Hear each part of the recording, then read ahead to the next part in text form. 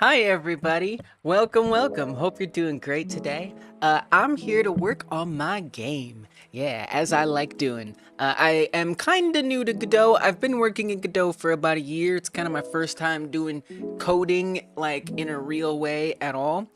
So that's been fun. I really like making games. It's just something I enjoy doing. This game that I'm making, I've been working on for about the exactest amount of time that I've been using Godot. And it's about being an alien and invading Earth. I'm taking this game really slow, taking my time, just trying to learn what I can. And, I'm not like putting a deadline, a pressure on myself. I'm just slow and steady, just trying to learn and have fun. And, it's a hobbyist approach, but I would like to be good enough that I could do more with my games. But for now, I'm just here to learn and share that learning journey with you. And I'm going to be here doing that for a while. If you're watching this after the live stream, feel free to skip around because I'm going to be here for upwards of 8, sometimes 11 hours working on this. So see what we got up to, but I'm going to try to stay engaged and be engaging. So I hope you'll also consider hanging out with me. And if you're not subscribed to this channel, hit that subscribe button. I do a lot of stuff and you might want to know about it. We do a game jam every Friday. That's tomorrow. Tomorrow I'm doing a 1-hour game jam where we try to make games in 1 hour. Come see what it's like. Maybe join in. So right now, actually, all the skins in the game are unlocked. Skins have been something that I'm kind of working on. Technically, you wouldn't see all these colors when you first start. So I thought it'd be nice to add some like kind of pseudo meta progression to the game where every time you die, even if you did a little bit, you still get kind of a bonus from it. And so in this case, that bonus is going to be unlocking skins. And I've been trying to set up that skin system to be just right. And I'm going to continue to work on that probably today. Maybe other things, it's possible.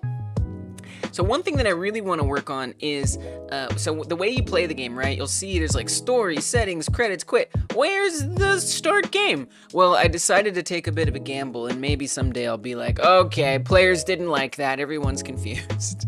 But for now, I like the idea of, trusting the player to figure out that you start the game by hovering over the aliens.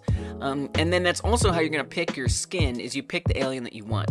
Now, you might imagine it's a little hard to pick the one you want, and so something I want to do is improve how that selection works. I started working on it last week, where when we click on one of these, it's going to sort of like shadow out the other ones. It's currently turned off because it wasn't all the way set up, so I gotta go dig through the code and figure out how to reactivate it because it wasn't complete. But basically what's going to happen is when you click on an alien, all the rest of them are going to get shadowed, and it's going to try to ask you, hey, are you sure this is the one you want? And then you say yes. So that's something I want to do. Let's do this marble one. So these are ones that take a while to unlock. So I'm probably going to unlock them. Lock them? And then the other thing I want to do is I want to set up when you get that meta progression menu that pops up, I would like very much for it to sort of tell you, hey, you just got a skin, like that would be nice. So I might work on that today as well. So you can see the skin does apply. That's something we've been working on, is getting the skins to apply. I just ate a person. The person was just standing around, and now I have a couple more limbs. They're kind of small. We can actually get them to be bigger if I eat another human, which I just missed eating them. We can destroy the environment. If we don't, or we don't stay out of the way, our arms are actually going to break off, and the same thing happens with your legs. So you want to stay healthy.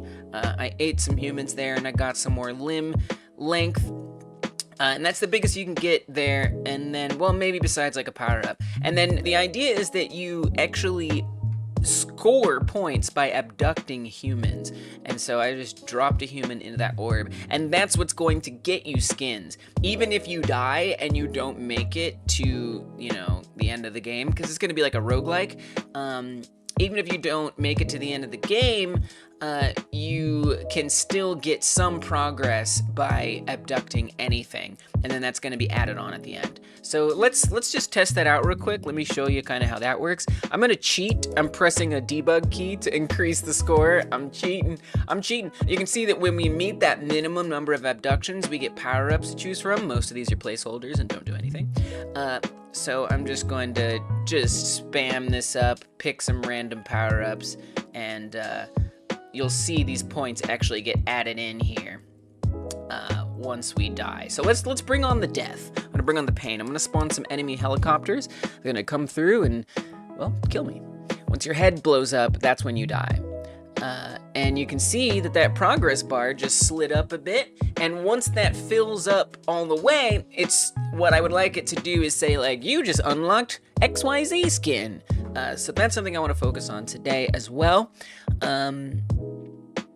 Yeah, so that works really well. And then if we hit restart, we're gonna go back to that main menu. Now, ideally in the beginning here, we would see a cutscene that explains a little bit about the game. I haven't made that yet, because as I keep like developing the game, there are like some changes that come through, and I'm like, oh, I'm kind of glad I didn't make the cutscene yet. So I'm not saving it for very last, but I'm definitely waiting until I feel more of the game like exists, you know? All right, so let me see. So the first thing I'm gonna do is I'm gonna figure out how to find that thing I set up, the thing that shadows out the aliens you haven't picked, and we can work on that menu and stuff like that. By the way, speaking of stuff like that, if you're here hanging out with me, thank you. If you haven't pressed that like button, I hope you'll consider hyper smashing that like button. Thank you guys, I appreciate it. Press that thumbs up button right under this video, or on top of it, basically right on top of me if you're watching on mobile. Thank you, I appreciate it very much, guys, thank you. Hit that like button. It means more people will see the stream now and in the future, which is really nice. All right, so I'm gonna go find that feature. I think what I did was I set up states. So I have like a big old state machine set up for this game, as one does. So let's go sort that out then.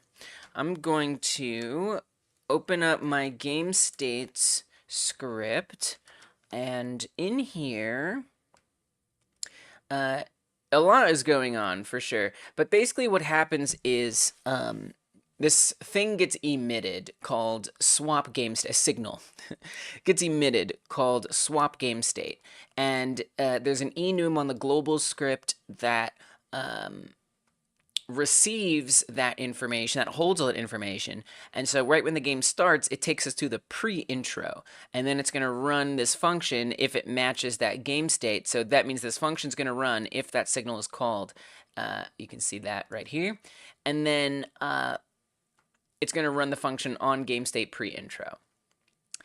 And then once everything is ready to actually go, it's going to fade in the game and stuff like that. So we added a new intro game state in the beginning near of the game. So there's game state intro, and then so here it goes right into it. It says swap game state emit game states intro. So whenever it does the fade in stuff, it's going to immediately call the intro in. And things like that. Although I think that was a fade out, not a fade in. But yeah, so this is going to come here. Now you'll see here, there is nowhere that's doing that. It isn't actually fading anything in. The reason, or it isn't swapping a game state. And the reason why is because to get out of the intro to the menu, you have to press a key. So that's actually in like the main menu code in here. It's looking for an input event, and then if we press any key to continue, then it's going to go ahead and do the swap game state to the menu state, which is always nice. I just don't know how visible it is, but my cats are being really cute. And I don't know if I'm going to be able to show you how cute they're being. Oh, no. Oh, yeah. Look at them. They have a bit of a playful rivalry. And let's just say that they are not frequently this close to each other without the calico one getting a little angry. So it's kind of beautiful to see. Oh man, it's so close. Hey, what's up, Game Dev Doggy? Oh man, that's adorable. Who knows how long it'll last? Uh, we must treasure these moments as they come. So yeah, so it's gonna swap the game state when any key is pressed to the main menu. So you're gonna get the idea of how this, like, hopefully this game states thing works. So I made a new one that is called confirm. This is the new game state that exists, and I believe if I go to the camera script, the camera script should have a menu alien raycast. So the aliens on the main menu. Ocean, thank you so much for the euro. That's a pound. That's not a euro. Sorry, Europe. Thank you, Ocean, for the pound. I appreciate it. It means a lot. I gotta get my glasses updated. No, I truly do. Hey, what's up, Sean? We got Sean and Ocean in the house. That means I got some member songs to sing. I do be singing songs to members, by the way. And at least when I feel up to it. And today, I think I feel up to it. So we'll get you some gentle, some chill member songs, guys. Good to see you all. Yes, the kitties are here and they're so close to each other. I love it. Maybe I'm a kitty cat too. Wait, there you go.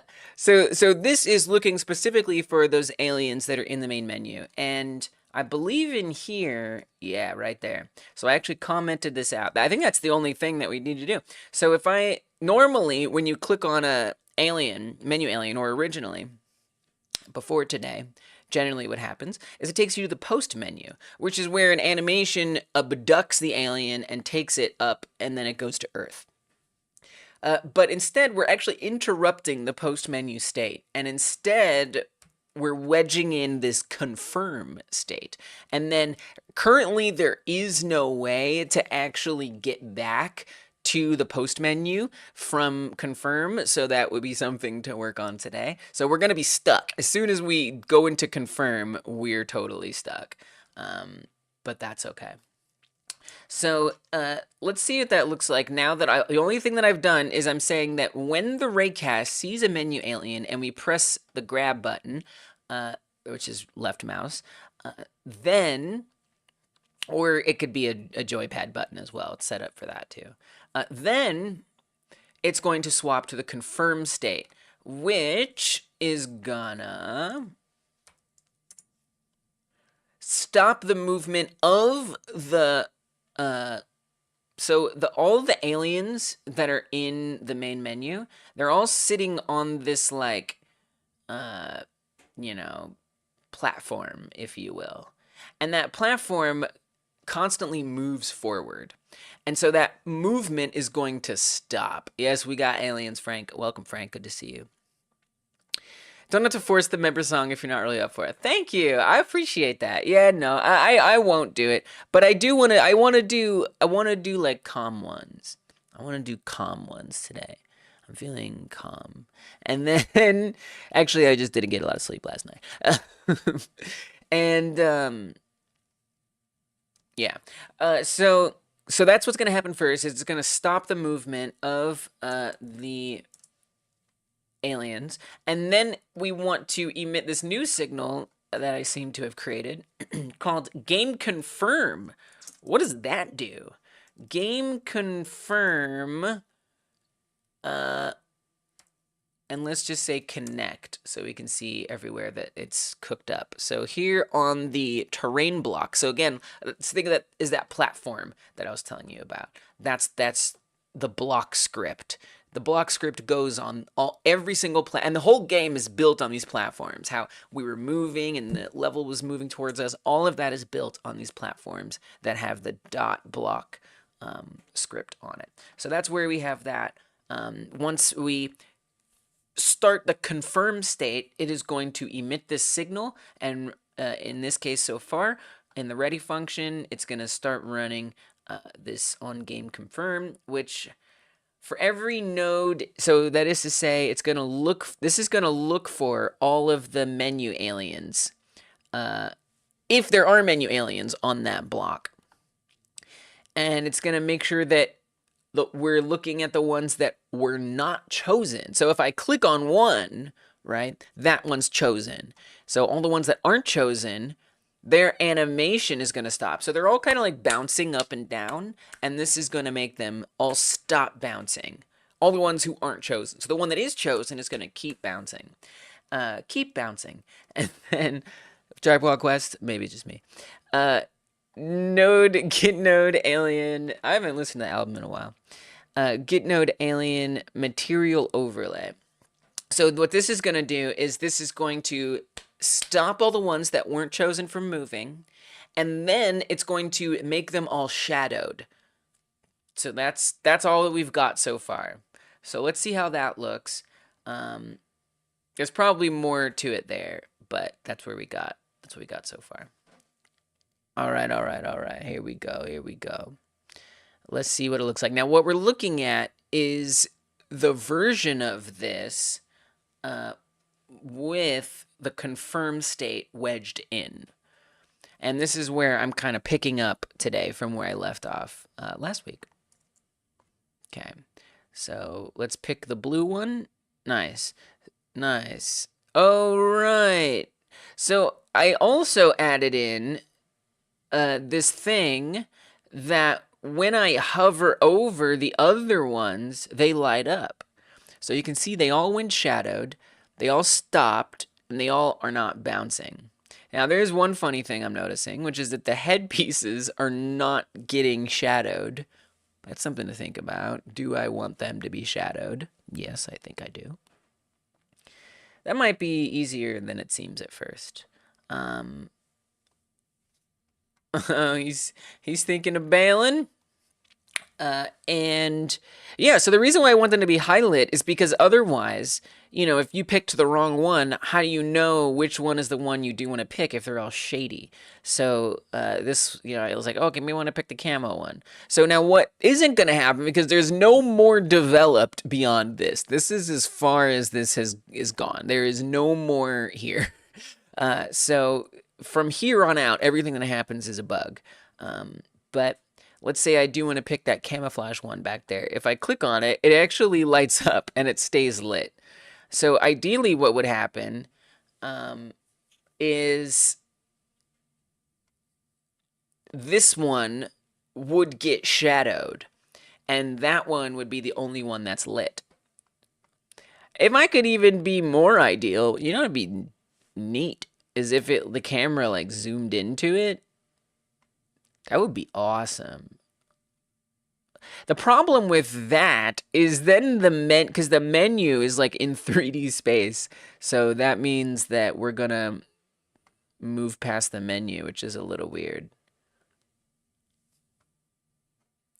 And then also this one should stop animating and that one should start bouncing. I think we should just start with that. I'm not gonna get too wacky here. We're just gonna say that when we, so that, I think for me that's the next step right now, is to say that when I click on a different one, after clicking on one, after I click on another one, I want this one to stop bouncing and then to become shadowed, and I want this one to start bouncing in addition to becoming unshadowed.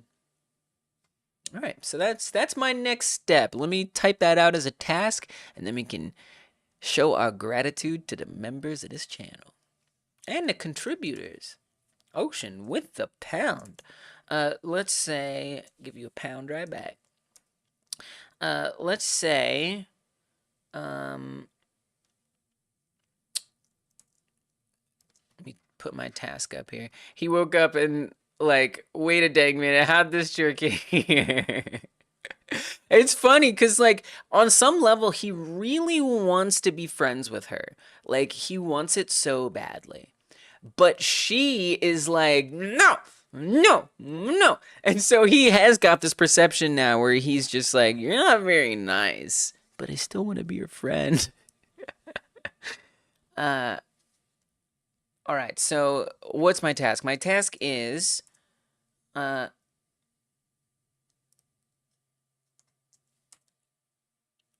next choosing,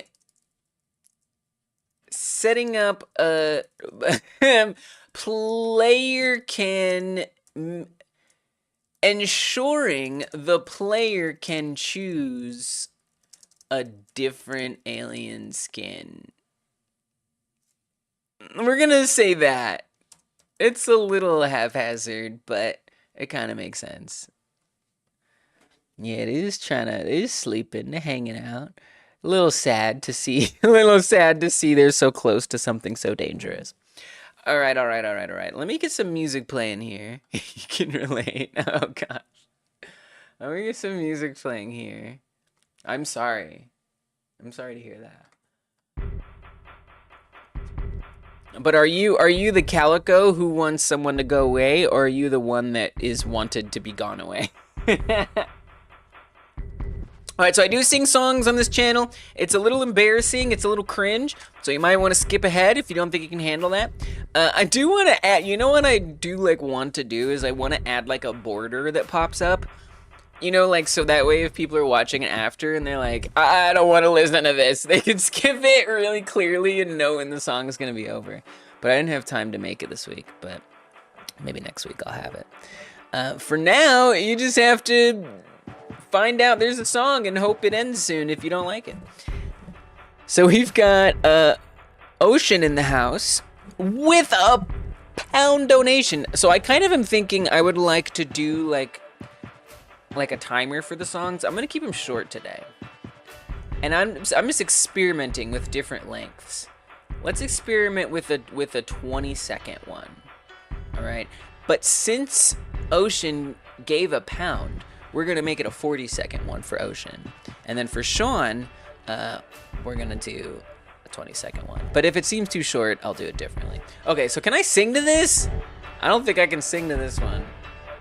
I need to find something with a easy to follow rhythm. That's the only way this works.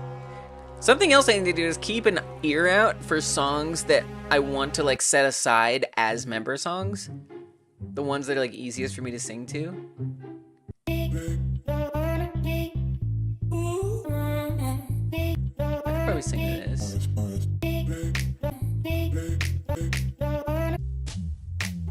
It's kind of got like vocals in it though, which makes it a little hard.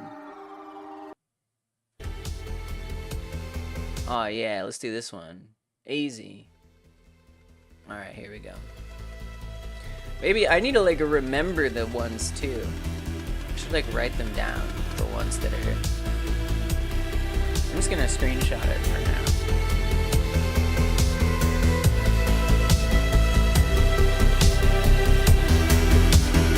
Kind of scary song. Ocean. Hold on.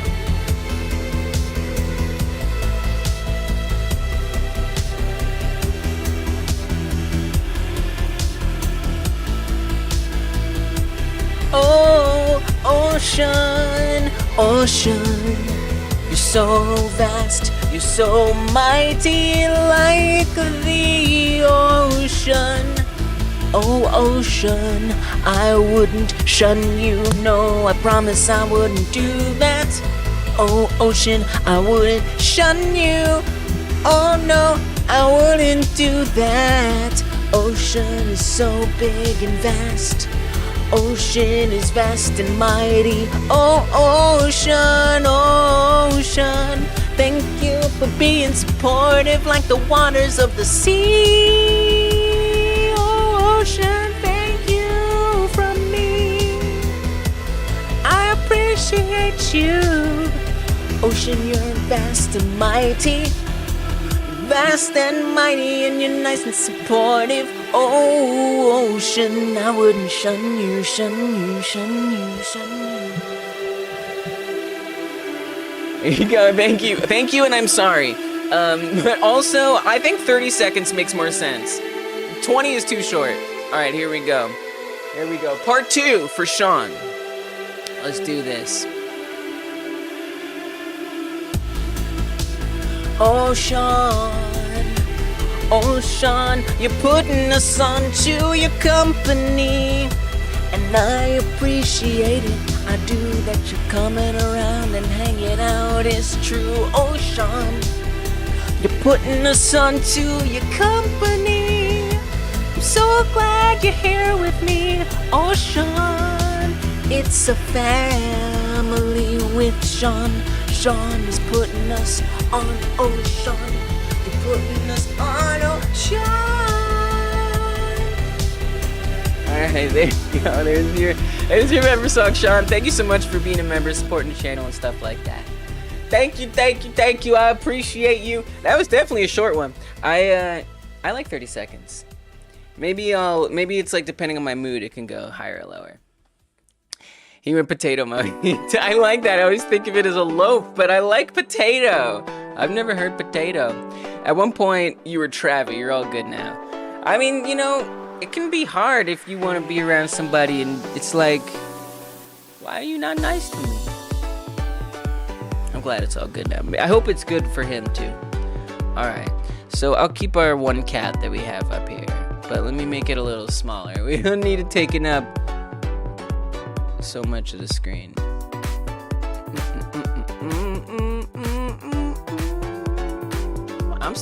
Wow, I'm so used to singing more. Alright.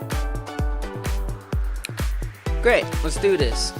So, what I want to do is ensure the player can choose a different alien skin. Oh, Joshua! Let's get Joshua a song! Thank you. Welcome.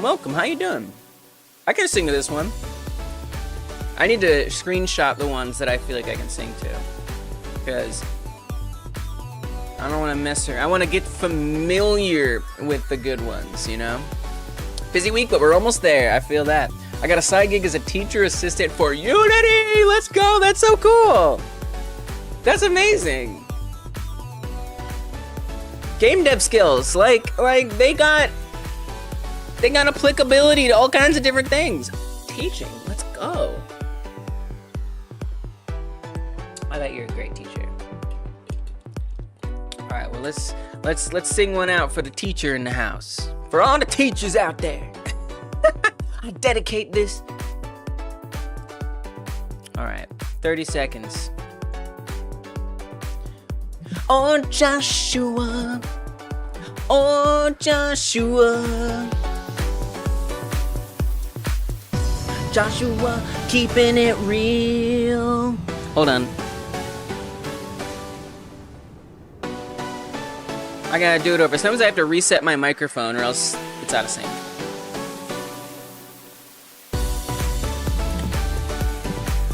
Joshua, oh Joshua, you're keeping it real in the real world. Really real, Joshua Villarreal, keeping it real in the real world. Because you're teaching people things. Joshua, keeping it real in the real world. Really real, Villarreal's in the real world. Keeping it real, Joshua. Oh, the song just ended. Perfect. Actually, I didn't like that one. As I started, I liked singing the song to you, even though I'm sorry and you're welcome. I realized that is not a song I want to keep in my memory. That was hard. It's just a little too complicated for my simple rhythm keeping. There's just something about it. Oh, I haven't been screenshotting them properly? Cool. That's fine. No, it's all good. It's all good. Let's actually, you know what would be probably better is if I kept like a list. I should keep a list. You do? I'm so sorry sometimes. Sometimes I'm so sorry. Can't read that. What's the one that we did? Someday I won't have to do this, but we gotta do it now, get it out of the way. No, that's the one I did not like. That is the one that was not working for me. That's the game.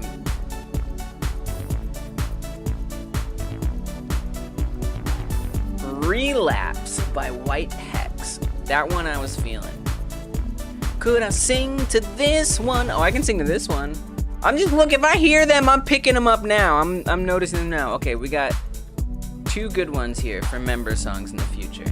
We've got White Hex, Relapse, and then Vibe Tracks, Zoom. You know what I love about these songs too, is these are songs you hear all over YouTube. Like, I'm watching YouTube videos and I friggin' hear these exact same songs, because these are all the songs that are free to use in the YouTube, like basically they have the YouTube audio library license, which means you can use them in your content, in your videos and stuff, and YouTube is never gonna give you a problem with it. And so they're very, very commonly used in YouTube videos. And so, you know, I kind of love the idea of like giving songs to folks, singing songs to like something you're gonna hear in another YouTube video, and maybe you're just like, why does this song remind me of myself? Because someone sung a song to you with it once. All right, for real, actually, let's do ensuring the player can choose a different alien skin. So that is to say, to recap, I made this new state where when you pick a skin or a character, I want a confirmed dialogue to pop up to say, hey, are you sure you want to pick this skin? And what it's doing is it's shadowing out all the other ones except for the one that you clicked on. However, if you say, I think I actually want to do, I mean, it's not really a lot of good examples, this tartan one here, right? You can see it's lighting up. And so if I click on the tartan one, it lights up, but I want it to shadow the last one that I clicked on. And I want the last one that I clicked on to stop animating and the new one that I click on to start animating. So I just kind of want it to focus a different one. Now, there's another thing to keep in mind. It needs to be storing the information about which one to actually apply to the player. So I kind of need to investigate, how does it know which skin was chosen and what to apply to the player. So that way, every time we're clicking it, it is actually updating that information. So it knows which one was actually chosen. So that's another thing I need to figure out. Back on the camera. Actually, I think we could go on the alien. I'm not actually sure. Let me search. I'm gonna search was chosen. I just have it in all the files. I just have a feeling that's gonna help me here. We have a lot of if was chosens up in here. Game post menu, exclamation visible, skin click. There it is right there. So this is actually on the, so those little aliens that are hopping up and down, that's the alien for menu script. And when the post menu happens, which isn't happening right now, right? Because we're on confirm, it actually checks at that moment which one was chosen. So when the post menu state occurs, it's going to check every single menu alien and look at the one that was chosen, and it's going to make its exclamation mark invisible. So there's an exclamation mark that pops up over their heads. This one is not going to have that. And it's going to emit something that says that it's the skin that was clicked. So that means that nothing is being stored yet. However, part of the reason why all of them are lighting up and the other ones aren't going off is because there was chosens are staying true instead of going to false. So we need to say that when a new one is chosen, all of the old ones need to become unchosen. And not only do they need to become unchosen, but we need them to have unchosen things applied to them, like being shadowed and not hopping up and down. So that's gonna be what it is. Cool. So first of all, do we have like a process or something that runs every frame? Probably the closest thing is am I hovered. That's what I would say is the closest thing, which isn't that close if you think about it. What we could, I wonder if we could say, because this is what am I hovered is going to run on every single alien.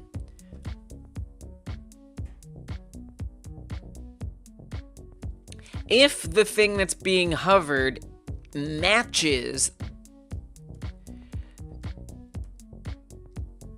then it's going, that is to say, if there's, you know, all the aliens in the scene, if I click on one, that one is going to mark true here. But then there's a false. So I do wonder, and that's just with the hover, however. So we could say, we could do an else here. I don't know, I'm just spitballing. We'll see if this actually makes any sense. So if there is a hover and it's not the same one, which isn't great. No, it'll be fine. It's great. Oh, there already is an else. Oh, hello, else. If globals is game stats was chosen. Oh, we're already. Good, great. Yes, previous-lys. I concur. Okay, cool. Oh, wow. Okay, so this is checking to make sure that we are in the confirmed state. If we are in the confirmed state and it's not chosen, then it's going to be shadowed if it's hovered over. Wait, what? I'm confused. So, well, so this is, I see. So this is saying every time we hover over something else other than the one that we're hovering over, then it's going to shadow it. Now, what I want to say, though, is if we click and we're not hovering over a certain one, then it shouldn't be chosen, right? I think that makes sense. In addition, I think I'd want to unshadow it, which I've just been setting this to null. The material overlay. What is that like? Is that sufficient or is it insufficient? Is it broken?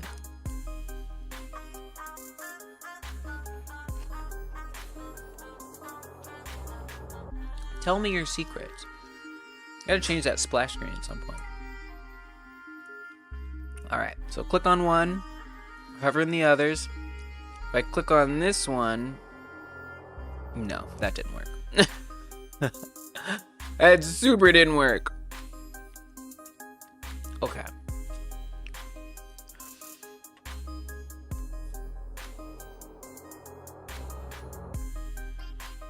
Oh, well that says if it was not chosen. There's your problem right there.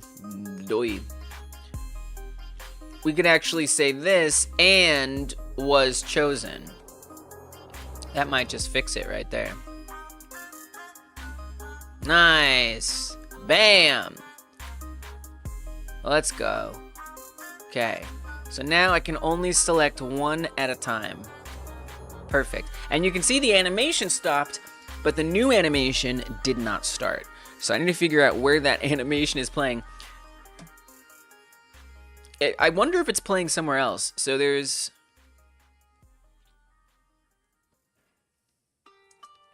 I'm gonna search for menu alien.set, because that's only gonna pop up in this scenario on the block script, but that just stops them. So that stops them from moving whenever I click, if it's one that isn't chosen. So what makes it actually start bouncing? Where does that happen? Bouncing. That happens. No, yes, in the ready font. Oh, I see, because all we're saying is don't, I see, nothing is telling it. The only time it starts bouncing is right at the beginning. Nothing else is ever telling it to start bouncing again. So, we need to figure out where was chosen gets set.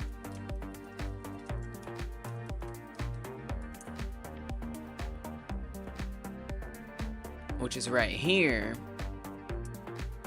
and make sure that it's bouncing is playing, which it may already be playing. Okay, let's see if it's there. There we go. Bounce-tastic. Yeah, so I'm clicking it multiple times. It's not messing it up. There we go. We clicking. This is kind of fun. Why is this so fun? I feel so powerful. You bounce! You bounce! Bounce! Awesome. Cool.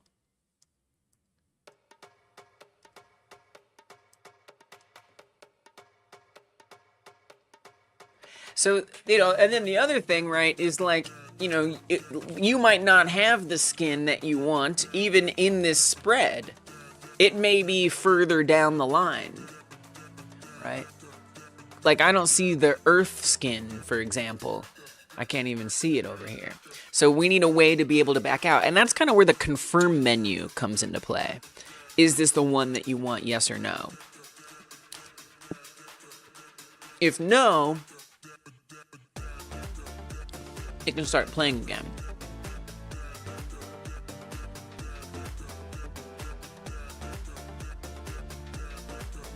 Which is a little confusing.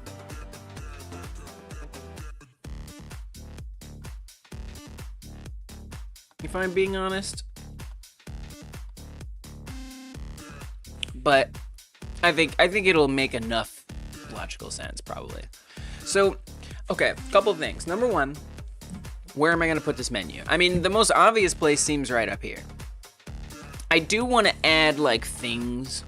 Like, you know, I don't want... This menu is not finished. I want to make this basically be like the alien planet. So have whatever the geography would be of that planet in the background. Maybe other things related to the game story over here.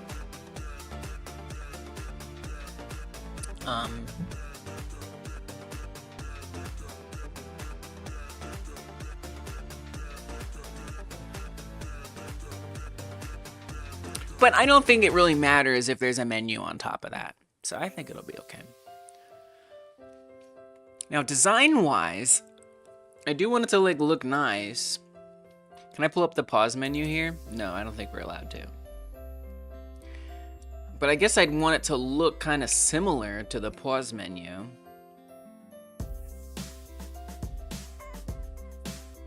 Might even want to just repurpose that menu literally itself and just add in things that appear only in that situation. It would just save me some extra work, and then I could keep it all a little bit more consistent. Only problem with that is that's set up to appear in the center. Not like off to the right or anything. So maybe I won't do that. But we do, I was starting to set up like themes. So that could keep some of the consistency. All right. So I'm going to say that we did fulfill that task. And the next task is asking the player to confirm their skin choice. I think that's the next thing. Let us proceed then. Okay, I'm gonna do a GitHub commit because I love myself. And I don't love not having done that.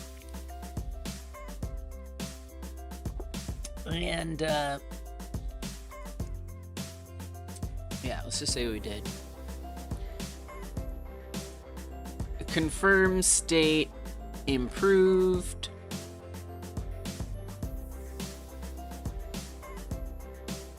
Player can choose a different alien while confirming their main choice, or after confirming their main choice. Blah, blah, blah, something like that. And not the most detailed thing, but that's okay. There is a GitHub repo for this in the description box, by the way, if anyone's curious. Technically, it is there. All right. So, I do want to be in the style of this menu, but we really need it to be in the upper right quadrant. That's very important. So I say we just make a new menu. Hashtag self-love, I'm saying. Hashtag self-love, just like about committing. Not the kind of committing you think. Commit to yourself. Make a pull request of your own heart. Fork your soul.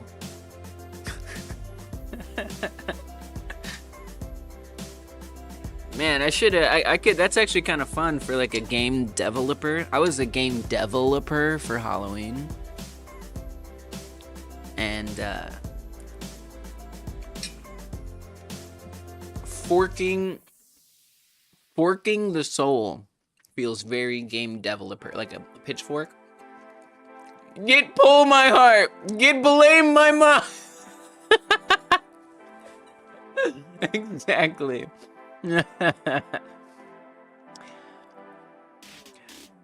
That's deep. It's deep. It's deep. I'm a developer and this is deep. At least it's a developer. What? What does that mean? Welcome, Milo. Thank you for being a supporter of this channel for so long. I appreciate you. Truly, I hope you're doing well. I'm gonna sing a song for you.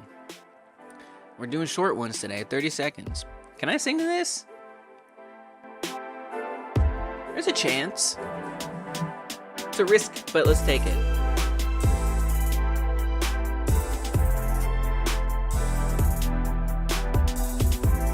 Oh Milo, I got my eye on you, don't you know, Milo? Oh Milo, I got my eye on you, Milo. Oh Milo, I got my eye on you, Milo. I appreciate you, don't you know? Milo, I got my eye on you. It's not up high, it's down low like Milo. Not that you're on the down low, I'm not saying that, I'm just saying something that rhymed with Milo. Oh my god. Milo, I got my eye on you, don't you know? Milo, I got my eye on you, don't you know? Not saying you're on the down low. Alright, there you go, there's your match. I'm sorry, but in many ways you're also welcome. Oh god. So cool. So I think I'm gonna make a fresh menu for this. I hate to do that, but I think it's the right thing to do. I just want to make sure that it actually matches the existing menu here, because I think that's nice. And plus, you know, this is designed to match the You know what would be nice is not to do that. I would really like if it wasn't new. You know, if I could just move this one to the top right, that would be so much easier. But also, it's a pause menu. I don't think this is a good idea. I think you should make a new one. I've decided it should definitely be a new one. Okay, canvas there, because that one's also, I don't know. It's just, you know what? We're gonna make a fresh one. It's a fresh one. It's totally fresh. Okay, pull this up here, making a new canvas layer. This is going to be, it's get its own special thing. Skin confirm menu. Now I do want to make sure it's on all the tops, so I'm gonna put it on layer 5. It looks like, where I tend to be going here. Visible, anything else that we need? Process mode always. That's supposed to protect against, like if it's paused, if the game is paused. But we're not actually gonna be pausing the game, so I don't think that's necessary. All right. Skin conform menu. Great. Now I do want it to look very similar to this menu. Incredibly similar. And we definitely want it to be up in the top right. So let's start with a margin container. I'm gonna anchor that up here. And let's drag it out, something like that. Somewhere about around there, so some kind of something, maybe. Oh, there's the center. Got it.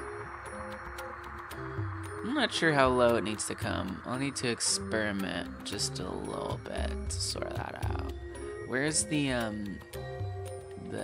midpoint horizontally? You're not gonna tell me. That's cool.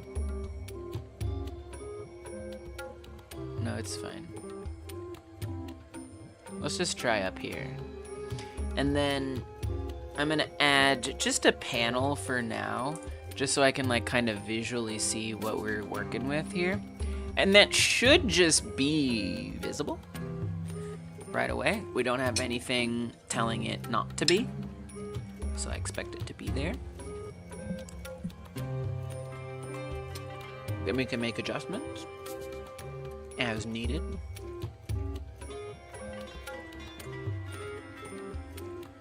It comes down a little far.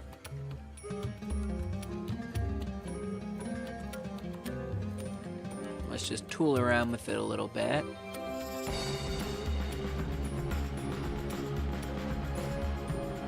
We don't really need, it's a margin container, so we don't need to get it off the edges.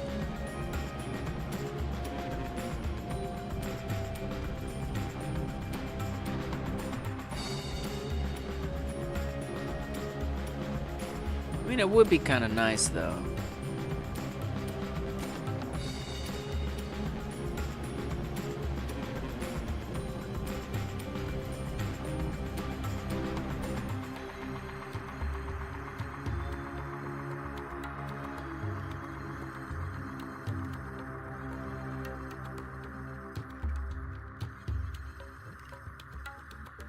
I would rather anchor it to a corner myself. Feel a little safer doing that, personally.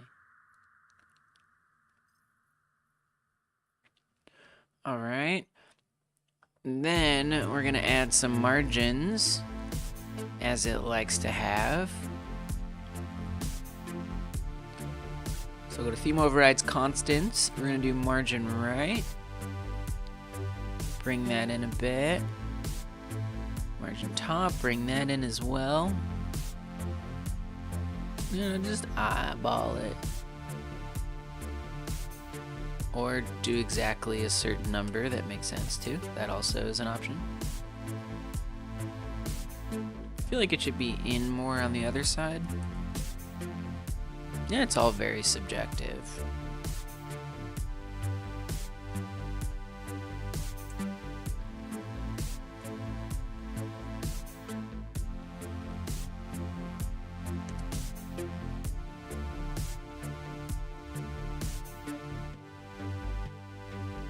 Okay. It does kind of block that arrow a little bit. I don't know that I care much.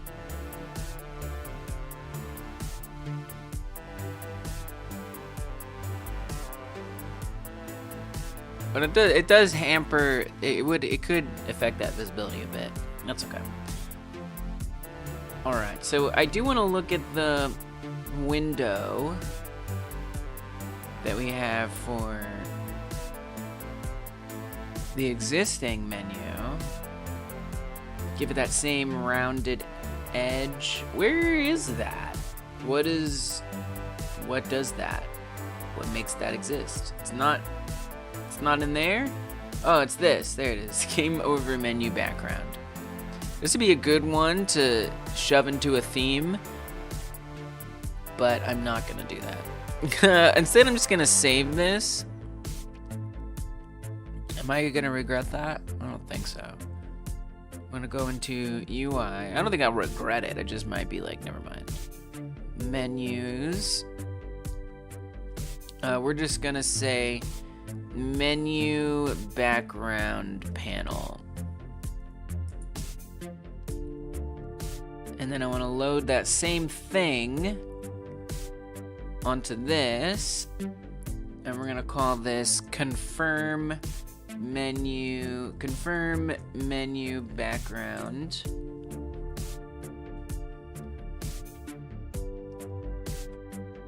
And then load that very thing. Menu background panel. I have to restart the game to actually see that take effect, because that's a new like file basically. And it won't, it sets up all those files like at runtime.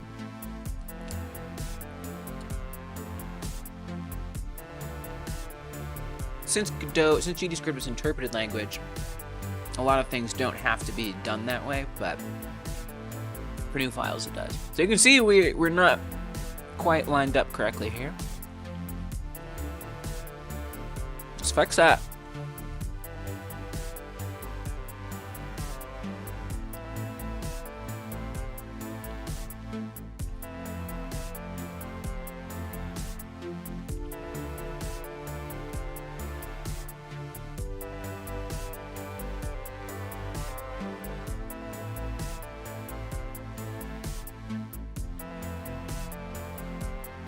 A little more on the left as well, you know, and I could like change the box size. It's whatever.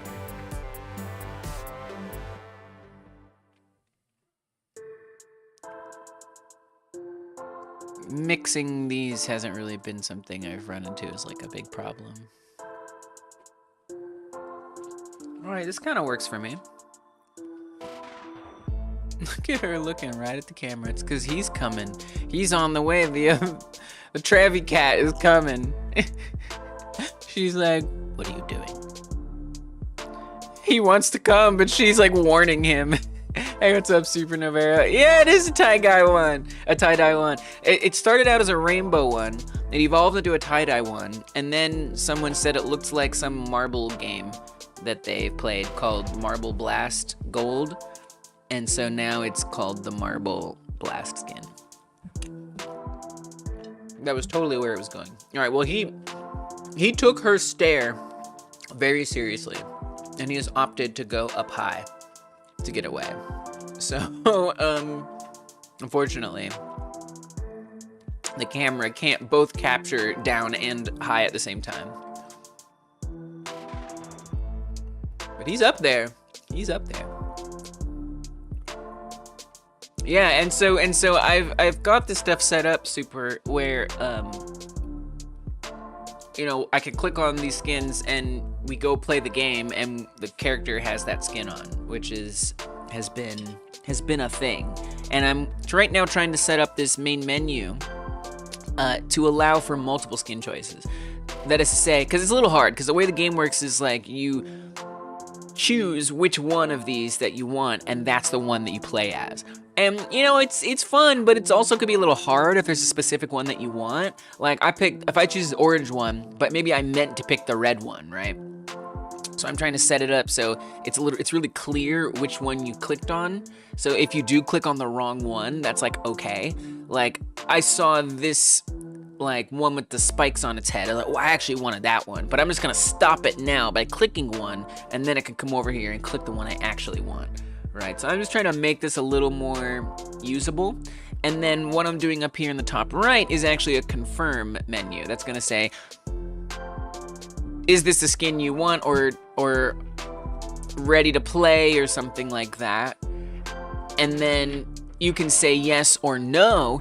If you say no, then I want this all to start moving again, and then you can pick a different one. If you say yes, then the game starts. And he's playing with a battery up there. Oh, that's so noisy. Oh man, my autism sensory is getting triggered. Yeah, it is, I know. I mean, you know, the whole skins thing was arguably an overscope thing, but what's nice about it is I think it adds some extra value to the game, something to unlock, something to work towards besides just winning. And it's just fun. I also need to make those headpieces be less visible. Although on some level it's kind of helpful to like see the ones with the headpieces really obviously, but it's unintended, so I don't want to do it. he finds the most annoying toys, I swear. All right. Yeah, it is involved. It is. I want, oh, look at this. It goes between its eyes. That's wild. This one too. It's because it's a cursor in the cursor is actually in 3D space. Oh my god, is he gonna knock off the battery and it's gonna fall on her head? I swear to god. It fell, but it didn't fall on her, so that's good. Oh my god, he's making a ruckus. So I might want to change the position that the cursor goes to, because that's a bit of a naughty bug. Another thing I could do is make sure the menu aliens like don't render underneath. But that's a bit tricky. That's so annoying. Oh, you can see like right the point where it, well, not really. Oh man, that's so annoying. I really don't want to care about that. Oh. You know, if I change the layer that it's visible on, it'll also change like the size of it and stuff. Oh man, I'm gonna let it go. I'm just gonna let myself feel this moment. Feel the emotion that I have. Try to let go of a desire to fix this. It's kind of funny looking. All right, I've let it go maybe. So let's get his menu made. So we don't just want the background, of course. We want there to be text and buttons, both. So I believe typically we're just using labels. I'm gonna do a V box.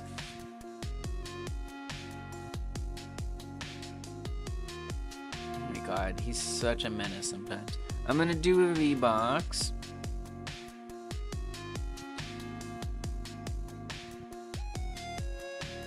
And in that, we're gonna do a label. And then I'm gonna put an H box in there as well. Now the label is gonna be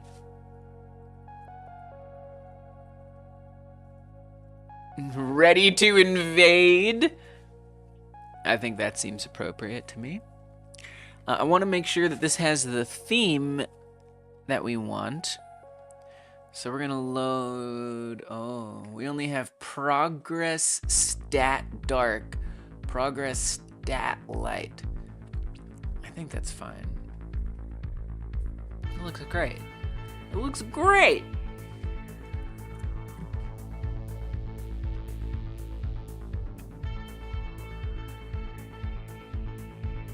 And I feel like there's enough consistency kinda in style between this and that. This has a bit more of like that white outline.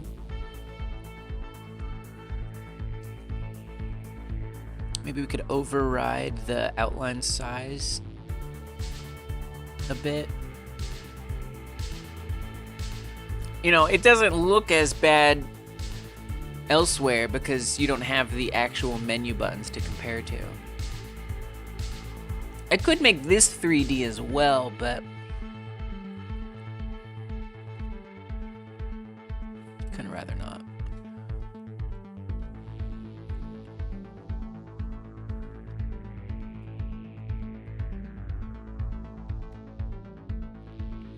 Okay, obviously I think I'd want that centered. Oh!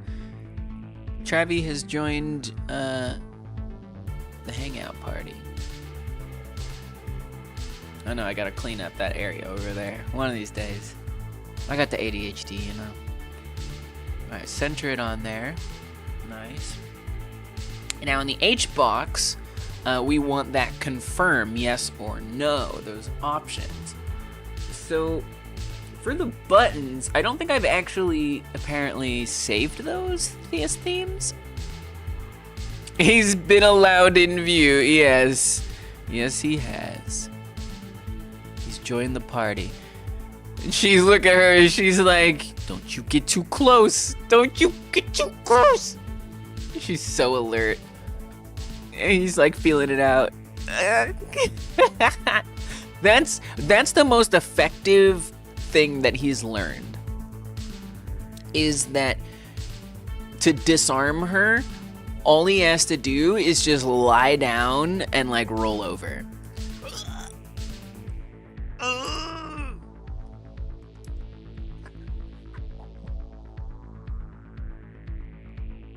It's a stare down. Oh man. He's like, but I love you. She's like,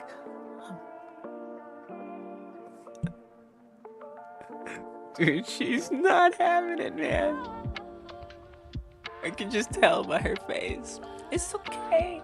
It's okay. He's a good boy. He's not gonna hurt you.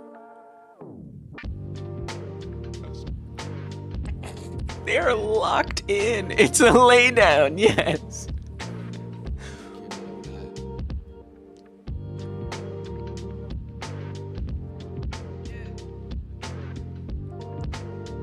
Such a tense moment. He's looking at the camera. He's looking at you guys.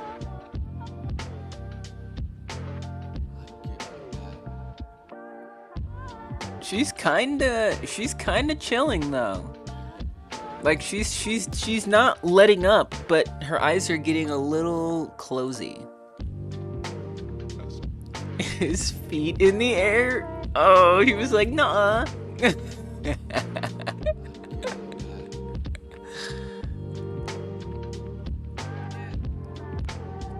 How you doing there, buddy?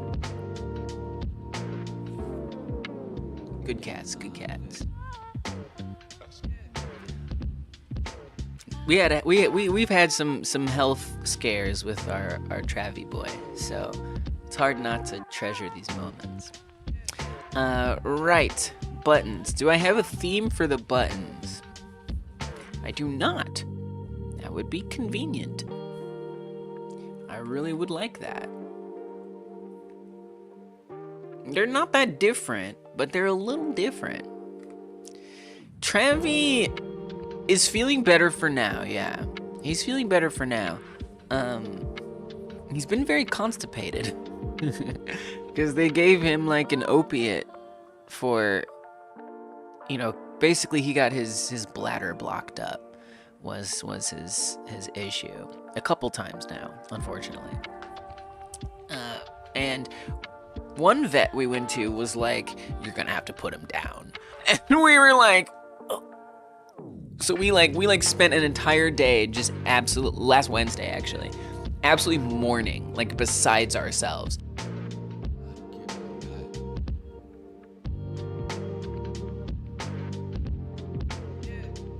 He just stepped on my microphone wire and unplugged it. He's like, don't tell the story. It's embarrassing.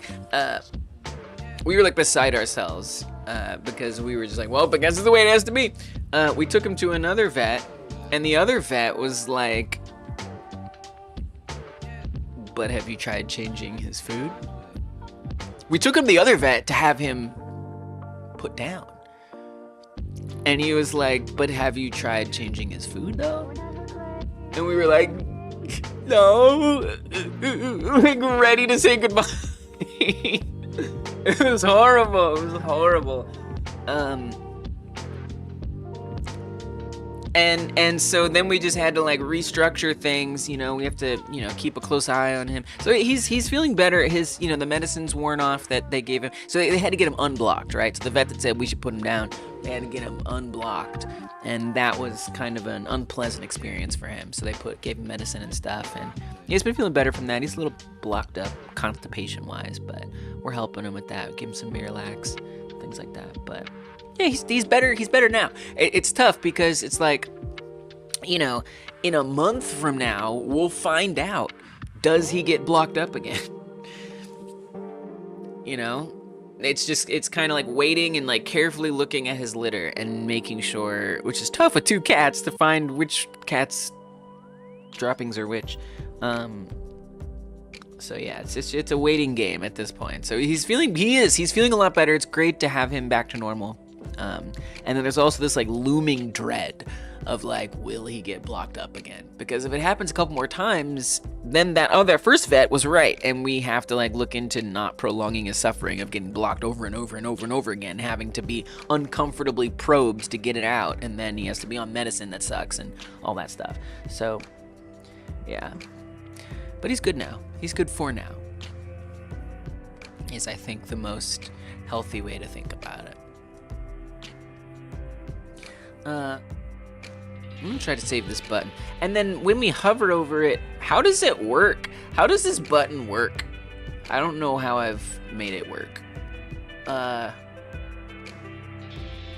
So we're gonna look at it. Yeah, me too. Me too, Sean. Thank you. I know. He's been through so much. He's absolutely not older. He's quite young. He's very young. He might be 3 or 4 years old, tops. But, you know, he showed up in our backyard. He was like, you know, a Wilds cat. And, you know, he had a lot of problems, but a lot of those problems have gone away. We thought he was pretty much good to go, and then the blockages were happening. So something has been looming or been remaining since, who knows how long. But no, he's quite young. He just had a hard go of it. You know, he's got FIV.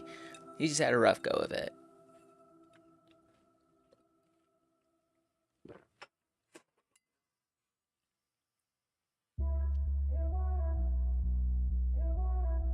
I'm gonna go to the pause menu script, and I'm just curious how we do these buttons exactly. Yeah. I assume we've got like a button set up somewhere in here, yeah? No? Buttons. And then in the ready function, I would suspect, do we have things happen when these buttons are pressed? Yeah, there we go.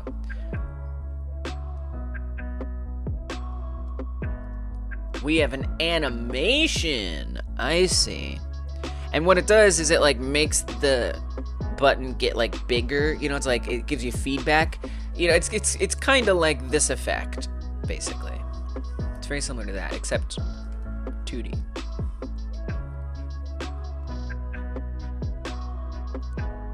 And we only have it happen once.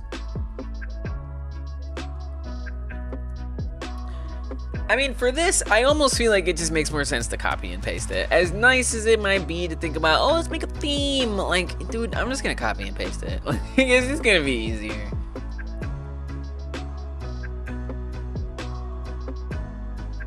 Alright, so give me this.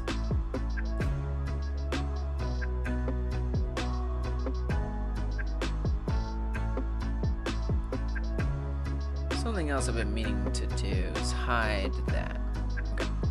So come back to our H box that we made as a child of the V box. Oh, it shouldn't be a child of the label. It should be a child of the V box.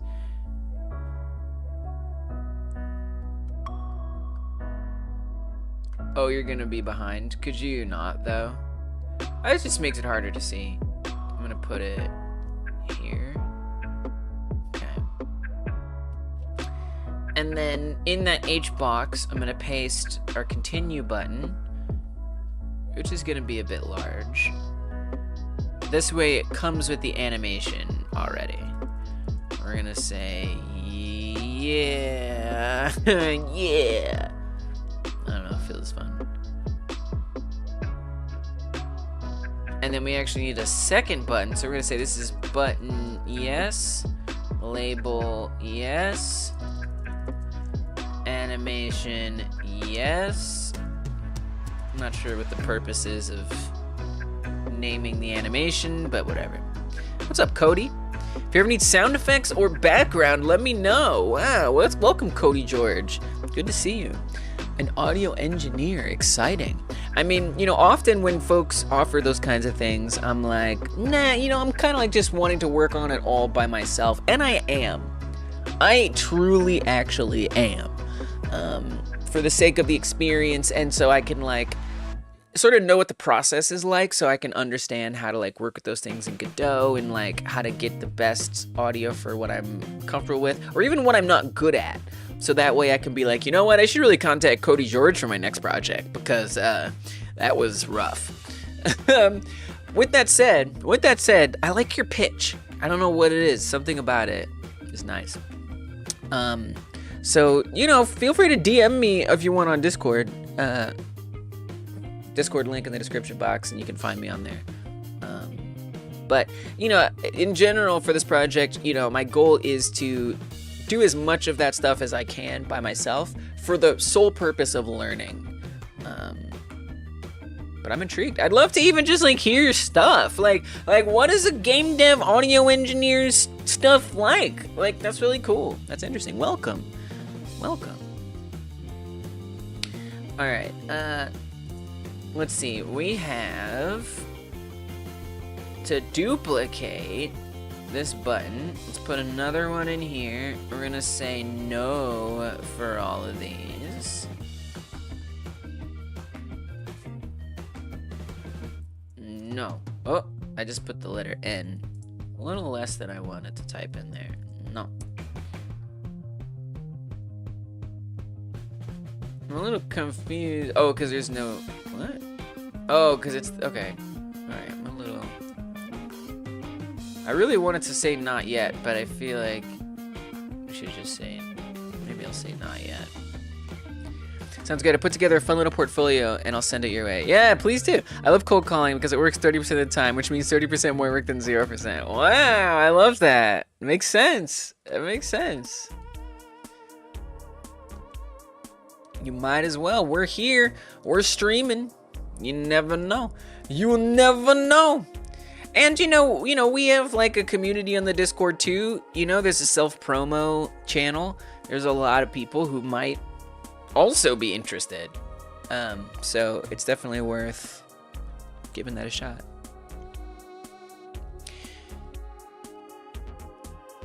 Okay, so this H-box is not being very H-boxy, I have to say. Ah, there we go. Wait, not there we go. You see what I'm saying? They're like not next to each other. Maybe we need to put some separation. A lot, apparently. You know what I think it might be? I think that there might be like a negative expand margin or something like that on the buttons. So we're just gonna be okay with that. So, I mean, the size of these is a bit large. It's a bit big, isn't it? Not sure how I feel about that. And then you can see it's very much not centered.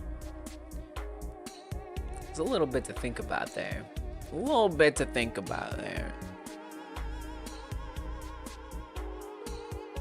I'm really gonna need to see what this looks like. I mean, I think I just have... I mean, I almost want to make... I think we should make the font smaller. That seems like a good first step here. I like the big buttons, but also the animation is gonna make it bigger. It's also gonna make it way too big, would be my guess. So I don't really need it to be super large right now. So let's try half the size. Okay, that's a bit smaller than I had in mind there. But then it's like the same size as Ready to Invade. What if we make Ready to Invade a little bigger? We're just gonna say label Ready to Invade. And then I'm gonna make that have an overridden font because it's using the wow, theme font right now. I'm surprised that that didn't actually update.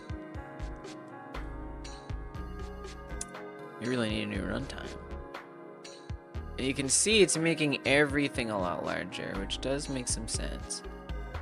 Let's restart it and let's see what it kind of looks like. So this, but I mean, this is gonna be, it's the animation isn't gonna actually play. When I hover over yet and not yet, it's not gonna animate because I have to hook up the buttons and tell them to actually behave that way.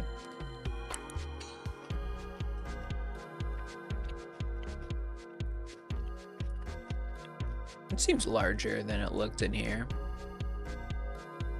Considerably.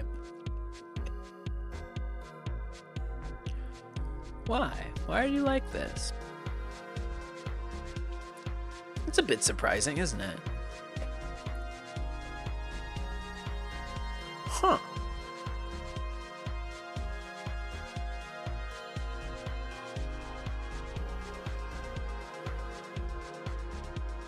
All right, maybe it. All right, whatever. Hey, whatever makes it work.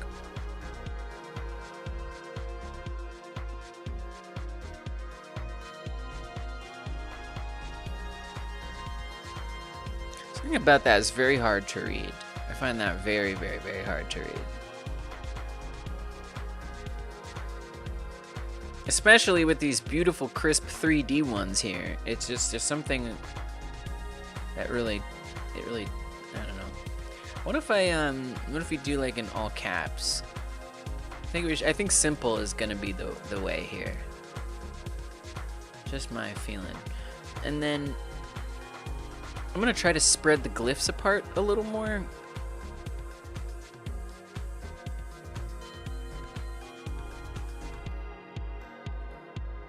Oh dear. Oh dear. We don't want to do that, because that's messing up these back here. We do not want that. Look how no stayed large. Some funky stuff going on. So I actually need to make this unique, so that way these other things don't get messed up. I hope I haven't been doing that in other ways. Okay, then we want to say extra spacing and space out these glyphs a little more. Oh, because I made it unique, now it's not going to show up in the game. Because now it's a new resource that hasn't been loaded in when we started the game.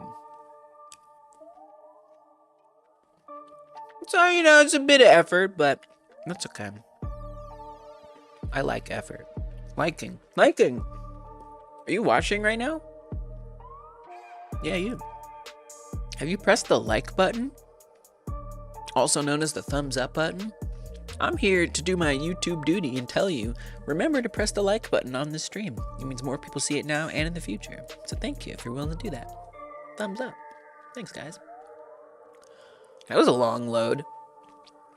Jeez. I'm still not sure what I want to do with the splash screen. On some level, I want to like stroud out Godot. But A, I don't have to. Whoa. This load is lagging the whole stream. I'm strobe lighting. Oh my gosh. You don't have to load if you don't want to, Godot. We can take a break. Oh my gosh. I mean, I'm here. It's not you. It's strangely Godot. Did I like duplicate something 300 times on accident? What's going on? What's the deal? Just a little glitch. But yeah, I do want to like shout out Godot. Like, I think the splash screen is nice for that, but I don't know. There's something about like a clean start to the game that I kind of like.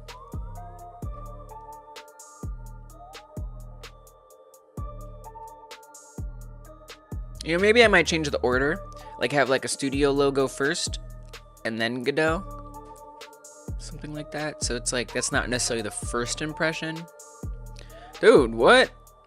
I think I might need to restart my editor. I don't know what's going on. This is highly unusual. This is very strange. Wow. I really don't understand why it's being like this for. All right, let's try it again. Wow. Something weird. Something weird's happening. I'll save it all. I'm slightly apprehensive about saving it. Like, geez. Did I do something horribly wrong? Even saving, look at that. 3D model the Godot robot's head, put it on a walk cycle model, have it in the corner. Oh, that's cute. I like that. Yeah, you know, sometimes I think it could be fun to like have like a Godot alien skin. Maybe like early like playtesters or something get that skin. Or people who leave a review on the demo get that skin, something like that.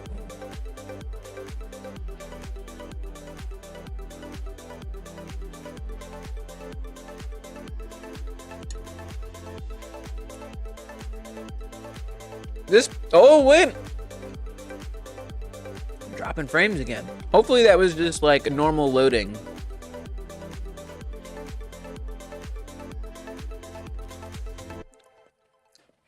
There's something about that I do like, Cody. And it does like almost tease a little bit. Like if it wasn't in the game and we made that, it'd be like, oh my God, where is it? But maybe there's something good. You know, there's something about that I like. We'll see. We'll see. For now, Cody, if nothing else, I'll give you a credit. Because that you've planted that idea in my brain now. And who knows if it comes back to happen. These credits entitle you to no compensation. However, they do entitle you to a credit in the game.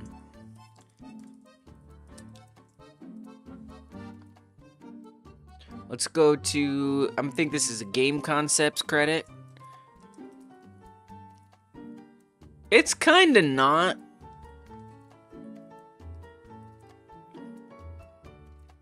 But we'll say that's what it is. That's my general credit for ideas.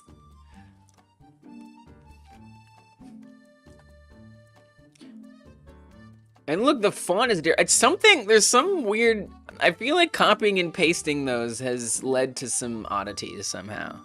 Yeah, I'm an ideas man.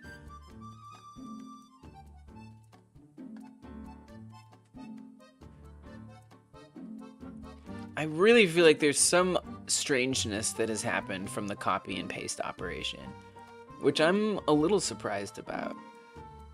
Like, what if I pop open the pause menu and we go to like these buttons? They do take a little bit of time to load, so who knows? All right, let's. I know, you know, I'm also like, oh, they do have the same name. That shouldn't matter much though. You know, I do wonder if it's not related to the fact I'm trying to modify them both at the same time. I don't know. Look at that. What is... Dude, these buttons are cursed. This is super strange behavior. I'm really confused. I've never seen this before.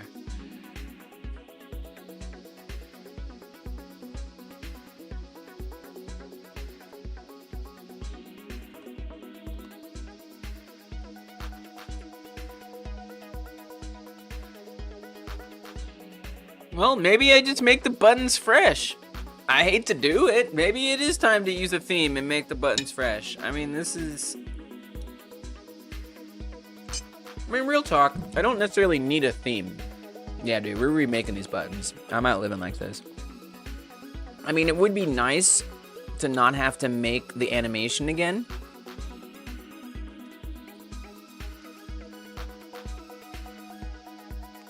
That would be great.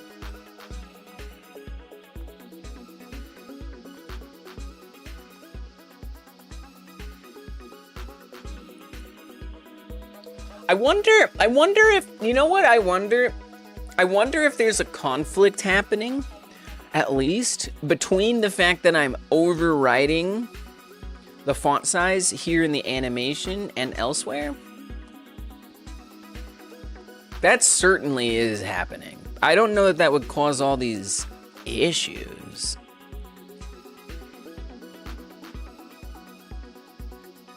What do we say it is, 61? Oh, that's what it was anyway. All right, let's just play it and see if everything's okay. I don't know what all that mess was. Hopefully it doesn't. I want to watch carefully. Make sure the stream, I'm gonna keep moving. Don't you drop me frames on the stream. That's why I'm moving. Don't drop frames. So I know the game is not being weird and strange. Don't drop frames. Ding ding ding ding ding ding ding ding ding ding ding ding ding ding ding ding. It's taking a long time. It's taking a long time, man. I think those buttons gotta go. That's like my instinct. My instinct is they gotta go. What a time to like jump in on this stream. Like, what am I doing? Come on. Wow, look how long it's taking. What? All right. I mean, I don't even need to see more. I mean, I think I have to. I don't think I have a choice. But unless I cancel the process. Oh, it's loading. I mean, I didn't see any frames drop. It just took. Oh, there they go. Now they're dropping. Now they're dropping. Dude, that's wild. I've never seen that. I hate it. I'm completing my Autobot transformation. Okay. So suppose I just delete these things. And look even, can you see what's happening? Look at the engine. Do you guys see that? Look. Look at how, and it's everywhere. It's all over. It's in different spots. Look over there. You see, like, the letters are all, like, rendering incorrectly? Like, my inspector is glitching. This is a crazy bug. I've never seen this bug. Alright. Like, something ain't right. I'm gonna delete these buttons. Everything seemed to go wrong once I... Look at that. Once I made these buttons. Look how messed up that looks. I'm probably gonna do a GitHub thing as well. So everything still looks messed up. I feel like we should...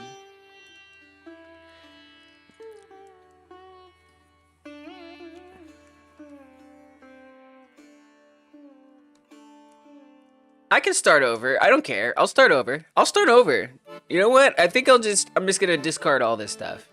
I think I'm just gonna discard it all. It's a do-over mode, as far as I'm concerned. Nothing really was lost, other than that stuff I was designing, but I can do it again. I'm gonna close Godot. We're not saving anything. We're just gonna get rid of the last progress. Goodbye. Goodbye. I don't want you. You have brought nothing but pain into my life. Goodbye. Away with you. Let's try this again.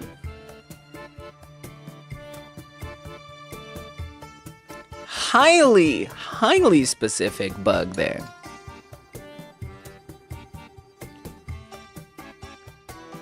If I was hardcore, I'd report it. But I'm not. It's already loading so much faster. Godot's like, look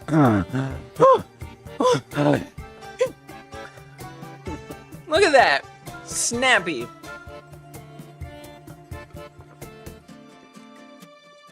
All right, menu do-over. I guess this time we make the buttons from scratch. That brings me no joy.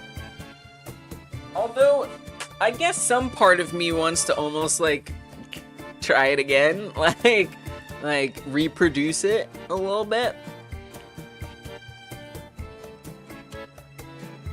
All right, so we're gonna make a canvas layer.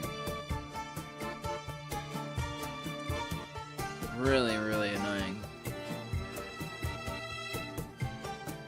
I do wonder. I mean, look. I guess I'm a little curious. All right, I'm a little curious. Let me just do a little googies. Whoop, or close it. That works too. Okay, so I want to look up Godot. Copy, paste, lagging and editor.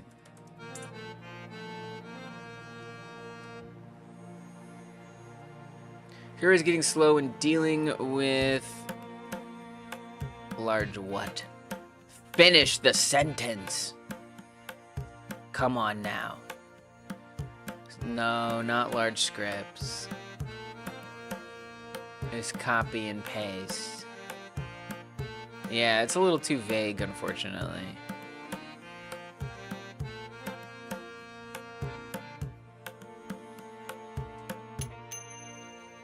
But I was curious just to see.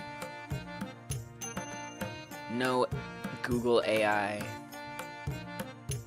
What? Shut up. Shut up, Google. I gotta turn that on. I know there's a way to set a flag to make that go away. I hate it.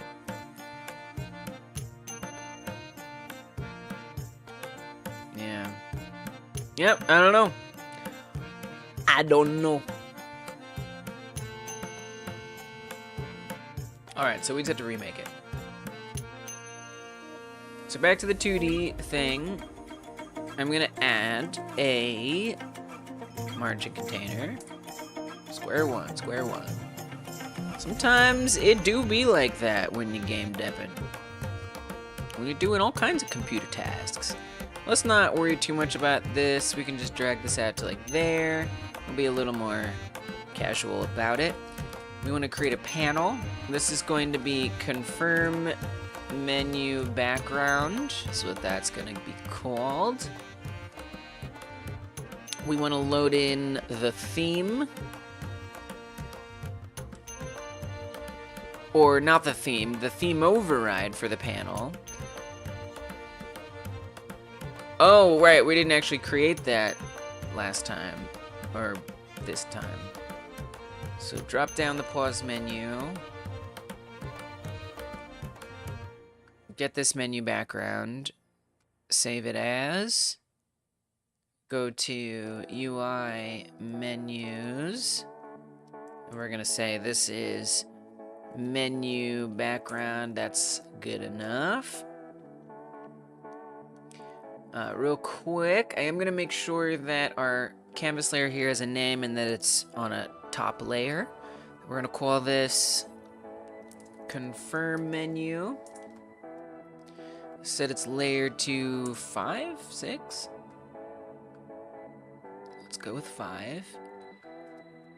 And then now I'm going to set this to menu background.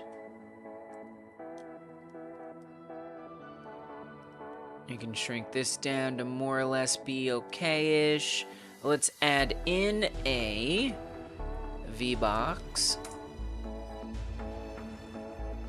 In that VBox, I want a label. This is going to be label ready to invade. And we're going to load up the theme right here. Ready to invade. Center that. We want that a little larger with less of an outline size. If and I remember correct.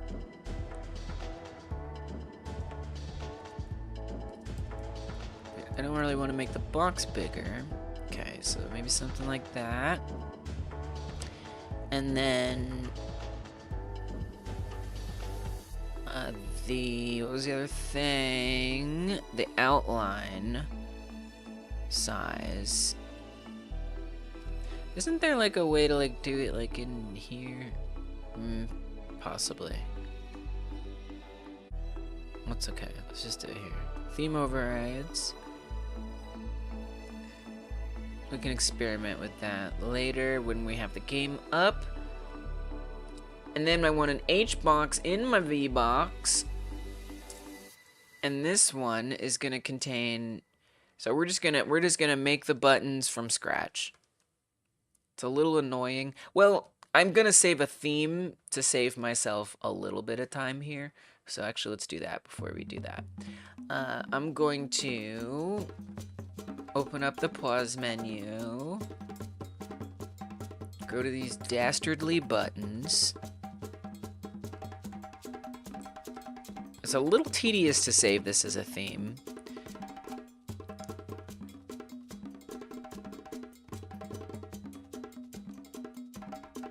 Because it's going to immediately override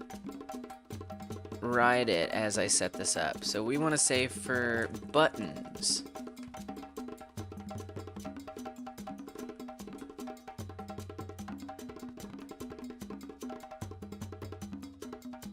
Another thing I could do is I could bundle it in with this one and add a button to that list. Let's do that. The naming convention doesn't make as much sense, but I'd kind of rather keep it all contained myself. Okay, so now down here what I need to do is I need to match these up with all of those settings. So the font color, we want it to be that. So we're gonna add it and we're gonna see it go away, probably, maybe not. Okay, it's a little surprising. Oh, because it's overridden. I see. Got it. Outline color, I mean, that just looks like white to me, but yeah, it is. So get rid of that. Outline color. Come up here, paste that in. So far, not much to notice. Outline size is 10. So if I turn that off, you don't really notice a lot of that. Welcome, Dungeon Martian. Good to see you. How is that not doing anything? How is that doing so little?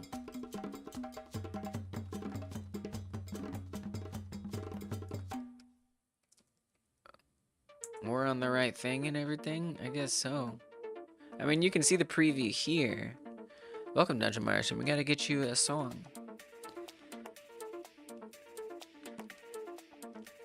Hope you're doing well. So we also need to create a font variation. If I turn this, why is nothing showing up? Also, why did Control Z do nothing just now? I'm experiencing a lot of confusion, personally. That's the emotion that I have right now, is confusion.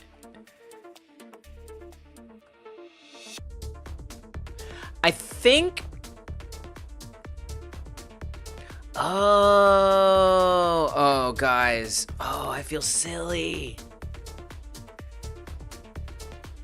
Do you know why? Do you know why? I know why. It's because I didn't set up my buttons at all. There's nothing on the button. So if I were to pull up this, there's the button back there. The reason why I did that is because I wanted a shadow on my button. And unfortunately, there is no shadow option that goes on the text. For the buttons, the shadow goes behind the button. Or on the, like... Basically, it doesn't work the way I want it.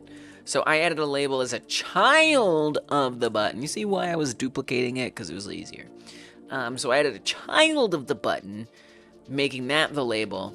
Does this use a theme already? It does not. Okay. Guys, please, just make it the same. Just make it the same. This is, I'm over, okay, all right, that's really good. So okay, now that I know that, couple things here. We're gonna get rid of that theme crap from this.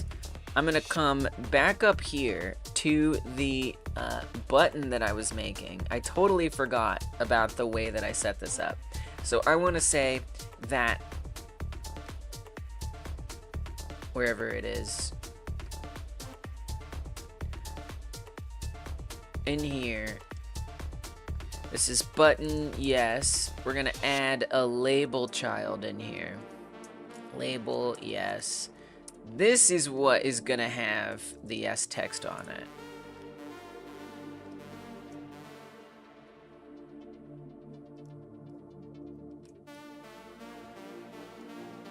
And then I'm gonna just give it the theme of the other text. And then we can just override to make it bigger and stuff. You know? Alright, that's what we're gonna do. Let me get Dungeon Martian to sound! I'm doing around 30 seconds today. We're experimenting with some timing. I did pick out a couple songs that I want to use for member songs more often. I also want an overlay that pops up when I do member songs. But for now, work with what we got. I think this one has a beat I can sing to. I should screenshot it if it works out good.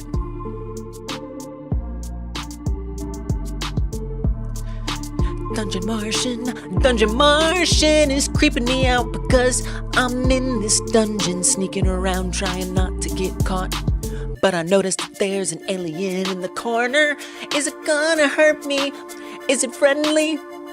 I think it might be friendly. It just gave me some items. Thank you to the Dungeon Martian. I thought I was getting creeped out and scared. It turns out I'm safe. Turns out I'm alright. Turns out that Dungeon Martian is my friend. Is my friend. Oh, the Dungeon Martian is my friend, and I appreciate you giving me a helping hand all the time, cause you're a friend. The Dungeon Martian is here, and it's not the end of me. It's not the end of me, because the Dungeon Martian is a friend to me, to me, to me, to me, to me, to me.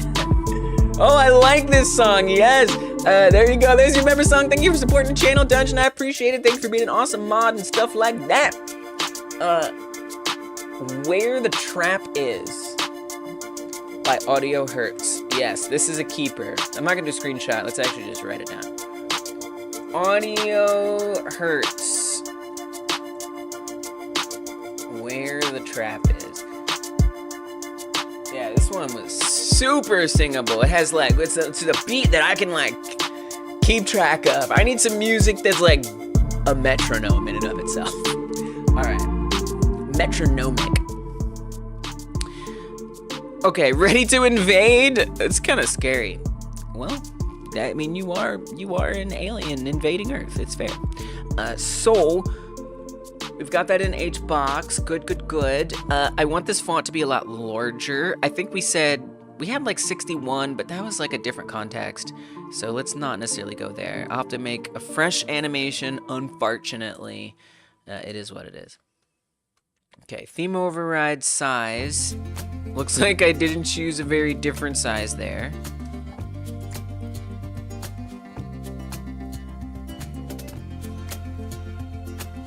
I really would like it to be quite different than Ready to Invade. So we'll see. We want this to have center alignment. Let's make another button. And this one's gonna be no. Oh yeah, it's overlapping, yeah, okay. We'll sort it out. Make another one for no. Type it in as such. No.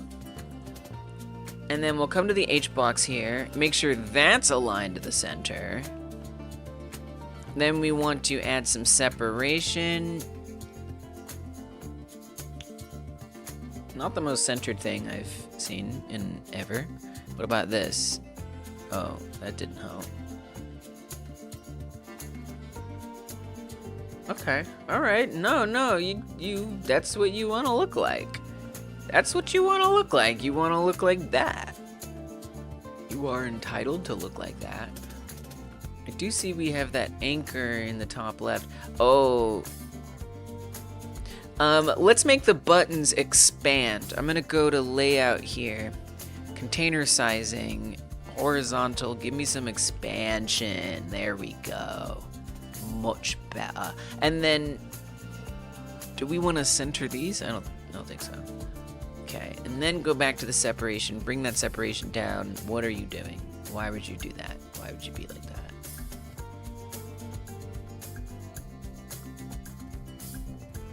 Surprising. It's a little surprising. Okay, alright, okay. Oh, and we're expanding both of them, or did it only do one? Tell me the truth. Layout, container sizing, it is expand filling that. What if we don't fill? What if we shrink center, but we also expand? What are you gonna think about that? Layout. container sizing. Okay. Like, alright. I feel like it's all... maybe it's... Is it better than I think it is? I don't think so.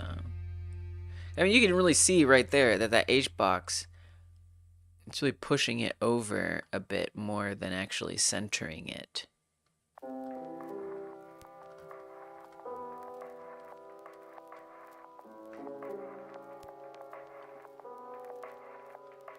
Centering that isn't doing me any good. Can the H-box... No. Oh, maybe. Layout. Maybe we do container sizing in here.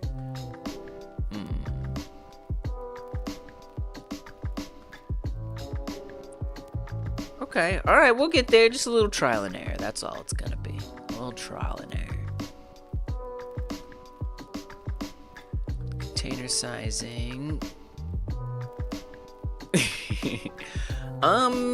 Yeah, I mean, that's something.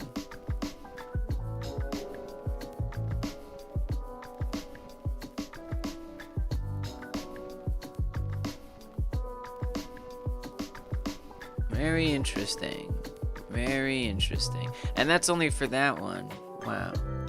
Is it because it's centered? No? Okay, cool. All right. I mean, we can deal with this. It'll be fine. I think what I'm gonna do, if I come to this label and we like push it out, no, that's not.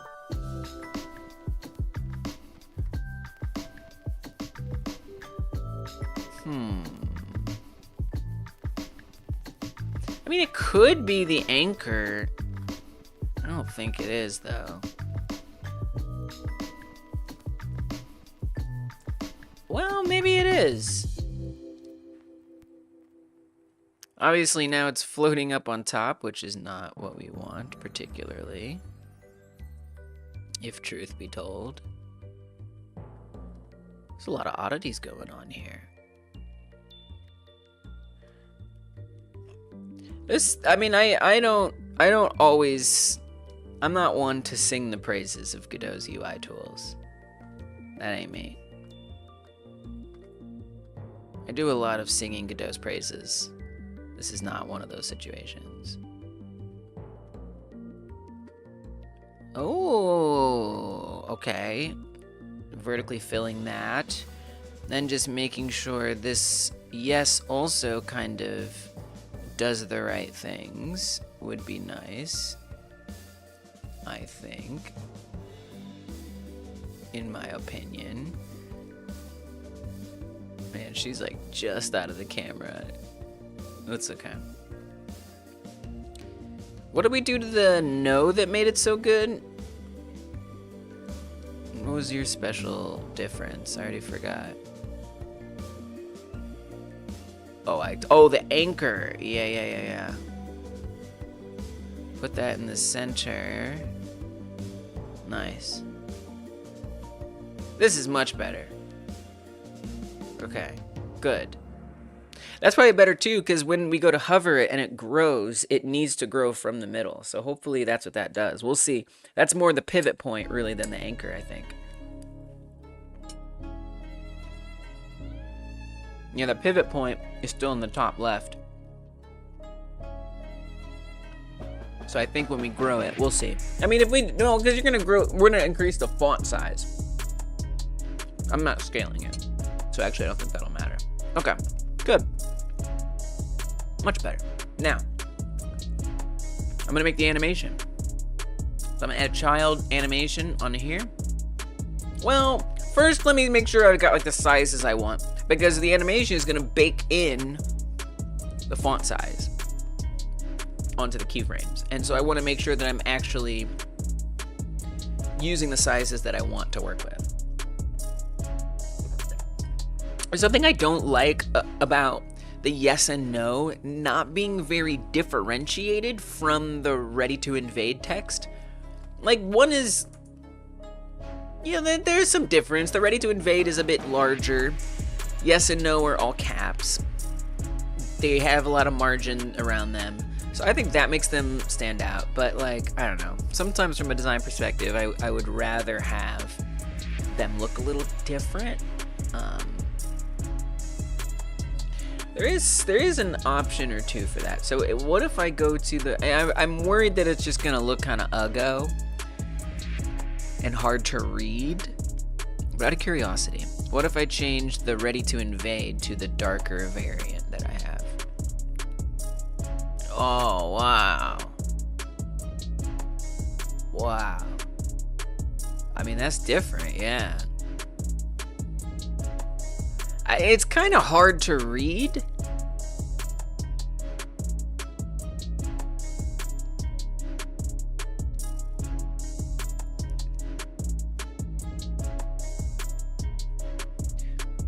But like the most important information is yes and no. Like if you click on a skin and it says yes or no, it's like kind of obvious what the thing is. Like the secondary information here is the Ready to Invade part. So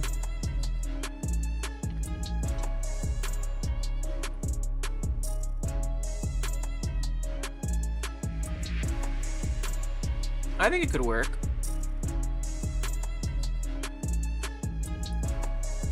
Something about it I don't like. There's something I don't like about it. You know, and for now, there's a lot of font matching happening. I was planning on changing. I kind of want to make my own fonts for the game.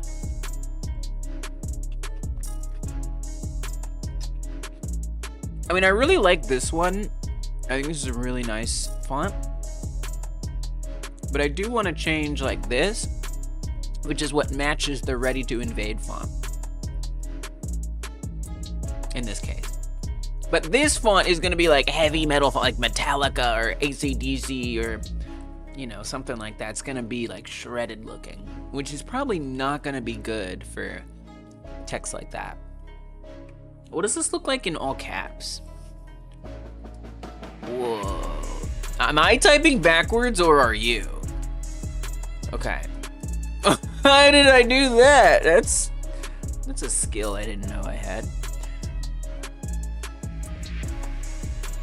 Actually is a little bit more readable to me in all caps.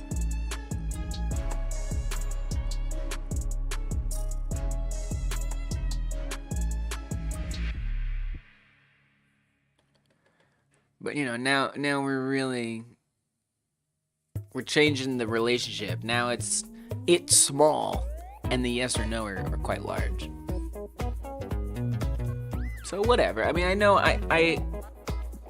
you could argue I overthink some of these things, but I don't actually think I do. Let me adjust the size of this here.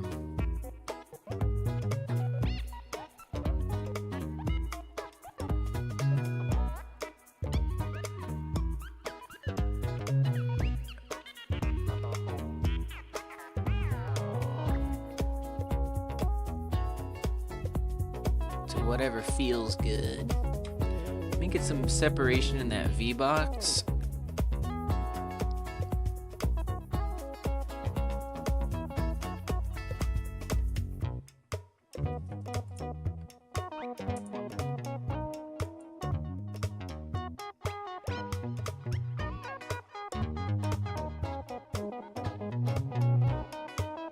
I actually kind of like this. There's something I kind of like about it. Like it's again, it really highlights the yes or the no as like the primary thing that's important.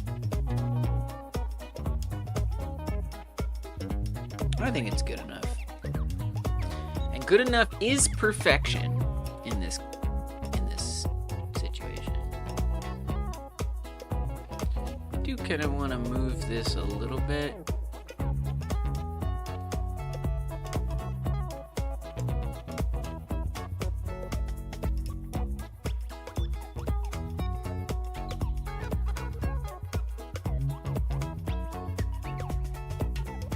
I can't even shrink that more because We'd have to make the font smaller. Alright. Could we though? Could we? I would like that. Let's make that font just a little bit smaller.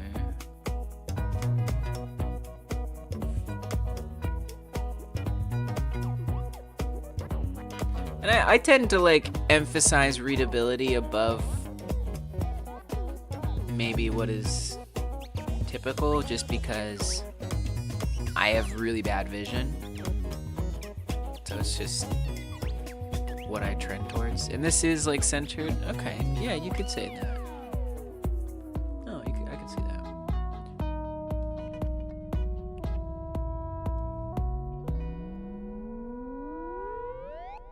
I almost want like a little bit like more space. Let me do what a margin container does best. Oh, right. So we actually would need to then extend the bottom if I wanted the top. Oh, no? Okay. Never mind. Whoops. Oh, you would need another margin container within there if you wanted that. Do it. Do it. I don't care. Okay.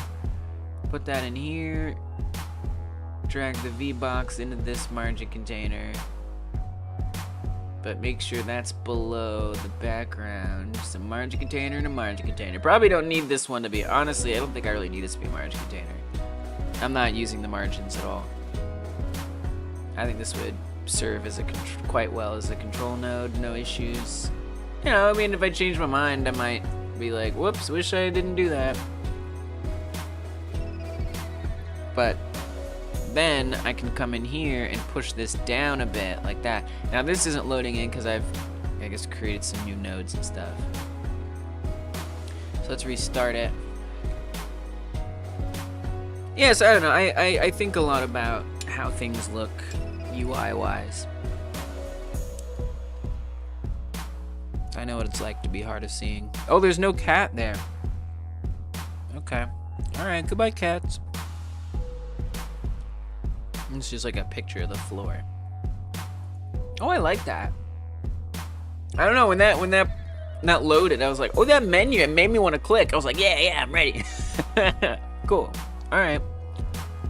Well, nothing should drive these decisions more than emotion. Truly, like if it makes me feel something, like it made me feel like the pressure of like, hey, you need to make this decision. That's good. That's a good sign. I like that. We on the right track.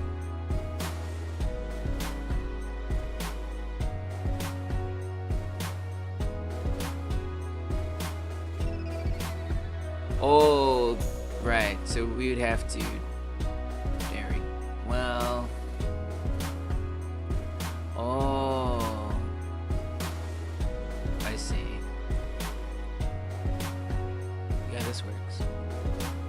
I have to resize the panel kind of manually now. It's okay.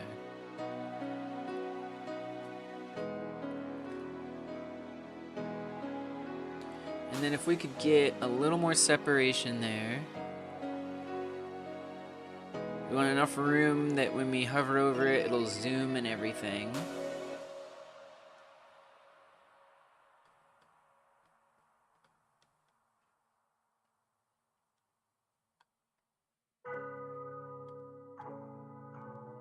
Alright.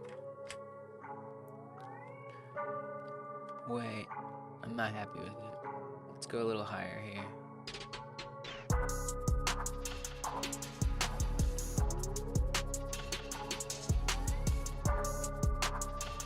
I feel it could be a bit wider. I do.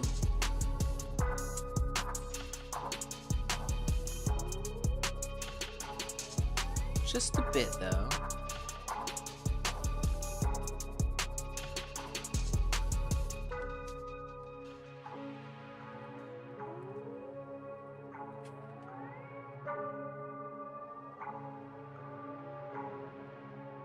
Alright. I'm happy with it. Now, I want to make that yes and no animate. We're going to save it. We're going to GitHub commit the crap out of that. Tell you what, before we run into any kind of issue. So I'm gonna say, confirm menu designed needs animation. Go ahead and commit that. Give it a little push. Keep moving. All right, animation is next.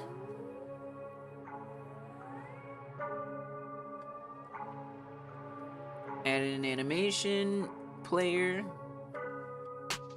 Really don't think you need to call it anything. Just call it animation, please. I think that makes more sense. And then I am actually gonna duplicate this animation. We're gonna call this highlight. The font size is the main thing that we want to change. So I'm gonna grab the label, go to font size, make sure we're in the animation tab down here at the bottom, right down here. We were in theme, we want to, or something like that. We want to be in animation. I'm gonna keyframe the font size down as a reset track, so that way it always knows what to go back to originally. And how long? I kind of want to just base it on the other one. So I'm just gonna go look at the other animation here. For that one, we made it 0.3 seconds. And then I've got like a curve already, I think. I'd like to see what that is. About 0.7. Okay. And then what about the unhighlight? How do we curve that? About 0.6. Alright. I'm gonna come back to my confirm menu stuff. Go to the animation. Click on the label. Make sure we're in the animation tab here. Bringing this length down to 0.3.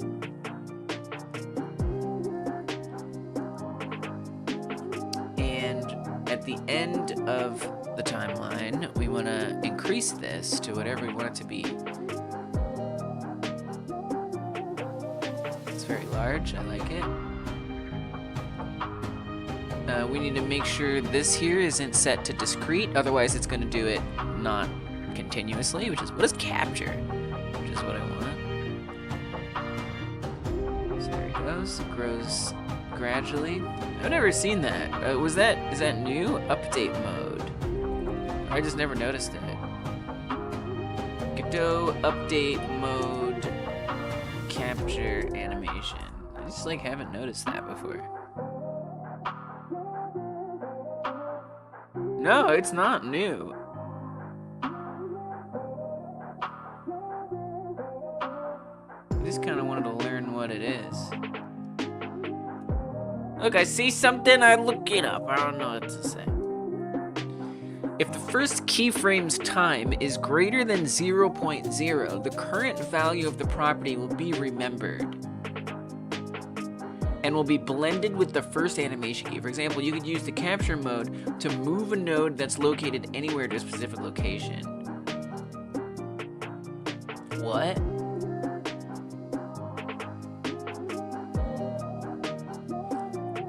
As long as the time, so that is to say it isn't right at the very, very, very beginning, that value will be remembered and blended with the first but it is...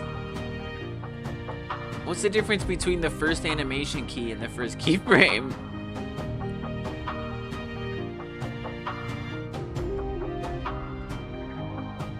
I don't really understand, but cool. Move a node that's located anywhere to a specific location. My guess is that it'll like... I don't know, I don't really get it, but okay. Well, I put something in my brain there, and maybe someday it'll make sense. Today's not that day. It doesn't matter, I don't need it. Alright, so going to a new animation here. We're gonna call it oh, the curve. Let's add a curve in here. I think I said 0.7-ish. Nice. And then we're gonna make a new, let's just duplicate this one, and we're gonna call this unhighlight. And I'm just gonna flip these keyframe positions.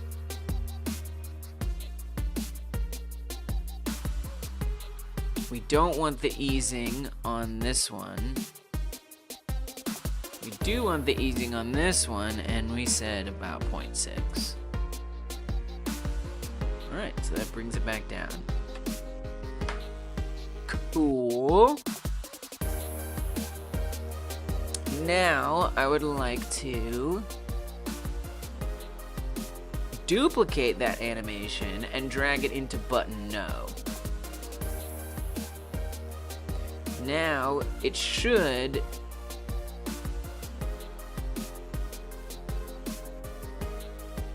it did not apply to label no. Let's rename, let's go into the animation path here and rename this to label no. That's right there. Instead, this said yes, I just changed this to no.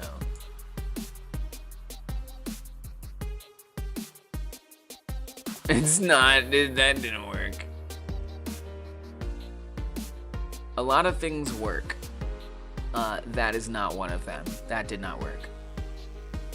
Okay. Well, it was fun to try.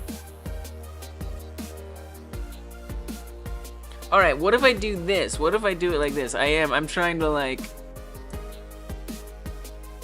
minimize the effort here. What if I copy both yes and the animation, and then I rename this to no?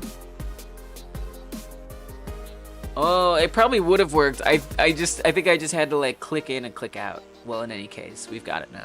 And then we'll actually have this say no.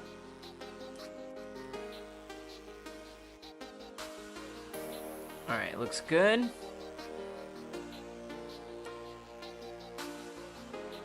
Oh, but now this one, because it's referring to the other one, so we actually need to make this unique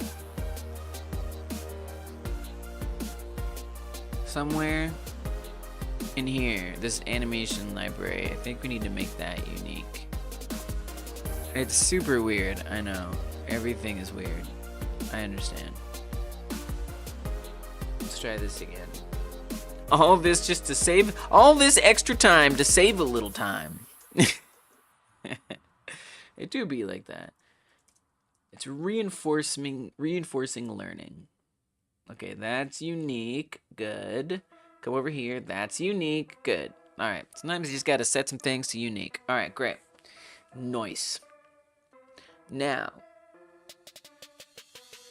we need to actually make these animations do a thing. Roar! Welcome, Candace. How you doing? Good to see you. Thanks for coming on through. Good afternoon to you. Much love. Much love. What's the warning? Don't warn me about things. Get on my face. What do you want about?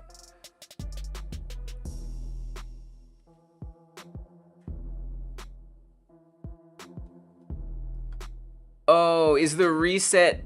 I see. I have to also rename this one.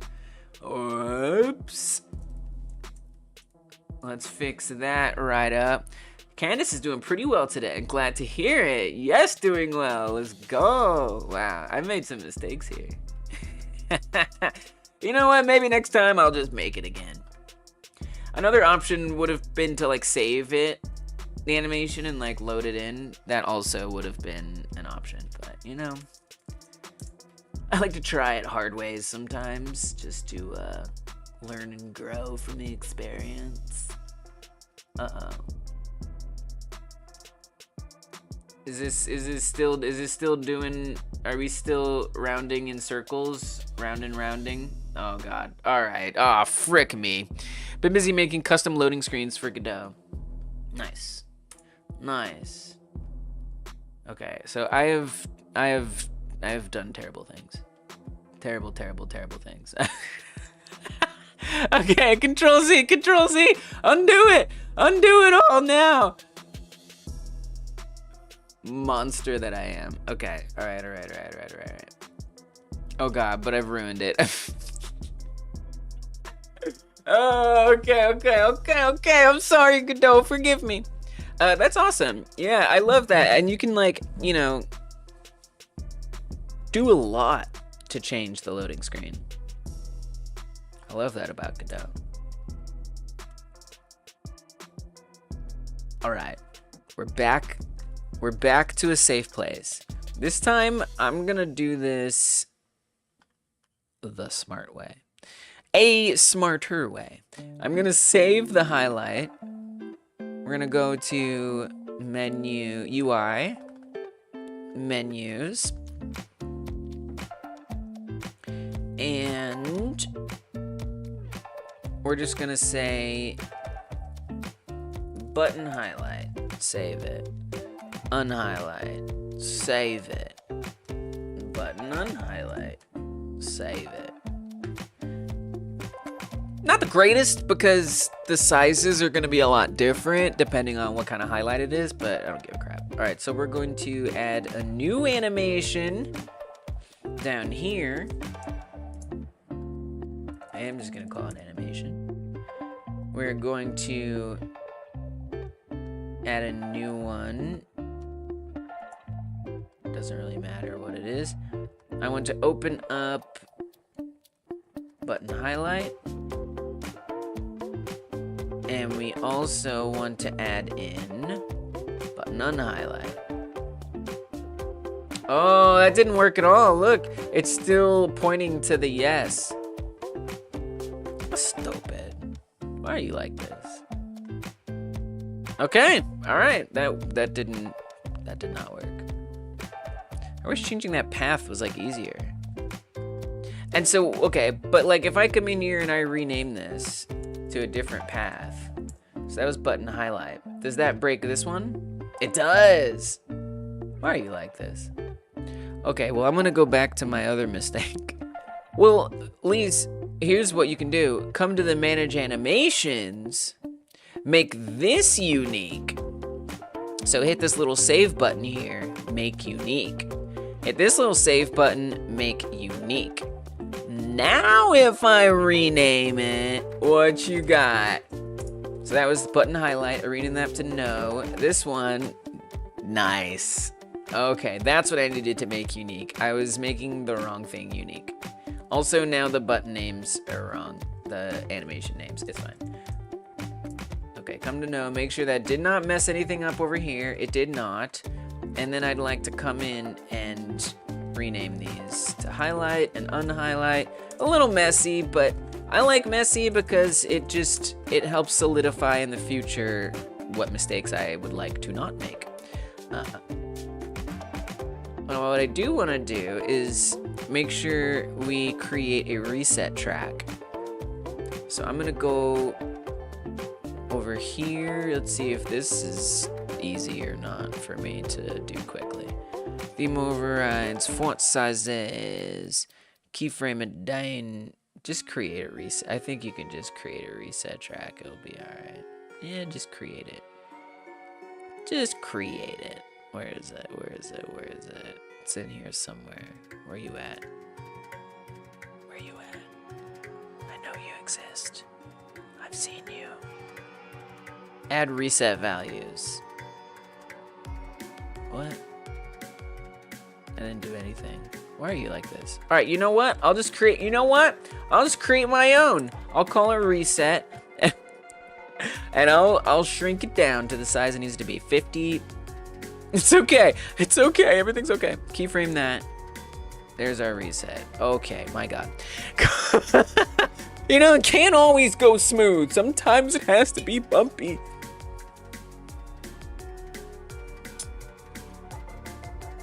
Candace says, my ADHD narrator is saying how wonderful if we could just think our ideas in existence without all the pesky typing.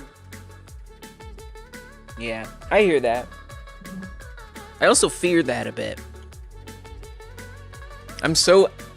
Sometimes I'm not in control well of my thought. Like, harnessing my thoughts to me is so much harder than harnessing what I type. I feel like there's like a catch-22 in there, you know? Because it's hard for my ADHD brain to motivate me to do the typing, right? understand that. It's also hard for my ADHD brain to concentrate without typing. Because like typing and talking helps minimize the number of tracks. In my brain, there's like 80 tracks all like crossing each other constantly all at the same time. So I could see myself thinking into existence the wrong things. You know, like, I wonder if that would be like just as hard in some other way. That said, if that would work and be able to actually know which track I'm on board the train for the track. 80 tabs and where's that music coming from? That type of thing. Yeah, exactly. And like also the track, you know, it's like tracks.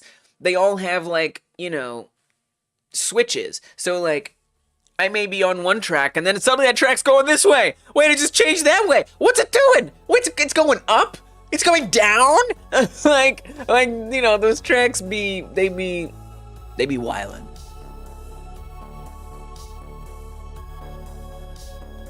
Alright, I think I finally got wrangled these animations into existence. So now let's make them work. I'm gonna make sure these are all built-in thought version control. It's the more you say, the scareder I get. Like Windows recall in your brain. GitHub in your brain. It's just starting to scare me a little bit. With that said, believe me when I say I'm on board. I'm on board. Let's go. Brain hub. It's so upsetting sounding. It sounds disgusting. I don't know, I just imagine a giant brain with a bunch of brains inside of it. It's the brain hub. Alright, so I'm accessing these as unique names. I don't know why I needed the animation. I see now that I wanted the animations as unique names before. I don't really know why. It seems unnecessary. So I'm not gonna worry about that. Let's go to a new script, which is the confirm menu script. I would like this to be in the UI folder. Would be nice, or maybe menus. No, I guess just in here. All right, confirm menu, and then create the script. And we're gonna want to set up some buttons. Or for those inclined for horror movies, either Hannibal Hub or Lecter Lithography.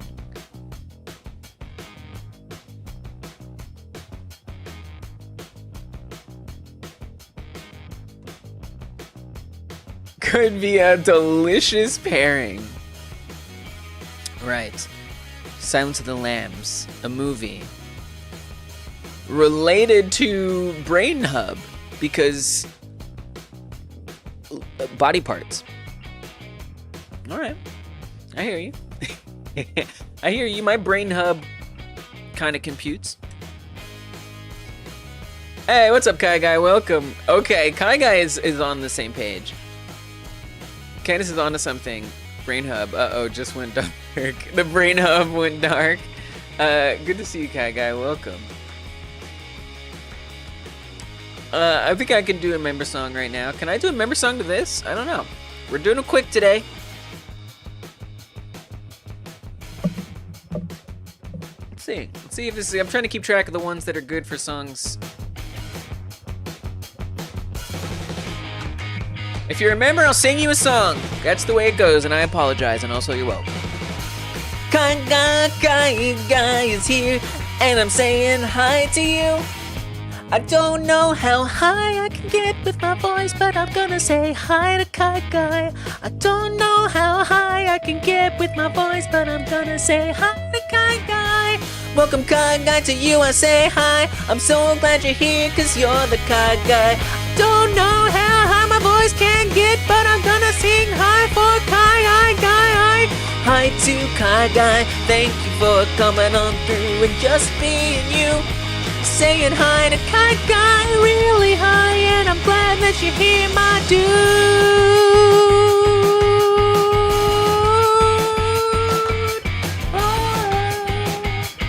There's your member song card, guys. Thank you for supporting this channel. I appreciate you so much, and for doing helpful things for the community as well. It means a lot. Wow, right when that song ended. That one was definitely one I could sing to in the future, but now I just had to find that song again. Silent Partner Mob Battle was the name of that one. Welcome, Donnie. Good to see you. How you been? Let's write that one down. Silent Partner Mob Battle. Trying to keep a list of the ones that I feel good to sing to. So that way I can just pull those up every time and not be stuck with some awkward one that I feel like I can't sing the list. Alright. We cooking. We doing the cook. Yeah, whatever you're up to, feel like I'm the interrupter. I wish I would have seen that. I should have made a song about that. Yeah, that's what it, I mean, that's what it is. What I'm here to do is to be interrupted. Are you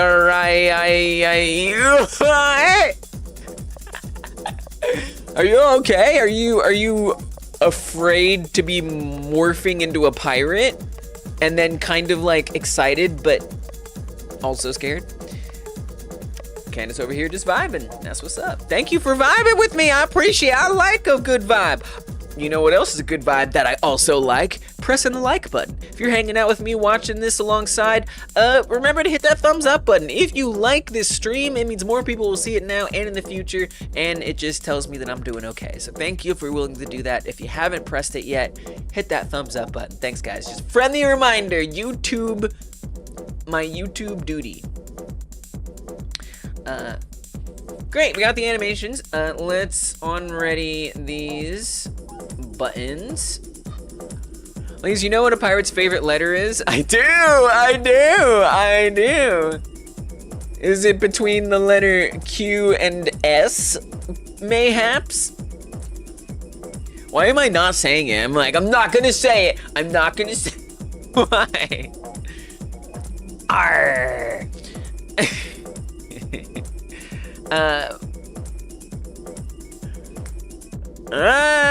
You think it'd be R, but really it'd be the high C. I guess you got me. I guess you got me. Shame on me. It's fun. It's fun. I like that. I like that.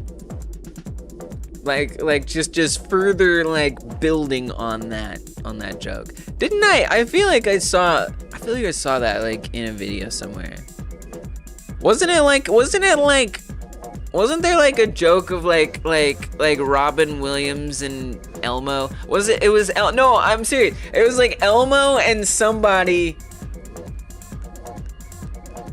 It wasn't Robin Williams and Elmo. It was Elmo and some like girl. Dude.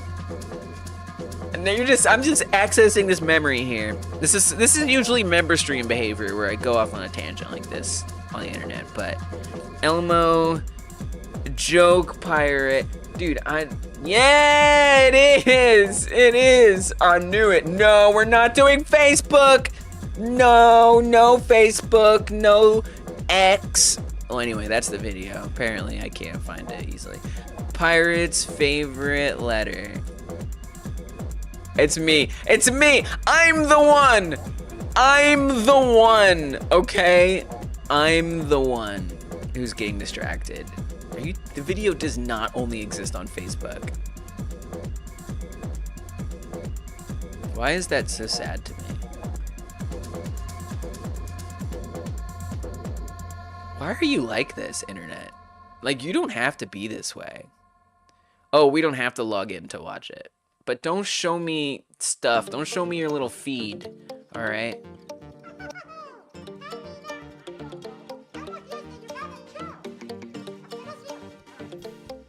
This is such a distraction. What is a pirate's favorite letter? Hi, Elmo. Oh, Elmo, yes, that you have a joke. I do. Okay, let's hear it. All right. What is a pirate's favorite It's letter? out of sync. What is a pirate's favorite letter? Elmo doesn't know. Where are you going? You have to say R. Well, Elmo doesn't know the joke. Yeah, you messed up my joke. No, you need to say it to Elmo. This is how this works.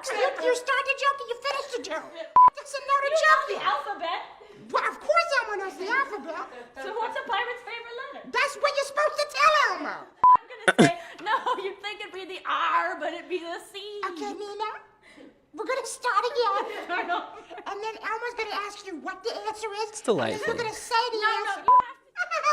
Hi, everybody. Elmo and Nina have a joke. Okay, are you ready, Nina? I'm ready. Okay. Okay. What is a pirate's favorite letter? Oh, that's easy. R. Oh, you'd think it'd be the R, but it'd be the C. Oh, the C. That's funny. Okay, who do you want to challenge, Nina? I challenge I love it. Alan at Hooper Store. I love and it. Chris. That voice actor is so like, he's so clever. Like he's so good at just like ad-libbing and having fun with it, which is so nice. Turn into a who's on. It did, but like naturally, which is so great.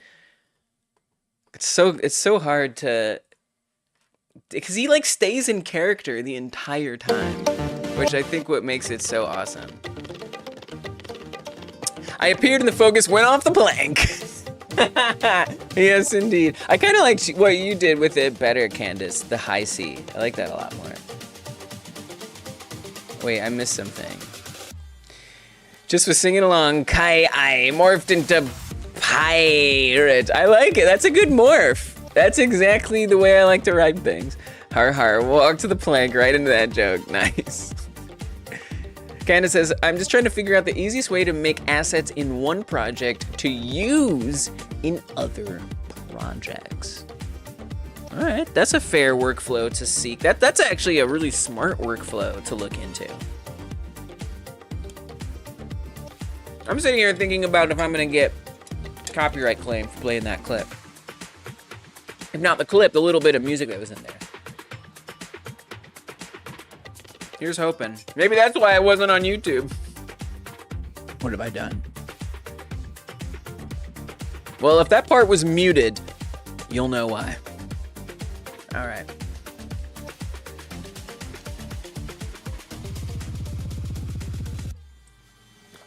No, that's an important thing to figure out for sure. Scrub the tapes! I know, it's a risk. I took a risk. I was kind of hoping there wasn't gonna be music, and then there just kind of was. Cool, what am I doing? I'm just setting up a ready function here. Set it up, do it up. We want to say button, yes. Pressed, connect, on. Button, yes, pressed. Do it again. Make sure you change it all. I know when you copy and paste, sometimes at least you forget to change some things. All right. And then we need to create these very functions. Danger, danger, Will Robinson. What obscure reference are you making now? One of you out there got that. Wasn't me though. Wasn't me. I assume it said it in a robot voice. Danger, danger. Will Robinson. I don't know. Who's Will Robinson? To me, it is. Maybe it's. Does anyone else get lost in? What does lost in space mean? What does lost in space mean? It's a thing. It's like a show. Is it? What is it? Oh, it's just in a membership. If this is a member stream, I would be looking it up. I would look it up right now. We have to keep something special for the member streams. There was a Netflix reboot that was alright. Oh, so it's like old. I see. I don't know, old sci-fi never really did it for me. I'm sorry. I apologize. It was an old show, Netflix reboot and a movie in '98. I don't really watch a lot of sci-fi in general. There was this show Jericho I watched. That was probably the most like sci-fi, like traditional sci-fi thing I ever consumed. I liked it. But for the most part, I tend to like things more in the real world. You know, like things that portray real everyday life. It's just my preference. I'm not saying that it's better. It's just like, that's why I won't get a lot of things. Yeah, I'm making games with an alien. I don't watch sci-fi generally. Yeah, exactly. Yes, correct. That's absolutely correct. Absolutely, completely, yes. Yup. That's right.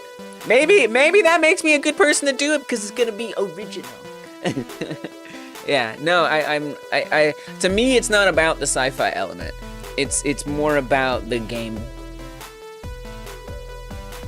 The fact that it's an alien is purely convenience to do the thing that I want it to do, which is have a reason to have flimsy limbs that easily break off and that it needs to replace.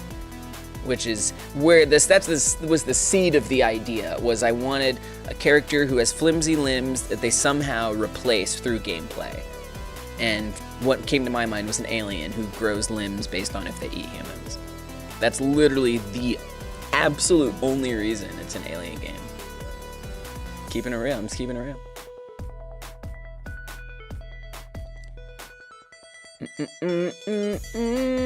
I'm here playing in GDevelop a bit while I should be doing other chores, iterating on my Zen Jam game I didn't get done. Love that, adding mobile controls. Dude, I iterated on my Zen game. Yesterday I worked on it and I really liked it. What is it about the Zen games? Zen was it was such a great topic. That was a great jam topic last week. I honestly think it's like my favorite thing that I've made. Almost possibly my favorite thing that I've made in all the game jams.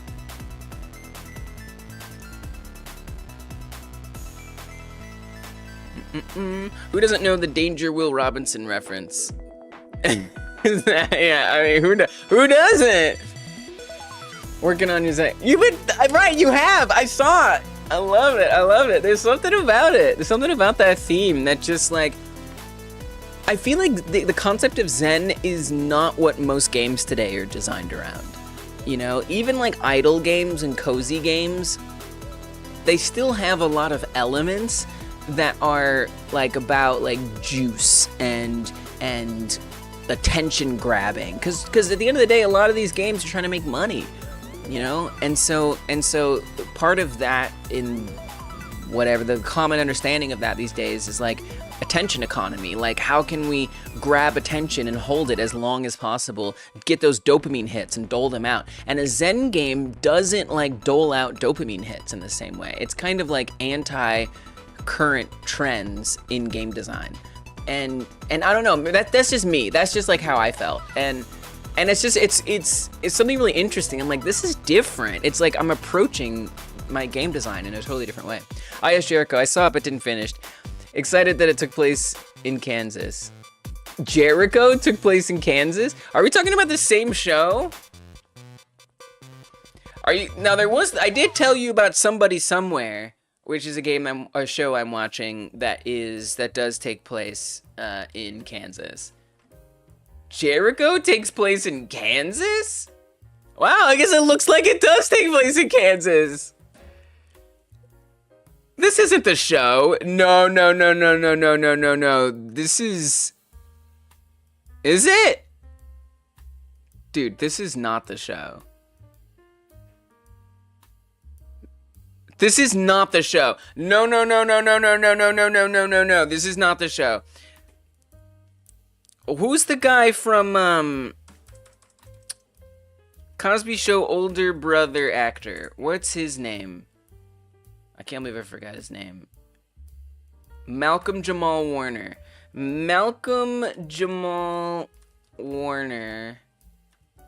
Sci-fi Jericho.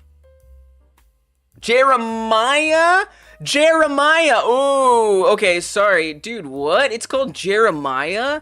Okay, so that's... Wow, I'm embarrassed. I can't believe I made you guys think I watched Jericho. I would never watch whatever that is. I'm sorry.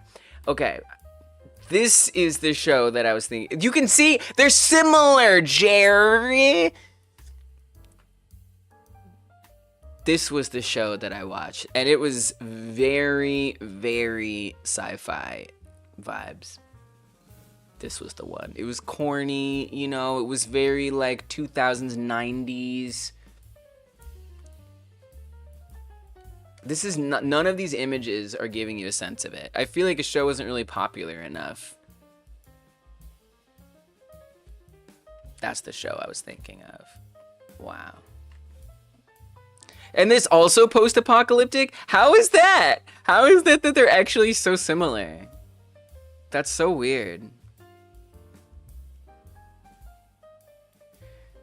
Dude, there was space stuff. There was like traveling. This doesn't look like anything that I thought it was. But it's cool.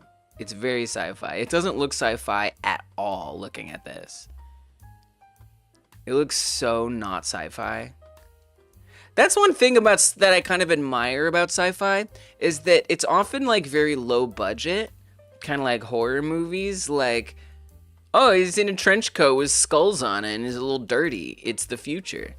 It's the future because everything's broken and destroyed. So you know it's the future.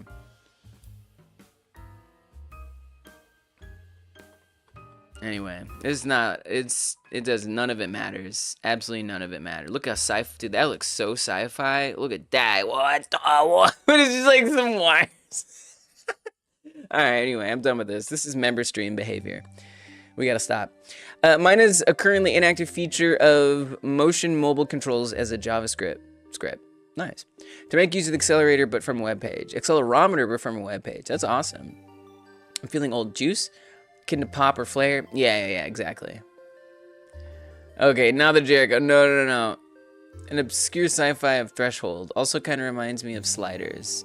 Saw a reference to it being in Reddit. Forgotten TV. Yeah, dude. Totally forgotten. I enjoyed it, though. It was good. And I don't know why nothing I saw there did any justice as seeming like sci-fi. Alright, anyway. I'm coding. On button, yes, pressed. And then give me a function. On button, no pressed. All the guys in tatter jackets and beards. Scruff equals future. Yeah, it was that kind of show. Like, it's crazy to look at it and be like, wow, there's like nothing about it that actually looks futuristic other than the fact that the story is future. Quote presses the focus button.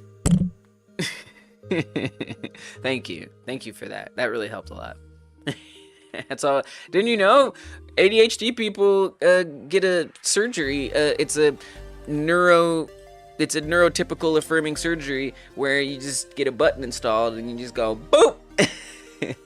It's great. It's kind of like Neuralink but better. All right. On button yes pressed. When that happens, I want it to look at button yes animation, and I would like, we don't want to say pressed. Oh, whoa. Hey, wait a minute. Pressed is not correct. We want to say focus entered. We actually do want this. Actually, that is something we want, but that is not what I meant to do here. I call mine the reset button. No, that's so scary. Yeah. I was trying to be the loading logo. Focus! Yes, exactly. The reset button. It's so scary. Why is that so scary? Alright, we don't want to deal with the pressing right now, actually. I always do that typo every day. Okay, so we're gonna say button. Yes, focus entered. Connect. On button, yes. Hovered. Button, no. Focus entered. Connect. On button, yes. Button, no. Oh, there's a lot of signals to just do this. Hovered. Alright, we're gonna take a risk. We're gonna copy and paste. It's a risk because I might forget to do things right. But I think this will be easy. Exited. Okay. Then we gotta make all of those friggin' functions. So we're gonna say funk on button, yes, hovered. Funk on button, yes. Oh, there we go. I knew I was gonna forget something. Unhovered. Yes. unhovered. I could have said entered and exited and just kept it the same. Function. Oh, that's correct. No, that's good. Alright, and then I'm gonna copy these. Drop them down in here. And refactor that to be no. Okay. Now, when it's hovered, I want to say button, yes, animation, play, highlight. There's so many different things. Hovered, highlight, entered, chaos. When it's unhovered, we're gonna play unhighlight.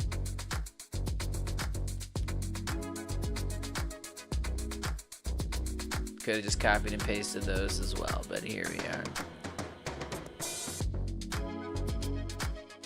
Hover, paste it, that's no. Paste it. That's unhighlight, and that's no. Alright. So that should work. And then for the pressed, we got a lot of things we want to do. I mean, certainly if we press yes, we want to move to the post menu state. At least. At least. But I say we just try, let's just wedge that in there right now. Swap game state? Okay. Like this. So I want to say messenger dot swap game state emit globals dot is game states post menu. All right, that is how we gonna do it.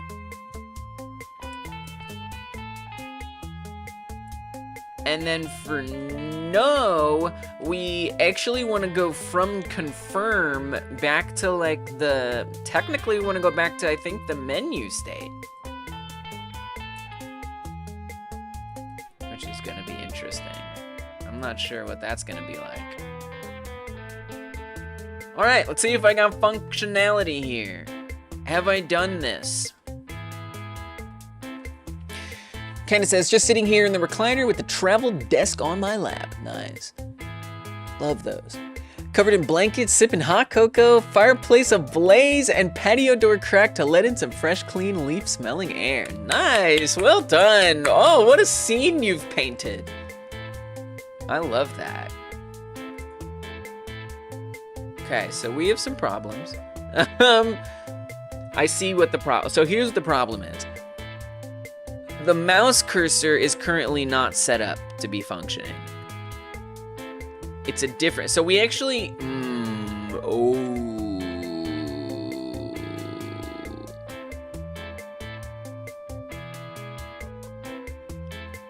That's a bit of an issue here. It does sound heavenly. Hey, what's up, Henry? Welcome, good to see you, hope you're doing well.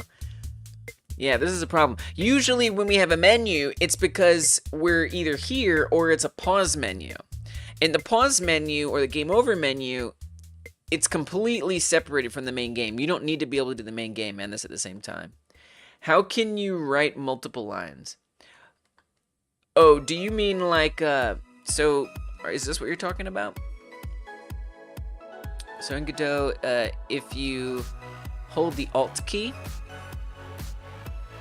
and you click, so you see the little text caret, the little flashing blinker. If I hold Alt and I click in multiple places, you can see it creates multiple blinkers. And then we can do multiple lines all at the same time. And you can put these wherever you want, right? So often I use that if I want to quickly just change, let's say I want the yeses to be nos. Put this before that, switch that to no. Come here, add those in there, switch those to yes. Yeah, if that's what you mean, that's how I do that.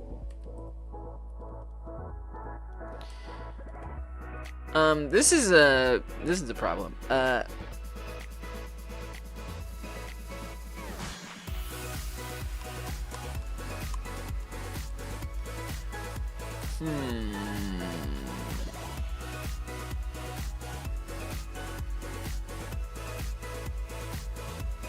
Yeah, you're most welcome, Donnie. It's It's my pleasure. Happy to pass it along.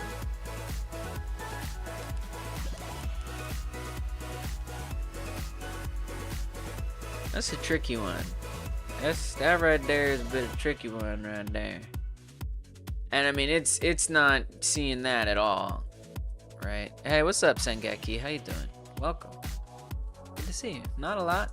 Working on the game, making a menu, realizing it's not the same situation as a previous menu I made, even though I made it as if it was, and now I have to deal with that. I'm good. Hope everyone is doing well. Thank you, Henry. Thank you. Much love. Right back at you.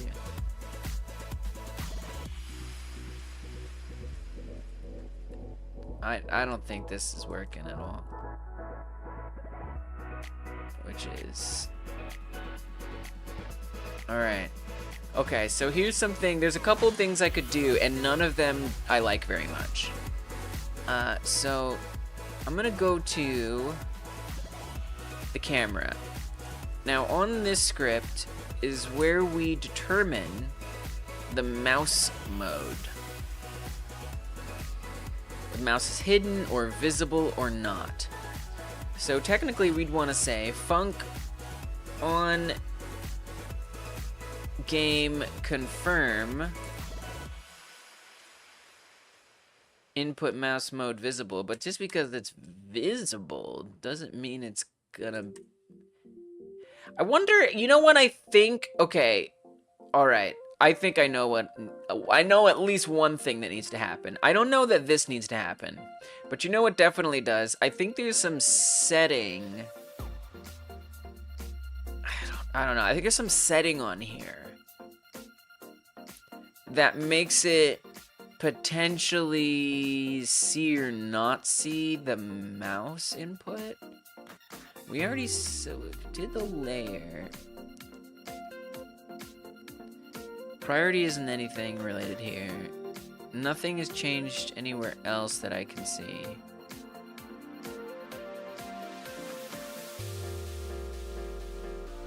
Look at this margin container. I mean, there's no input settings that we're messing with. Maybe the buttons themselves have some kind of thing going on. Not that button. This button. Nothing is adjusted here. It's all defaults. Not visible, that doesn't matter. Ordering, nothing's changed.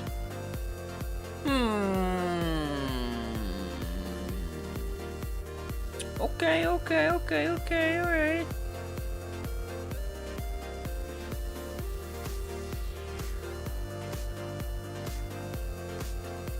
Well, I mean, I'll put it in here. Now I do need to call on game confirm. So let's come up to the ready function. This is a bit of a little figure out situation. Messenger game confirm connect on game confirm. So we'll need to restart it to even test that. I don't think that's gonna be enough. I think that's just a visual thing. That shouldn't have any bearing. Maybe there's something else that changes. Have you seen the upcoming... Oh yeah, live game editing in Godot. I did see that. Yeah, that looks awesome. Yeah, so like I'll be able to like click on objects in the preview window. And that, yeah, I am definitely pumped about that. Okay, so that's not giving me any focus or interaction with these things. Yeah, that seems super useful. Why not? It's tough, because, like, let me come to the game states. Let me see if there isn't something that happens on pause.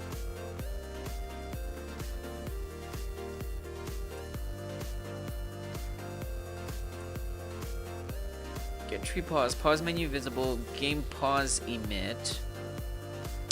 So let's look at game pause, connect.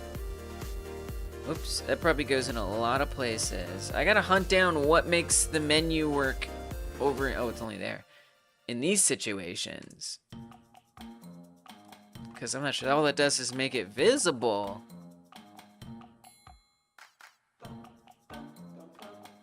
Well, I'm very confused.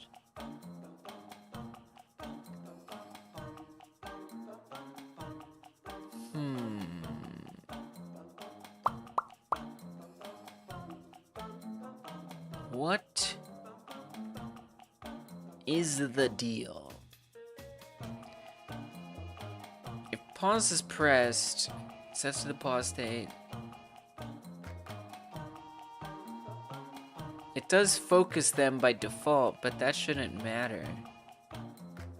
Why does it work in the pause menu, but nowhere else? How did I solve that problem before? I might have to go back and look at the live stream where I set up that menu to figure out how we got that to work.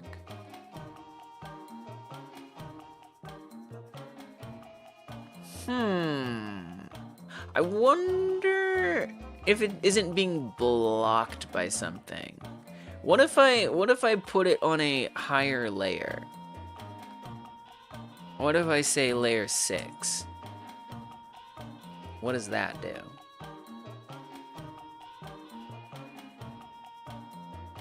That might be somehow conflicting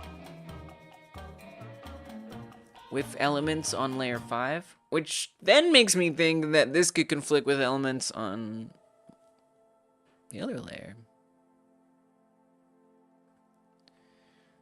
Nope, nothing. Dang. Wow. Okay, so here's something that I want to try. I'm going to go back to before. I'm going to make the confirm state not happen. So I'm going to comment out the confirm state, and we're going to put back in post menu. So the confirm state is never going to occur. Because I'm just curious to study what the frig is going on with the pause menu and why that one does work. So the alternative is I put like 3D buttons just like I have in the main menu. And I just use those. Candace happened to watch here that also recently was watching a video someone made of their workflow with some set of add-ons where they could do that already. Yeah, nicely built in. I don't like using add-ons. But it's cool. It's always amazing that people come up with that stuff, for sure. Okay, so that obviously... Oh! Oh, okay, this is promising. This is very promising. Oh, well, yeah, that would be a... That would definitely be a problem. So there it started working. It's just, I just typed these things bad. I typed them not good. Let's do a get node animation.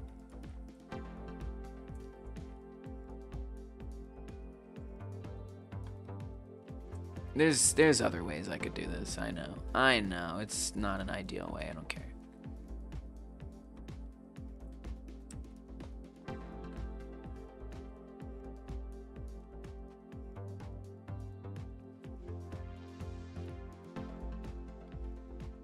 Okay. That should make that work better.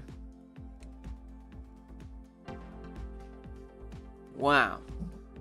I don't think that's the only problem, but there I was able to hover and click it.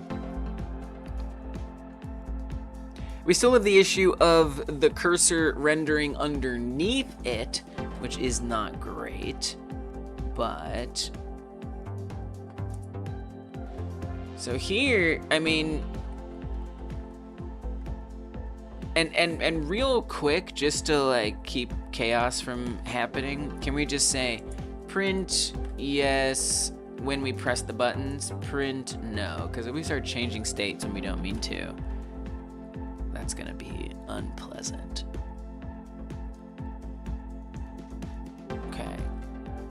So then I'll just keep an eye out if those messages print. So here I'm clicking, nothing happens. See if I can click yet. Clicking yes, yes, yes, yes, yes, yes. Oh, there it goes. So there's like something in the main menu that's actually actively blocking these from working. You fell into the past again? That's okay.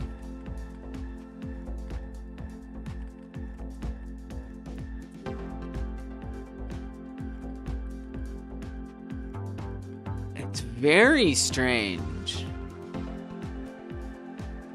It's definitely behaving strangely. Like, it's not reacting very quickly.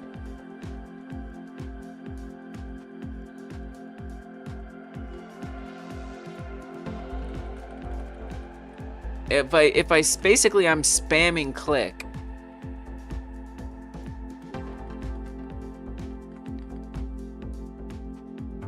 And eventually it kind of sees it.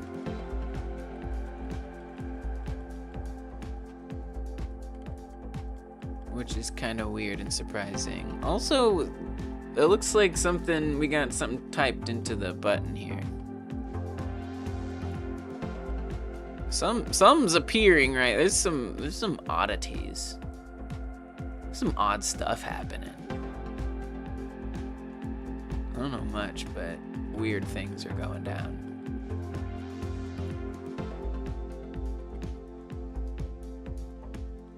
You see that? See how there's like a little like what is going on?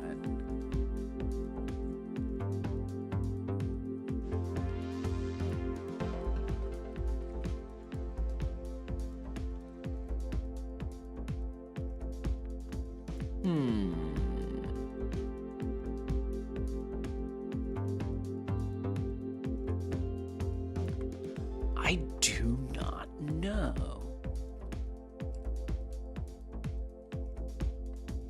And then, you know, here on the pause menu, you can see what it's supposed to be like, right? Very responsive. Totally correct. Abducted times empathy, not supposed to be visible there.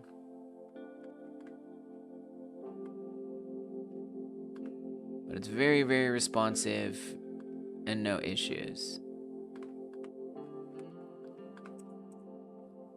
Usually. Well, I wouldn't be surprised if...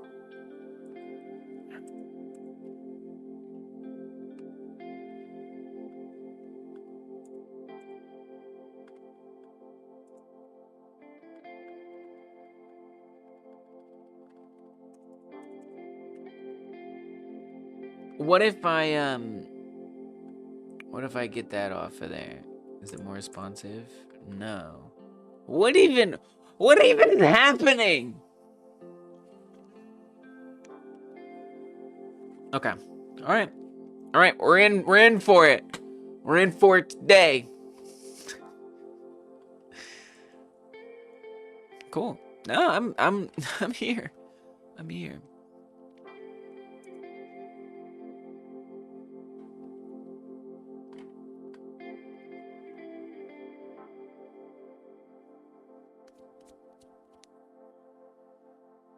Okay. No, I you know, I hear you.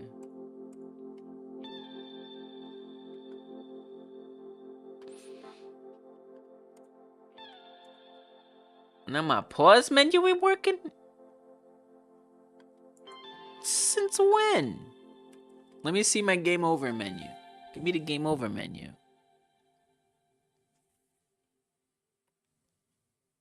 That works. That works very nicely.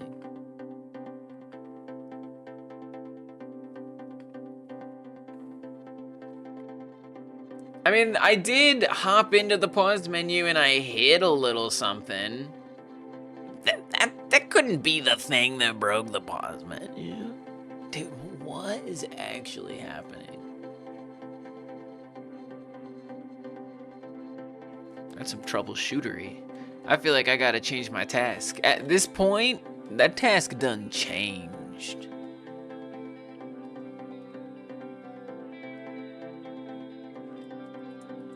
Troubleshooting.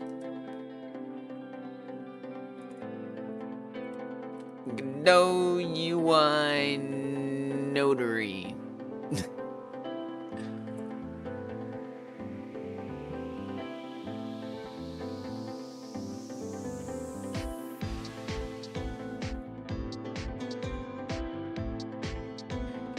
So I want to see if the pause menu is behaving now that I put that thing back.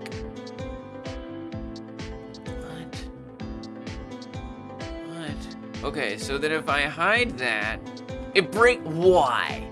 Why would you do that?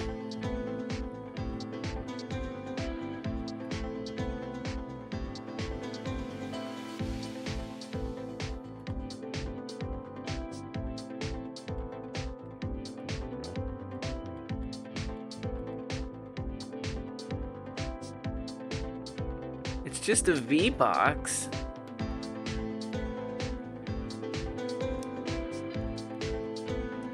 Why would that change the button behavior? Dude, this is very weird.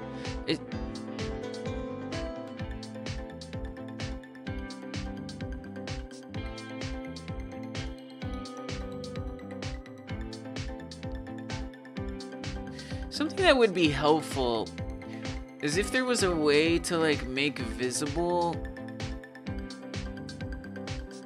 the like boundaries of all the UI elements as like a debug thing. But how would that little shift? I'm so perplexed today.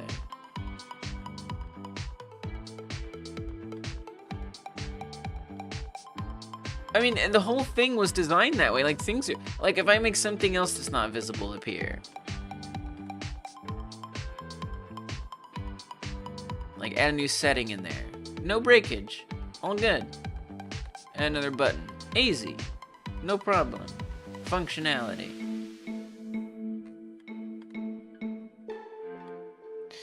And the cat ears got sad. They did. Oh. Yes. For real. I mean, here it is, you know? That's just, sometimes it be like that.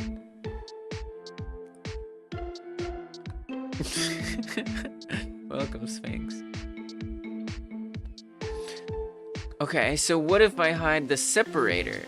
That doesn't cause any problem. I can hide the separator, sure. But I hide this label? Oh, I don't think so. Now it's broken. What? Why? What makes that one little thing so important? It's not like there's code that's like, is this visible? This doesn't make any sense.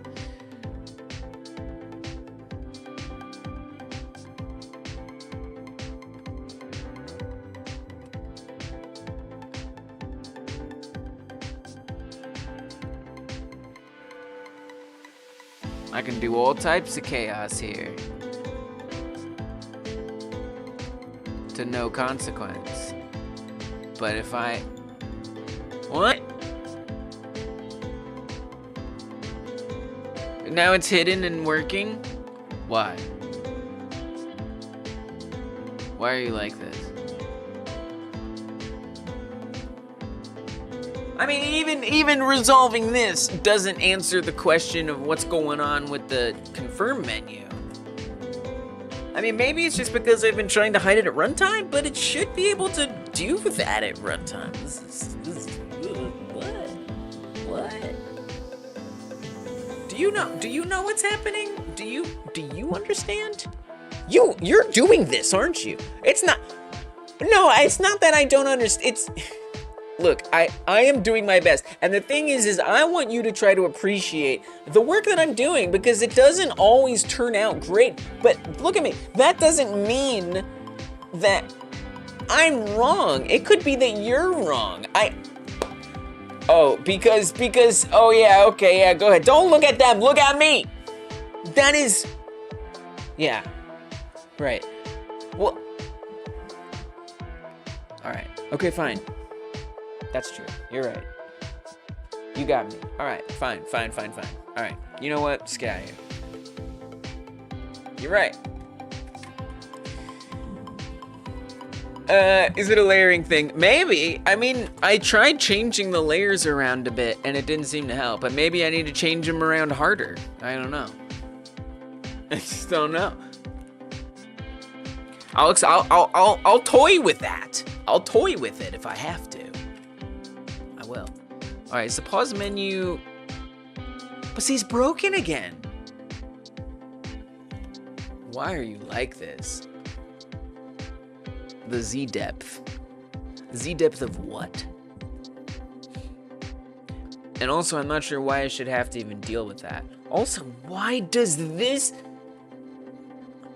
Oh my god. What in the actual world? Like, if I change the order, if I... This is silly. If I hide this, show this, hide that.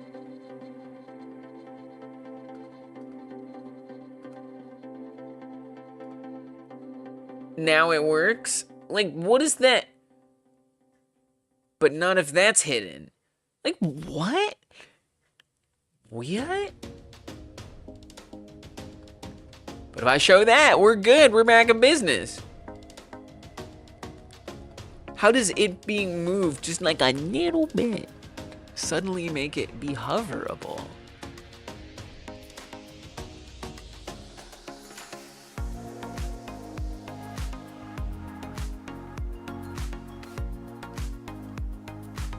You know, Z-index, the ordering stuff, I mean, it's all normal. As far as I can tell, there's nothing different about it. Oh, now it works? Great. But if I go to restart the game, suddenly it's not going to work anymore.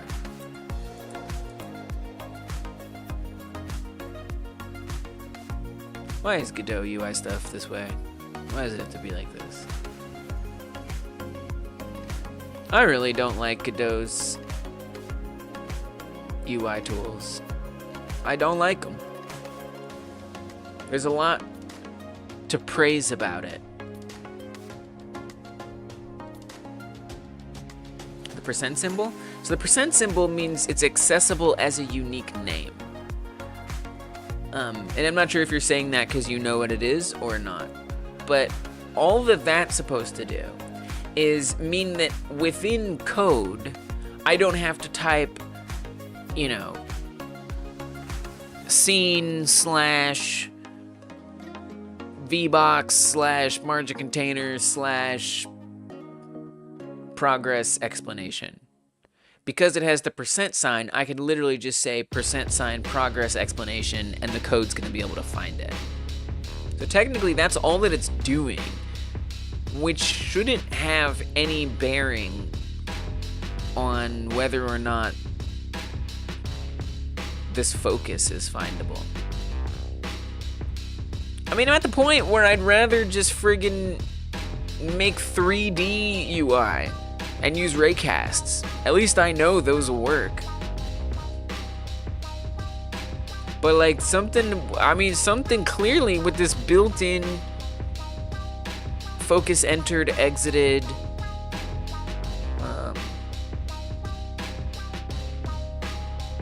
signal technology just ain't. And something with like ordering somehow is just wrecking havoc. And now it works great, no problems. But as soon as I restart it, problems. It's exhausting. It's exhausting because it's like trying to dig myself out of this just is, well, it's a bit nightmarish, really.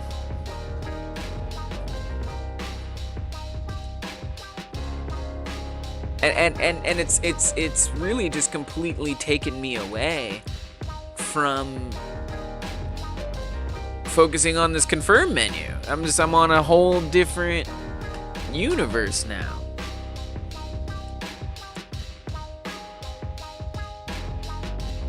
Nothing. Crickets. Oh my gosh.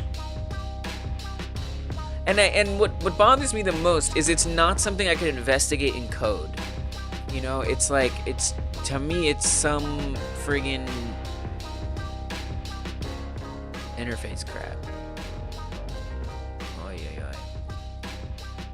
Oh, it's so annoying. So this is all the percent does, is it lets me refer to it much more simply than I otherwise would have to.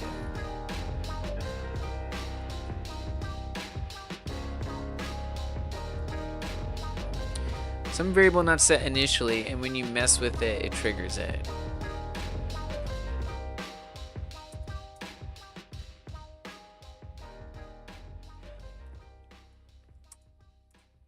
The only thing that it does is it checks to see what the player's empathy score is. If the player's empathy score is greater than 1, it's visible. And this is when the game over menu pops up. Otherwise, it's not visible. That's the only thing in the code that has anything to do with that. Pepe had a similar issue with the pause menu. You found out that when you opened it and disabled inputs, you also disabled the mouse inputs. Nice.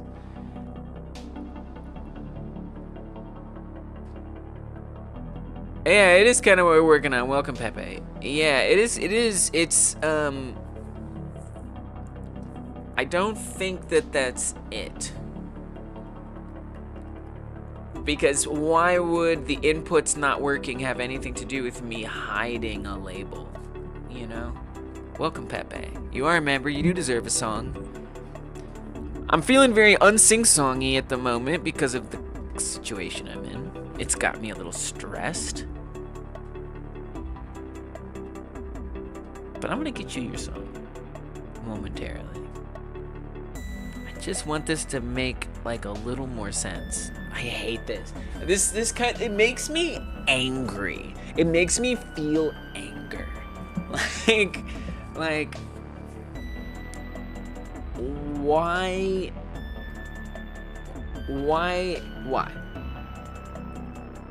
Literally why?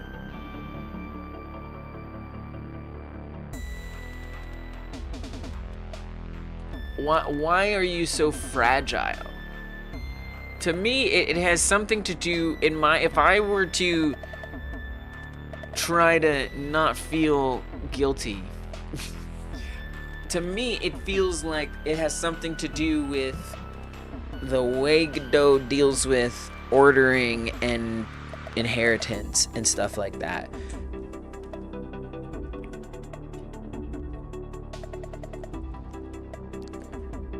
Focus entered Godot not working visible order. I don't know.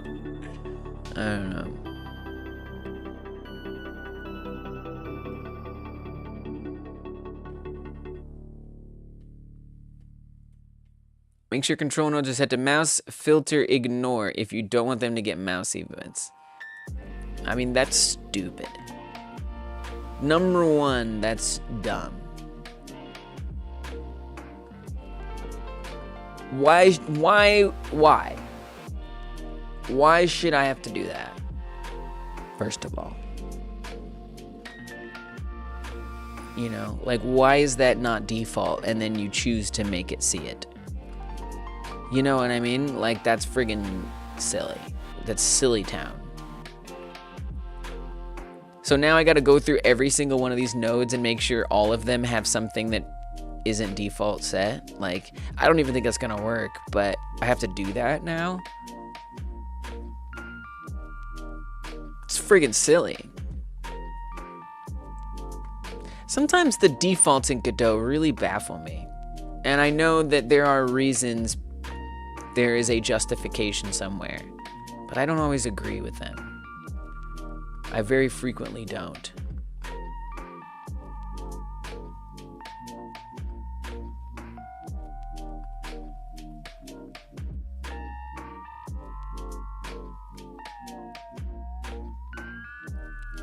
So I just gotta select all of these, go to mouse, and then change them all to be ignore. So now I have all of these things set to ignore in here, which is a friggin' crap ton of things. You know? How annoying is that? Wouldn't it make more sense to have it all be ignore and then the button isn't ignore?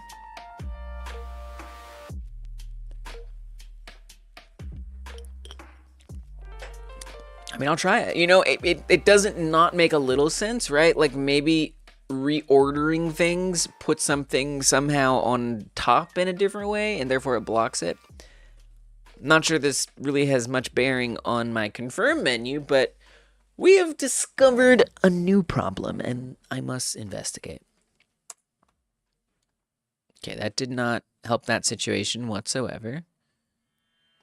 Okay, maybe the tiniest marginal bit, but barely.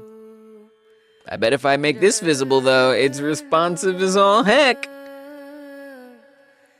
But if I hide that, it's nighttime. Alright, so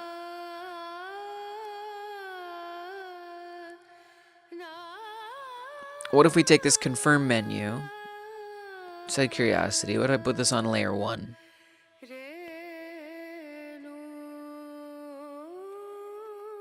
No bearing. No change. Just trying things. So what if we go to this confirm menu situation? Get every single control node. Even the buttons. Screw it, let's do it. I don't care. Get every single one of these, set mouse. I mean, it's already ignore? What?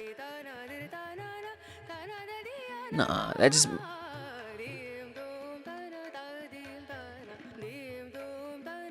Why are stop and ignore both considered defaults?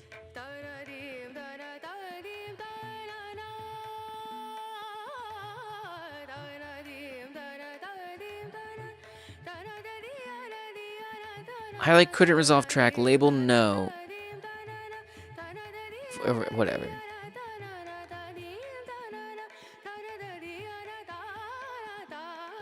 So that barely fixes that. Whew, I'm confused. I'm very confused.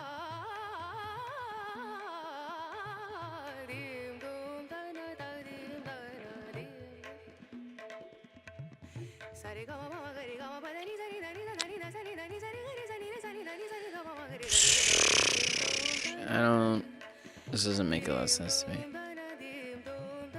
This doesn't make a lot of sense to me. It doesn't. I don't know. I feel at a loss. And now I've done all these stupid, annoying things that maybe I'll be able to undo correctly.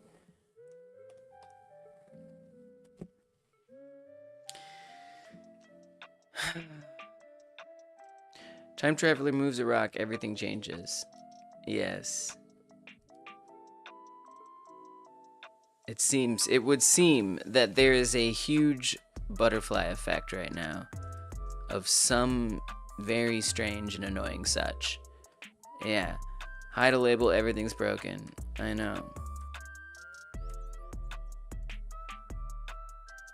That's so weird.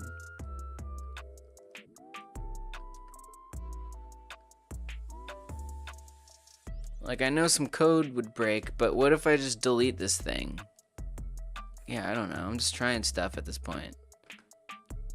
Oh, now it's never gonna work ever again. Put it back. Make it visible. Why is it underneath?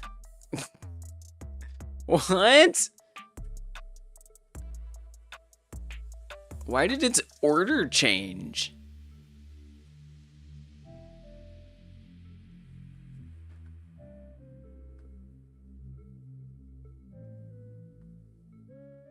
Man, that's some weird stuff.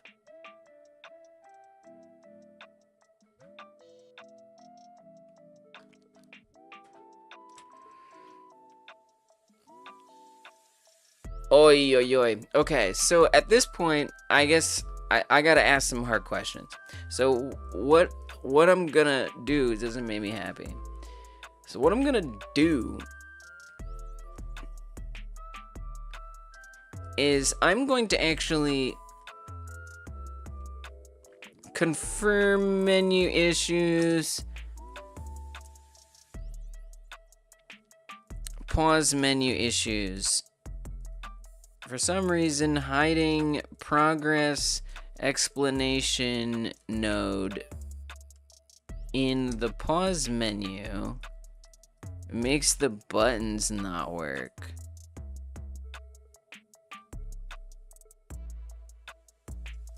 Confirm menu works badly in general. So to me, what I would like to do is go back and see if this same problem was happening earlier. I imagine that it was. I imagine this problem has been there, but like I gotta find out. So that means I need to somehow not mess this up when I try to, oh god, do this. I hate doing this. Like what I want to do is I want to set aside this version, hang on to it, and come back to it. But I don't know if I'm gonna get that lucky. Because I've found that going back multiple commits, it's something I don't do that often, but when I do it, it's just like a lot of steps that I forget. Like one of the most successful ways I've had of doing this is actually saving a separate branch, which kind of sucks because like then I gotta move everything to the other branch. Oh my god, do I have the fortitude to like deal with this today? Like I don't know if I do. I genuinely don't know if I can handle this mentally today. I hate Godot's UI tools. I hate them. I hate them. That's all I can say. It feels good to say that.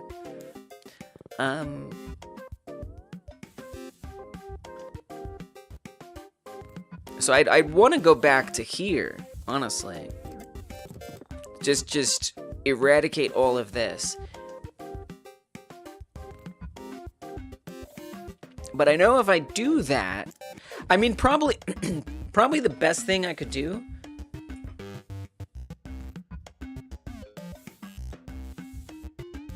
chaotic as it sounds is literally just make a backup of the folder, you know, and then replace the files. I know, it's like, why do you do all that? I don't know. You know, we lose all these commits. Oh, man.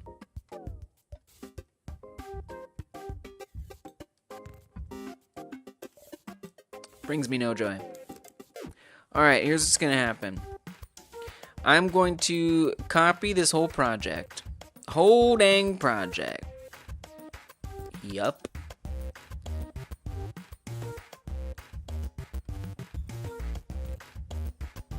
Whole project. And I'm gonna paste an entire copy of it. I don't know where I went. It's probably gonna take 10 years. 25, 60 years. I could do this on GitHub. There's not enough space. Ah! Okay, alright. Fricking frick. Just fricking frick, man. Fine, I'll do it on GitHub. Oh, I hate doing this.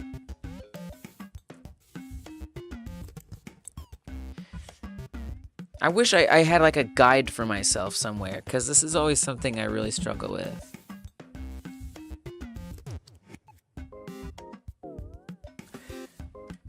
So like if I take this branch and I create a branch from this commit. All right, we're doing it. We're going into danger territory for such a small thing. I'm not doing this. I'm not doing it this way. This isn't what I'm gonna do. I don't want to do it.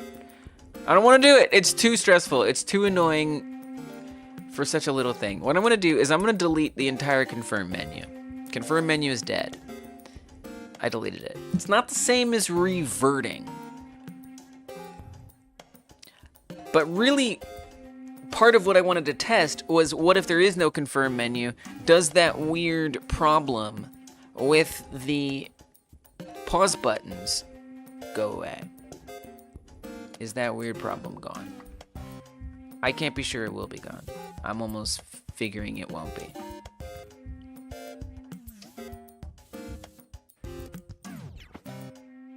But I know that if it was gone, that would be really, really interesting, which is why I want to try it, even though I feel like it's not going to make any difference. Yeah, problem not resolved by that. So that's its own special problem. And I hate it because, like, yeah, maybe, sure, I could just modulate it to be invisible, right? But feels a little ridiculous. Why are we working around? Like, what if, okay, how about this? What if I duplicate it? Right? What if I duplicate it? You know, is it like about the positionality? I don't have the patience to do the GitHub commit, multiple commits back thing. It's something that has caused me a lot of distress in the past. You know what kind of things I love when I'm doing game dev is I love solving coding problems. Those are fun. This is not the most fun, but I'm here for it. Okay, so it's obviously broken. If I show this one, it fixes it. All right, another question for you. What if so that's gonna be still broken. What if I add some new label of some kind in there? We just make up a new label.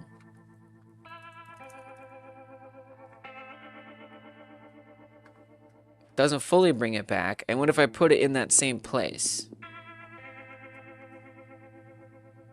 Doesn't bring it back.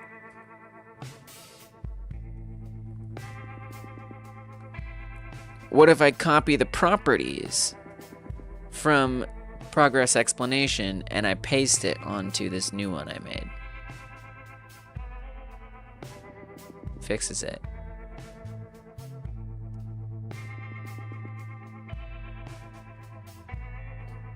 Which property? Which property did that? Well, I guess I go by one and see which one undoes it. Horizontal alignment, no. I'm just looking at all the ones that are actually changed. Theme, get rid of the theme. Does not. Theme override. Line spacing, get rid of the line spacing. Still broken. Get rid of the font. They're still working, sorry. Not broken yet. Get rid of the font size. Not broken yet. But that's everything. But that's all the things that have been changed on this whole thing. Change the text. It's the text?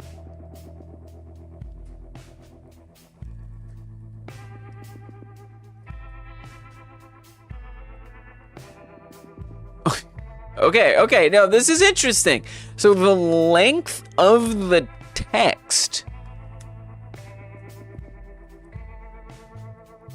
is making these buttons work well or not. You can see they're like kind of responsive, but also not entirely.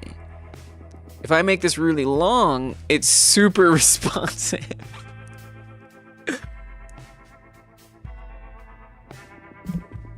E-oh. Okay.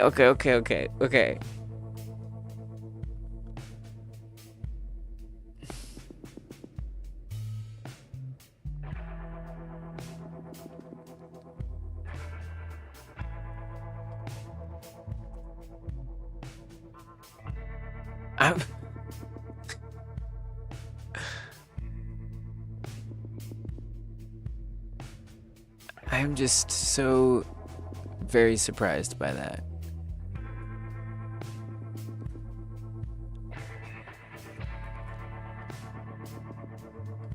I mean, nothing should be changing. I mean, well, actually, you can see, look at them like jiggle. You see how they're like jiggling when I make this shorter or longer? And actually, once I hit a certain, you see that jiggle, right? When I hit a certain length, so like at first, the continue button is jiggling.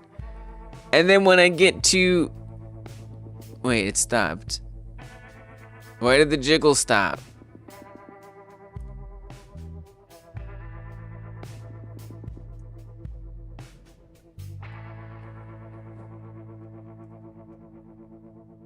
Oh, if I type the L key. What? If I spam the letter L, the continue button jiggles until we get a little further in, and then the main menu button starts to jiggle. What is this mystery? What is this?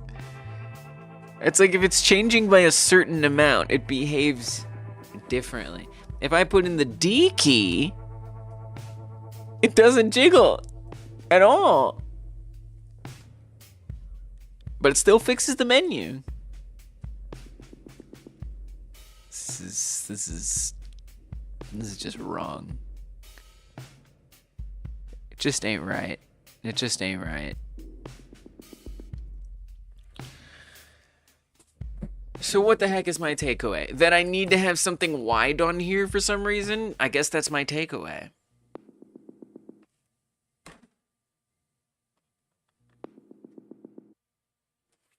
What else can I say? Godot control UI width focus entered work or not. I know. Could be different rounding errors depending on the widths of what text is in that top label. That sounds like that could be something.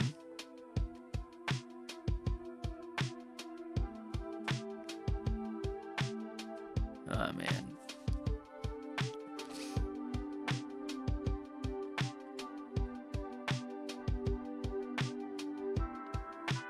So to me,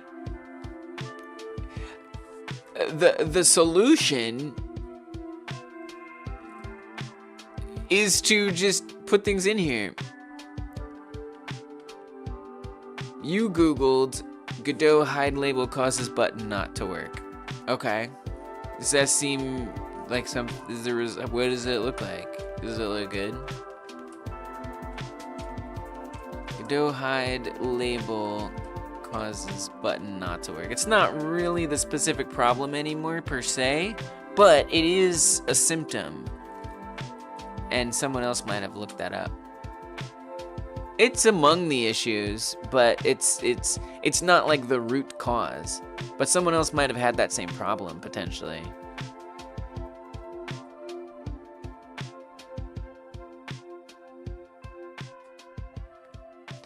Hey, what's up, Tincho? Oh, I'm 2 songs deep. Welcome. Not a lot, Tincho. I was doing some work on something, and I just ran into like some really annoying UI issues in Godot. My absolute one of my least favorite parts of Godot are the UI tools, and I'm feeling really frustrated right now. Because I'm just dealing with some of the silliest things. Actually, the headphones don't have the cat ears.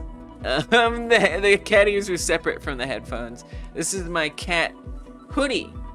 It's actually a jacket with cat ears on it. And then I got my headphones on top of that. But yeah, you pretty much got it. But I'm dealing with this super annoying situation where, you know, these buttons aren't detecting hovering very effectively unless there's a label with a lot of text in it. And then suddenly it's incredibly responsive. So tedious. And freaking nonsense. Why would the width of this text have anything to do with whether this is responsively hovering? You can see it's like 20% of the time actually hovering over, if that. But if I add some more letters in here, oh, we're hovering like nobody's business. What? Why? Right, there's a V-box up here. Its width doesn't seem to change whatsoever. Why would it?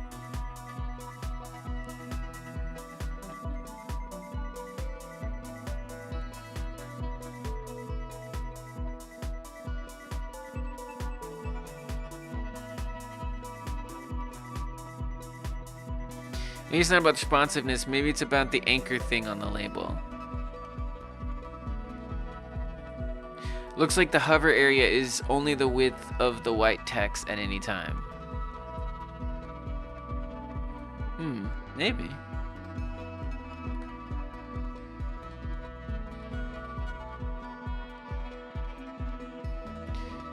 Okay, wait. If I make the V-box container sizing fill instead of shrink center, now it's working no matter what. Can you try to align the text to the bottom instead of the top?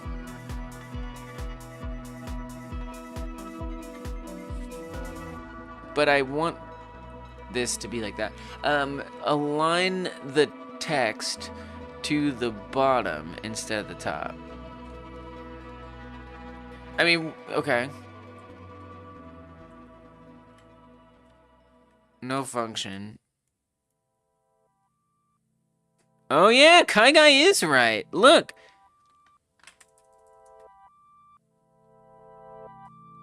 Wow. Dude, you're so right. I think it's that shrink center. It has to be the shrink center. That's what it is.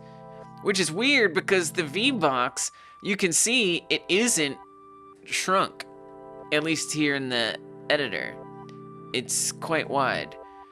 But I think it is forcing it to be only that wide and thus blocking the input.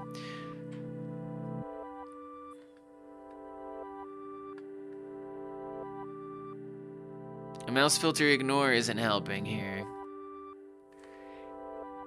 Make the layout of this container fixed instead of percentage based / shrink. Maybe at runtime it gets overwritten. Yeah, that's true, Tencho. That makes a lot of sense. Yeah, so my only problem with that Kai Guy is, you know, I feel like I need some other solution then, because, like, let's put this horizontal back to fill.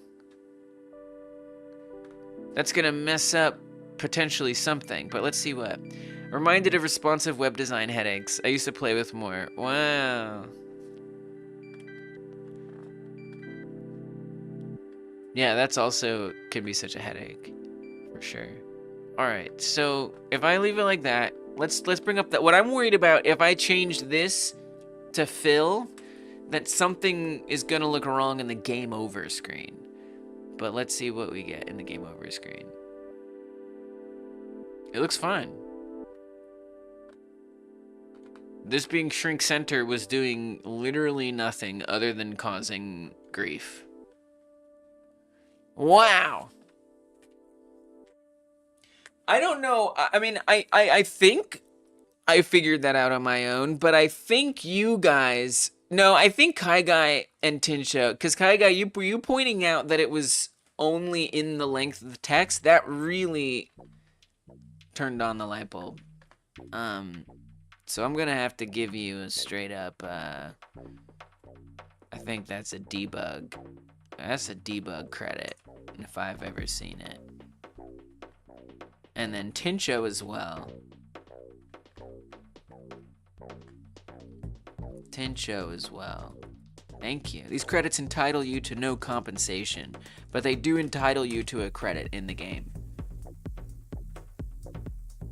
For sure.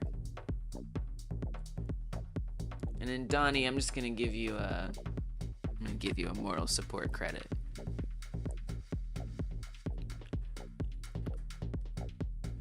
All right, now this is a great thing to have dealt with, and maybe it's going to shed some light. Donnie's on 109. To what's going on with the other menu, which I think I deleted and I now need to bring back. So we're gonna have to do a little Control-Z action here. Yeah. And then we can go fix that again. All right, so Control-Z, Z until it comes back. Oh!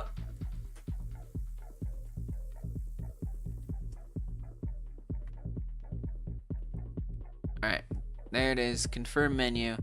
Then we come to that V box.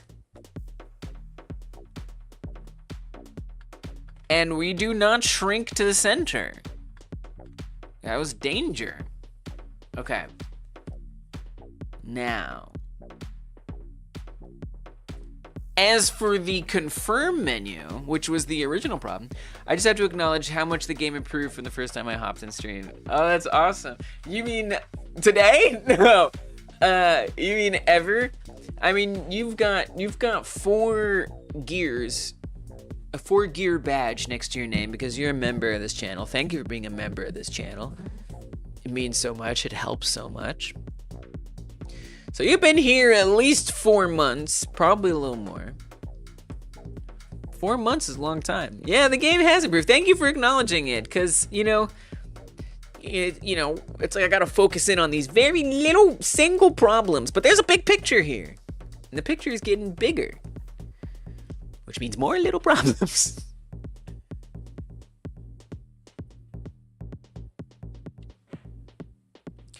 Thank you, Tincho. It is growing for sure. Apparently I have an animation issue though also over here, which is just great. I actually don't understand why or how there's an animation issue here, considering it all looks good, but whatever. Alright, so we're gonna bring this confirm menu back. And maybe I did a similar thing. Maybe I messed with that. I put the confirm menu layer 6. Oh, yeah. It was on 5. Something, yeah, I definitely need to adjust that, Donnie. I don't know that I put that back yet. So this was the original situation, was I have this menu, which is sitting up there. And it does not... It's interesting, it doesn't work well at all out here. So something is definitely actively blocking it. I think UI top could be part of that. I mean, that's on layer 3. The higher the number, the higher the priority, right? That's how that works. Right. Low values are drawn behind higher values. So over here in the confirm menu, that's on 6. I think I would rather have it on 5, because 5 is where the pause menu is. And I want this to be above the pause menu. I guess, technically. So to me, I think this is kind of what I want. But I see you paying attention.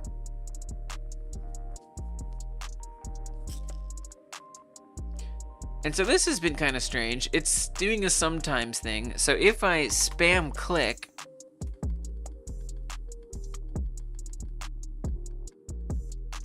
well, that's not even responding a little bit.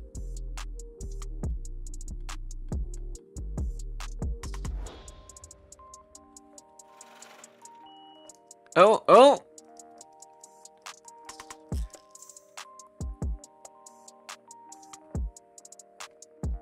There's like the echoes of functionality.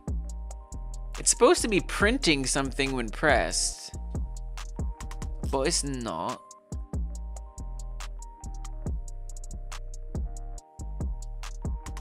Couldn't resolve track, label, no theme override, font size is font size. Well, it seems to be having some problem with no, but not yes. And then when I click it, it's supposed to be printing something, but it's not even doing that anymore, which is weird.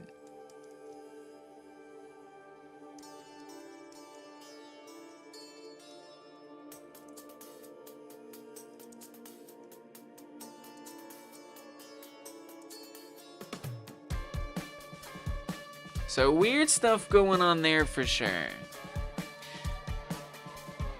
Let me do the member songs. We're back to the old problem, which I'll take it. At least we're not 2 problems deep. Let me do a commit.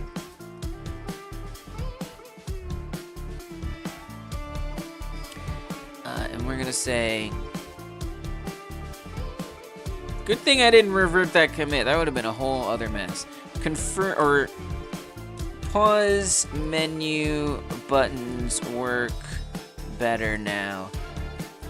Changed their parent VBox to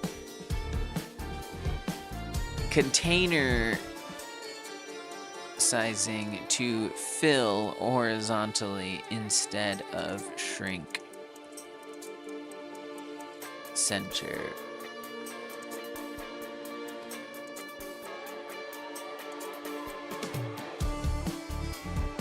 I wouldn't characterize this as a song I can sing a member song to. So we're gonna look for a different one. I guess I could sing to this one. Let's give it a try.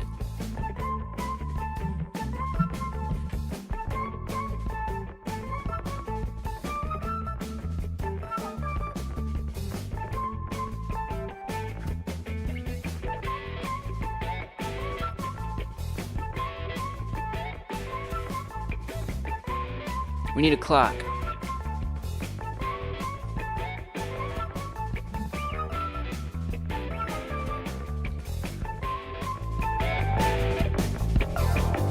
Oh, Pepe, you coming on through and you're hanging out even though you don't know you just got here and I'm so glad you did. Pepe paying us a visit. Oh, Pepe, I'm so glad that you came on through. Pepe is so here, and I'm so glad that you are. Oh, Pepe, you came and paid us a visit, don't you know it's true? Oh, Pepe, thank you for coming on through. Oh yeah, Pepe paid us a visit. Pepe paid us a visit. Pepe paid us a visit. Pepe paid us a visit. Paid us a visit. Paid us a visit. Pepe paid us a visit. All right, we got Tinshow up in here too. Let's get Tinshow a song as well.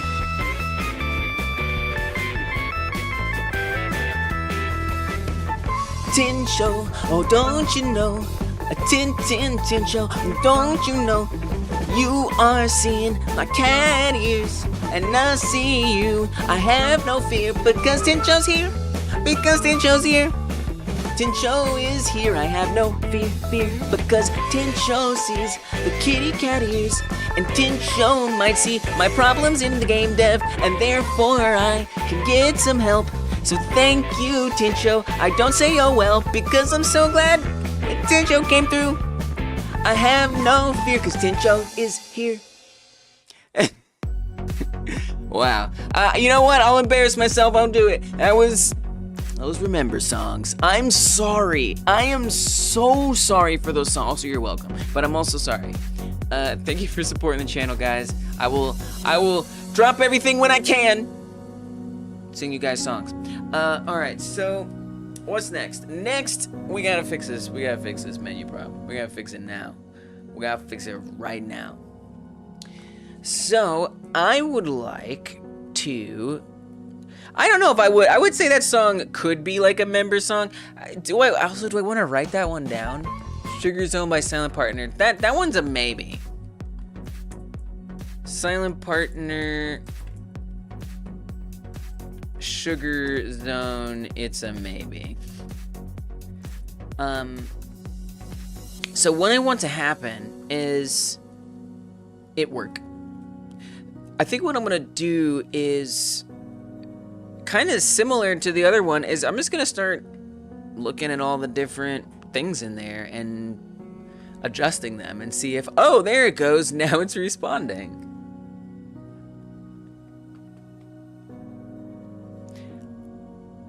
Yeah.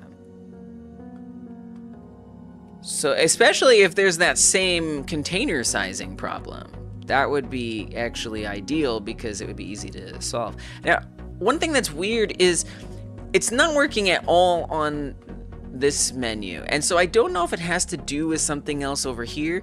So I'm just gonna come to where I've seen it work the best, and let's get it going there before I try to fix it somewhere that might be having other things conflicting with it. All right. So over here is the most success that I've had. The control node on the top. What's its deal? What's the situation? That looks pretty okay. It's got an anchor preset at the top right.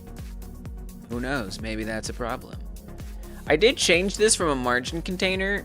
I did some like weird rearranging. Maybe that's something. I don't know. We could go to a V box again. We've got it on horizontal fill here, so like that's not necessarily an issue. This is quite a different issue, I think. It's more, we've got this vertical expansion, horizontal, and I'm not even seeing it. How did I even get it to work at all? I don't know. A lot of spam clicking. There it goes. If I spam click enough, and then you can actually, so maybe a clue too is you see this like oh look, yeah, oh okay, we got some clues. There are some clues here. So yes is printing. If you look closely, right, there's just this like little sliver of a button right there that gets highlighted. What if I add some space into here? What if I do,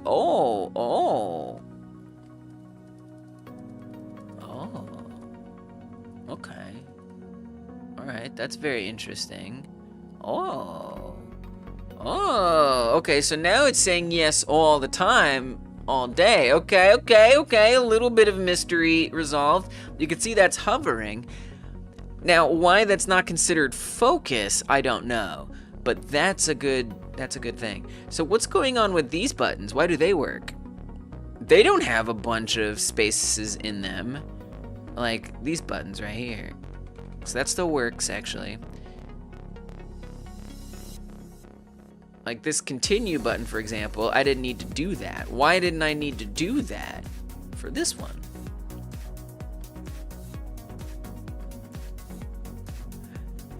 This is why I wish earlier I could have just copied it. A lot of trouble would have been saved here if I could just copy and paste them like I was trying to copy and paste them before, but you know. So interestingly, I've added states for all of these. Just an empty style box for every single one of these. So I think that was to avoid like this hover effect happening back here and to avoid the space around it. But suppose I did get rid of this. So there you can see it's quite wide. Oh. Okay, this is good to know. Let's put that back. And I'm gonna come to this button. It's weird because, you know, I'm doing this weird thing where I have a label that's a child of the button, and I think that also introduces some of the chaos. I think that's part of it. So I'm guessing that has to do, oh, there's that shrink center again. No, shrink center is the devil. Okay. Much better now. Now it's wide, and I don't need to probably put all these spaces in there. I do not. Nice. Good. Okay, little baby steps. You're getting somewhere here. Getting somewhere. And the yeses are not printing when I click. Now, that makes me wonder. I mean, first of all, the focus entered, I'm very confused why that isn't working, right? Let's see if we can print.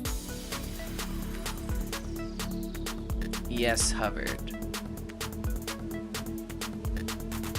So it's not even running this function, which is really strange. Let's figure out why.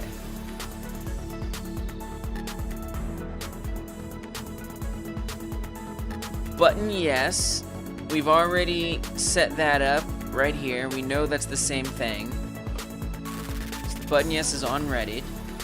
In the ready function, we take focus entered, which is correct, right? Is focus entered the right thing? What do we do for the continue button? That would be on the pause menu script. Top up here to its ready function.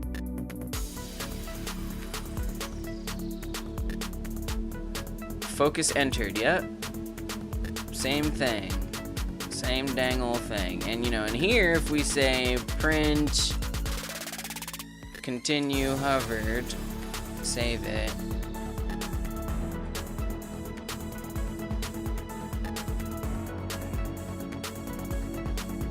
Now, to be fair, I'm not seeing that actually print anything. It also continues to have issues with no.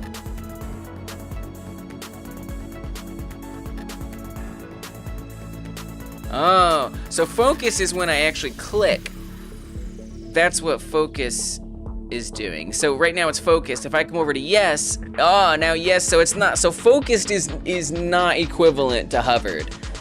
I disappeared because that's how that made me feel. Okay, actually I just clicked the wrong button. Okay. So then, what's doing the hover? Okay, we're getting somewhere, guys. We're getting somewhere. Starting to make some sense. You were right, Godot. It wasn't me. It wasn't you. It was me. I know you knew. I know you knew. But it was hard for me to know. And I need you to understand that. That sometimes you're a little confusing. But I still love you.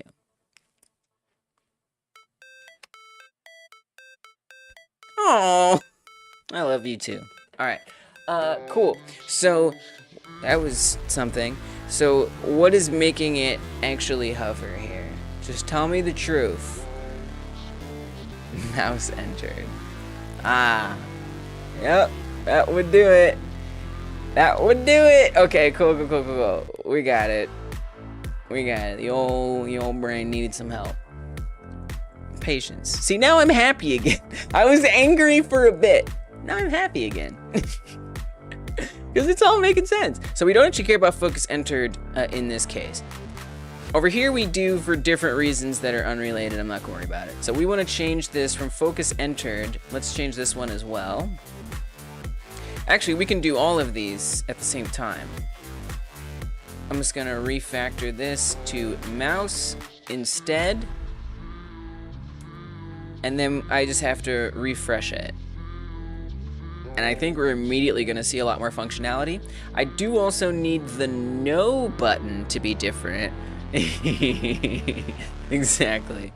I think that sums up my relationship with the Godot plushie. And it is what it is. It's hard eyes and hysterical tears. It really be like that. So let me fix the no button to be like the yes button. Obviously we don't want that, you know, big old focus thing around it, but that's okay. We'll deal with that. So we do shrink center is I mean, I think of everything, that's probably the biggest takeaway. Is shrink center is not okay for most of the reasons that I tend to need things. Shrink center, don't do it. And if you do it, be careful. Be careful with that shrink center. Don't underestimate that shrink center. It's dangerous. Alright, so there you can see it's much wider now. Alright. Now, I'm gonna restart it, and I think mouse entered and exited is probably gonna do the thing that I thought it should do all along. Now, whether that's gonna happen in the main menu, I'm still not sure, but I'm hoping. Let's go, let's go, let's go. Man, oh man, it was a skill issue all along. All right, let's see if we got hovers.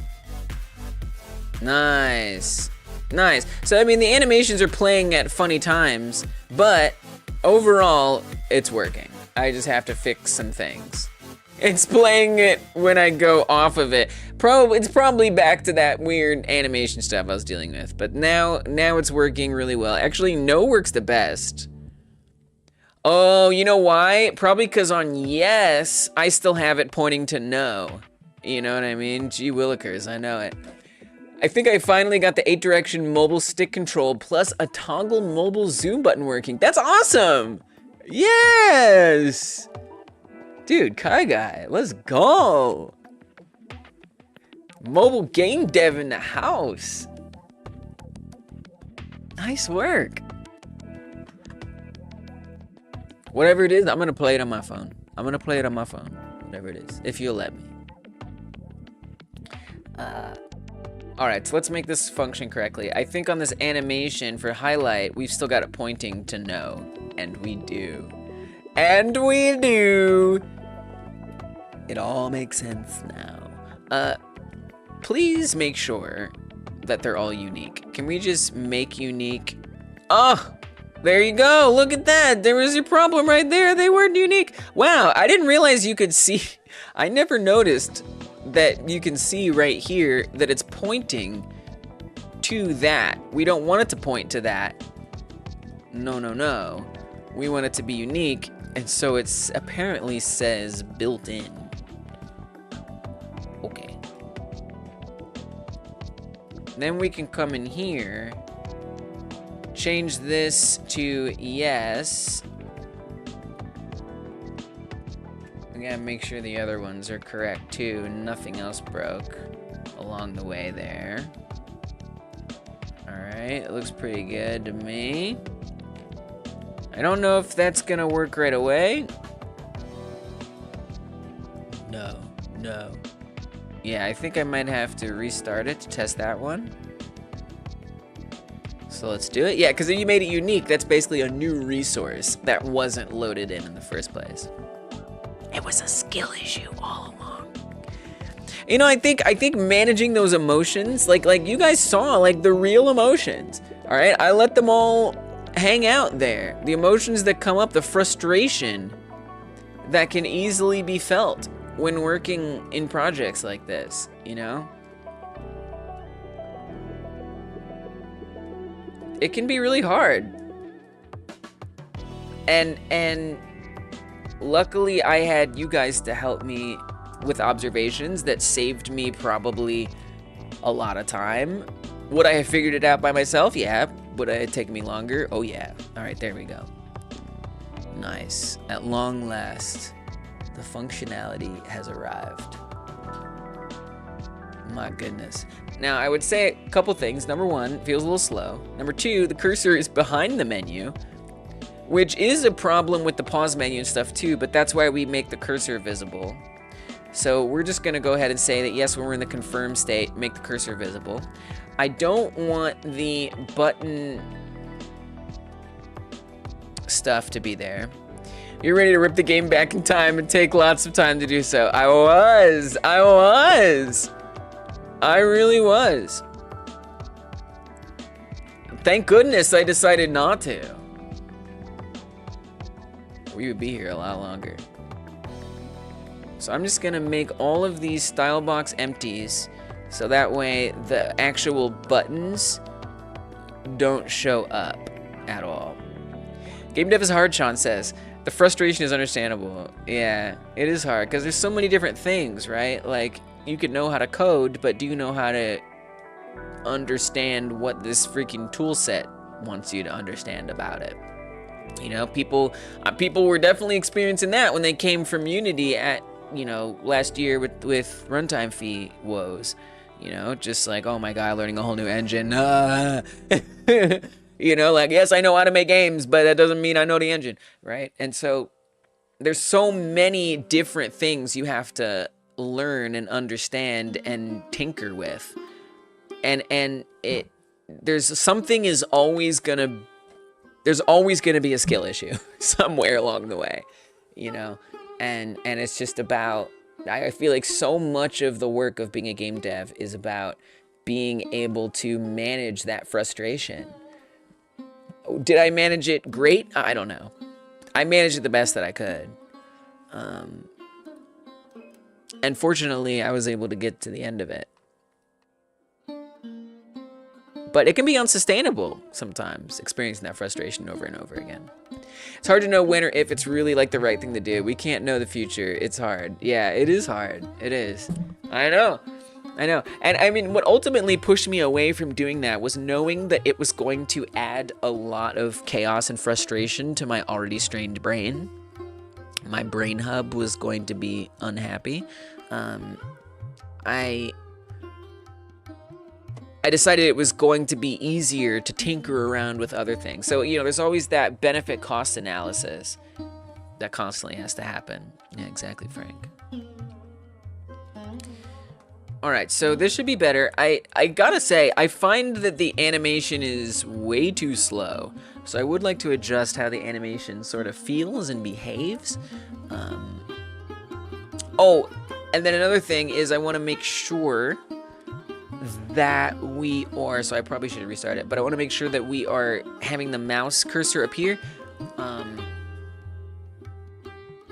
when it's time to use this, so that way it's not behind. Animation way too fast. I would like it to be way too fast. That would be preferable. Responsiveness is good. So I'm going to go to the camera here. We're gonna go back to our confirmed state. And let's go to, do we still have the mouse becoming visible? Yes. And then I'm gonna, well, you also have to think about the mouse isn't gonna be hidden. So you kind of want to say what's after that, the post menu. You'd want that to go away. Slowly clicks yes. Yeah. You could go slow, you could go fast, either way works. I'm not gonna be able to see this right away because, oh, it is already on there. On game post menu. Nice. Let's also then here add in the mouse speed. So basically when we press that button, I want the mouse to go away again. And then let's work on this animation a bit. I'm not happy with that.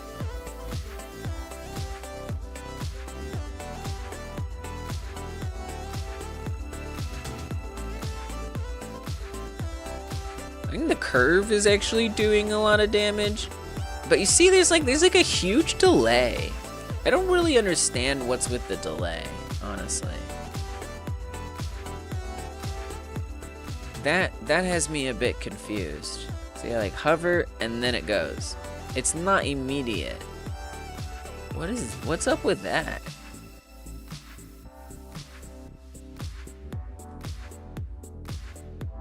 I don't particularly get what that is.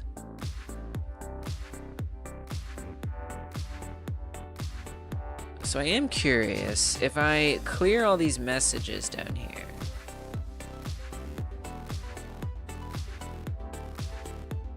how quickly does yes hovered appear? Much more quickly than the animation plays. Yes hovered prints right away.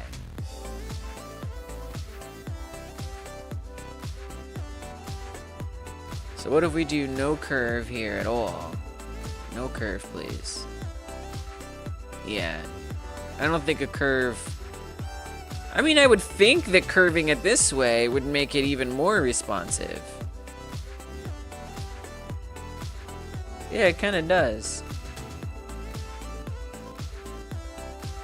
Why does that work so much better? I like that.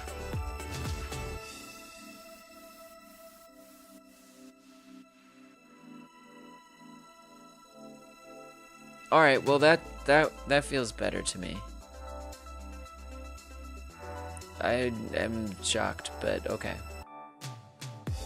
Sure. I won't complain.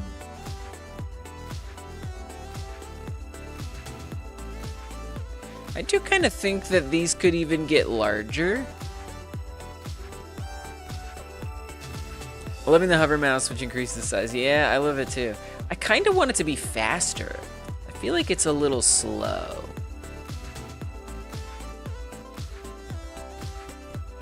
I think I turned confirm state back on.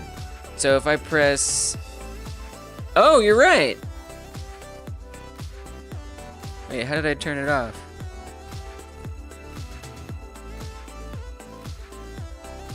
I thought I turned it back on. Let's get that state back on. Wait, it's supposed to swap it when I click it.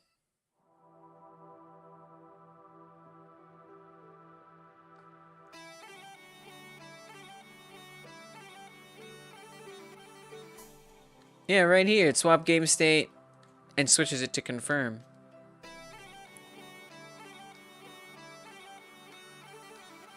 I'm a little confused. Let me shrink this down real quick. I kind of want this to be about half the speed.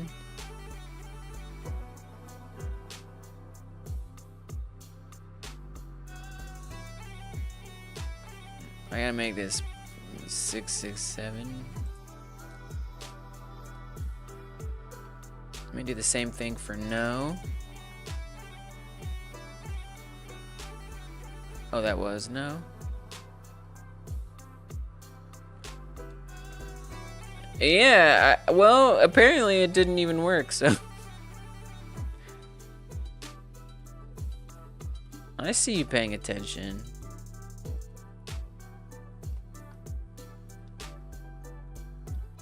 I'll give you another moral support credit for that. No, that feels like a moral support credit because you're here with me. You're here right here with me. I appreciate that, Donnie. All right.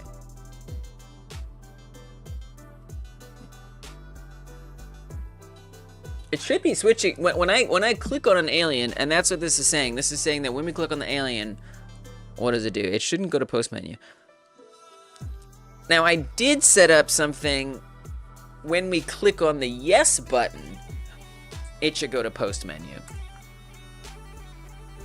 Yeah, I like this faster response much better. I think the text could even get a little larger. Okay, so we click on one of these. Okay, there we go. Now we're in the right state. Good. Now if I press no, oh, I think I actually commented out these doing anything. So that was kind of where I left off. I think I'm finally, yeah, we did. I think I'm finally back. I think we're finally back into the coding. Thank goodness. Thank goodness. Oh, God. All right, get all this out of here. So what happens if we hit no? So if I hit the no button, I guess we should put the old task back. Oh, we made it. Oh, my goodness. Oh, my goodness. I gotta give Sean a moral support, too. You're just Kai Guy. You guys are just out here, like, thank you. Frank, like, I appreciate that, you guys. Just, like, saying the things you guys say. Like, even though these credits entitle you to no compensation, they totally entitle you to a credit in the game. And, like, literally my appreciation. Like, thank you, guys. Credits all around. Okay. Although Kai Guy, wait, we did give Kai Guy and Tincho debug credits, right? I did that. I hope I did that. I think I did that. Hey, what's up, Mindswept? You're developing a game as well? I am glad to hear it. It is what it is. I hope you're enjoying it. Most of the time I enjoy it myself. All right, so if I press no now, it should take us back. Now, I don't know whether that's, I don't think it's gonna have all the functionality that I want to be there, but in theory, it'll take us back to the menu state. So right now, if I pull up the state preview, we're in the confirm state, and I would like it to take us back. I remember when the skins were just recolors. Yeah, we've got some more skins in here. We've got some more skins. There's still a few more I want to make too. Oh wow, that information pop-up covers up the input for this menu.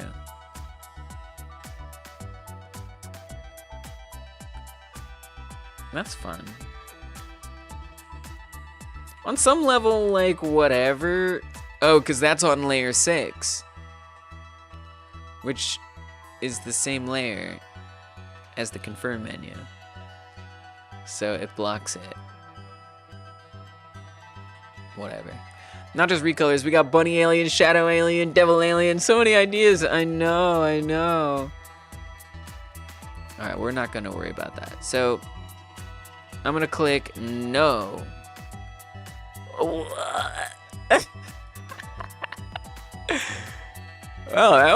that was very broken. So these states were not designed to be gone back to. Absolutely, they were not designed. They were designed to be one-way streets. So I might need to create another state. I think I need to create yet another state because, or split up a state and add another one still. Because the way it starts, well, so now it's in the menu state, and that menu state moves the camera into place, right? And it's going to move the camera again, even though it's already in place. So there's different ways I can handle it. In my mind, what probably makes the most sense is to move those camera moving operations to its own state. Like pre-menu, I would probably call it pre-menu is what I would call it. And then make sure we can come back to the menu state. But yeah, we got the dimming highlighting here. And that ready to invade is only supposed to pop up when we're in the confirm state. So the idea is you can click on the one that you wanted to pick, but because basically what I found was it was really hard to get the alien that I wanted, the skin that I wanted sometimes. And so this gives you like an extra opportunity to not pick the wrong one. And so you can stop it moving and then, you know, be like, oh, actually I want this one. And then you can switch to the one you actually want to pick. And then pressing no, what I want that to do is to get them all running again and undim it. And then you can stop it again and pick a different one. And then if you press yes, it's going to start the game. So let's see if the starting game part works. I'm just going to click around. Let's click to that one. We do have to hide this. All right, so obviously the dimming is still happening. We want the dimming to go away. Other than that, that seems to work well. And it has the skin that we chose also. So some things work, some things don't. We need to just get it all caught up. All right. So I'm gonna start, the first thing I'm gonna do, I need to figure out what to do about this menu state change situation. So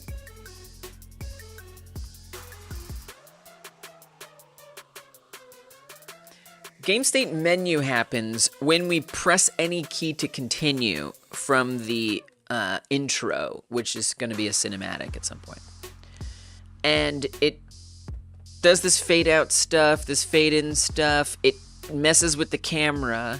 It emits that the game menu has begun. It plays music. There is music right now. It's just muted, but it's there. really the only thing that it does that it doesn't really do anything. Like, there's really nothing to, there's really no reason to go back to this state. Other than knowing that it's not, really we need to kind of redefine what game state menu is. It's not really the menu state, it's the pre-menu state. It's like what's loading the menu. The menu state would kind of be nothing, honestly. Is really like what makes the menu different? Well, I mean, now there's a reason for the menu to mean anything other than just transitionary stuff, which is what all of this is. All of this only needs to happen one time, and it doesn't. Well, no, look, actually, there's the terrain. We do want the terrain velocity to happen. We also have the main menu can stay visible. We could hide that. So that main menu, I believe, is the options right here. Is that also the title? It is. I don't know that we need to hide that. I think that could stay. So actually, the only thing that being in the menu would do, it would be this, which is something. Okay. Well, so then the other thing to look at is what happens when we emit game menu. Game menu connect. Oops, we gotta do this one. Game menu connect. Where does that? Oh, lots of places. Where does that have influence? In the alien, that is to say the things that we click on, it be doing stuff.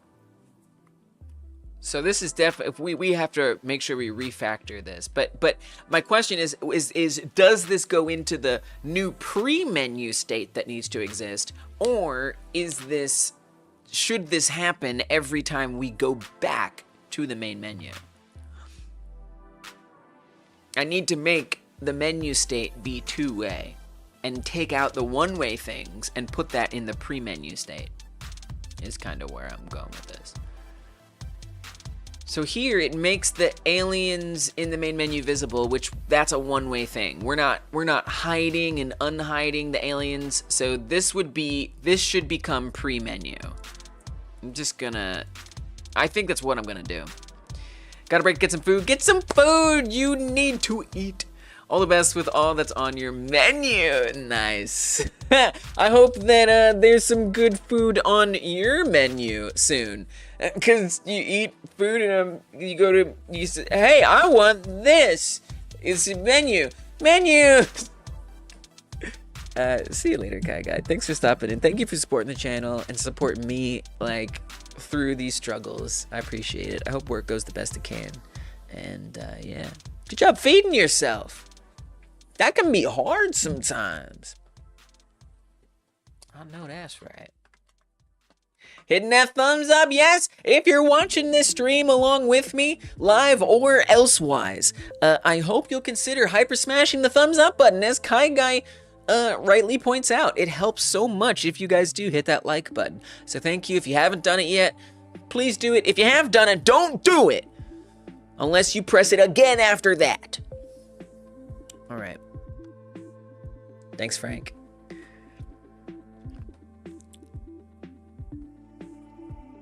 All right, so I mean, I'm pretty committed to doing the pre-menu thing. I think that is the right move. So I'm gonna go ahead and I'm gonna refactor this right now.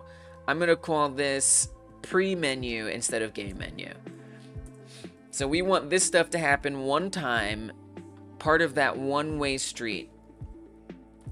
So we're gonna say on game pre-menu. Let's come back down to this. Wherever that is. Here. And refactor this to pre-menu. Okay. Now on the terrain block, is this a pre-menu thing or is this actually a menu thing? Shows the available skins. That sounds pre-menu. If this block is a menu block, make it visible, and make menus visible true. Yep. I am going to go ahead and say this is a pre-menu thing. So we're going to call that pre-menu. Hop on back up here. And refactor this to pre-menu. I need to create this signal. It doesn't actually exist yet. So I do have to do that as well. Alright, on UI top, that's where the fade out and fade in occurs. I have a feeling this is a pre-intro thing only. Stop the animation. And this hides press any key to continue. So yeah, that's a pre-menu task through and through. Get it out of here. Refactor these correctly, please. All right, pre-menu. Finally, on the camera 3D. Is this a pre-menu or what we are now calling the menu task? Menu pickable. What is that for? Kind of doesn't matter. I mean, it's not like it's going false. On game post menu, it becomes false. So I think what this is doing, yeah. So this is what allows you to even click on the aliens at all. We absolutely don't want this to go away. It doesn't really need to reinforce that it's true. So I'm going to go ahead and say this is pre-menu. So let's pre-menu it up.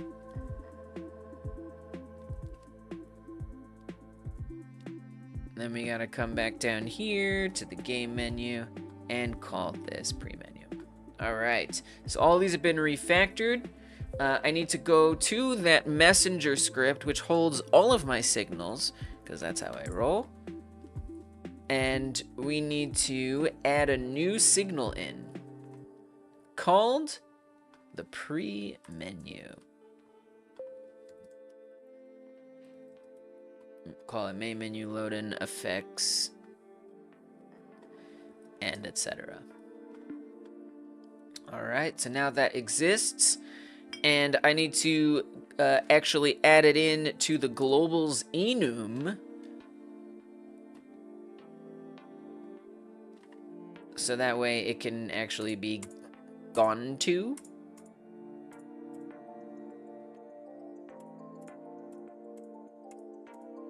There we go. Pre-intro, intro, pre-menu, menu.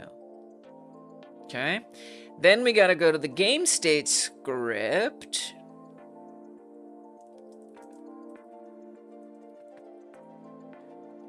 And make sure that it exists here. So we want to say in this match statement for matching game states, globals is game states pre-menu on game state pre-menu. Now that function doesn't exist, so we need to create it. Try to keep them in order for my sanity's sake.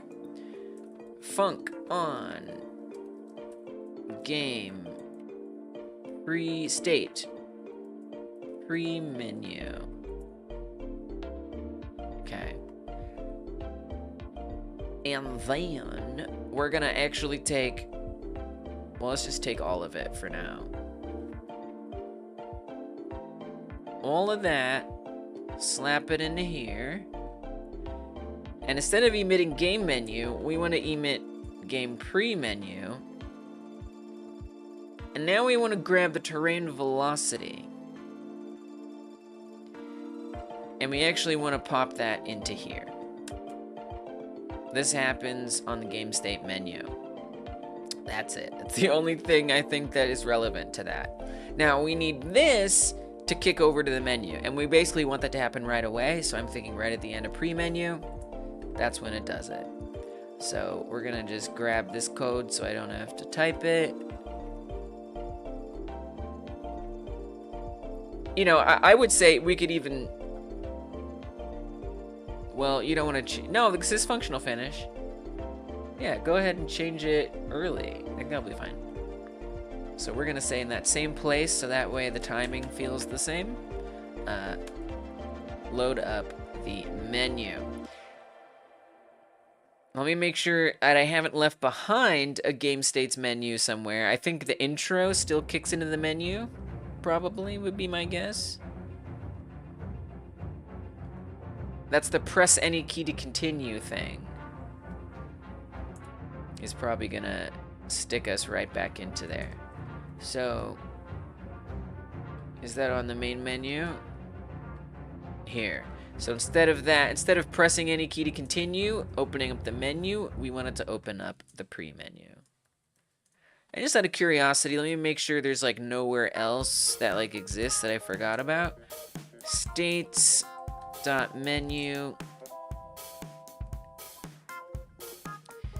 Game states, yes, this is fine to keep. This is correct. In the debug menu, so this is, this is a debug tool. This is an old debug tool that I haven't used in a minute. I would need to create these buttons for this to work, so I'm just gonna ignore that for now. It's not that important. Confirm menu. When the button is pressed, we do want it to emit the menu. This is exactly when we want that to happen. In the main menu script, switch to pre-menu. Okay, good. All right, so I think that is refactored. Now, there are some more things that I think define the main menu. But does that mean that I need to put it in the menu state? I think it would make more sense to say that, I think it would make more sense to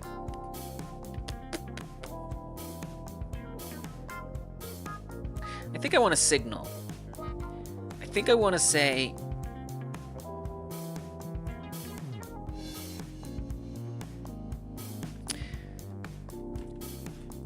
well, basically what I'm thinking of is how do we want to unshadow and unset was chosen on all of them. So basically this right here. We want these things to happen when we go back to the menu, when we hit no.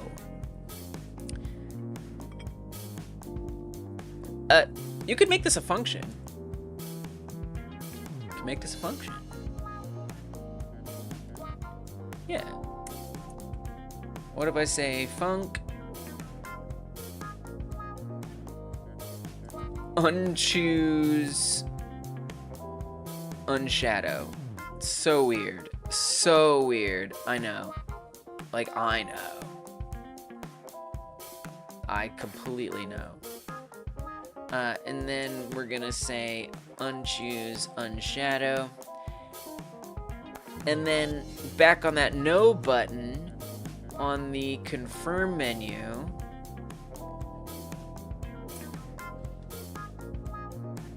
I need to access and run that function, which is a little tricky because it's on every alien.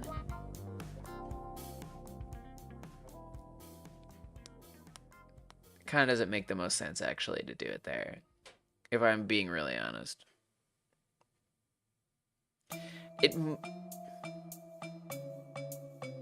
So where we would have access to every alien at the same time would be kind of easiest on the block node. If we could unset every single one here. So you know what? Yeah, forget the unchoose unshadow thing. Actually, no, don't forget it. I have an idea.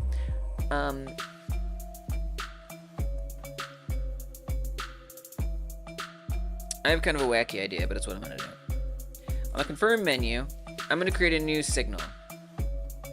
I'm gonna make a signal that is messenger unconfirmed skin. That doesn't need to emit with anything. We could call it confirm skin and have it call with like true or false if I wanted to like consolidate. I don't even know what we need to do here, honestly. Actually,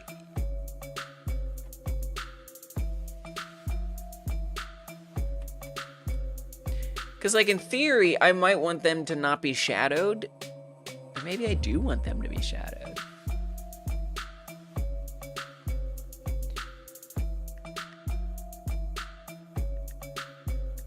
I'm not really sure yet. I'm just gonna do unconfirmed skin. I kind of want to do confirmed skin.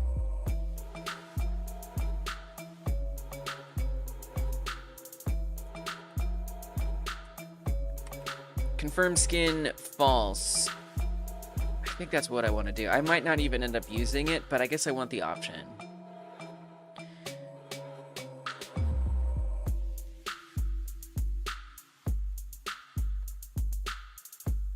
Skin clicked. Okay.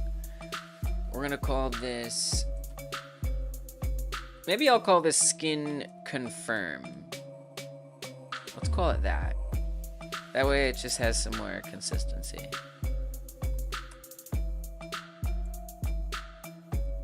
Skin confirm. And then on the block script, which holds all of the aliens in the menu, we're gonna connect skin confirm on skin confirm.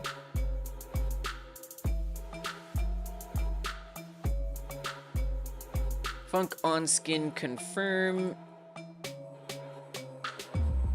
And we're gonna say if confirmed. I don't really know that I have much to do here. Otherwise, to me this is I'm starting to appreciate doing it this way rather than putting the exclamation point or something. I don't know, this feels more readable to me. It's it's pretty unnecessary, but I don't know, I just kind of like it. If confirmed, pass. Otherwise, we want to... Which, this is something I also could do as a function. Maybe I'll do this as a function. We're getting functiony in here. Function, iterate through aliens.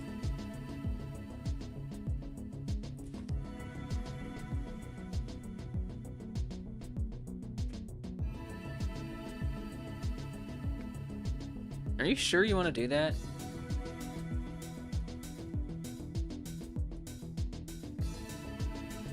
So what that would just do is it would do for node and get children if node is alien for menu. That's all that function would do. And it just would return this. Yeah, why not? Why not? Do it. Do it. Because I find myself repeating this over and over again. And I feel like those are situations where it's time for a function. Or I'm trying to get in the habit of, like, doing that. Let's just do some passing for now.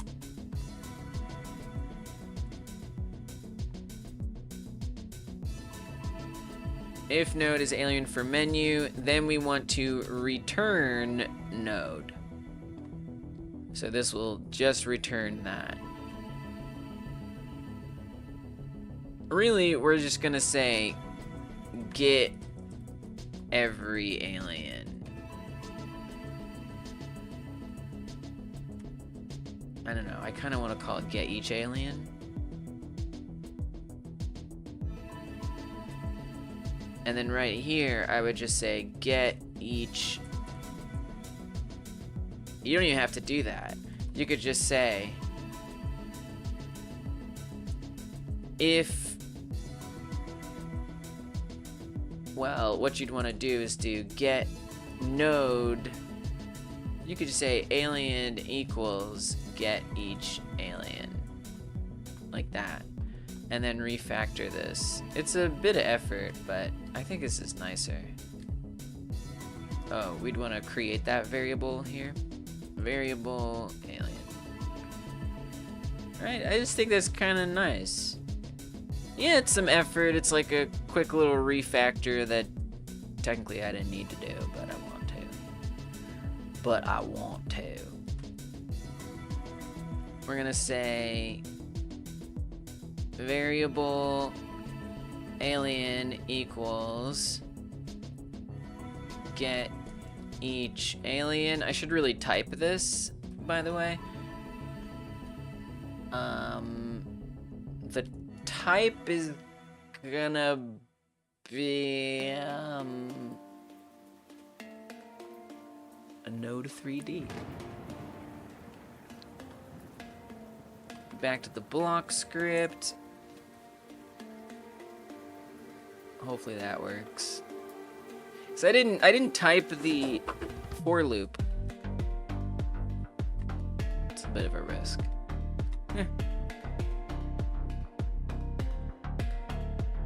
Oh, then we need to change the indent. I don't know, it's a bit of a tangent.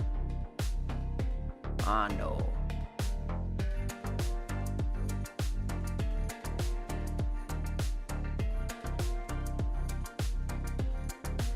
Okay, hold up, Ollies. Oh my goodness.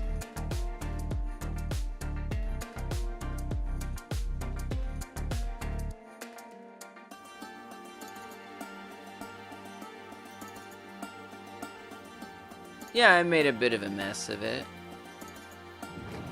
I have to agree with that.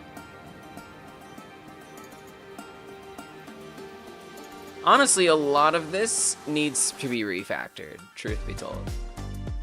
Right, because I feel like, you know, I know some of y'all are frustrated because Godot has so many indents that end up in the code. But I'm trying to also see that as an opportunity to refactor. Like, if I have so many indents, I could probably stand to add in some better code to avoid the indent. It almost is a nice like way to like stand out at me. Like, wait a minute, are you sure you're doing this correctly?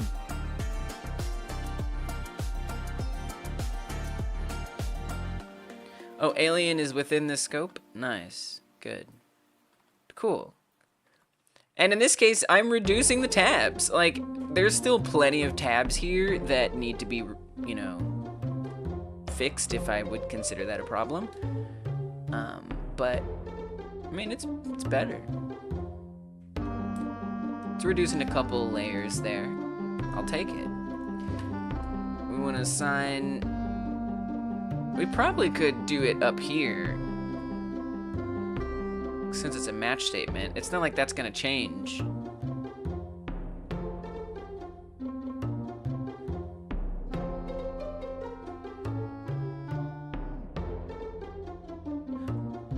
Am I correct? I think I might be correct. But then why didn't we do that way before? Okay, I'm starting to go off task a little here. And I know that.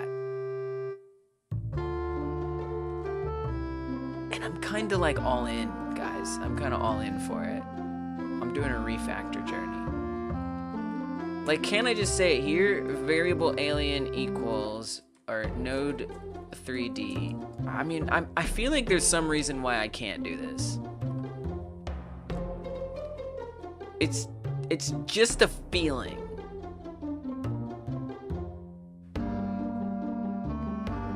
What was it that, oh, Control D. If I press Control D, it'll highlight all these instances. They're just dope right now. Control D, Control D, Control D.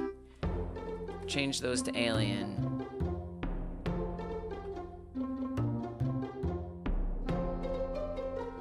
Cannot assign a new value to a constant.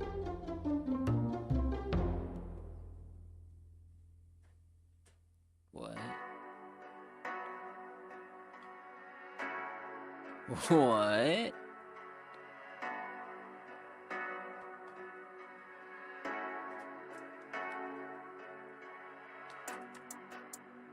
What are you talking about?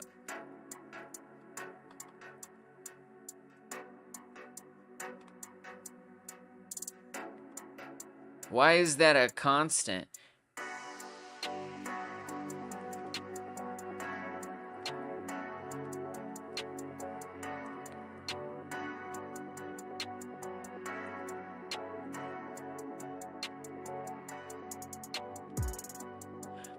Maybe. Oh, I don't think I can put it there. So I think where I might want to put that would be up here. There we go.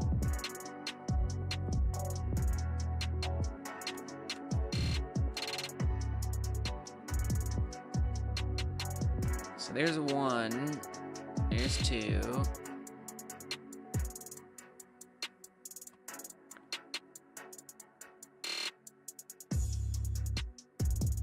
I may have broken a lot right there. I'm just gonna be honest with you. So why did I do all that, right? Why did I do all that? Well, because we want to say that on skin confirm, if they decline to confirm their skin choice, I would want it to get each alien and then set that material. So let me just go back to here, and then I may have some fixing to do. There's no doubt about that. I know. Oh, we can actually just run unchoose unshadow. Unchoose unshadow. Okay, I know. That was a beast, and I may well have just made mistakes. But I'm curious. What if it works? What if it just works?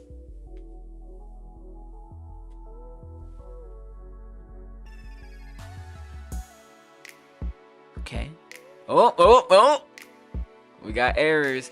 Invalid access to property or key unhoverable on a base object of nil.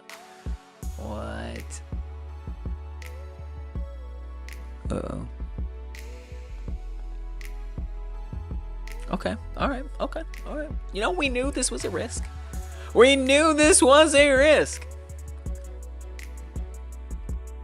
Alright, now what if I put that here, and this is the scope? And then we come down here and we do that. Does that fix it? I don't really know why I can't establish that outside of the match statement, but maybe it makes sense.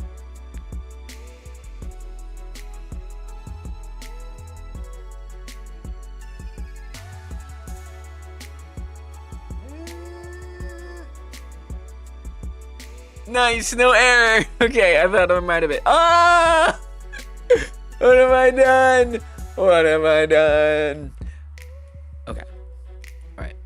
Okay. All right. I've made mistakes. I've done things wrong.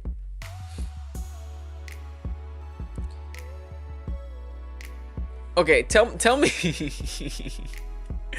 I knew it was a risk. I did. I had to get big to tell you that. Alien is null. How?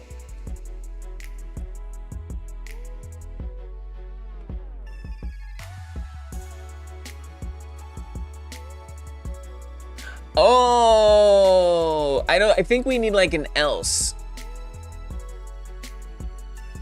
or something. Wait. But couldn't it be null otherwise? There was never an else anyhow. Right, but Lee's before, okay, I think I know what we need to do. I know. I need to say, we can actually go back. I know. Because before none of that code would even run unless that existed in the first place. Now we're saying run the code whether it exists or not. So I'm actually going to go back to this being outside the match statement. And what we want to actually say here is if alien. Like, it has to actually exist. Maybe I could even say if alien run any of the, like, this match statement at all. Right? No, indent all of this. Indent the whole thing. Alright, there we go. So only if alien exists, then do all this. So we didn't lose. I think we only saved one indent. Arguably still better ways we could do this. Heck, it could even be a function unto itself. This whole match statement can easily be a function.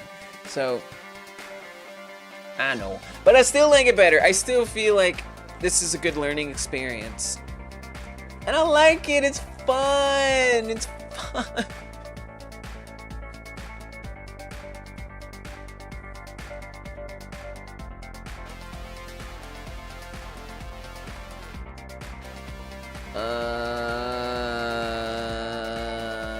What?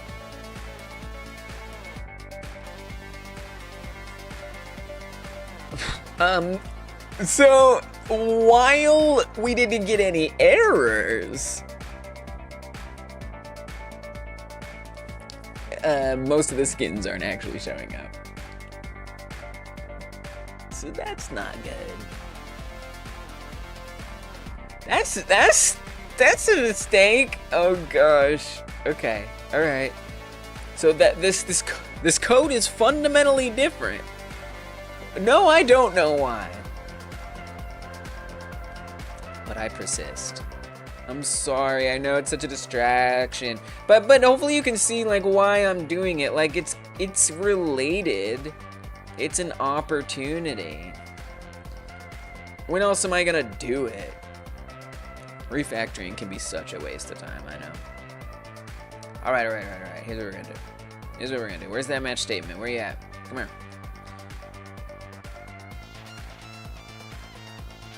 I am gonna try sticking this in here.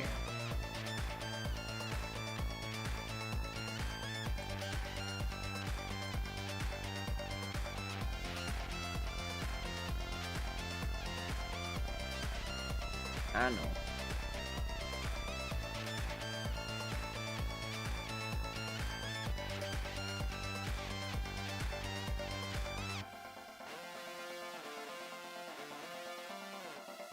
We're very much kind of all back to a similar issue as before.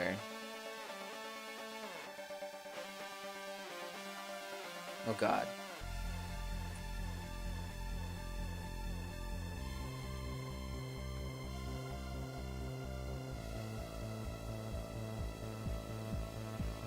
Okay, and then R2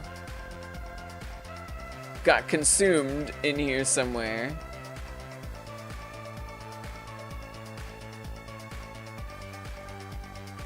This is chaos. Oh, refactoring.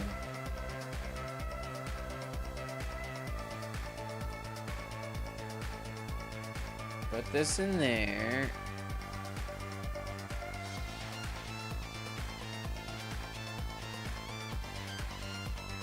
Tab that in. What is that like? What is that like? Does that work? Does it work not?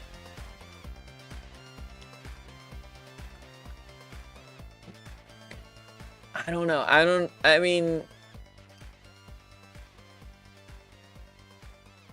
I don't know. I don't know why that would make any difference, truth be told.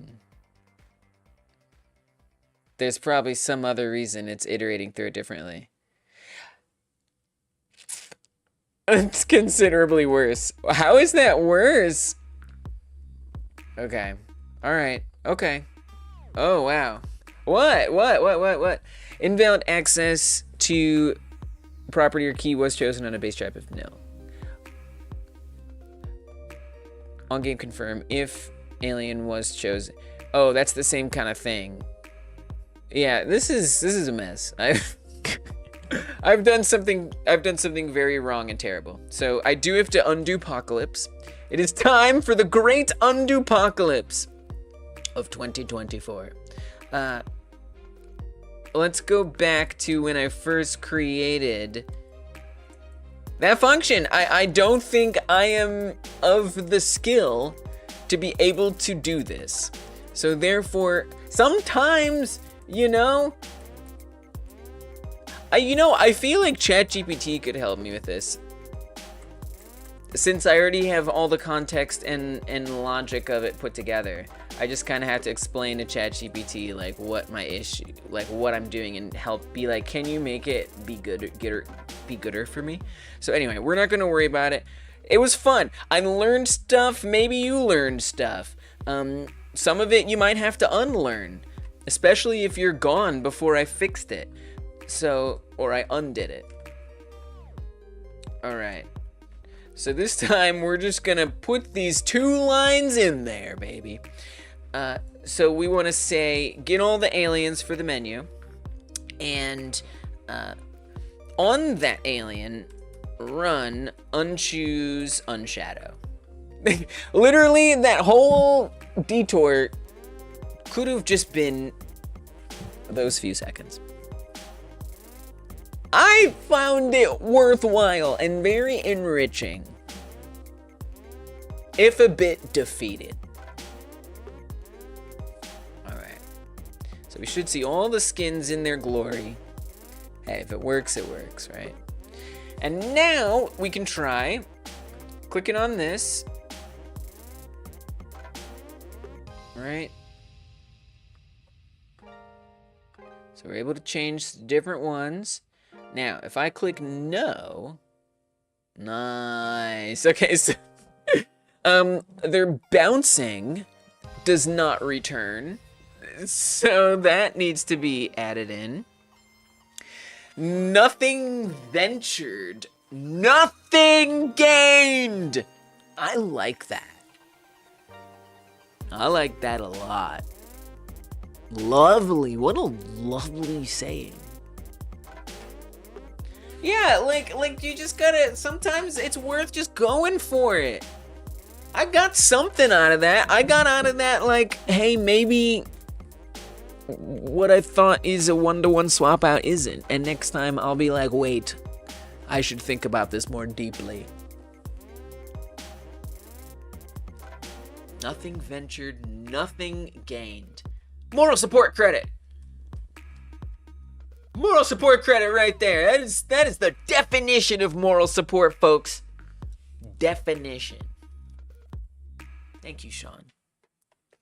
Alright, so we do need them to start bouncing again when we press no. But other than that, I mean, it's pretty good. It's pretty close. That one stays bouncing. And I'm not really sure why it stays bouncing, because they're all supposed to be set to unchosen. I think because just because it's false doesn't mean that the animation doesn't play. I think that's what it is. Does unchoose unshadow ever have any reason to exist other than to allow bouncing again? Yeah, because yeah, we don't want to make it bounce every time. So that's actually something new we have to add in here. So I'm going to say node. I remember copying and pasting this hours ago. Is it still in my clipboard somewhere?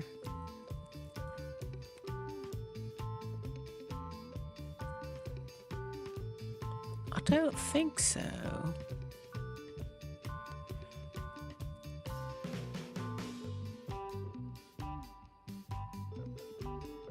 That wasn't it.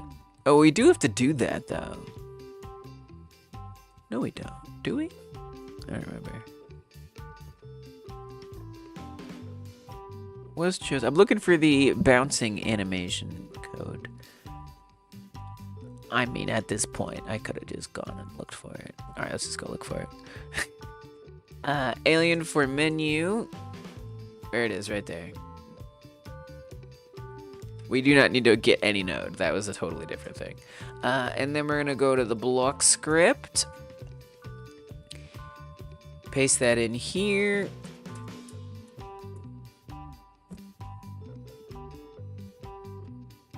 That should work, right? So when we say no, we want to make sure they all start bouncing again.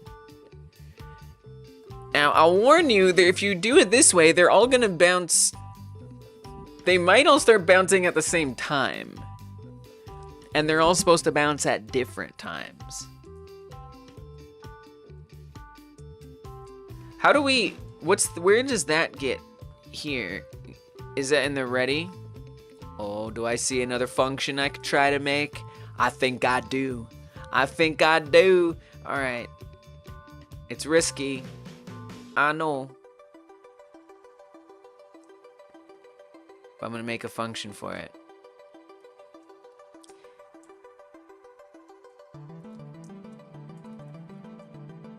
Aliens bounce. We're gonna make that function. Func aliens bounce. Paste all that in there. I don't see why not. And then we can go back to the block script. Node aliens bounce.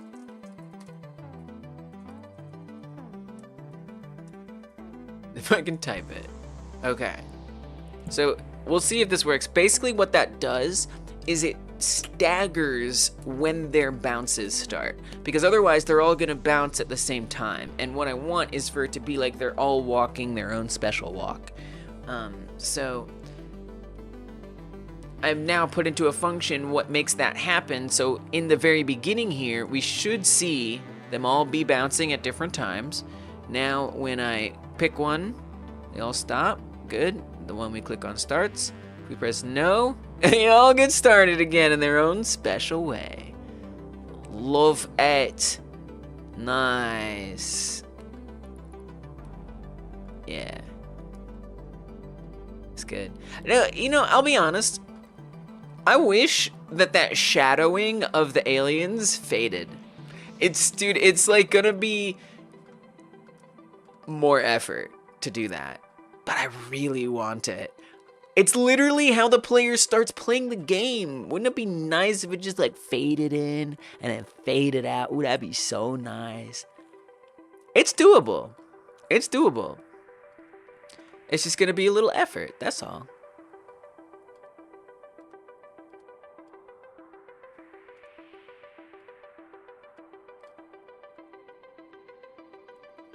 We still have the headpieces not shadowing. But I mean, in the most important ways, this is functional. I know, I need to fix that. I mean, on one hand, I do kind of like it as well, but it looks like a mistake, which is why I don't want to keep it. But there's something I kind of like about it as well. But I actually do need to fix that. Asking the player to confirm their skin choice. Yes, we are asking them. Now that doesn't pop up at the right moment, so we can start setting that up as well. I think yes works fine. I don't see any problems with yes. Oh, we actually do want to unshadow all of them. We don't want to unchoose them all, however. That is not desirable. So I'm gonna have to do this again for some reason. We want to say node, and then whatever does the freaking shadowing, the unshadowing, this.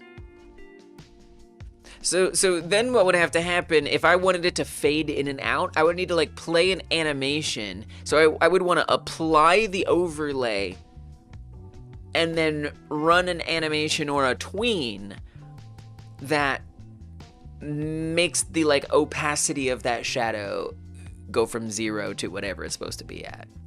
That would be the way to do that. I don't know if I care to do that. I'd really like it. I think it would look many times better. But functionally, nothing would change. So I don't know. If confirmed, we want to make sure none of them are shadowed. So that way we can get that whole little animation looking good. So, I don't know. Oof. Oof, that's a tough one for Lee. I'm at a crossroads here. Like, either I move on to more progress, or I kind of stall that progress a bit for the sake of an aesthetic improvement.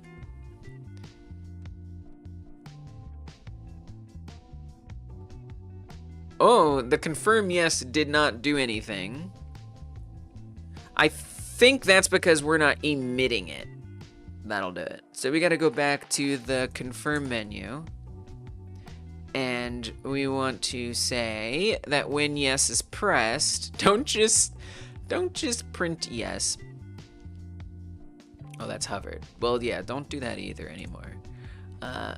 When it's pressed, don't just change the state, but also confirm true. So let's actually make that menu appear and not appear. I think that's something we could do. That's another thing. We can have that menu appear like that, or it could like animate in. You know, there's a lot of opportunities for that little bit of juice that could help a lot. It's tough. It's tough. So yeah, so when that menu appears, basically just whenever the state begins. And whenever the state isn't true anymore. So when it goes to menu, we would want to make sure that's super not visible.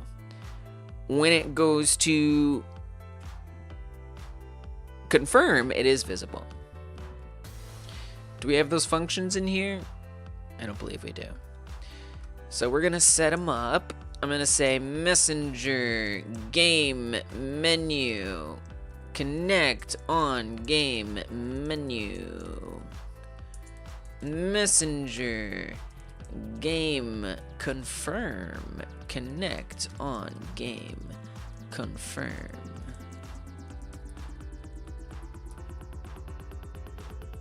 Come on down.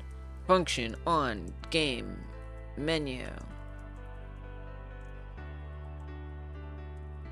Wow, the typing is rough today.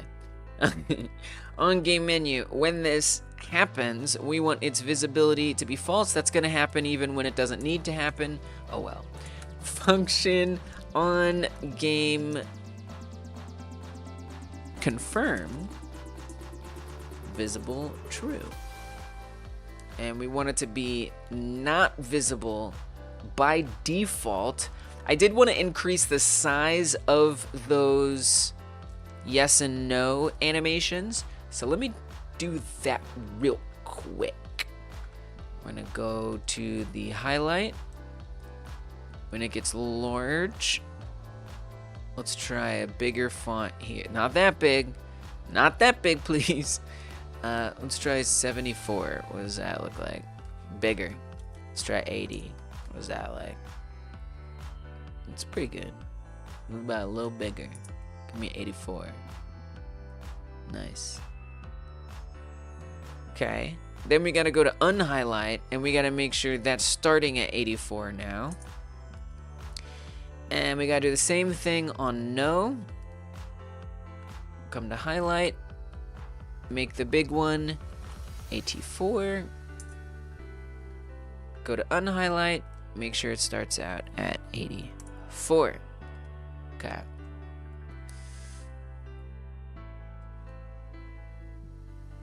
And then I'm gonna just hide that menu.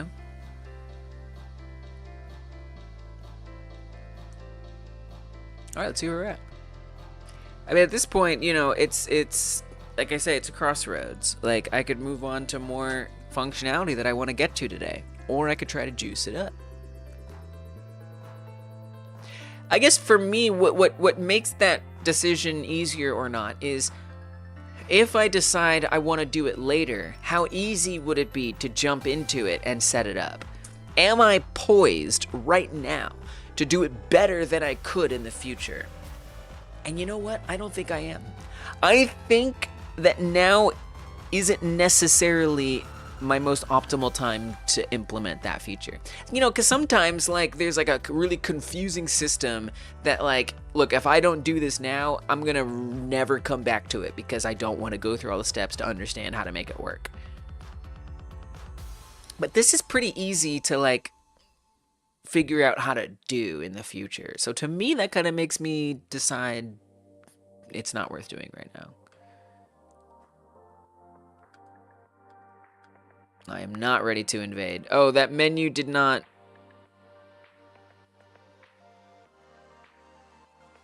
Why not? Let's see. And there's a little bit of some responsiveness missing here. Or confirm menu.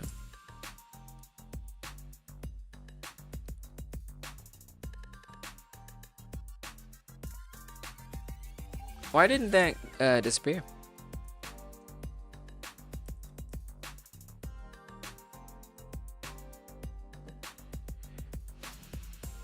Because when we, I mean, I could just have it be when no is pressed. I could do that as well. But technically that's supposed to switch us to the menu state. Are we emitting game menu anywhere? Maybe we're not emitting game menu. We are, right? Sean says, I feel like maybe it's a rainy day task. Totally. When you hit a wall elsewhere but still want to work, you can check it off. That's true. Yeah, because it's like, it's a juice task. Like, juice is totally its own entire thing. Which is a good rainy day task. That's a good point. That's a fair point. This is a strong argument you make. Do we actually emit game menu anywhere in the entire thing? Game menu emit. We do not. That would be why we don't go into that state. So what does usher the state of game menu? That's a good question. I mean, wait, but isn't it right? So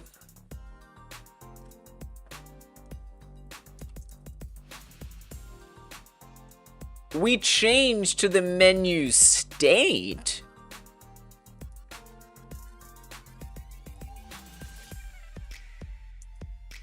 Here, but that's not the same as emitting that it's game menu time.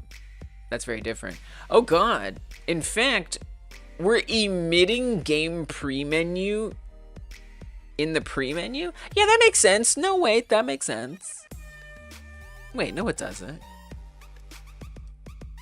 Now I'm really confused. I guess I'm not confused. No, Elise, put it right here. Put it right here. This is where it goes. Game messenger game. It is a little confusing, but I think I understand it now. Emit. Right there. Right, that makes sense. Yeah, that makes sense. This is correct. Because the emission here is just to communicate with other scripts that the state has been changed and that things should happen. The state swapped signal is to actually do the swapping. It's kind of weird, but all right. Pop that up. No, good and great. Love it. We can choose a different one. We can say no. We can also say yes. Nice. Oh, but that menu isn't disappearing. But the disappear print did pop up. That's very interesting. Visible false here didn't do anything. Oh, you know why? Because we're still because we're still in the confirmed state. Actually, we're not in the confirmed state. We're in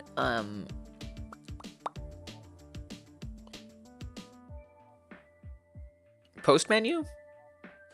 So that's what I would recommend. Create one more of these. And we're gonna call this post menu, which is a thing. And that's what makes that not be visible. Confusing, but logical enough. Messenger, game, post, menu. Connect on game, post, menu. Okay, so I do expect now that confirmed dialogue will appear and disappear at all the right times. Does it look as juicy as I want? No. Does it matter? Also, no.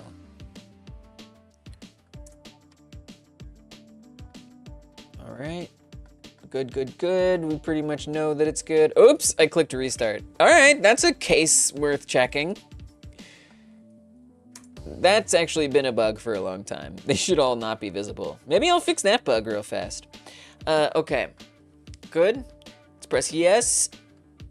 And it goes away like it should. Nice. Yeah, it feels weird because, you know, the title and then the menu here fly away with the juicy animation. It's kind of like, well, why doesn't that other box get a juicy animation? But, you know, it's something that I'm going to be doing a lot. So I'll have plenty of opportunities to confront it and be like, oh, I really want to change that. You know, yeah. As far as the aliens not becoming visible when we hit restart, that should be pretty easy. I think as long as we come, it would have been even better if I had my nice little iterate function, but I don't.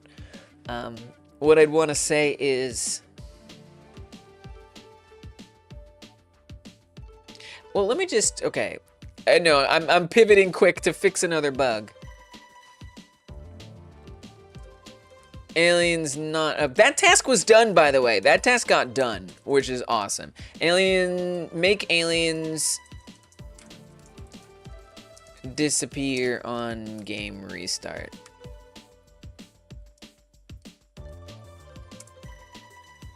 So right here, if I press that story, which takes you back to the intro, basically. If I do that, aliens are all visible here for some reason. Instead of being not visible. And I would like them to be not visible.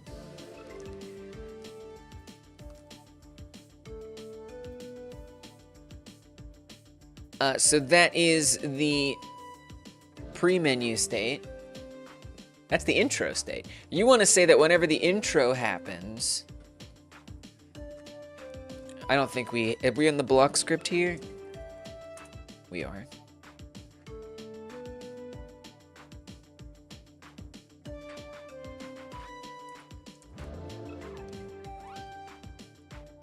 It's surprising because also, like, why didn't that get reset? Because we're actually reloading the game. So that's somehow controlled by like a global value. Technically, I think there's a static variable that controls their visibility. Hold on a minute. Hold on a minute. Are static variables like global?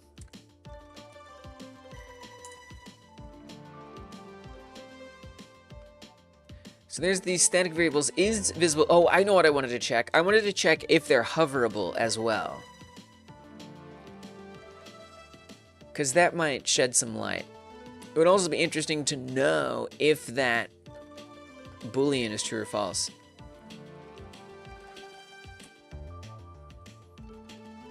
That's just a bug I just realized I think we could deal with real quick. So right now, those aliens are there. So if we go to train controller in scene, pop open this, there's an alien. It is unhoverable true. That's one on the right. Is hovered is false right now. If I press any key to skip, oh, sorry, dang it. I was supposed to be looking at is visible. I didn't even find it. I'm surprised there isn't even an is visible in here. That's strange. Why is that not there? It's kind of surprising. A little shocking.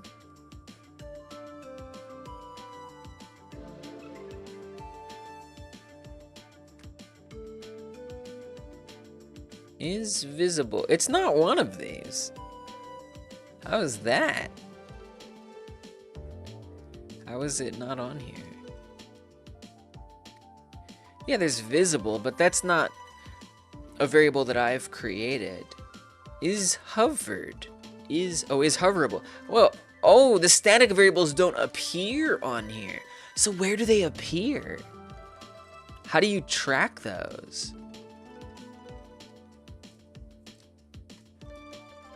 Godot, where are static variables remote?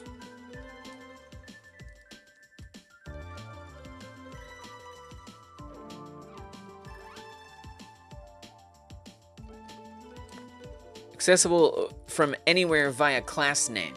Right. Oh, so yeah, I guess that's like global.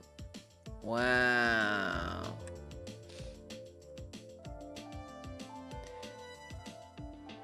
Okay, so then to my other question, aren't these hoverable as well as being visible?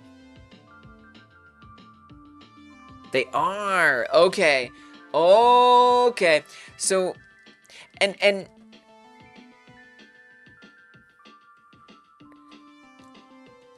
okay.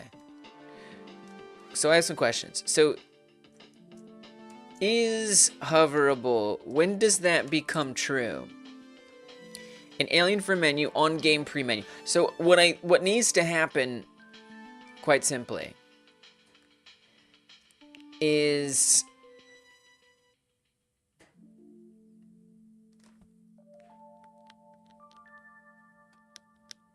I also did realize something I didn't need to put on the block script, but I did. Oh well. What needs to happen is we need to hook up the intro here. So I'm gonna say messenger game intro. I didn't know that's how static variables were. I learned something really big here. Game intro. Then come down here.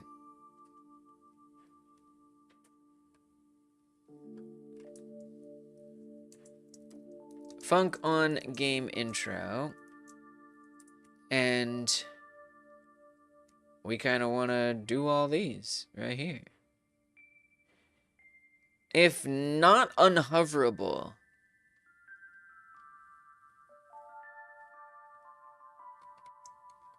what? Set collision layer to 15 true. Right.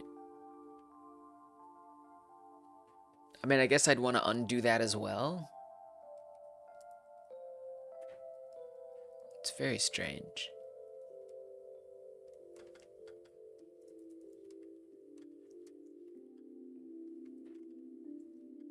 And we just want to false all this up. Falsify it.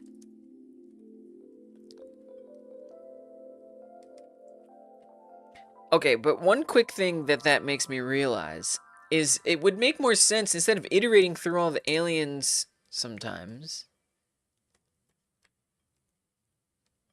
On skin confirm, just put it on the aliens. Then you don't have to iterate through diddly squiddly. Just put that on the aliens.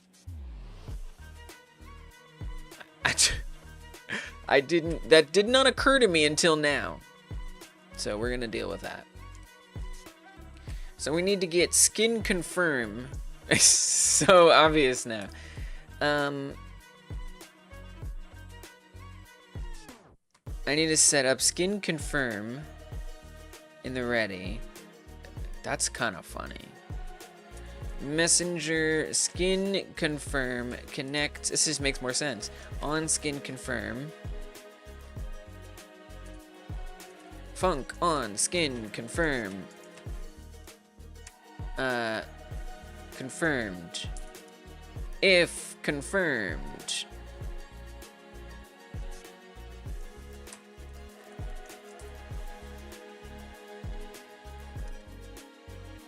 Do this. Otherwise, do that.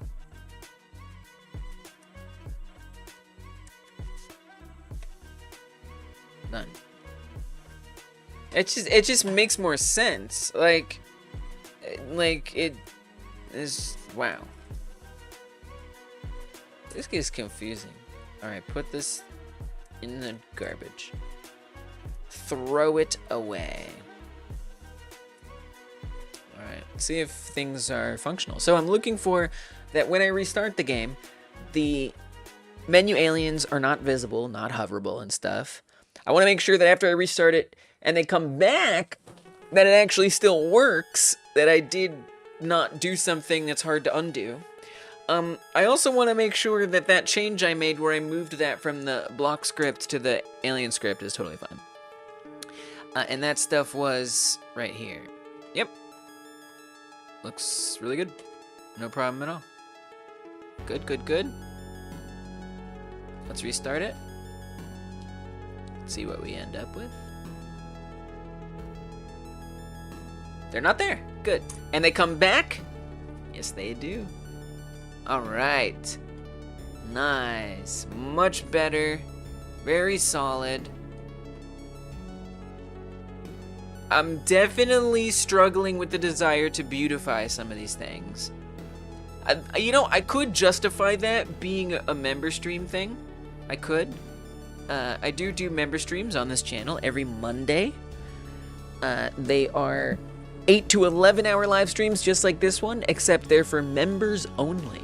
I usually work on like visual things. I also do like game design planning and things like that. So if you're interested, there's a join button underneath this video on the channel page.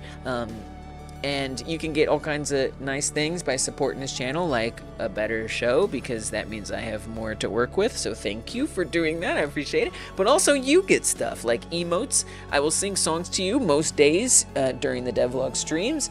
You'll get extra topic suggestions you can make on the wheels during the game jams. You're going to get extra content on the channel besides even that live stream. So yeah, if you're interested, check it out. Thank you if you're willing to. Hit that join button, and you can learn more about it. Make sure you got gift memberships turned on. That's important too, so that way you can get a free one. All right, so, you know, I'm very much struggling with the flatness of this, but I'm willing to potentially save it for the member stream so I can get more functionality in. It just feels so flat. It's just like, boop. I don't know. It just like doesn't sing. Another thing, okay, wait, one more thing that I'm just quickly noticing. The mouse isn't going non-visible, and I think I know why. I think it's because on the camera script, we don't have the menu anymore.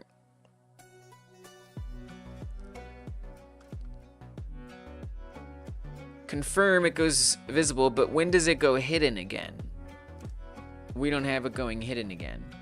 Post menu, okay, but that's not where I care about it the most. So I actually want to add another hidden in here. We want to say func on game menu, mouse hidden, and then we want to make sure we connect that here. Messenger game menu connect on game menu. All right. It's another little thing, a little something, you know. I want things to be consistent. I want them to make sense. I want them to be correct. There's a couple things I could try. I'm gonna at least try restarting it and then starting the game. I don't know, I just want to see it. I want to see it work. I want it to be okay. Okay, so we can do all that. The mouse cursor, right? My purple cursor is right there. If I hit no, it goes away again. Perfect. Love it, love it.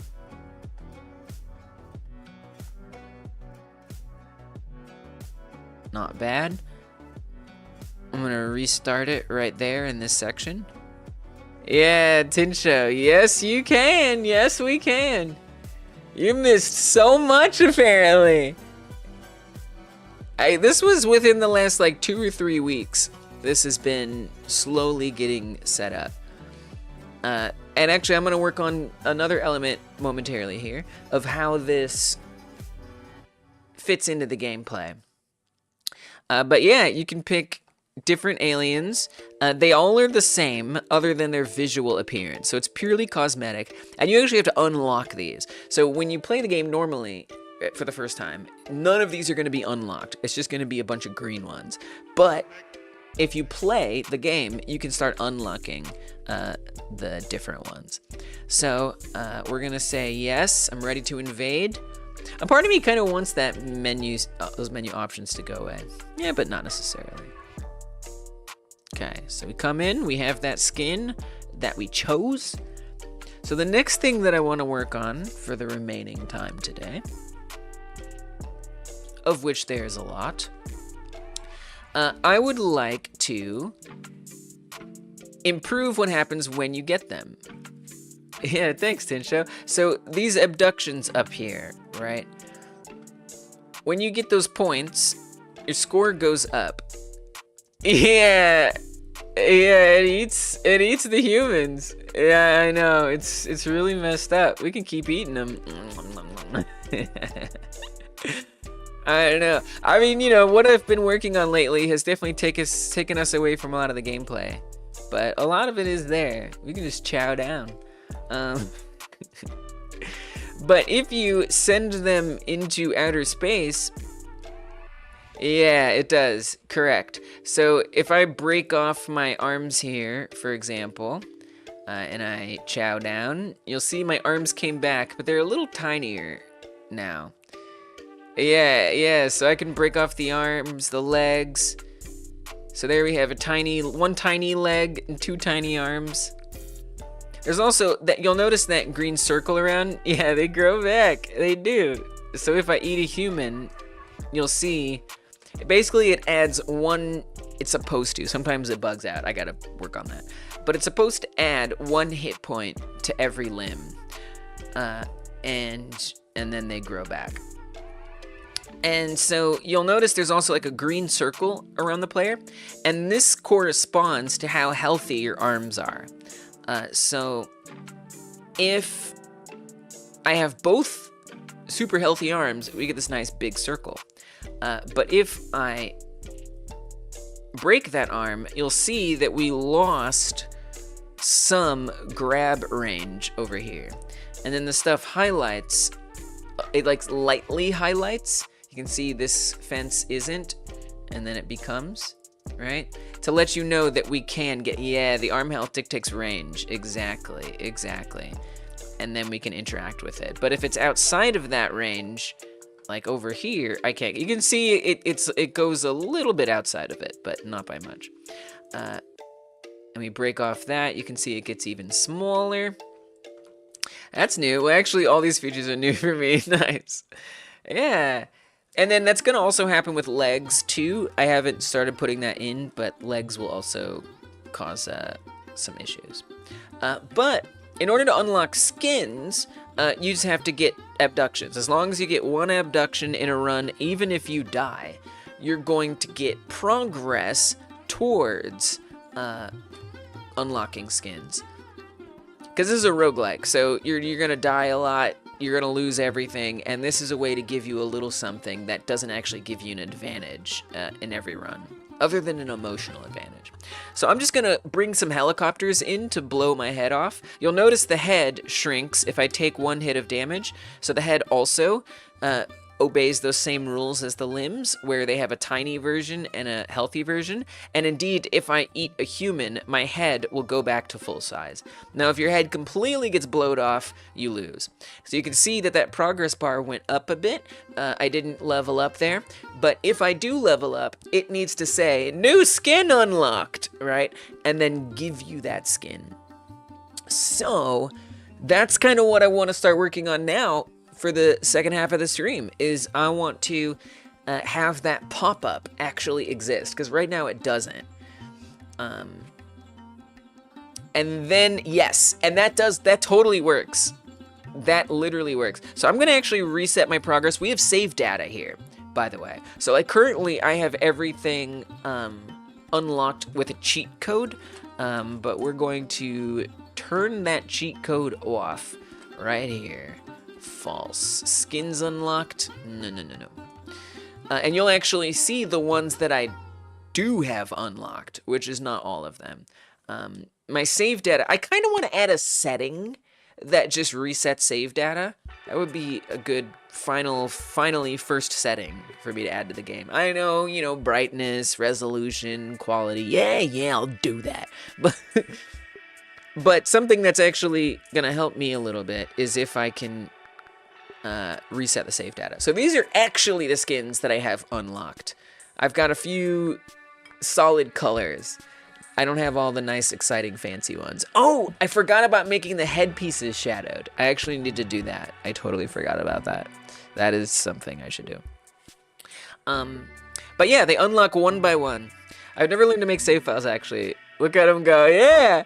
So the save files, shout out to Pressapire in the chat for just helping me put that together, and a couple of other folks, too. But it's actually really simple.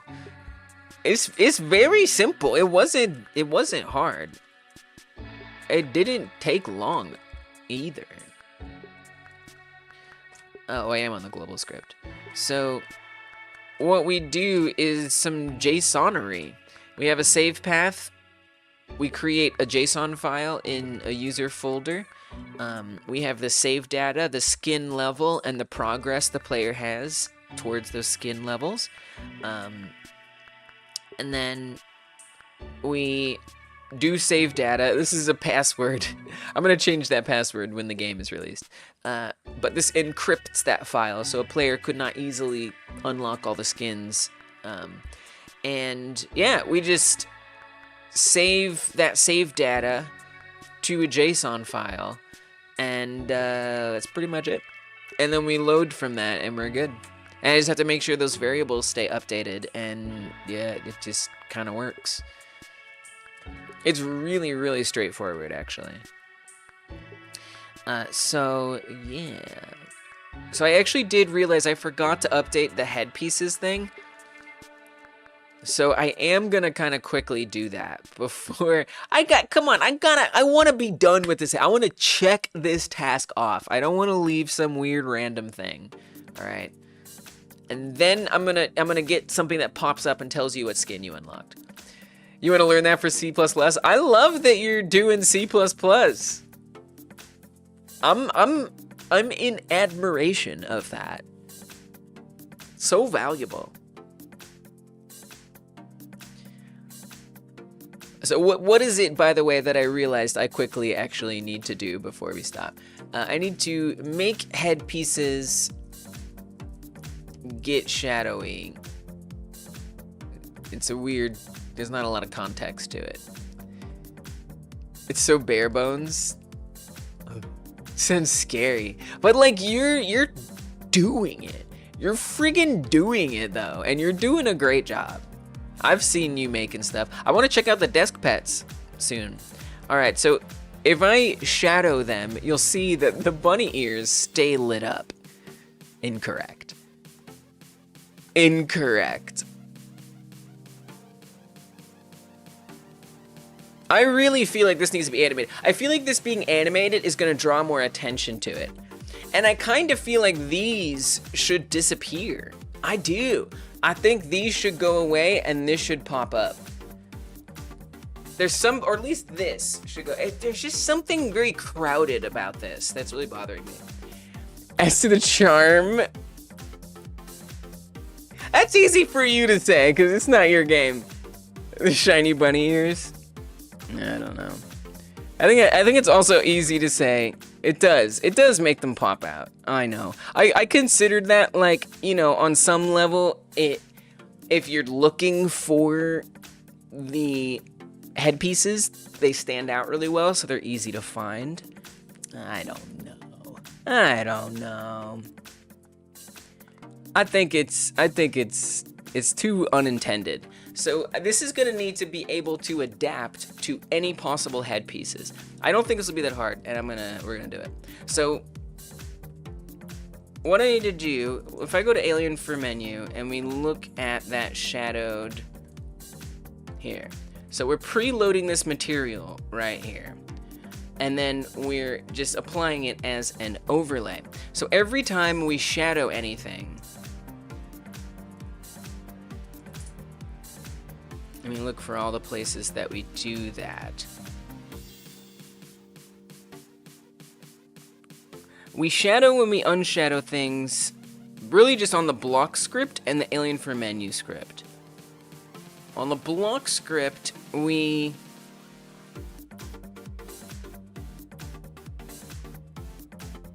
shadow it right here. If it's one that wasn't chosen when the confirm menu pops up. We're running a lot through this function, which is really, really nice, because that means I don't have to update it in every spot.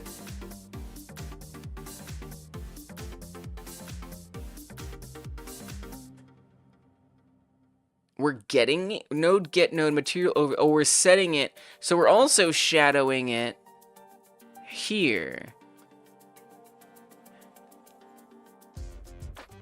You know what? I think we could make this a function as well. I think we could make this a function as well. So I'm gonna do it. I'm gonna make a function for shadowing it. I think it's just gonna be easier. Function, shadow, and then it's just going to apply it. And then we can just do it in one place, which is just gonna be a lot easier. So then right here, we just want to run the shadow function. And then shadow's a cool word. And then where else is that on here? That's the only place that it's on here. Let me just make sure that's true. Refresh it. Yeah. Otherwise, it's all the unshadow function. Okay, and then the other place where that happens, that's in that function. The other place where it happens is on the block script here. So we'd want to say, instead of all this crap, we wouldn't even need to do that. Well, I think all we would need to do is just say run the shadow function on there. I don't even need to onReady this here.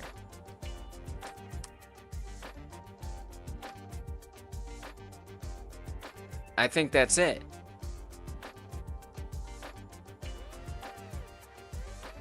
And so then what I can do is I can come back to the alien for menu and we can set up the headpieces situation right in here.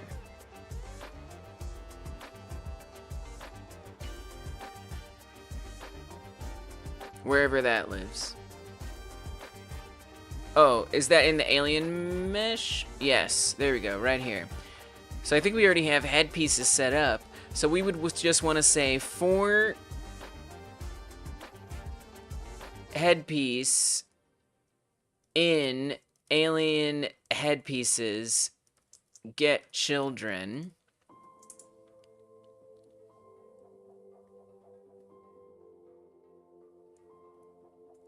Headpiece material overlay equals alien shadowed. Right?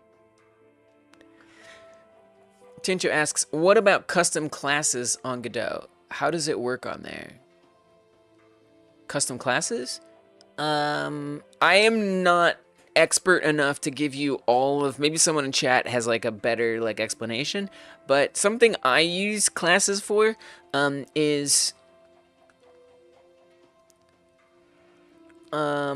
well, I should be able to access static variables anywhere from a custom class. It can do stuff. Oh gosh, you're putting me on the spot, Tincho. I'm not a good teacher. I'm not a great teacher. I may be on YouTube and I may know things and I may use things. so here's the situation where I use it. But like I don't feel like I can adequately explain that to you. But what I will say is here's a place where I use a custom class, alien for menu. So I check if something, so I'm iterating through some children, some nodes, and I'm checking, is it in that class? If it is, then do stuff. So it's like, you know, you can use that for a group or something, obviously, kind of same thing. What's another one? I think body part is one that I have, a custom class I probably use somewhere for something. Here is a good example.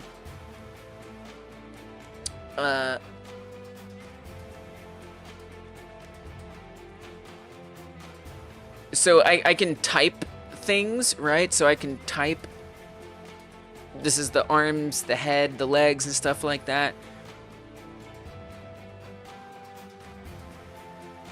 Set it for a special type. It also can help with creating nodes. So if I want to add like an obstacle node, that's a class I've created, so it shows up as its own special node that I can use, which is pretty awesome. So it becomes a class. I created that class. Like abductee is a class that I've made and I can do stuff with. It's just a lot of different things that they can do, and I'm just like not really gonna be good at teaching all the things that it can do. I can refer to an enum on them. You can use classes for sort of grouping things in the same script. Yeah, at least. Look, I am not, I don't know, all right? I'm not going to be able to give you a good answer. You got to do your own research, but, yeah, at least. You know, there's a lot of things that you can do. But, you know, here I'm referring to a, Here I'm referring to like an enum that's on that class script. I use this one a whole lot. Yeah, look into it. They're really, really, really, really useful. I use them a lot. A lot. Yeah. Sean says, I would probably slide the menu options off the screen when you click an alien. Yeah, right? Or like click story options. Click story, options slide off. Pick alien, bring it back. If they click no on the confirmation. I think I get what you're saying. Yeah, that's what I was gonna do. That's what I want to do. I know, and that's something that I don't know if it is a rainy day task or if it works with all this. All right, let me see if the shadowing works. I think I've set up the headpieces to shadow. I haven't tested it, so it's very possible that I've not set this up correctly. I think there's a lot of room to add juice to this menu, but you know, I'll give myself some time to like mess around with it. Something about it just feels cheap. It feels like not professional, and so I do want to improve some of those aspects. All right, let's see if we get. Oh nope. All right, what did I do wrong? Invalid assignment of property or key material overlay with a value of standard material 3D on a base object of node 3D. Oh, right. So we have to go get the mesh within there.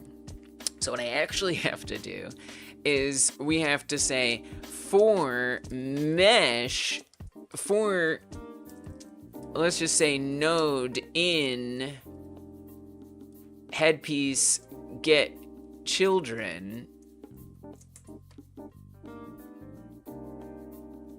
then we want to say something like if node is mesh instance 3D headpiece or node material overlay alien shadowed. I also would need to do this for the unshadow as well, right? So let's come in here, make that happen. And in this case, we would set that to null. All right, let's see if that works a little bit better. If it works a little bit better. Take your time, take your time.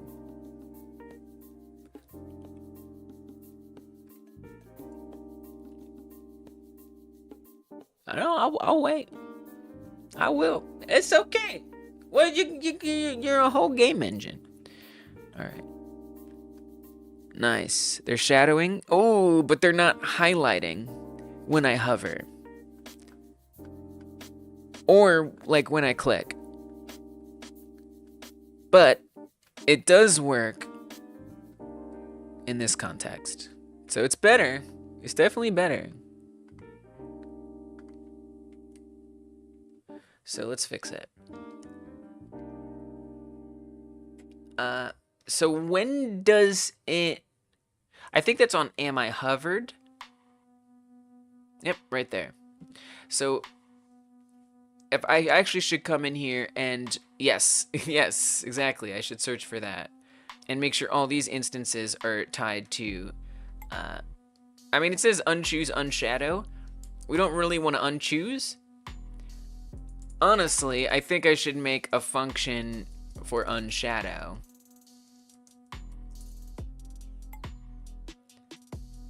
Plop this in here. And then run unshadow from this.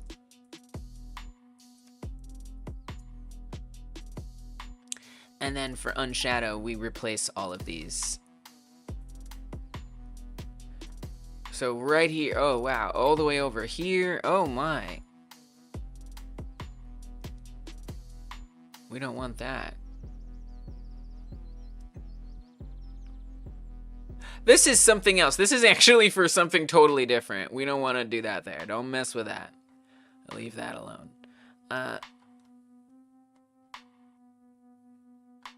This one here, we want to say unshadow.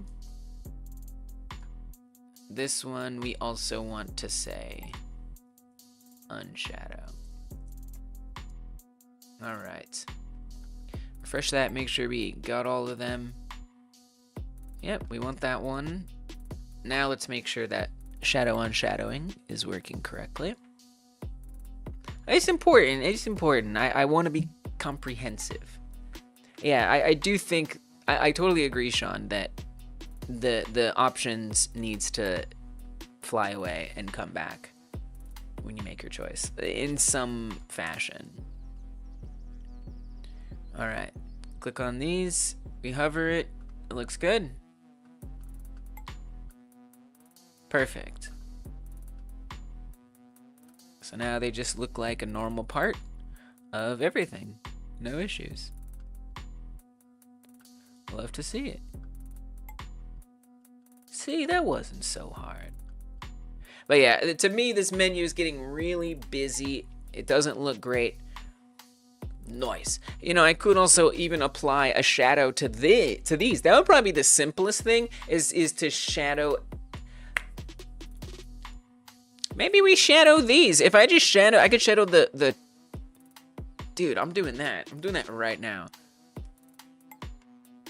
Oh, I ain't done yet. That's because that's really easy and it doesn't require a ton of effort right now. So I actually would like to make menu options, menu stuff get shadowy. We're being a little more vague, but it's actually very specific. I think this is really doable. So I might even be able to put this on a node. Can we do that? No, we can't do a material overlay on a node. So we'd have to be able to come in here. Oh, so it's actually okay.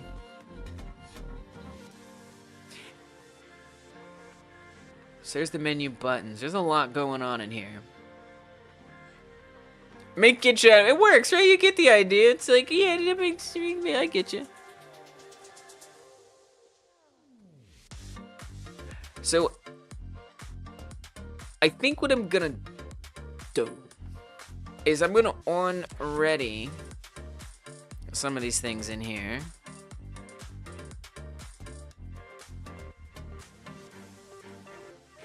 We have a cat for now. I have a feeling this cat is not gonna stay long. He wants me to turn the fireplace on, but I am warm, so no.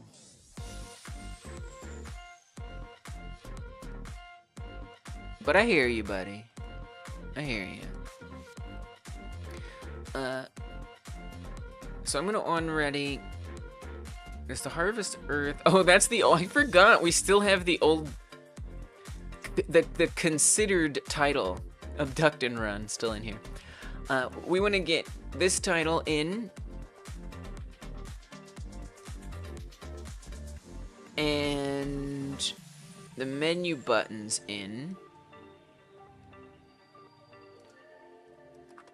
It's gonna be a little tricky because we need to iterate through every node 3D and find the meshes within each one. So this would happen when the confirm state is true. So I would want to say ready, the messenger game confirm connect on game confirm. You're being so cute, Travi. He's trying to like make the fire turn on.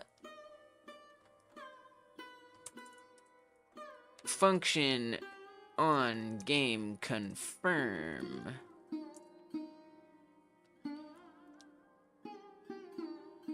And what did we call these?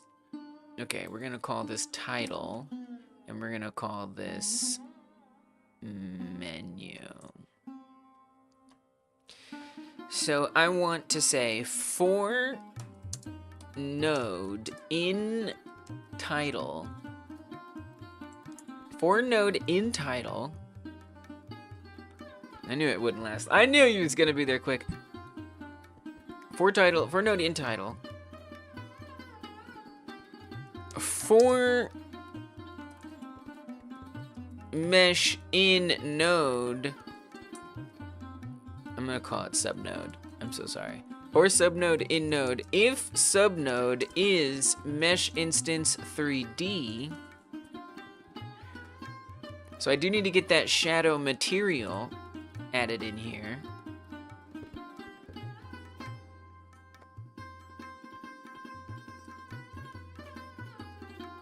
Which is funny because we got it as the alien shadow, but really it can apply to anything, I'm pretty sure. We want to say subnode material overlay equals shadowed. Unable to iterate on object type of node 3D. Oh yeah. Get children. Same thing. Get children. I need to type my for loops. But I'm not gonna because I don't feel like it. I really should. And then we want to do another one, right? Because we want to change it when we go back to the menu. It's a little weird, but I wonder if we can just do messenger confirm, skin confirm, connect on skin confirm, because this calls with a true or false. Func on skin confirm, confirmed. If confirmed, I know, it's so weird that I'm doing this. Pass else. So if it's not confirmed, then we'd want it to unshadow all those things. So I'd want to make sure that the overlay is set to null. I hope I'm not using the overlay slots for those. I don't know if this is actually going to work, but it might. Just as another way to like kind of de-emphasize, I still want to animate that confirm menu, and I'm going to try my hardest not to work on it right now, but hopefully this helps a little bit. Okay, so that did not do anything. There's no errors. So let's see, is this even running? Print. It's running. So I'm looking at my output here. Once that saves. Yeah. Yes.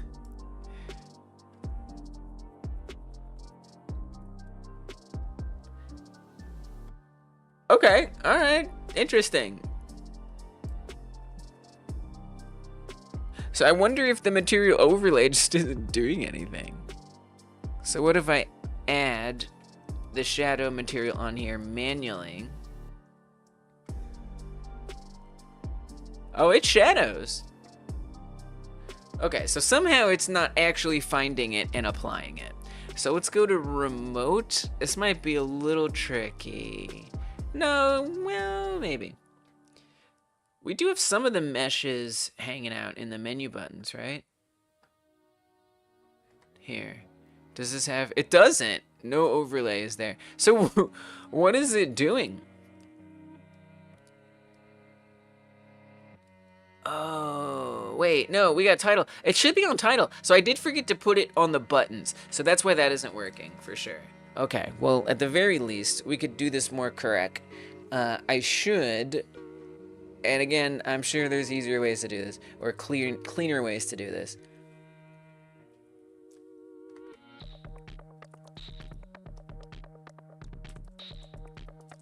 For node in menu, get children. Do the same thing here. I wonder if the title is just special.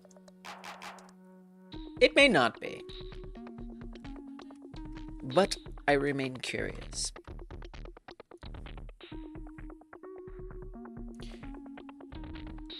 Because the node that it should be finding is this, and then those are its children. And those are those mesh instances? They are. Yeah. So I don't really know what its deal is. Okay, so these do go shadow. It's just the title that isn't going shadow. Nice. I mean, definitely an improvement, for sure. You know, now the buttons are still clickable, which is maybe problematic.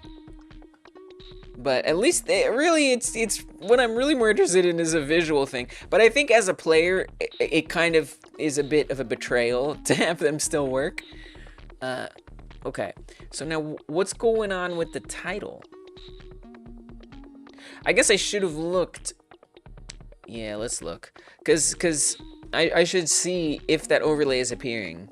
Not just on the buttons, but on the actual title as well.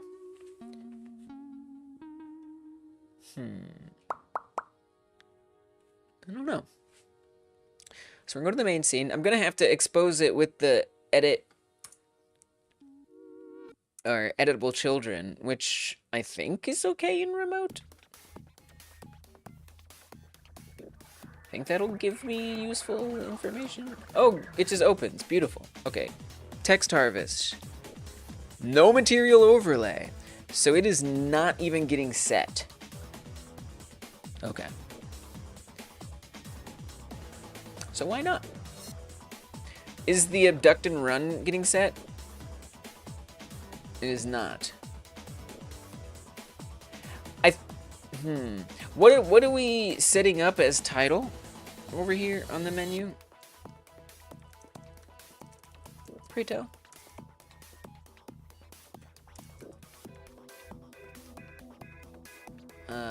What is the main menu script called? What is it called?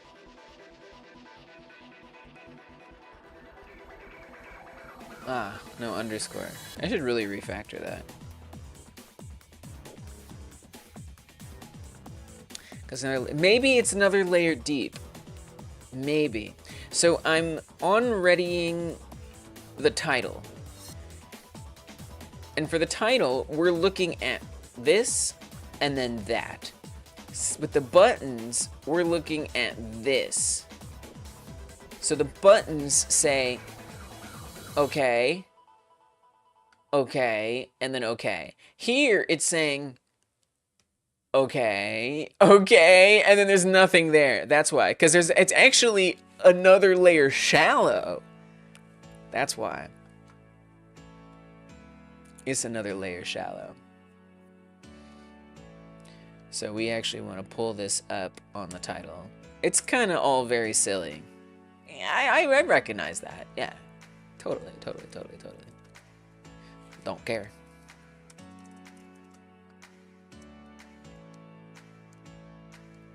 gonna work, so it's gonna work. Come over here. Node. Alright. Should even be able to just test that here.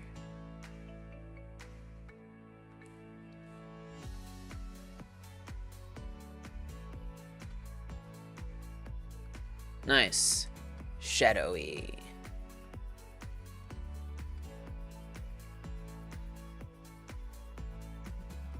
Nice. I still think we could animate that window, but this is definitely better. Still feels a little busy to me in a lot of ways, but for now, I think it's acceptable. I mean, something that I kind of want, I kind of almost like to move that menu down a bit. It just feels like there's too much space.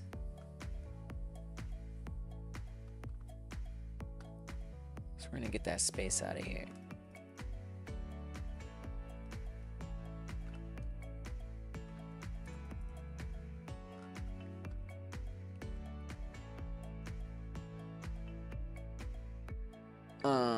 I can do transform if you'd rather.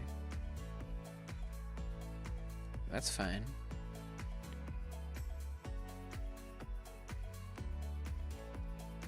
Okay. I just think it could be a little lower. I don't know, it just seems like the right thing to do. Maybe even over a bit. It almost feels partially busy because it's just so, it fits like too well or something.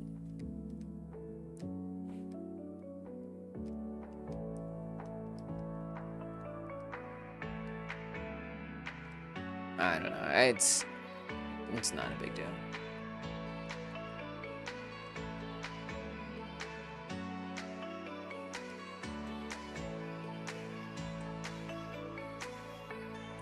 I'm kind of overthinking it.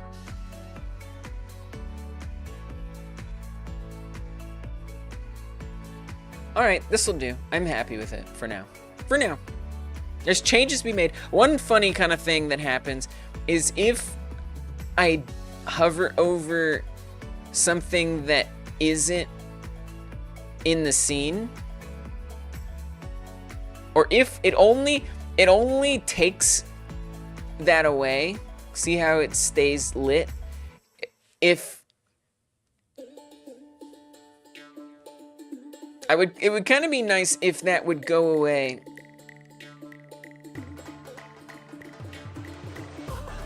Here as well, because otherwise that kind of stays lit, which is kind of irritating me. Oh god, I'm finding more things that irritate me. It's just, look, it cheapens it. It cheapens it. We don't want to make the bad first impression on the player, do we? We'll see if I get to my other task today. We will see.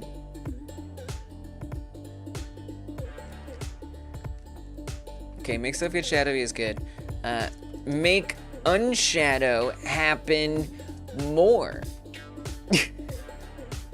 That is as unclear as it gets. So in order to do that, sometimes it's hard to know all these things that I want to do until I have it in almost a good place. And then I'm like, wait, that's actually not good. You know what else might be nice? Is if this box was like throbbing on its own. I think that would help too. So it feels like I'm in this area that's making a decision. All right, anyway, wow, so many ideas. They just keep coming. They just keep coming.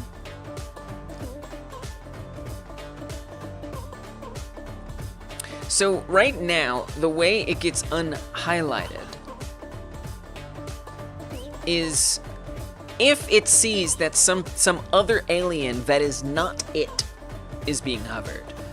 But it doesn't check to see if anything that isn't it is being hovered. So this is actually pretty fixable. We have a messenger anything seen.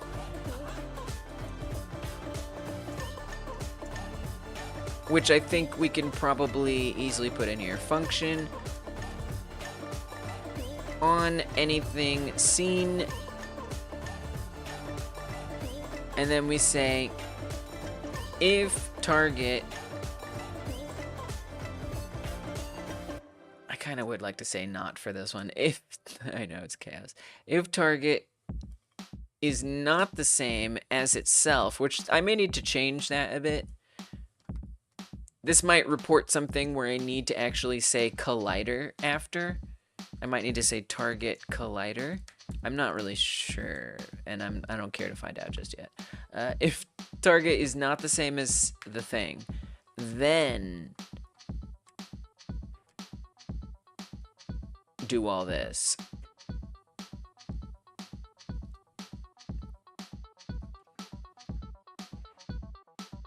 Let's see where that gets me. Just out of curiosity. And we should be able to run that like immediately.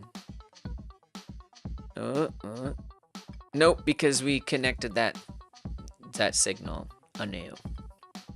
So we cannot run that immediately. I also need to get rid of these prints.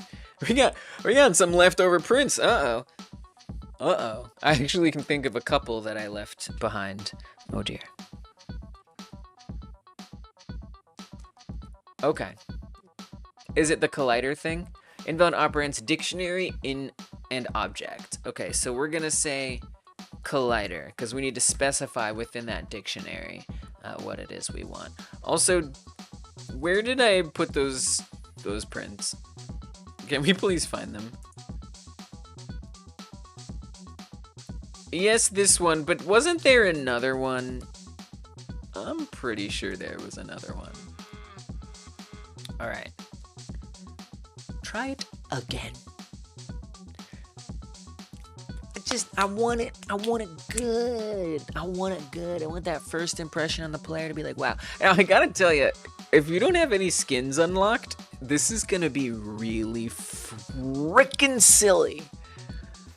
Like, why can I choose different ones? But there's something I kind of like about that. Oh, invalid access collider on a base object of dictionary. Really now?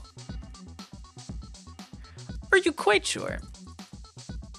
All right, hold on a second then. Can you please print what is target? Did I spell collider wrong? I don't think I did. Oh, you can look it up right here. There's the dictionary. It's empty? Oh, I see. So we have to do a couple things. We have to say if target is not empty,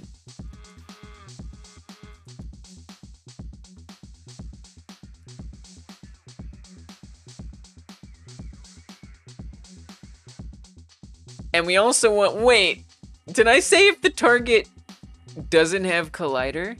No, that's not what that says. That's not what that says. That says if it's not set to. No. That's not what that says. All right, let's try this.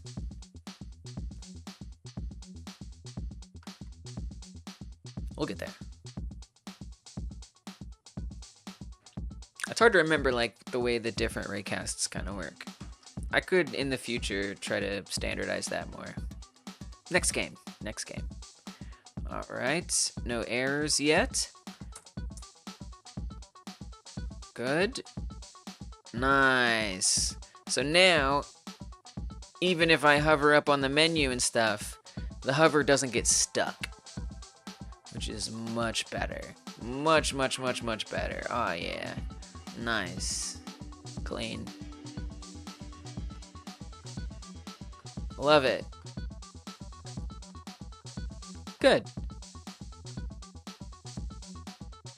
All right. See, that wasn't so bad. So I'm gonna save these. Let's do a GitHub commit, and now I am gonna work on the other thing. I am. So what was achieved? Confirm menu stuff looks great now. I think we're just gonna say that. I don't feel like going through everything. All right, so here's what's gonna happen. I'm going to start working on what happens when you level up. The actual thing that goes down in that instance. That's what I want to do, so that's what I'm gonna do. Something that's gonna help with that is I need to make sure we don't have anything unlocked. I also want to delete my save file. I just want to delete it. Dude.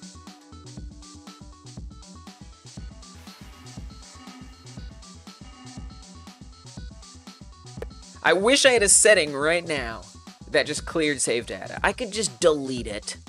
I can. So I'm gonna. But it would be kinda nice. Alright, so this is that file. I'm just gonna delete it. And now, literally, I will have no skins, and we can start unlocking them and trying to see what happens when it pops up. Now, I don't really want to do a preview of the skin. I kind of like the idea of you have to, like, go to the beginning to actually see what your new thing looks like. I don't know, I kind of like that. Ooh. But then I kind of think, like, in the main menu, it should say, like, new, if it's a new one. Oh, God, it never ends. Alright, so now we are completely unprogressed. Now, right quick, I'm gonna go use the loo.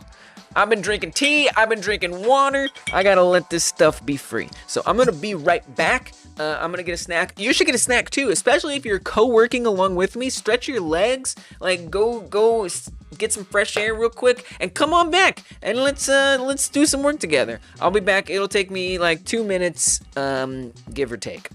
And enjoy the music too.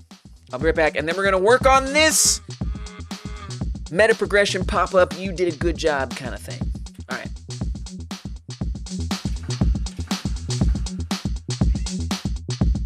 Don't forget to thumb it up or whatever. Thumb up the stream.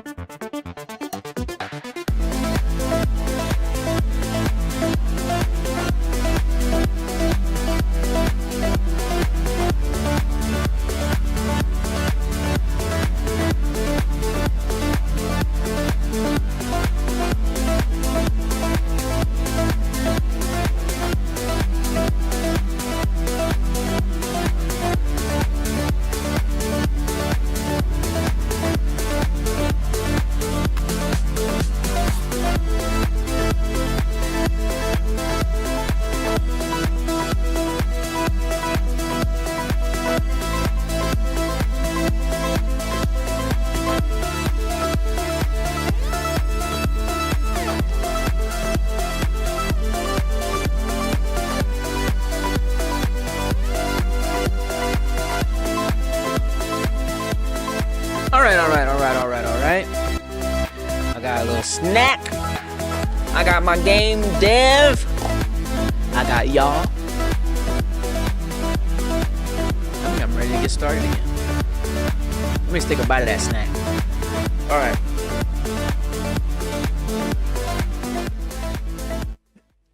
So, what is this? So, what is this like?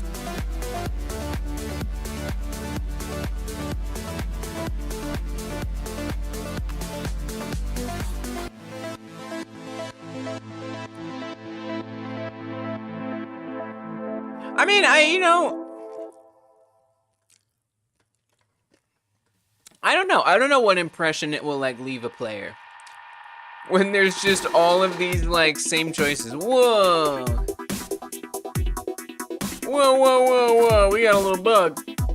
We should not be able to unhighlight the one. Oh, hold on. One more thing. You know, the player's gonna, like, be like, hey, why can I choose a different one? What makes them different? You know, on one hand, it can kind of foreshadow that more can be earned.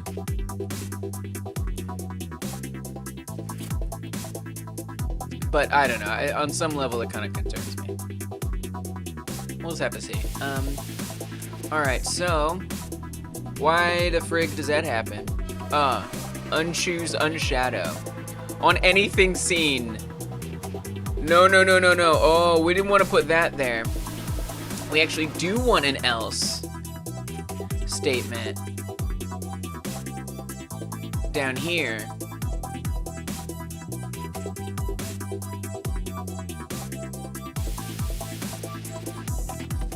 Because it should only unchoose and unshadow it if you click on another one. Okay, there we go. So now I'm not able to click off of here and that unselect it.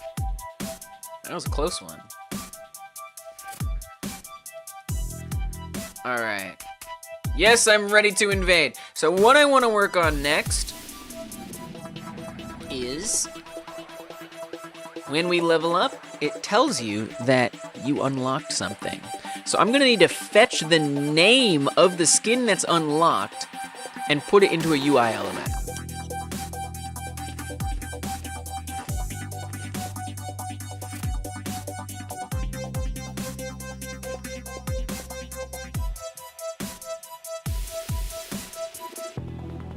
I'm gonna take some damage. I'm gonna get like 1 point.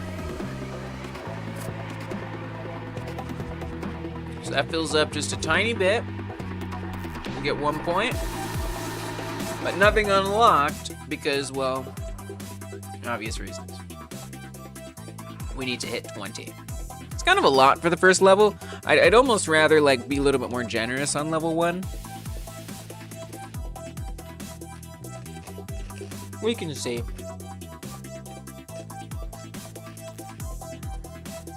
I almost wonder if it couldn't be like, no skin yet.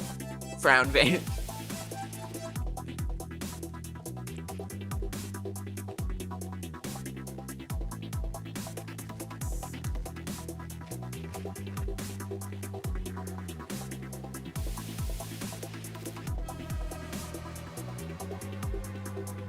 I don't know. I don't know if that's necessary.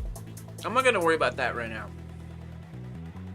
I think, well, I do think this could be lowered. It depends. It just depends on how level 1 ends up being designed, ultimately. I mean, you do only need 10. I think it should be lower. I think it should be like 5 or something. You know, so if you play it and you don't do well, you still get a little something. You know?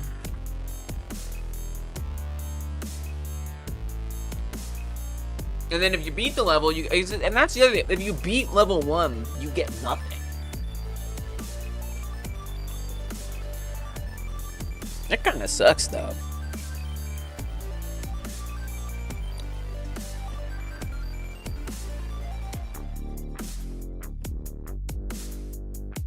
So I think there's some improvements that can be made to that, but what I really want to do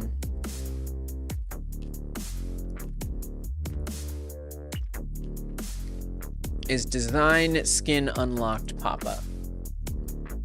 So I think I just have to like stay focused on that. The other things will come, you know, one doesn't precede the other or need the other to exist.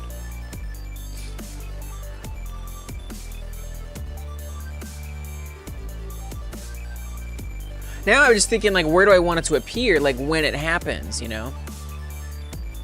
Does it, like, appear on this menu? Does it appear over top of this? I think it should be on top of it. To me, that makes sense.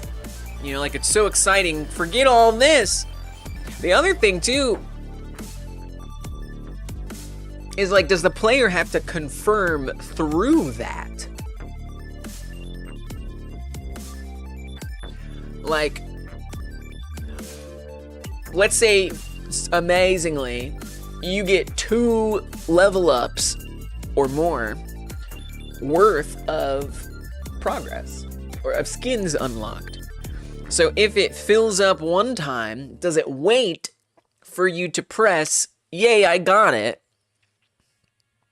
and then it starts counting up more, and then it says, you got another one, and then you say, yay, I got it. Or, you know, I think what's going to be easier is if it just tells you both of them. To me, that's going to be simpler. And it could just be like, it just goes up twice. There can be some special effects that happen whenever it does fill up. I think that will help a lot. Right now, there is not that.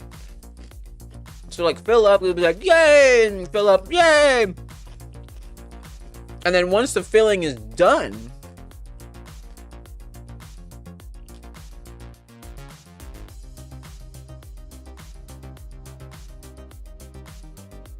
then it can be something that's able to grow, right? So it'll tell you, you unlock this one. But if you unlock 2, it'll say you unlock this one and this one. If you unlock 3, it'll be like, and this and this and this, right?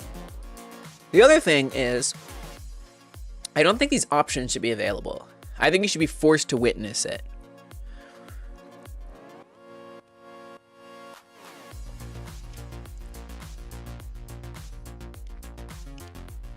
So that's interesting because, you know, do those just like, it could also go in here, the pop-up. So the buttons could be replaced by it potentially.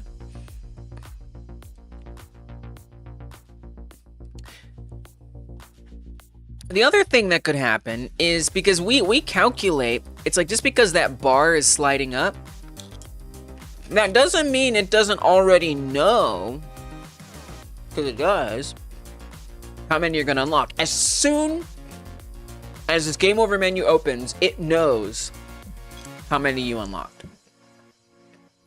So it could hide, retry, and restart if you're going to level up. That even is kind of like a fun foreshadow. The player can be like, oh, retry, restart didn't go away. I probably didn't unlock anything. Let's just keep going. Let's just start over. But if you did unlock something, now you can't press retry or restart. So it's like, oh, what did I got here? Nice.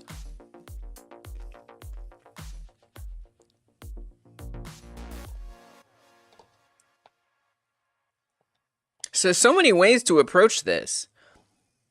You know, and it's like,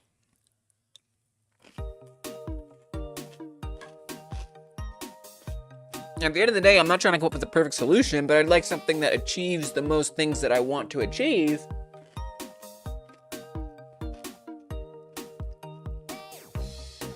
And that's it. Alright, so out of curiosity, what happens if I just hide those?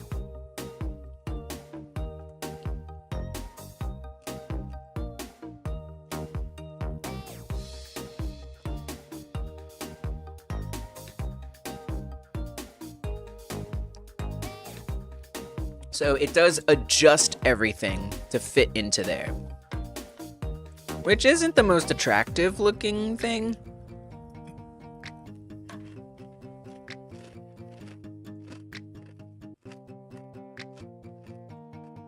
So I'd probably want to make sure, I like how it says continue now. I probably want to make sure that we aren't actually removing them. We want to come down to like modulate,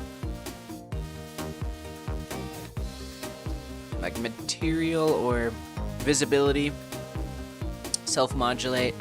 Oh, I think we want modulate, not self-modulate. Okay.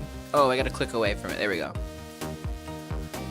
That way it just vanishes, but it doesn't mess anything else up.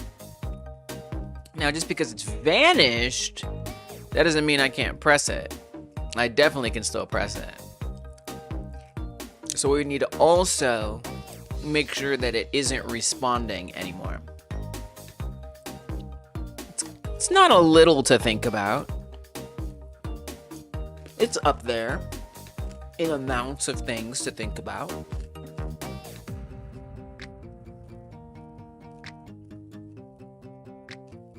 You know, whereas if I hid the visibility of it, it actually would not be pressable anymore, which makes it a little simpler, but yeah.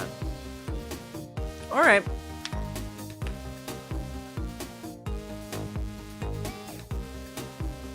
So I think for me, the first step is having some kind of signal, some kind of something that says a skin was unlocked this round. And we want that to be known.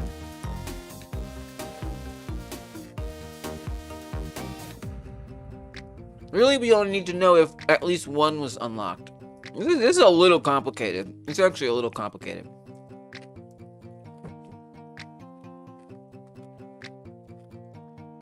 Let's go into that pause manuscript. See what we're working with here.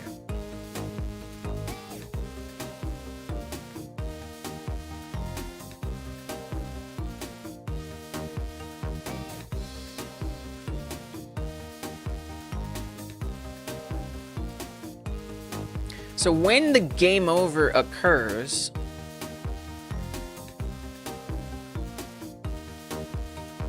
if I can find it. Here, this is the function that happens when game over occurs. It sets all the things that need to be visible to visible. It adjusts the buttons, so it makes sure retry is visible. It renames main menu to restart.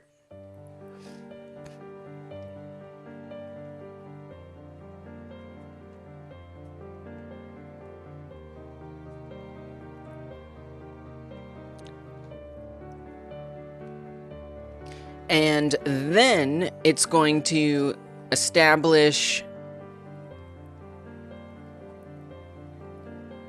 the current level we're on. Level label. What is that? Oh, that's like 1-1, 1-2, 2-1, 2-3. That's what level label is.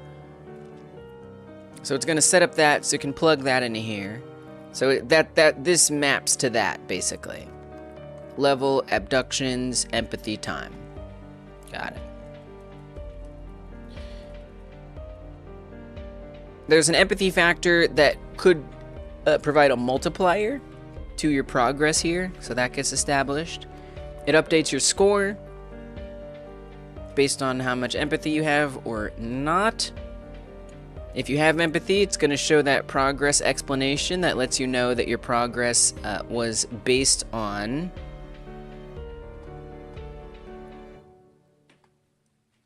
how much empathy you had plus how many abductions you had. Otherwise, it won't show because it's not necessary. So we're already like changing the visual of it, but that's kind of for a different reason here. Skin progress old. So it's going to check to see what was your skin. So it doesn't actually fully know right before just yet here. Actually, not before the game over happens. It's going to be a little bit after. So skin progress old is going to get assigned to your current skin progress before you gamed overed. Then it's going to update game over progress skins value, which is what is that?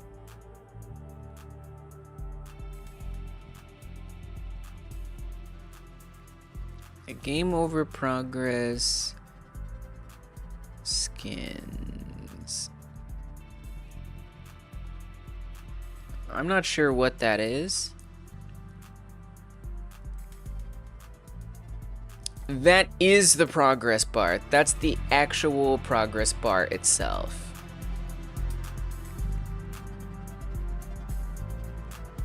Where is that?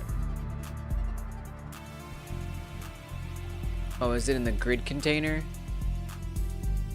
No. Well, it doesn't really matter. We know it's there. So that's the progress bar itself. So it's going to make sure that the progress bar is displaying your old progress, so that way it picks up from where it left off. That's what that is doing. Right here. Making sure it picks up where it left off. And then it is going to... I kind of want to comment that in.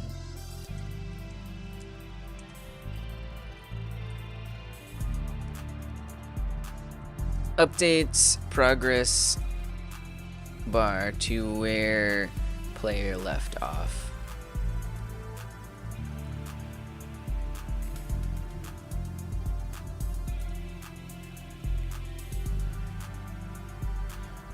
Then it's going to set what the current progress is. It's going to base that on the old progress, which we just fetched. And then it's going to add that to our score update formula, which is based on like how much empathy you had or whatever. And the abductions. So this is like if you got 4 abductions, score update would be 4. It's then going to update your global skin progress based on the current. So we've got old and current set. We've got global skin progress. We then emit the skin level update, which unlocks the skins and saves the data and everything.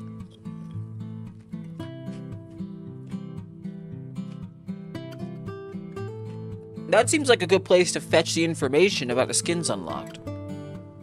So like if I hop over, not to there. If I go to globals,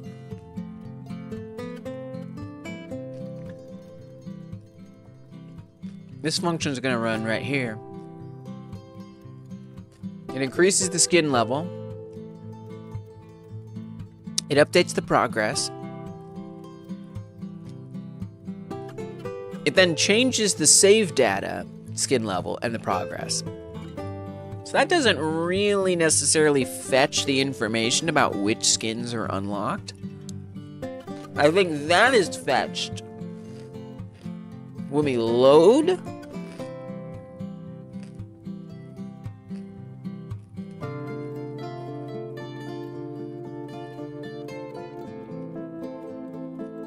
Not there. Update unlock skins. When does that run? Yeah, it does. That runs on load. So we're not going to be loading it, so that doesn't really help us too much. But this is like the same function that we're gonna basically need to find out which skins were the ones, because we're gonna need to fetch the name. Here we're just saying set those ones to true to be unlocked. But what I actually would want to do is iterate through that same thing. Make sure that we're looking at the ones that are less than the level. But then we also, it's kind of complicated, we also have to check to make sure it's not already unlocked, right?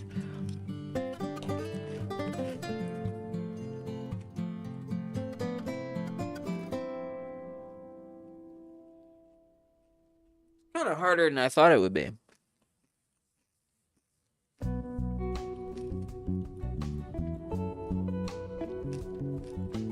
I guess if it's less than progress current,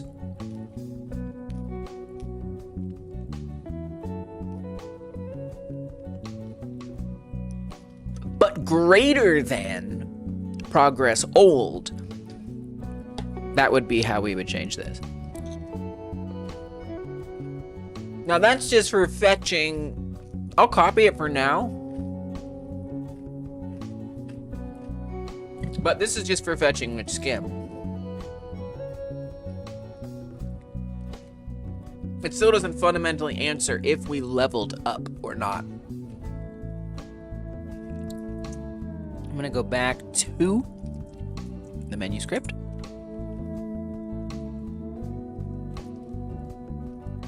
I say we make that its own special little function. So we're gonna run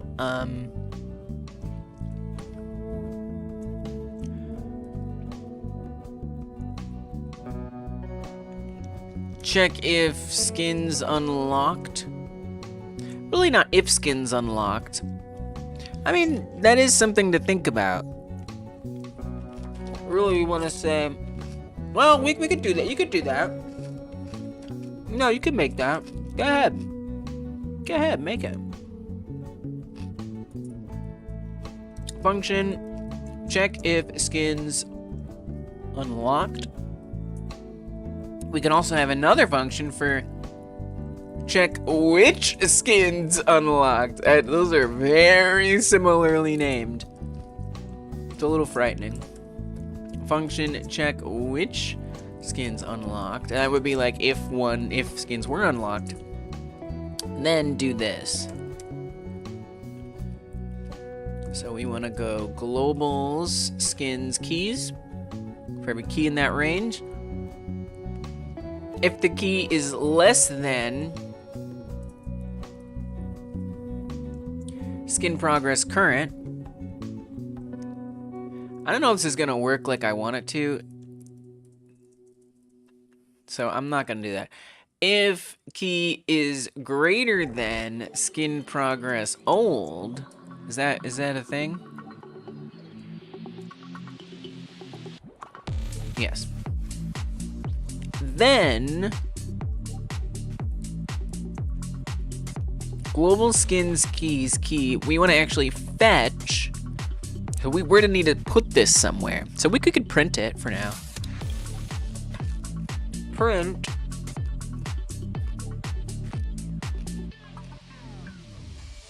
I think it's called name. By the way, I haven't typed all the names yet. So that's gonna be a thing I gotta do. That's power-ups. Looks like the skins is collapsed. Can we collapse power-ups though, please? Skins. Oh, it doesn't collapse. Skin underscore name. Back to the pause menu. Skin underscore name. So just print that out. So we see all the ones, hopefully, that are supposed to be unlocked. Okay. Now in terms of checking if skins are unlocked, well, we just gotta figure out if the...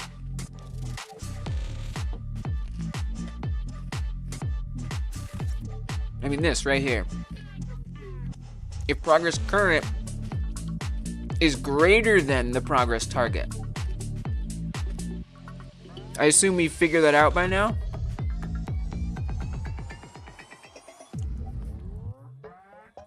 I don't know if we have.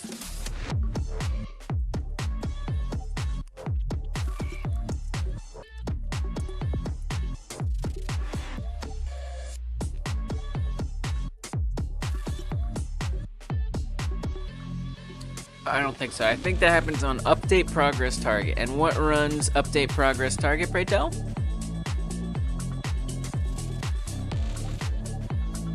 On game over. Oh, okay. So we do know right away. Oh, okay, good. Good. So yes, we will know what the skin progress target is.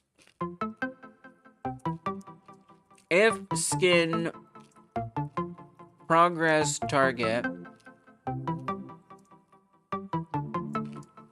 is greater than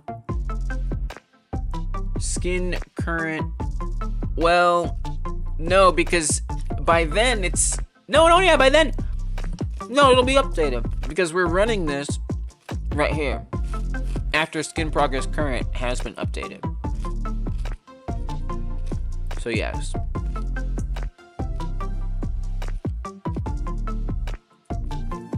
So if skin progress target is greater than skin progress current, check which ones got unlocked.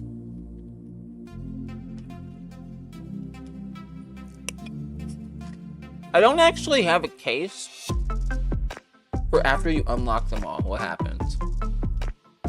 I need to deal with that. But not right now. For now. Let's see if it prints stuff when we unlock it. And so this will let us know. Well, also, so I wanted to know if a skin was unlocked. And if it was, we would continue and restart to not be visible. Which is a little difficult because we already told it to be visible. You know?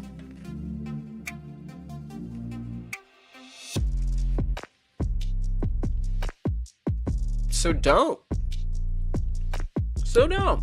Look, you got a region right here. Take that region, move it down. Move it to after all of that. Right?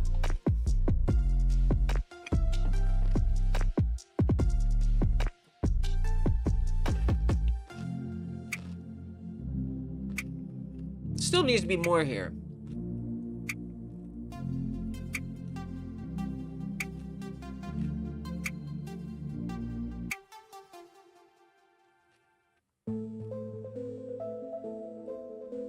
Maybe I could do it. Maybe I'm gonna stretch it a little bit again.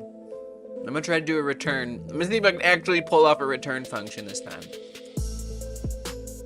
Check if skin's unlocked. If so, return true.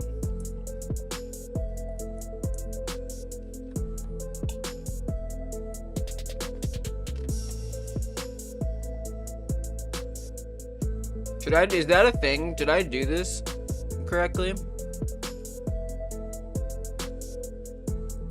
And then if we say else, return false.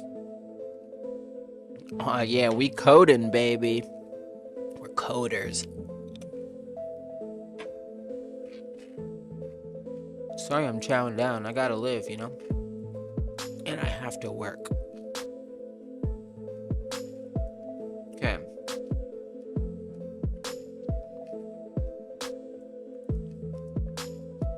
Check if skin's unlocked.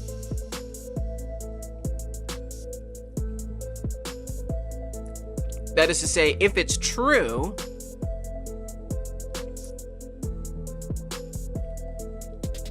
well, we want all this to happen either way, but what's going to be a little different is the modulation.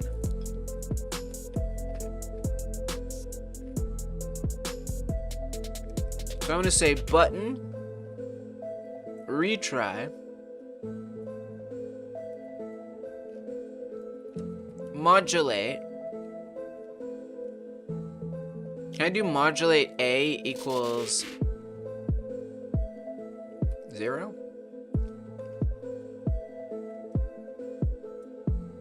Otherwise, button retry, modulate A equals 1.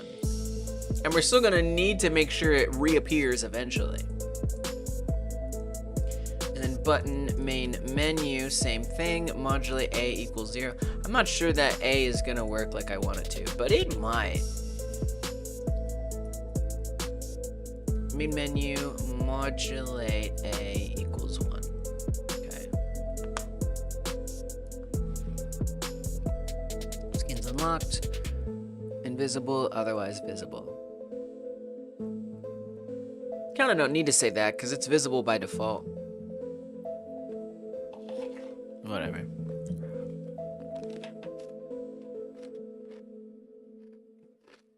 Yeah, maybe we'll just pass. I don't think at this time that really matters. Okay, then it's gonna do all this stuff.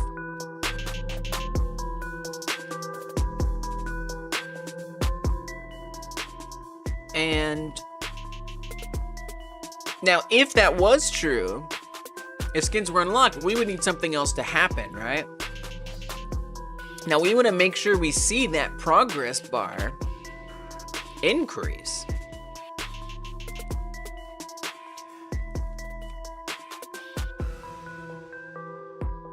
So here's where we do the animation of the progress stuff.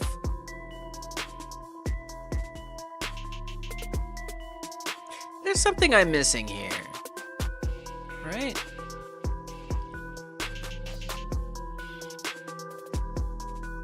I don't know. I'm gonna have to experiment and just kind of, let me just see where we're at. Like, where are we? What is what it is?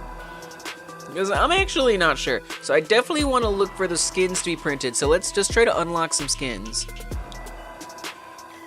I don't know, I've done some stuff. And sometimes I just want to check in with where I'm at by running it.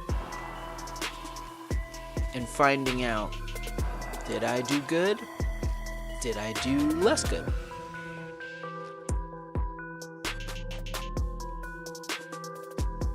Okay, so I want to look out for the skins getting unlocked.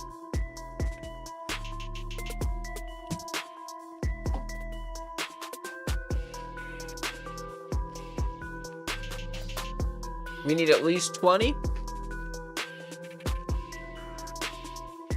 I'm gonna go big. Let's try to unlock 2. So I'm just gonna pop up this debug tool here. We just need to put like 60 in here.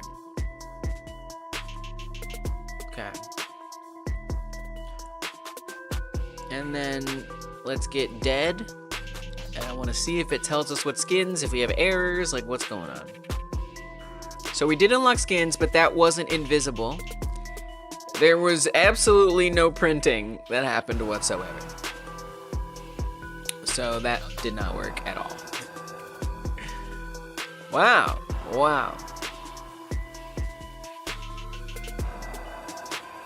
I'm a little shocked.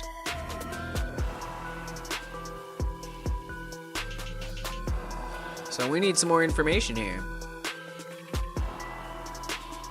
So I guess I would like to know, print skin unlock check begun.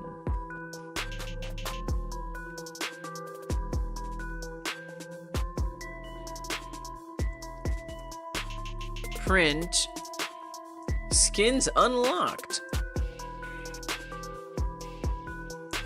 Print no skins unlocked.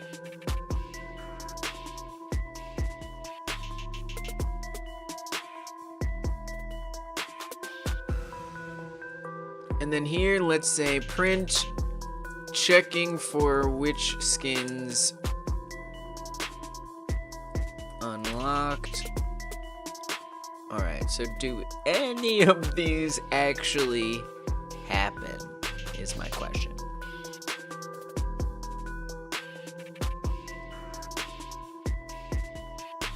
Okay, so I'm going to delete the save data. And we're gonna do it again.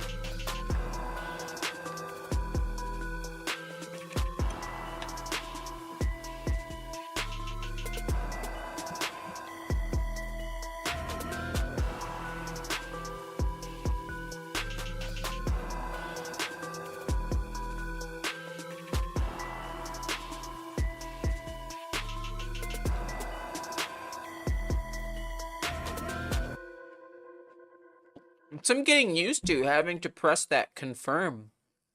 It's different. All right, we're gonna add 60 again.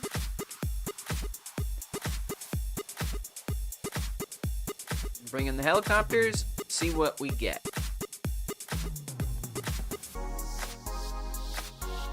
Skin unlock check begun. No skins unlocked. Hard disagree. All right, I'm gonna need some more info.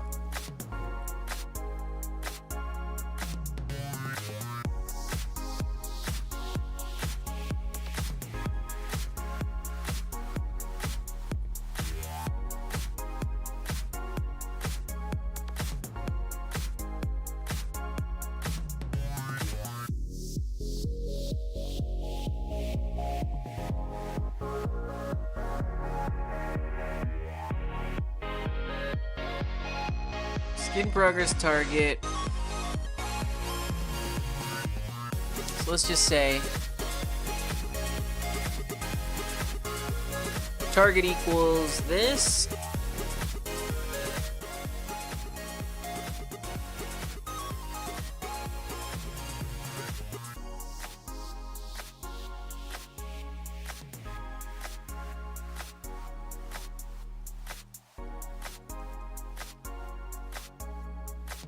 Progress equals this. So what we're probably not comparing correct values here.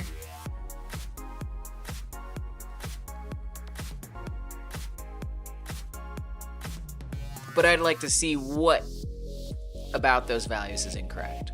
All right, deleting the save data, loading it up again.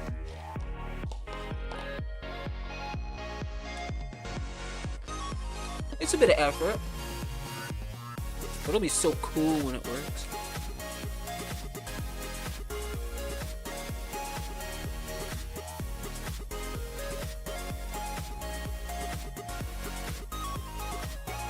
I'm getting used to it, you know, the confirm thing.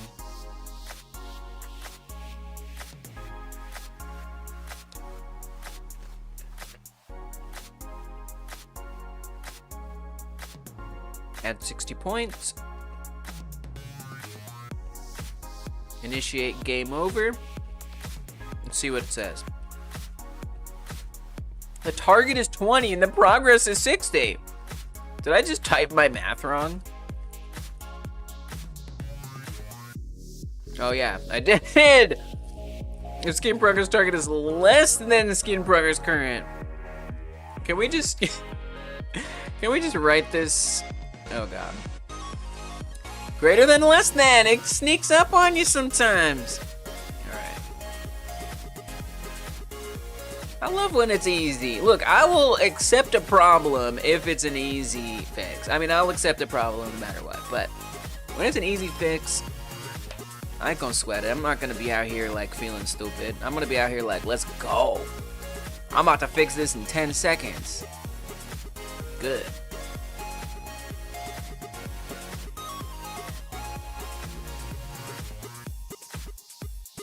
I guess if I've been trying to solve a problem for hours and hours and hours,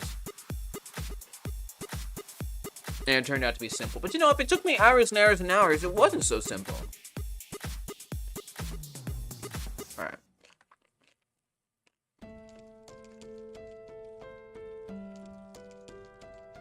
Add 60.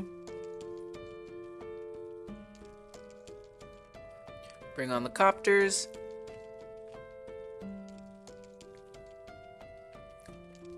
Whoa. Okay, so some odd things going on here. So first of all, these buttons are gone as they should be, and actually they're not even oh, they are working. So we don't want to be able to click on those buttons. We got to make sure to turn them off. Apparently we unlocked every single skin. So that's a mistake. So it's just literally printing every single skin. So we should fix that.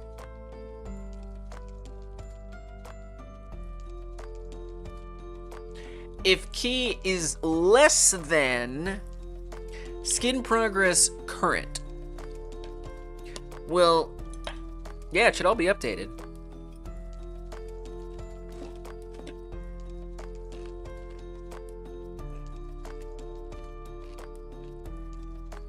Because, yeah, we want to know everything less than our current progress. Of everything that's less than our current progress, what's also greater than our old progress?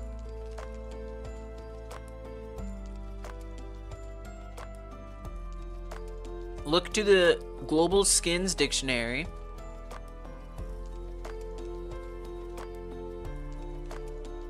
Check through all the keys of the Global Skins Dictionary. Specifically, the key that fits these two conditions, and print its skin name. Why would that be every single one?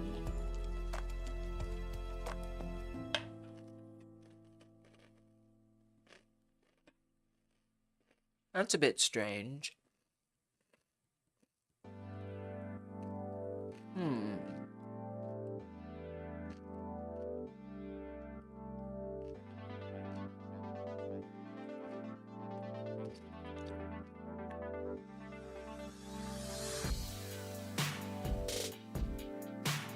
I'm gonna say print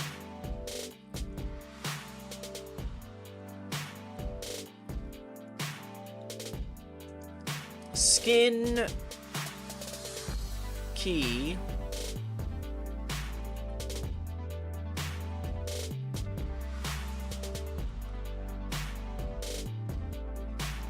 is lower than skin progress current.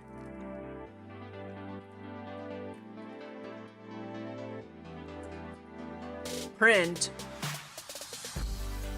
skin key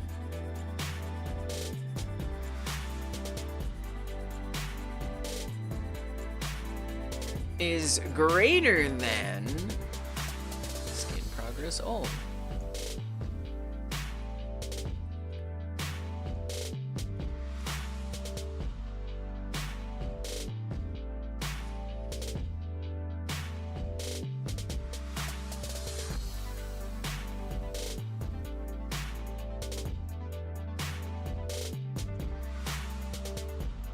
Let's be a little more specific.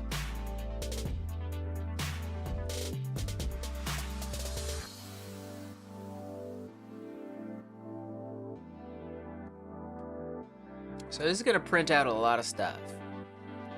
That's for sure. Now I do also still need to make those buttons not work correctly. So let's just do that so we can at least get some progress.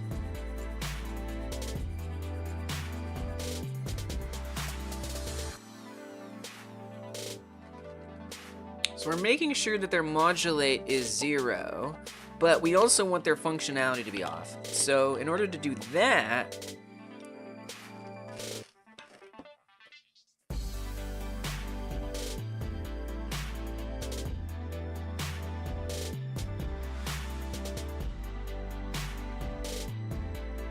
we need to make sure they can't be highlighted. They can be highlighted.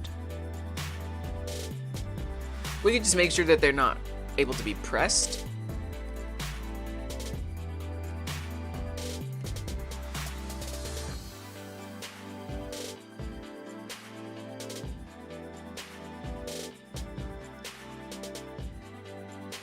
Where's the pressing? Where does that happen?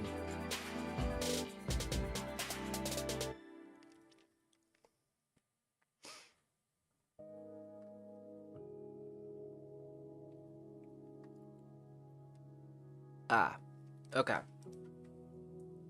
So we could just say if unlocking a skin, if not unlocking a skin, you're allowed to press it.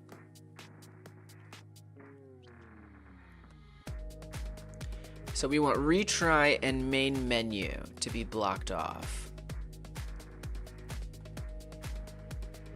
If not unlocking a skin. So we're gonna make a variable for that.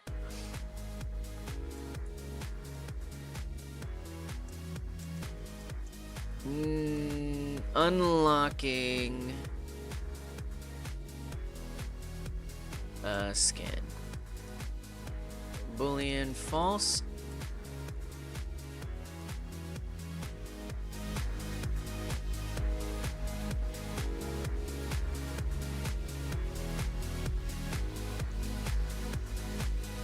If skin's unlocked, unlocking a skin becomes true. Okay. So, I want to test that. I'm sure it'll be fine. But really, I'm checking the prints down here to determine why it seems to think that all the skins are getting unlocked.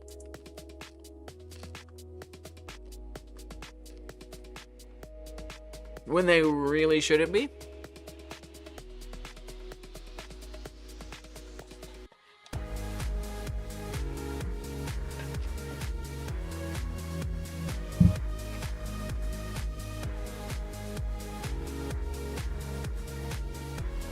$60 points. Push them through. Bring on the helicopters. See what it do. A lot of information right there. Do I still have a zoom for down there? Yeah, I do.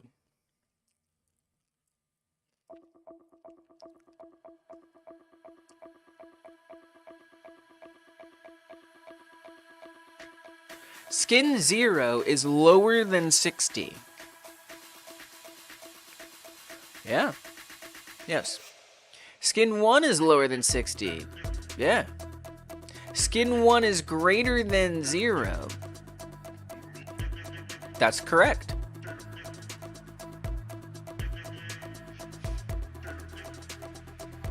Interesting that skin 0 doesn't fit that, so we do need to say an equal to.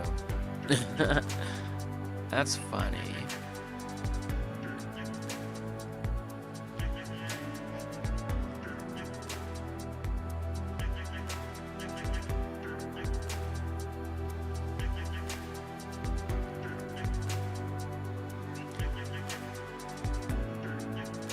So if it's equal to the current, then it can be unlocked.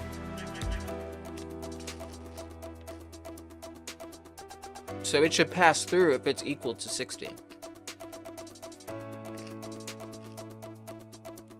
Wait a minute. Wait a minute!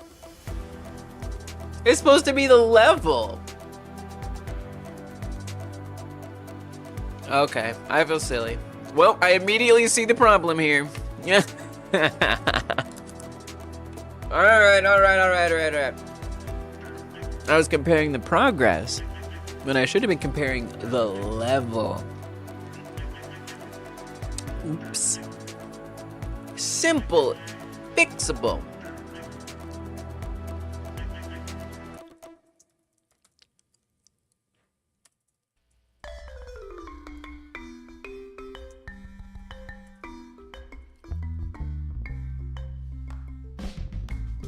I just gotta find where that information exists.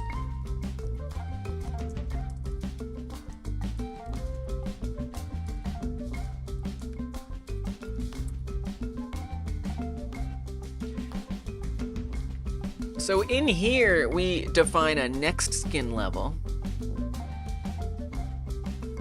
based on, I think we could, there's no reason to keep this here. We could make this a global. That way we can access it. So I'm gonna do that.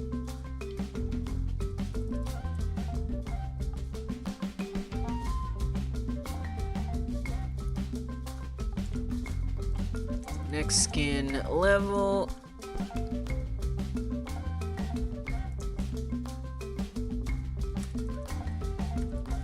think we need to really set that to anything here.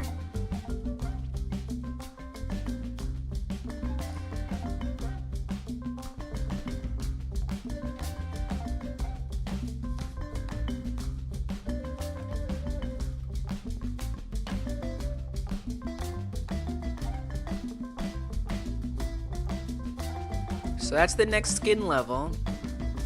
Skin progress target. Oh. Okay, hold on. I didn't need to do any of that. I didn't even know that. Okay. Okay, excuse me, excuse me. I missed it.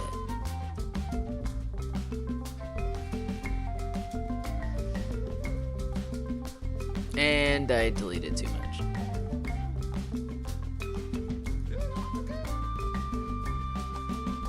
Okay. So actually, skin progress target is going to be our less than.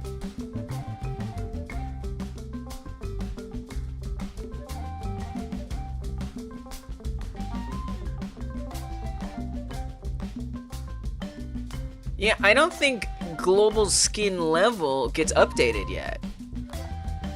Nice. Okay, got it. We don't actually set global skin level in here at all. Understood. Okay, so skin progress target is our less than.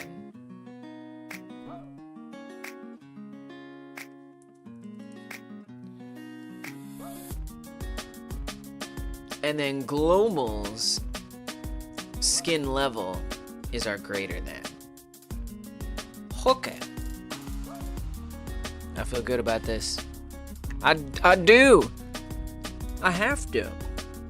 Okay, I don't have to, but I want to. I choose to.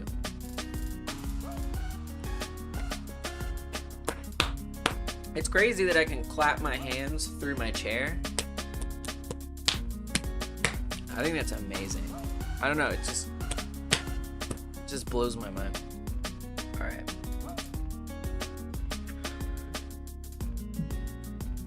Oh, I didn't. So you can see I've unlocked some skins here. I actually need to delete my save data.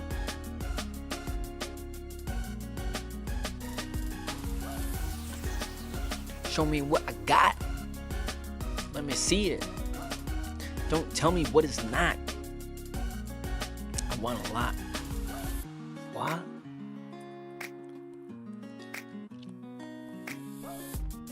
I almost wish that ready to invade was like a little brighter. I don't know. Okay. Pull this up.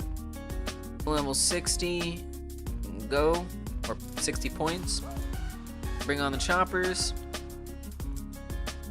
Oh, there's gonna be a lot of crap being printed.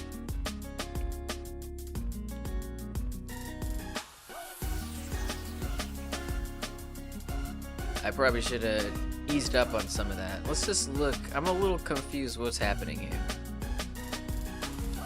I really need to name these skins, man. I need to name them real bad. Okay. But let's see what we got. Let's see what we got.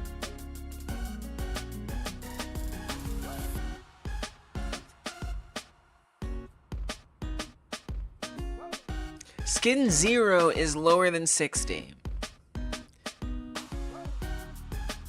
Oh, I think I still need to do...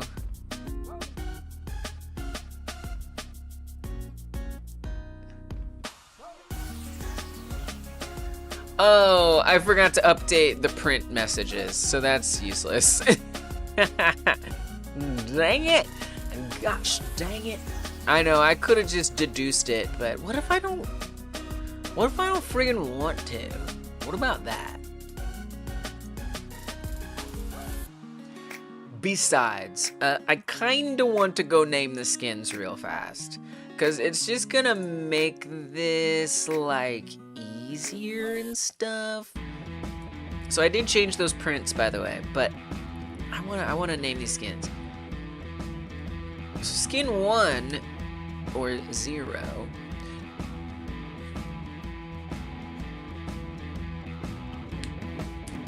right, that's true.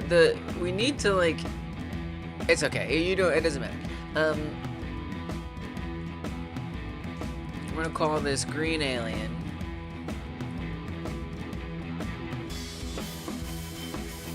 Yellow or gray alien. And then after that, I have no idea. I have to go look it up. I don't remember. That's what game dev documents are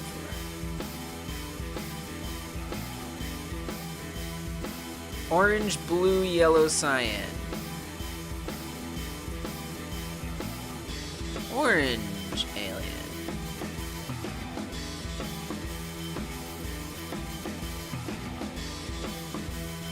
Blue alien.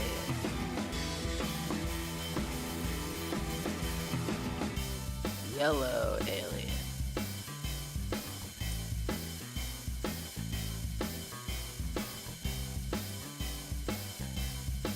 Cyan alien.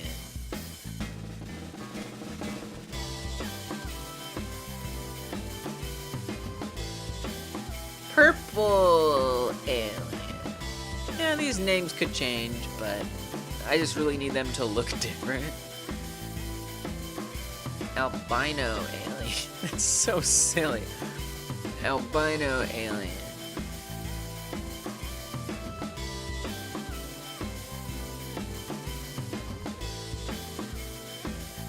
We're just gonna abandon the alien thing. Talipo. Marshmallow. It's so confusing because it's not, but that's what I'm calling it. Chrome alien. Go back to the alien. So this is actually demon alien.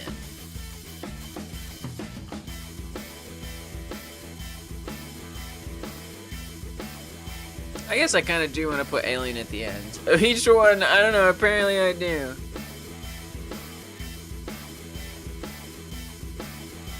Skin 13, chocolate alien.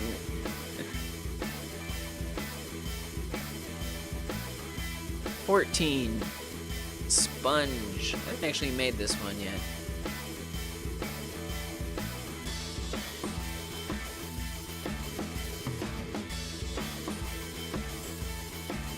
Tartan alien.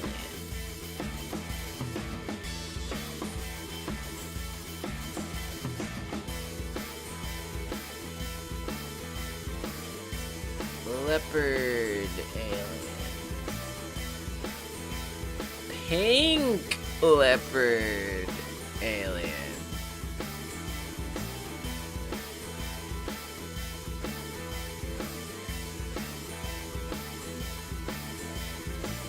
Camo alien.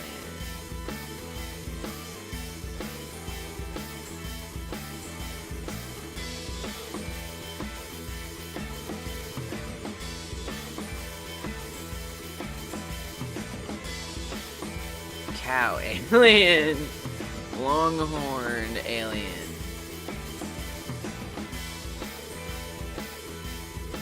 Polka dot alien.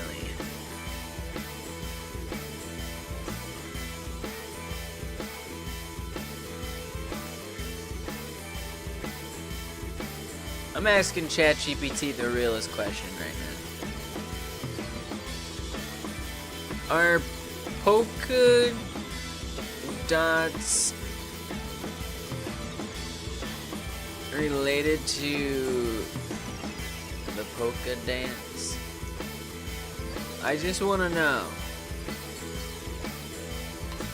Surprisingly, yes. Alright.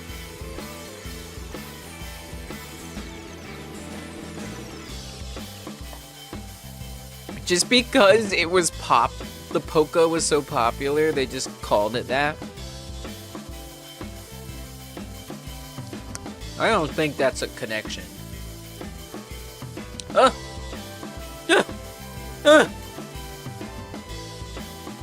dare you? I will not.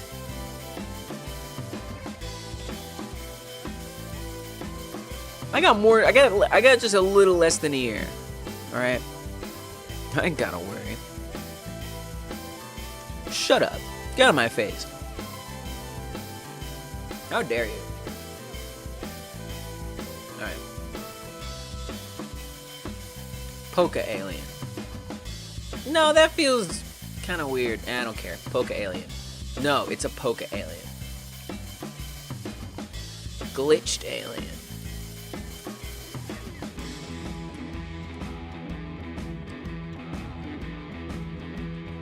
Lava. I'm kind of tired of putting alien at the end of each one. We'll see. We can always change it if I don't like it.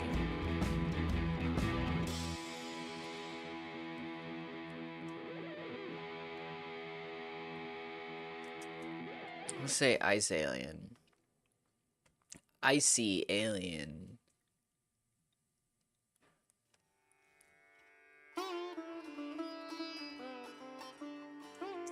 Marble blast.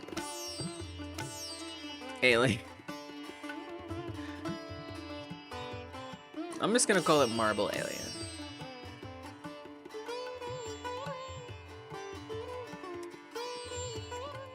This one's just gonna be called Starbreaker.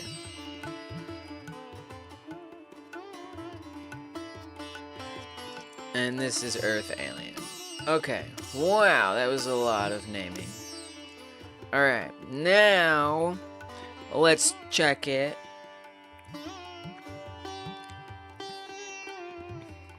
We should only unlock a couple.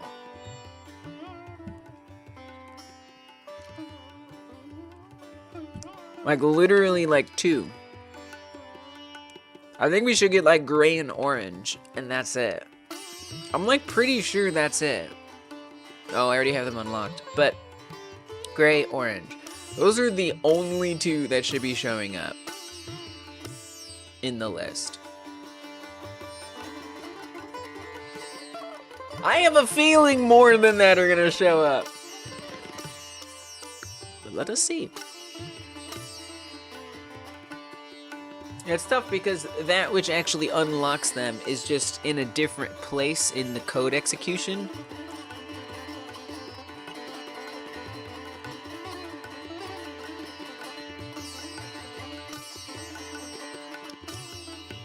I wonder if instead of having ready to invade yes or no, it could just be like ready to invade, wait a second or something. I don't know. All right.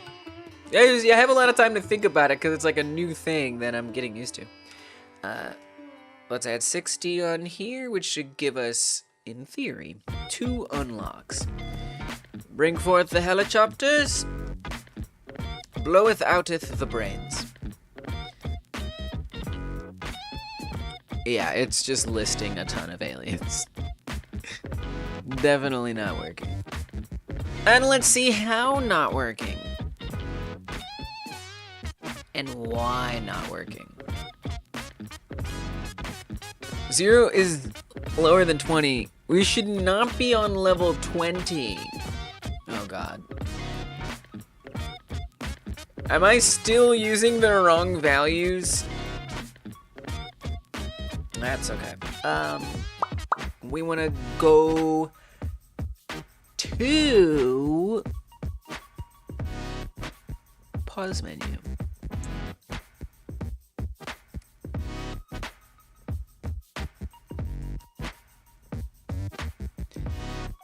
Skin progress type. That doesn't sound like the right thing. Wait, that doesn't sound like the right thing. Equals next skin level.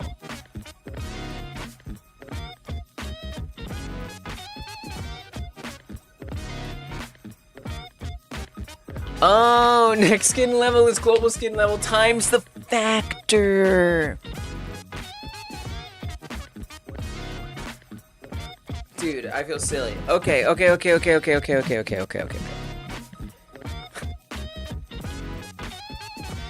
I apologize, alright? I already apologized. So, I feel silly. Okay.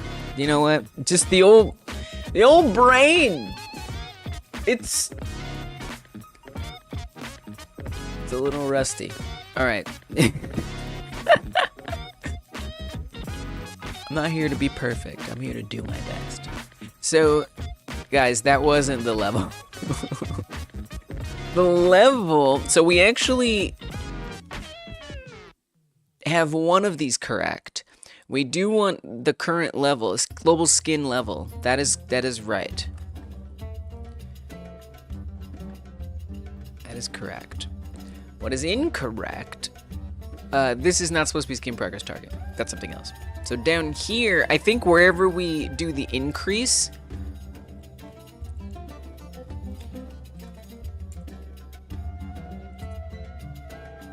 right here.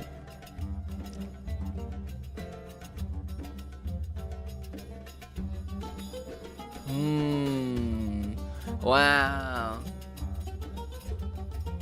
That's tough. So every single time that bar fills up, it's going to just add 1 to the global level.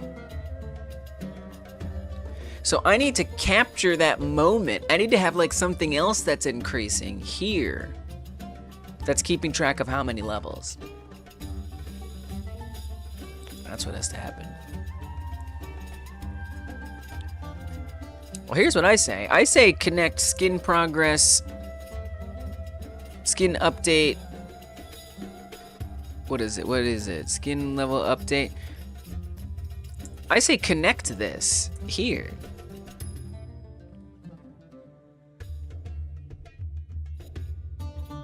Every time this runs, increase it like you would otherwise.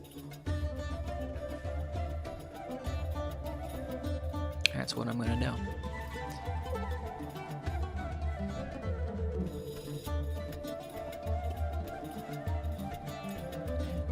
Messenger skin level update connect on skin level update.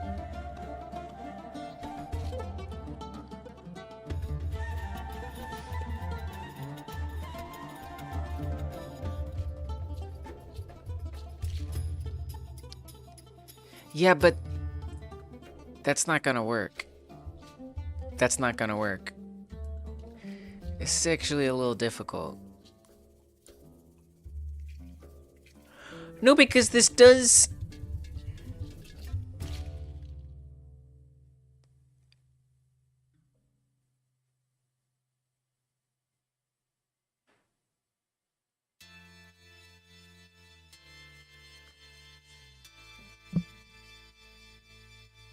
This is actually a lot harder than I thought it would be, if I'm being honest. Because we have this whole calculation that's actually happening in real time. And I'm trying to predict that calculation ahead of time. So it's like, I kind of need to run the function separately again.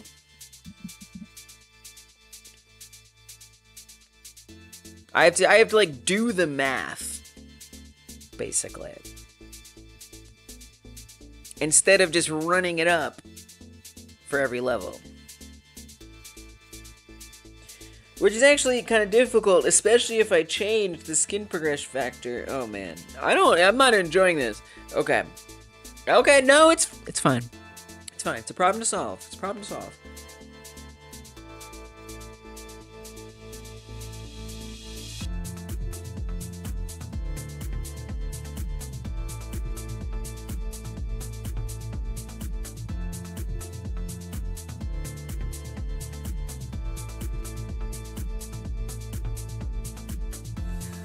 So what I'm thinking is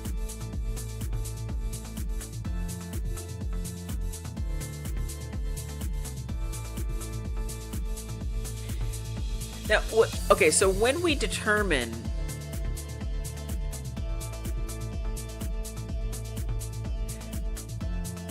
okay, I don't need to check which skins are unlocked yet. I don't need to. I don't actually need to do that right here. I'm getting rid of that. I don't need to check that right here. I don't have to. I wanted to, but who cares? It doesn't matter. It doesn't need to happen. We do need to check if skins are unlocked or not. right? So that way I can decide whether or not I want to hide these buttons here. And indeed they're hidden and they are not doing anything, which is what is supposed to occur.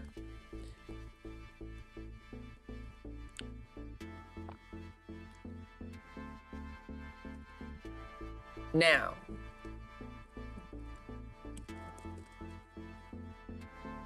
I don't think we need to actually set up on skin level update. I think what needs to happen is every time that would emit, update progress target, that's where it does that. Every time that would emit, check right then and there what skin would be unlocked. Because then the level is going to be increased. So I would say not only update skin progress, we could have here check which skin unlocked. Have that be here. Because by that point, there's going to be a new global skin level, right? Because this emits that. If we come over to globals, and we look for skin level update, it's going to increase the skin level right there by that amount. So then we can check to see. Whew. Oh my gosh. It's just like sometimes a little bit of a logic twister problem, especially like diving into this kind of already confusing code and like teasing it out, you know? It can just be a lot.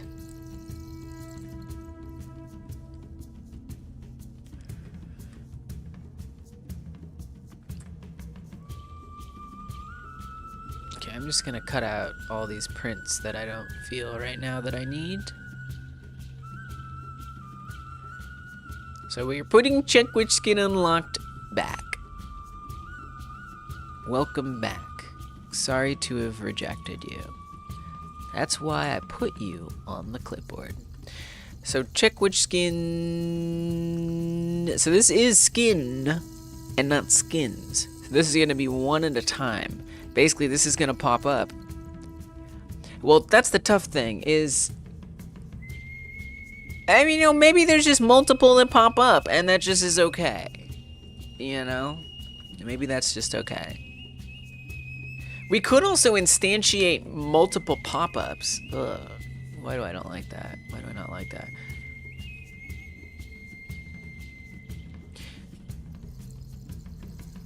We could also instantiate new like entries in a list. That's actually probably a better idea. So we could have like a VBox and we could say instantiate a label in that VBox, and so it'll keep like readjusting the UI. Yeah, I think that makes sense. Check if skin unlocked.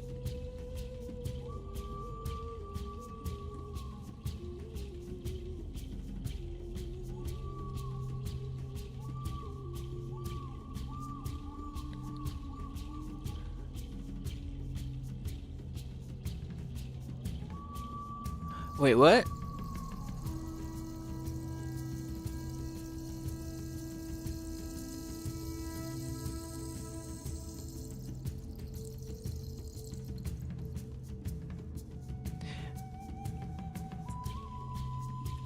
Okay, let's do that. Function check which skin. Oh, there we go. I see what happened. Okay, I see. That's the trouble of making things named so similar. Alright, checking for which skin unlocked. It's going to look at that global array. It's going to go through the length of all the keys. And we want to make sure that we check the keys that are less than or equal to the global skin level. Now, this isn't going to be keeping track of the last one, but since we know this is happening on each level, well, actually, we could just look for the specific key that's one less than the current level.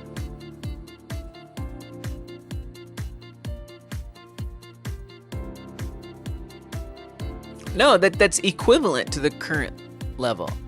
Yeah. So we just need to, all we need to say is if key is set to the current level. I think that's all we have to do.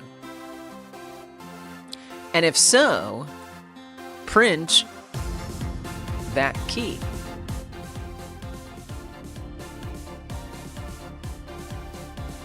Right? Okay, let's see where we're at. So I'm going to end the game. I'm going to delete my save file. Obviously, still gotta do the actual UI stuff. Which is just real. It's just really, really real. What can I say? It has to be done. We do what we have to be doing. Open this up. No skins unlocked. I'm ready to invade. I almost want to just say ready. There's just a lot of words there. And I almost want ready to be like large. There's some, the more I see it, the more I just really want to make some changes to it.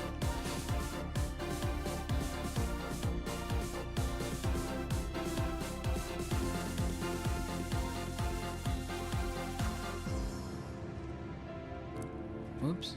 Where is that? Ready to invade. I'm just gonna try just straight up changing it to ready. And then we can like make it bigger. It's obviously a lot of things to like mess with. I know. I know.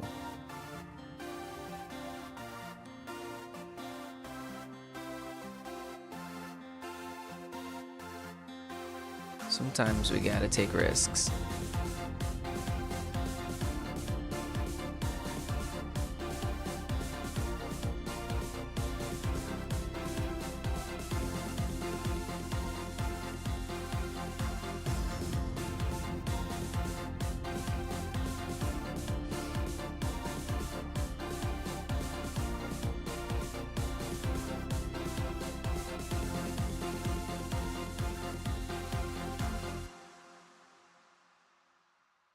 All right.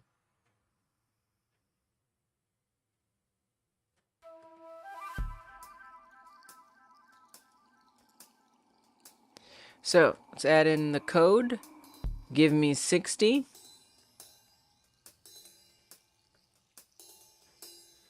Bring on the choppers. And let's see what we got. Or whatever. Orange alien, blue alien. Alright, so I mean, overall it's better. The numbers are wrong.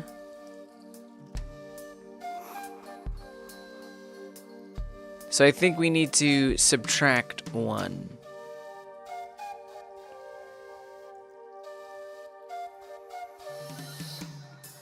For some reason.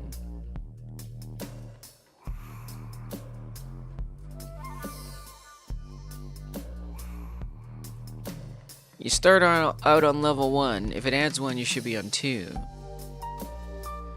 The key is on 0, so green is on 0. That makes sense. Alright, so that's why we have to do that. Alright, good. That was good. That worked out really well. We just have to make sure we say, if it's set to that, -1.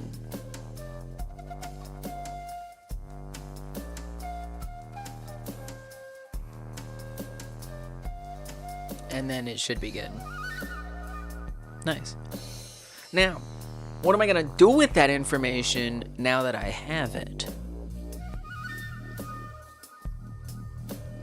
I need to make a little sum. So I'm gonna do it.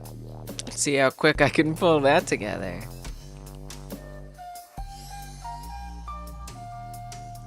I think that should be part of the pause menu. Actually. I'm gonna put it above the pause menu. I'm gonna make a margin container. Put in the center.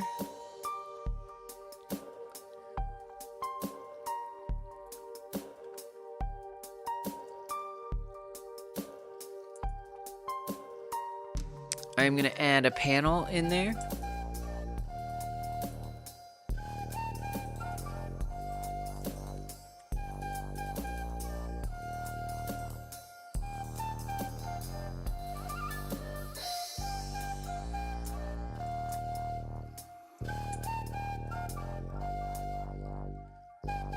I'm gonna add in the panel that I made before.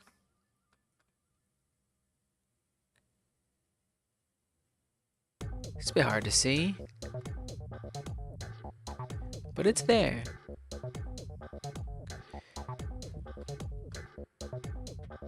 It's kind of important because it's probably not going to be very visible over anything else either. So I wonder if we couldn't adjust it. I'm just going to make this unique. Let's give it a border, so it sort of stands out on its own.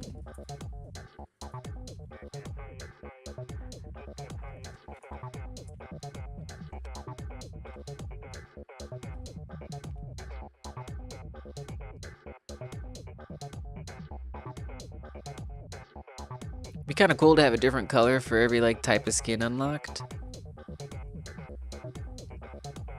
It's kind of a lot. It's kind of a lot to deal with, isn't it?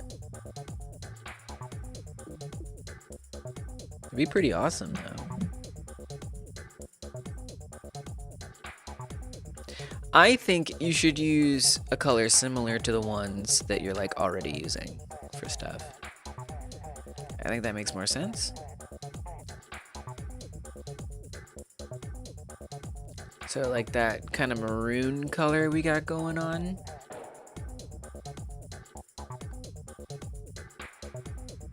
Or whatever.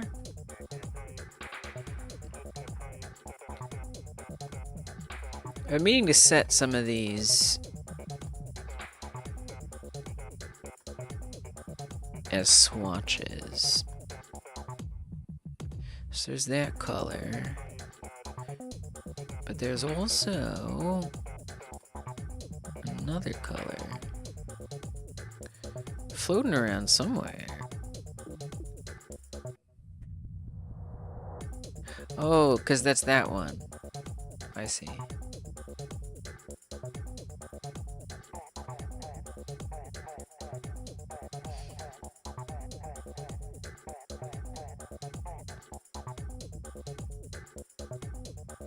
Oh, because that's the button. We have to go to the label. There it is. Add this color as a swatch. Perfect. Now, come back to that menu.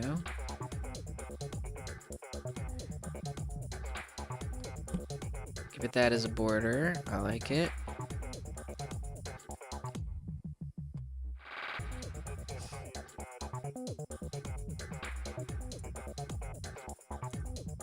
I don't know about that blend, but we'll mess with it. We'll try it.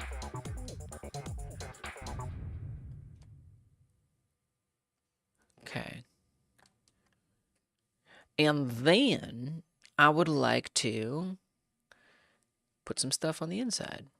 Namely,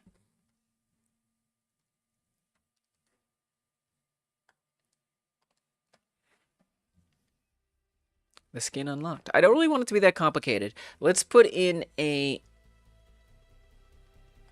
V-box.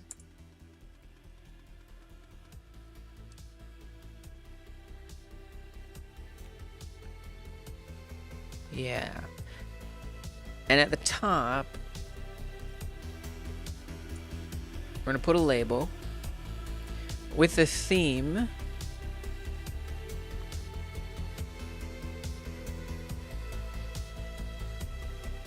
Let's do that one. Hey, what's up, Gamer Therapy? How you doing? Welcome. Hope you're doing great.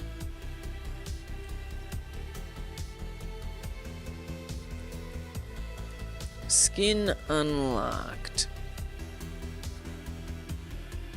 Wow, that fits nicely.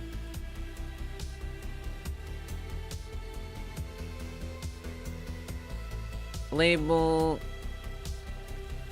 Unlocked title, we'll say. I'm gonna add a separator in there. You have 2 member circles. What does that mean? I'm going to... Oh, we want that separator to be invisible. By the way. Can we just... I'm just gonna copy the other symbol that was had over here.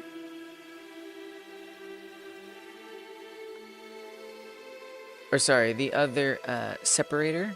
I don't know why I called it a symbol. Paste that in there. And then we want all the skins that you get unlocked to appear in here. You're not going to be able to get that many at once, and if you do, whatever, it'll look wacky, it'll be cool. It's like you broke the game because you're so awesome. The badge thing's next to your name in the YouTube chat. Nice. Nice. Oh, you do! You do! Thank you for being here and supportive in the ways that you are, Gamer Therapy. I gotta get you a song. I friggin' owe you a song. I do, and I want you to have one. You deserve to have one. Let's make sure you get that. Can I sing to this?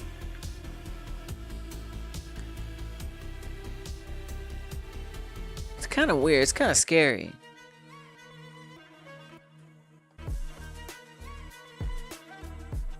That's a tougher one for me. That's kind of lovely. Let's see if I can pull off this one.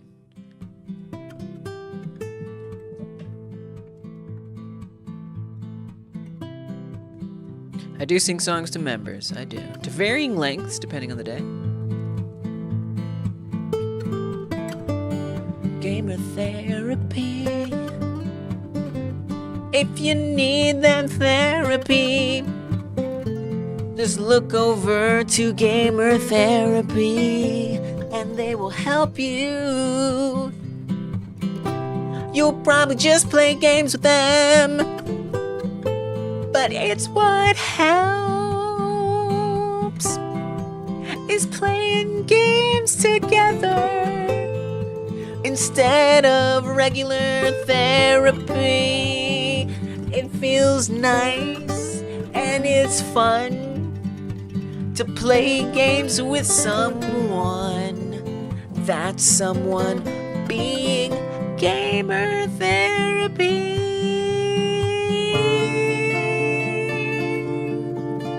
There you go, there's your member song.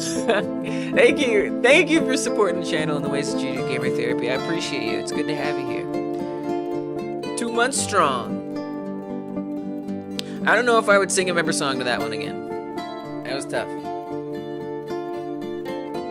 There is something I kind of like about it, but I'm trying to save a list of all the songs that I prefer doing member songs to above others.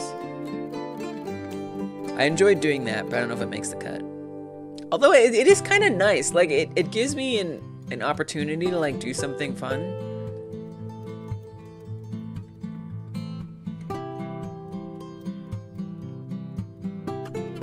I almost like it.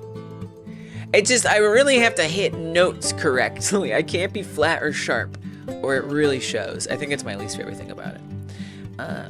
Alright, so we're gonna want, so I'm gonna actually want to create a scene of a label that goes in here. I want to make sure that it looks a certain type of way. Actually, you're a good friend therapist as well. This one girl I go to church group with said to me yesterday how grateful she was for me, and I can tell she's less nervous with me around. Nice, nice. That's cool. It's good to be a nice friend, for sure. Friends are important, potentially. Let's add a theme in here. I want the light one.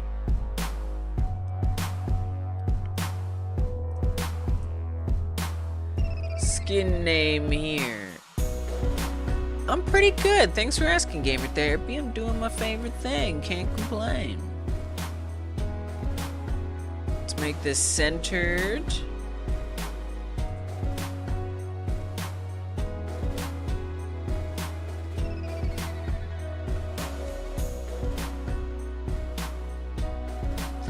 kind of feel like it could be larger. Perhaps.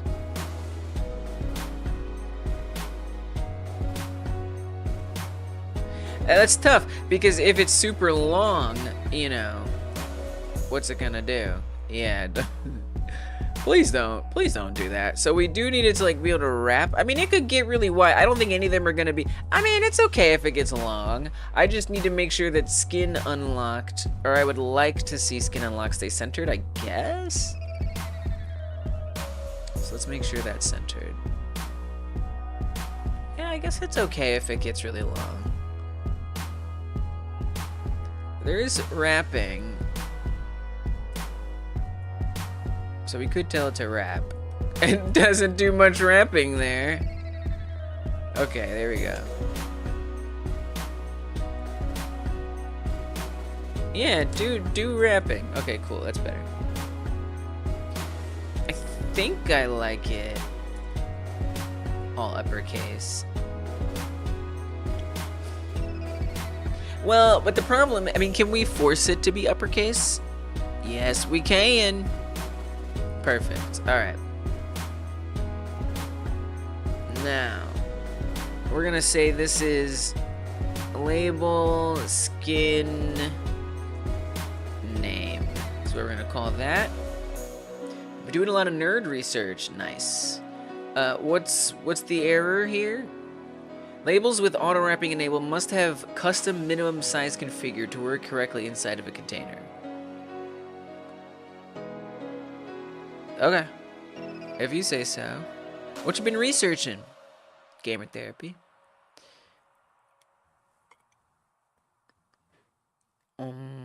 Layout, custom minimum size. Okay.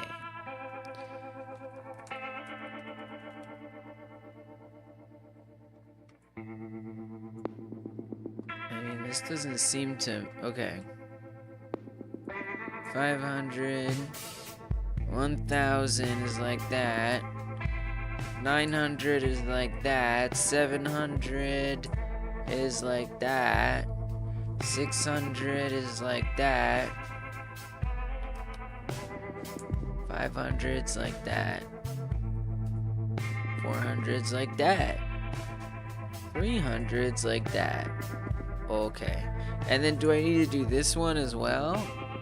Why is the error not going away?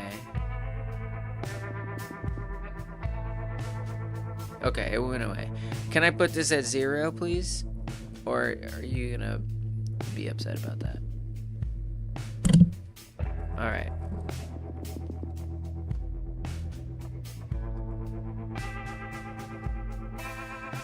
Good. Okay. Now, this I want to actually instantiate.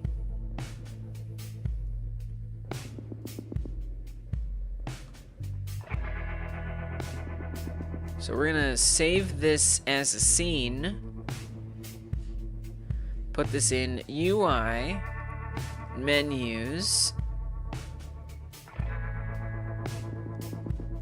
We'll say label skin name.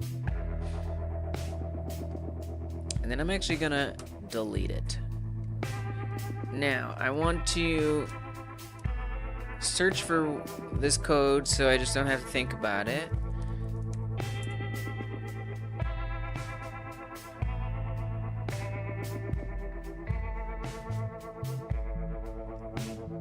Grab this instantiation code. And instead of printing this,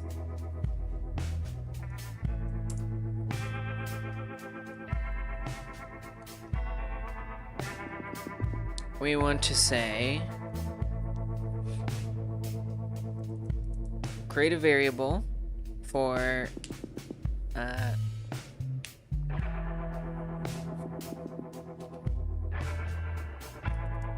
we'll say skin name.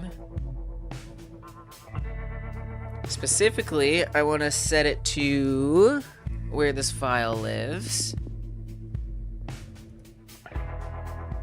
So let's highlight that, drop it on in, no problem. Get your current scene? No. I actually have an incredibly specific place that I want this to go. Quick story. For context, I used to ride hoverboards a lot with my best friend, but he moved away in May, so I stopped riding for a while. It's not as fun alone. Dang, it's so sad. Hoverboards. Have I ever even seen a hoverboard in my life? Gitry, I'm so sorry that you lost your friend in that regard. Gitry, get seen, add child. So we want to actually say this VBox. So I'm going to say this is VBox skin unlocks. I'm going to make this accessible as a unique name. And I'm going to on-ready it here.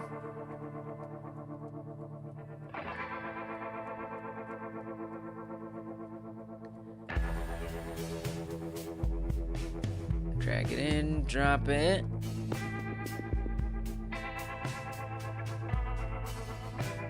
I'm just gonna call it Skin Unlocks VBox. Come on down.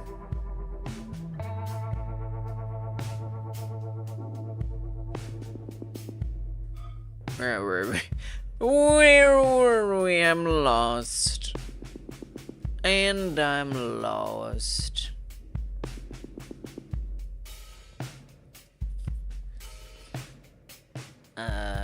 We were doing instantiate. There we go. So we're gonna actually say skin unlocks VBox, add child, skin name. And then I'm going to say that skin name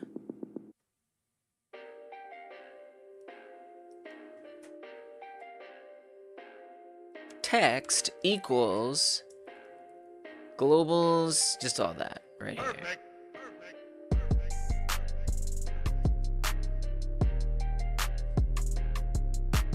All right.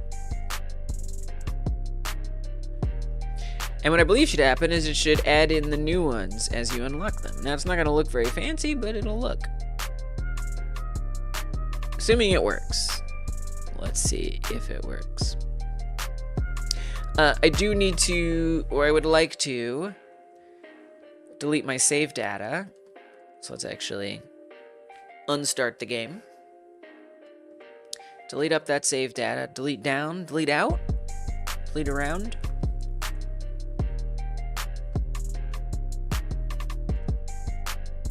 Okay, it's deleted. Now start the game. Try to get your hoverboard out again in August, but it would only turn on while on the charger, and the battery was cooked. So now you're looking to get a new one. A new hoverboard. You want to fully upgrade to a professional one. Nice. I don't even know what a hoverboard is. If it was a member stream, I would look it up. Like, what is a hoverboard? What does that mean? Are we talking like Marty McFly or something? Are you Marty McFly? Oh yeah, Ready is way better, dude. Absolutely. Now, one consequence here is I'm not actually able to hover over it as easily. Unfortunately, but visually, this is much better. But I believe we have some kind of annoying overlap situation, which is a bane of my existence. It's among my existence's banes. It really should be hovering even already. So I gotta figure this out real quick. Confirm menu.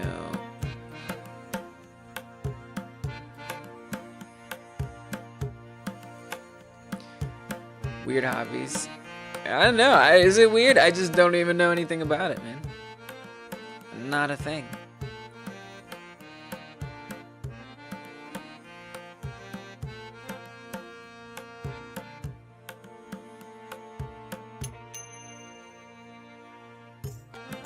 But it's nice that your friend left you with the interest in hoverboards. Funny how that works out.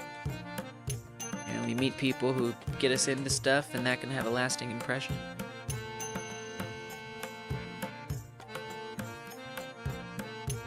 Well, I can see right now that the button has gotten, it's a very tiny sliver now, instead of being, and you know what? I bet because, nope, I don't know why. I thought I was gonna know why. I immediately realized I didn't. Okay. I mean, I could say like a minimum size, maybe. Yeah, oh, but then it's moving. So it's getting squished. It's getting a little squished. So I'm gonna need it to not get squished. The H-box is squished. Wow.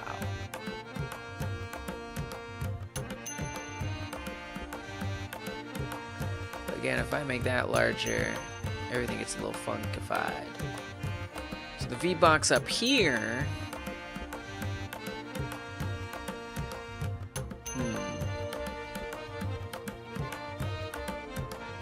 This label is sure taking up a lot of space in that little V-box of ours.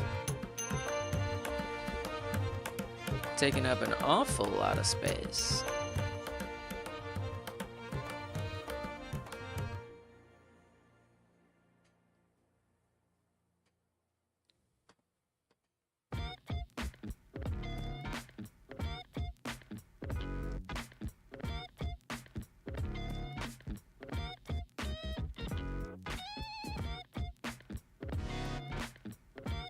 That makes the button area a lot larger. Obviously, the placement is less than ideal, but if we come in here and reduce the separation, now we're getting somewhere. Love it. I don't think we need that top margin.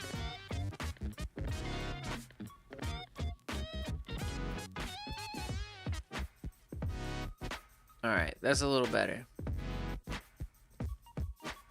Still needs some work, but, you know, little by little, we'll get there. Alright, we do not want this visible all the time, please. Now, gotta see if we get those skin unlocks popping on up. So I'm gonna add in 60 points.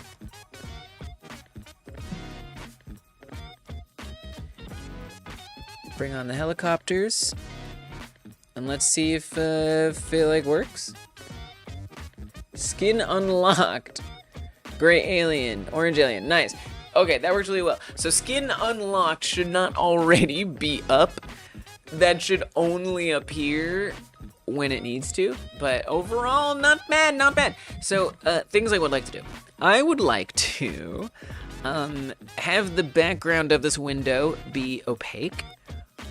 I would like the window to not be up all the time. We need to tell it to appear. I also think this could benefit from being like more centered. So let's do it.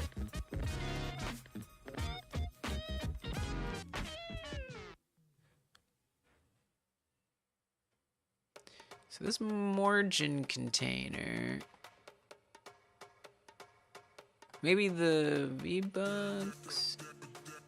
Nice, there we go. So that way it kind of keeps it more center, and it'll pop it up, but I think it'll kind of add a little more excitement to it if it's popped up. And then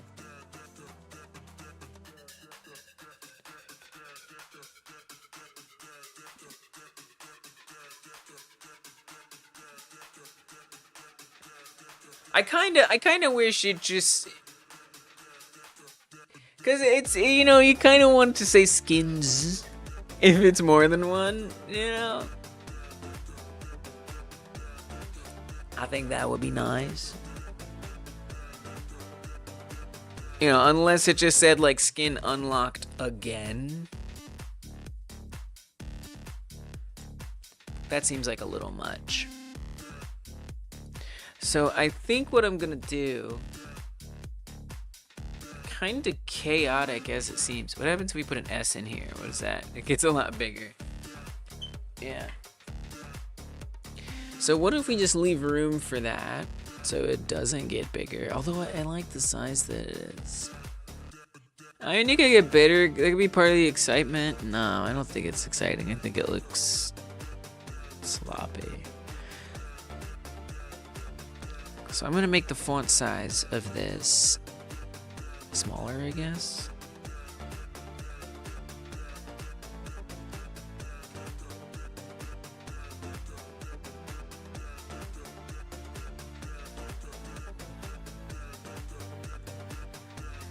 And I think I'm just gonna update it to say the word skins whenever it's time.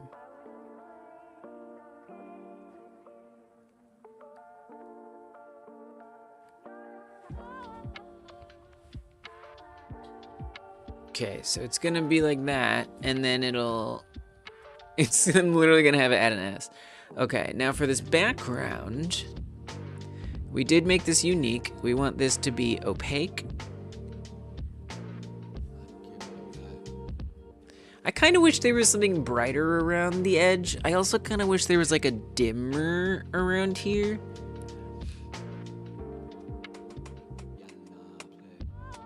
That made the stuff behind it look a little less in your face. We could also just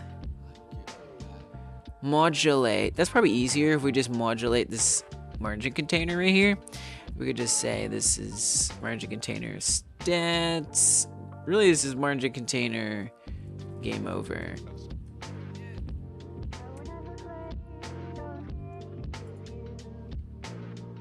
Hopefully I don't regret renaming that. I kind of wish there was like a brightness around here.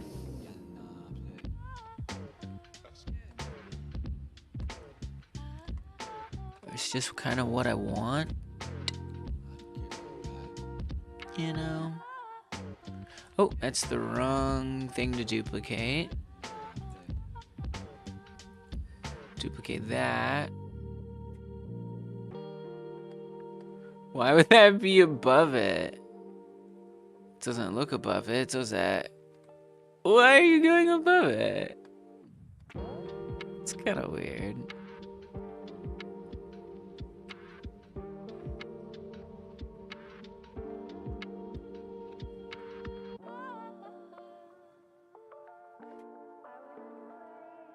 I actually do want it to be behind it anyway. Kind of doesn't matter. But what I want is to make this a lighter color. Nice. Maybe we could bring that... Oh! So I actually meant... Okay, here, how about this? First of all, let's do it like that. This one I need to make unique. And let's actually indeed make it invisible. And then I'll make this border that lighter color.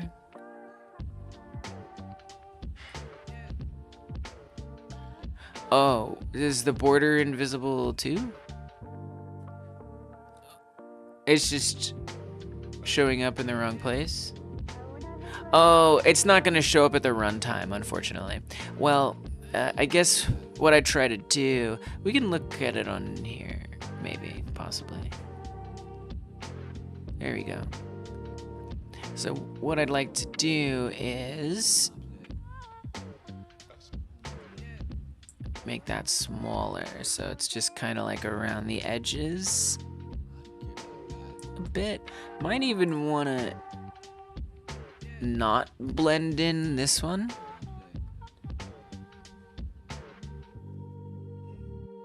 Maybe even tuck it in some.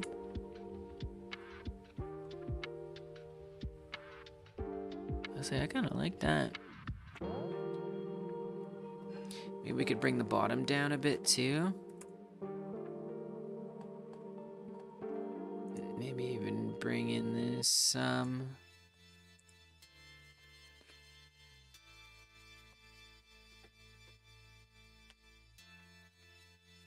Nice. Alright, skin unlocked. Looks good. And then it's gonna have an orange thing around the side, but you can't really see it yet. Okay, good. Now,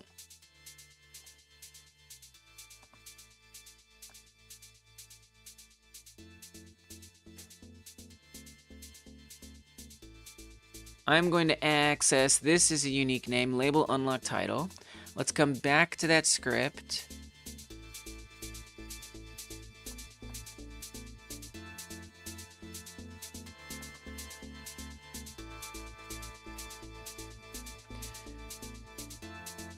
I'm going to create a variable, or we're going to add a variable, we're going to say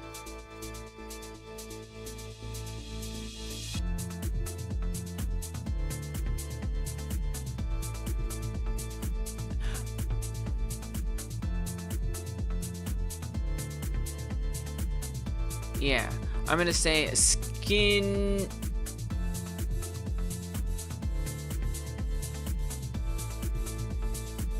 label added. I'm gonna make that true. Variable skin label added boolean false. I'm also going to set up this.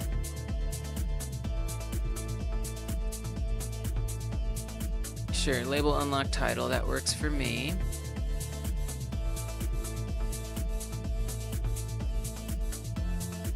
Skin label added true.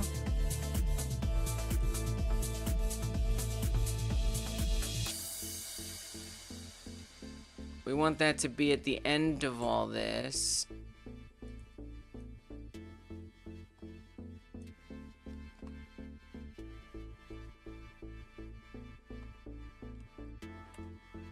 If skin label added, then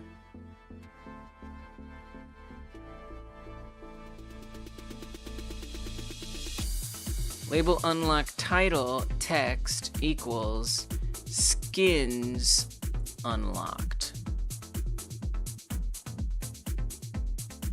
So it adds the S on there. So if one has already been unlocked, or if one label got added, well, you don't have to do it like that. You could do it in here. So literally, if the instantiation does occur, might make more sense. Pop that in there, and then check this sooner, right?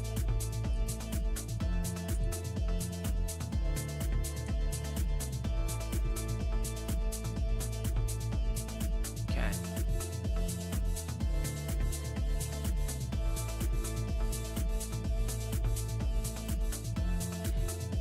Now, I also want to modulate margin container game over. So we're gonna access that as a unique name. Come on up here. Drag that in.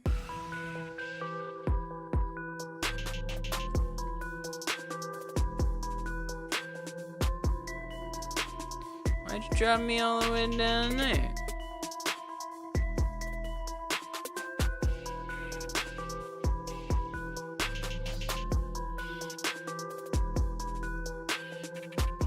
Say game over container.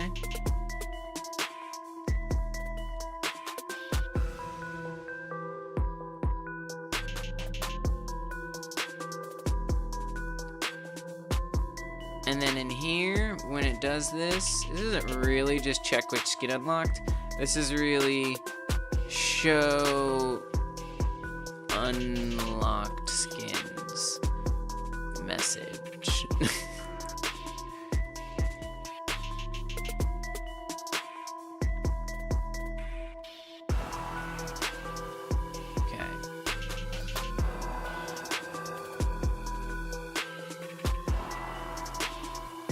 Whoop! Unlock those skins. You know it, press power. We got to. We have to do what we have to do. It's the right thing. It's the right thing. Yeah, I've been working on that today. And a lot of it is in place, and now I just want, like, when you actually level up, I want there to be a corresponding thing that appears. But most of the things functionally are all pretty much set up. There's a few like visual changes I'd like to make, but yeah, good stuff is definitely happening. Also, gray alien, orange alien, that's correct. No, those are the correct ones. Yeah, it's solid. It's like, I'm about done here, which is really nice. Hope you're doing well. Welcome. I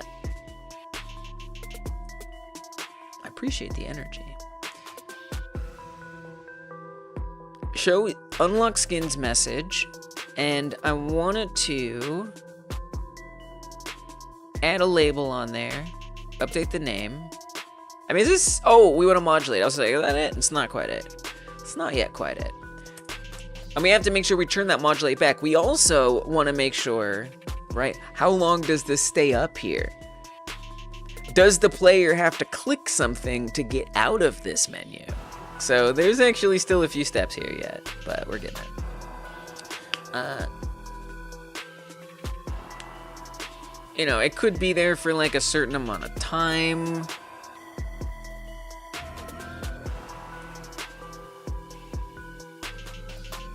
I think I'd rather have a confirm myself.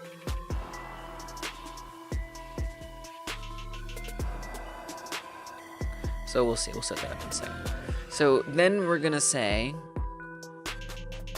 game over container modulate alpha. I kind of don't really want to do that. I feel like it's gonna look better if it just like gets a little darker. But for that, I would need to like do like an overlay. Or like change the material, like I put a shader on there. I don't know, it's getting a little messy. And I'm not even really super able to preview it right now. I don't know how I feel about all this. It's just, I can't really,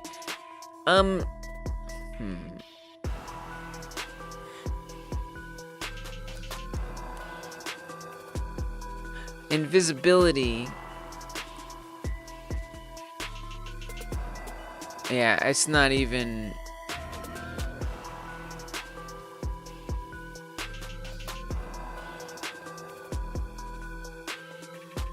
allowing me to like do anything here.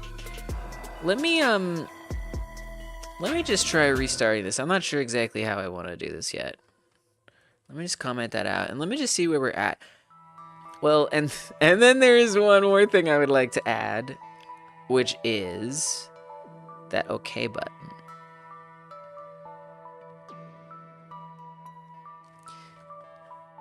I almost want to add another VBox that VBox goes into. That's where accesses unique name helps a lot because I don't have to worry about hierarchy naming convention wise. So I want to say add a, so we're gonna add another button. Oh, buttons. I'm gonna try to copy it against some better judgment. We had some real trouble copying buttons earlier. Okay, that didn't go too badly.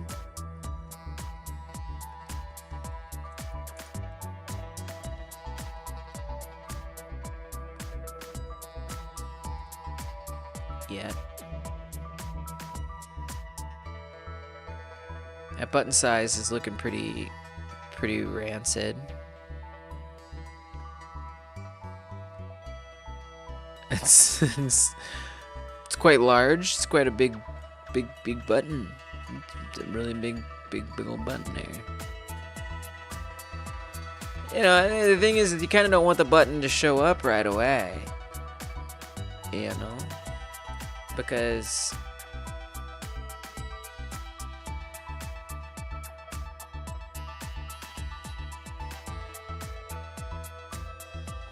otherwise it's going to, you know, the player could like skip that information. I mean, it'd be a lot easier if I just made it be there on a timer. It would be a lot easier.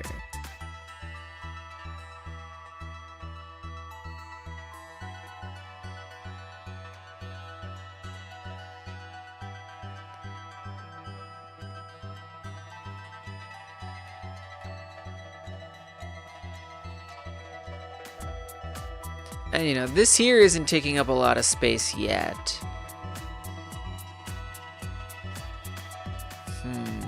Well, we would, I mean, in theory, I would want this to not show up. Yeah, but I wouldn't. It's a lot of effort. It's a lot of effort. That's for sure. Why is it, why are you taking up so much space, though? You really don't have to take up that much space. It's quite a lot.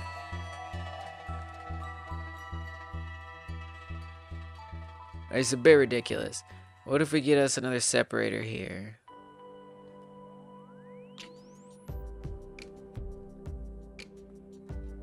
And then... let's see.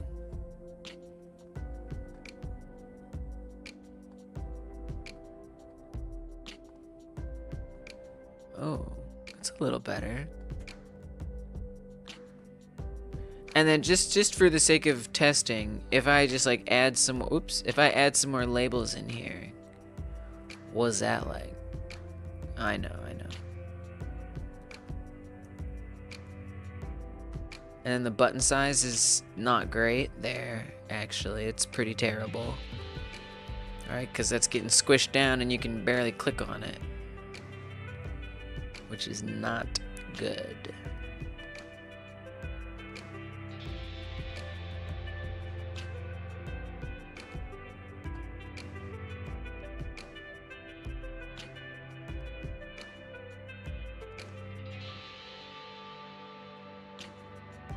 We do not want to see that getting squished down, or else we're not going to be able to click on the button effectively.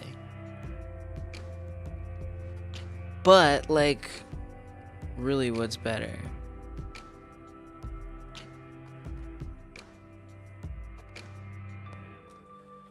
It's just tough because I need it to be, like, variable. I mean, I could, like, have it be outside of it.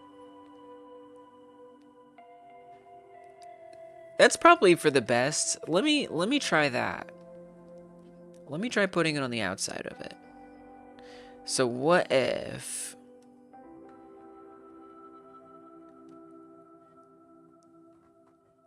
this is in here.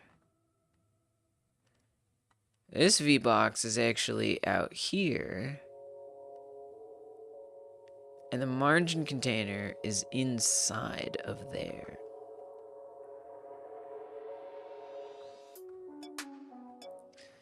Still a bit squashed.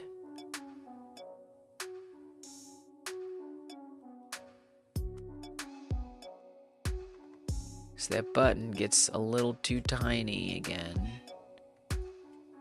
Let's take out the separator.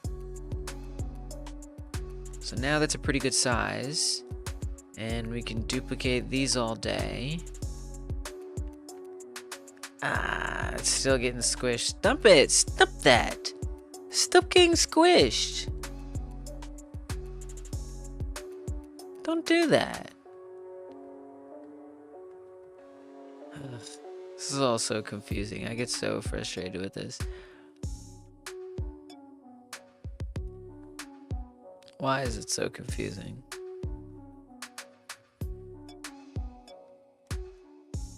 Like, I don't think setting a minimum size is gonna help me here.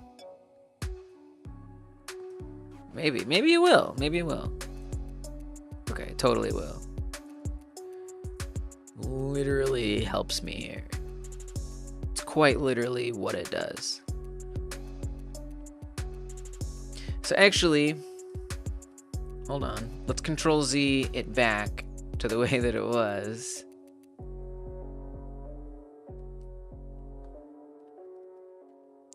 And put a minimum size on here. Nice. Okay.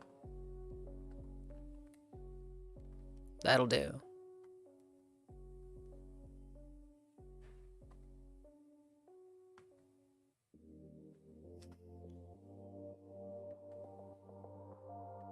Now, I still don't want that to be there or pressable.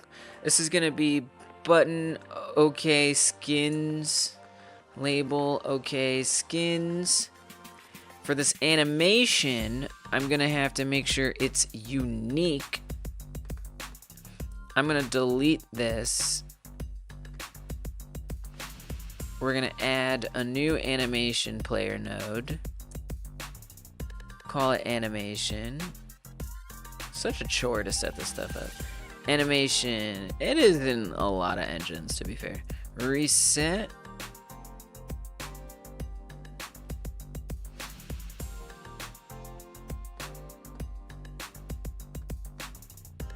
Come to here. Theme overrides. Font size. Stick it there. I mean, we could make this larger. Maybe not. I just keep it the same.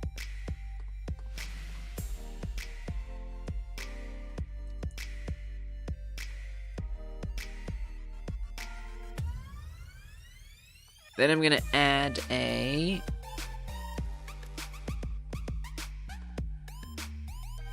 highlight, but we're gonna make it unique, and we're gonna call it highlight.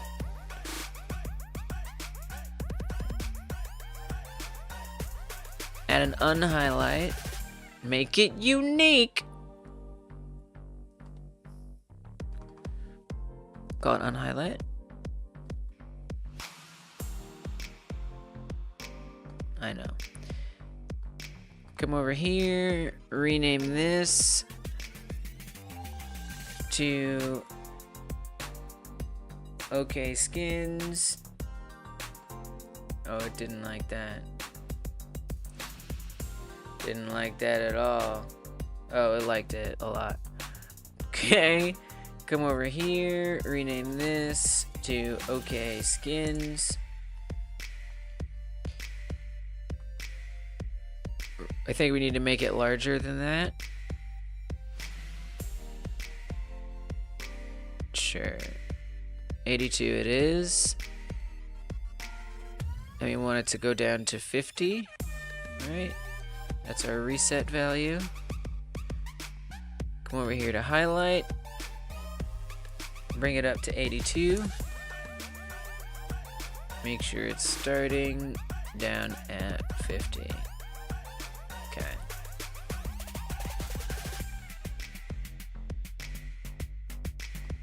Alright. I'm going to want this to be accessible as a unique name. The button.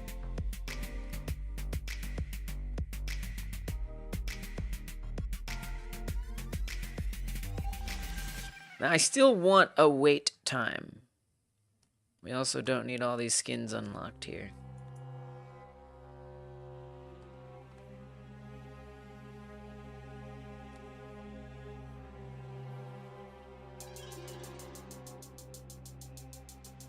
This could get pretty long if you unlock enough skins.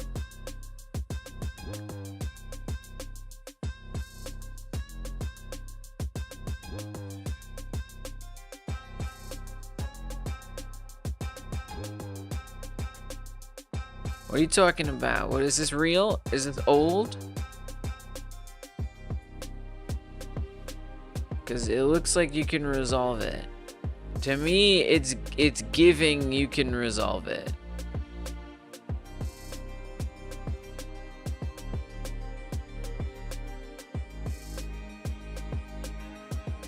Alright, so by default, I actually want this OK button visibility modulate to be 0.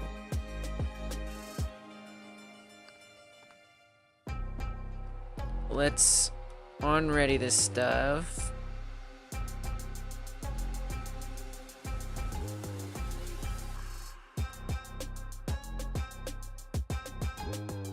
Let's set it up.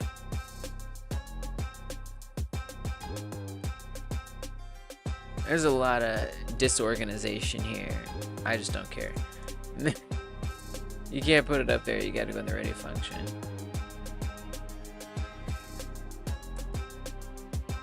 Messenger. That's one thing about organizing things, is if you do you keep it up or not? Not? I guess it's better to have started it than and never continued it than to have never started it at all.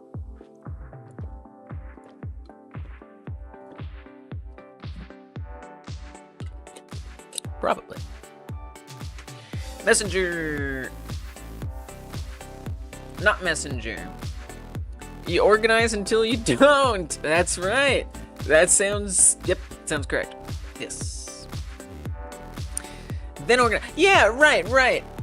Like, I can always organize it later. Agreed. Checks out.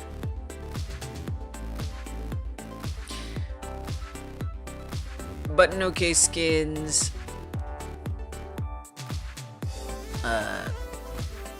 Pressed. Well, yeah, we want pressed. We also want mouse entered.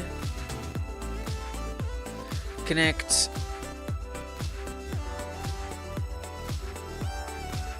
I gotta be honest, I really want this to match my other buttons. On button focus. It's very confusing. On button OK skins focus. Button OK skins. Organize later, but when later comes, it's still now. Later is relative. What?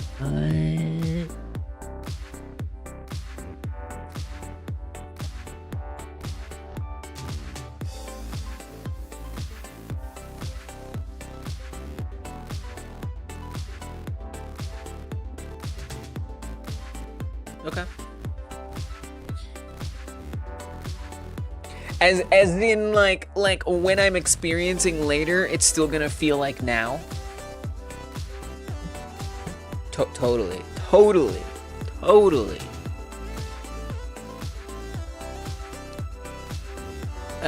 Mouse exited, connect on, button OK, skins unfocus. Button OK, skins pressed. Connect on. Button OK, skins. Oh my gosh. And we need this to do things. Funk. On, button, OK, skins.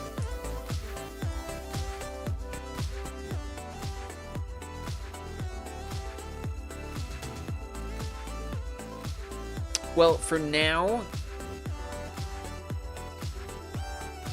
Oh wow, I haven't even on-readied this. Access margin container skins as a unique name. Come up here, drag it and drop it.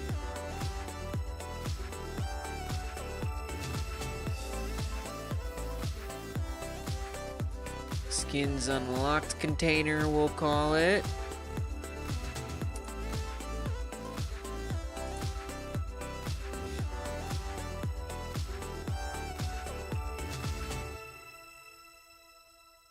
Skins unlocked container visible false. We'd also want to remove a modulate from here, from game over container. Oh right, I wasn't gonna do the modulate. I was gonna like try something else. Like, all right. We also need to set up funk on button OK skins focus. We want to say button OK skins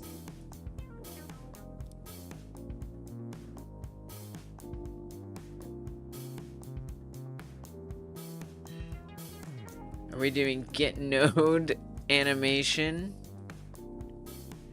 Play highlight? I think that's what we're doing. Come down here.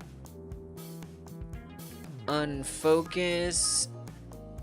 Play unhighlight. Do our best. But we want to add something. What are you talking about? What do you mean you couldn't resolve it?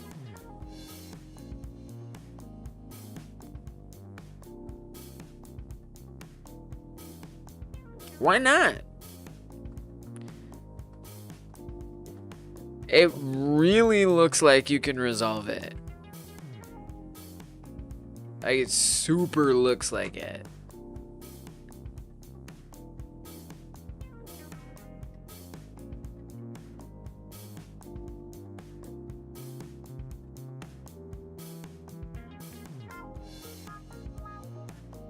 Wow, looks really resolved to me.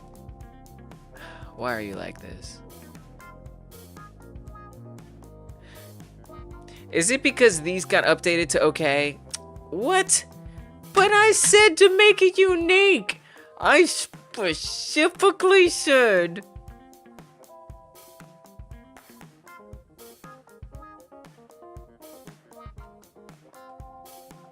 To be unique. Dude, why is Godot like this?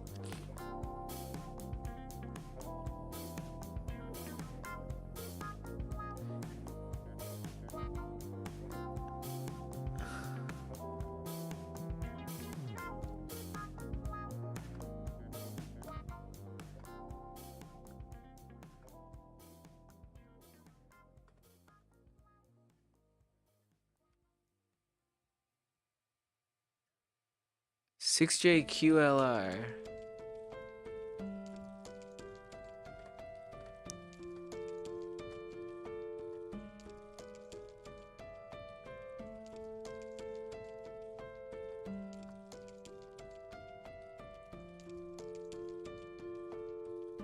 I don't know. I don't know. I don't know why this got changed. I don't know how this got changed. Did I do that? I don't think I did.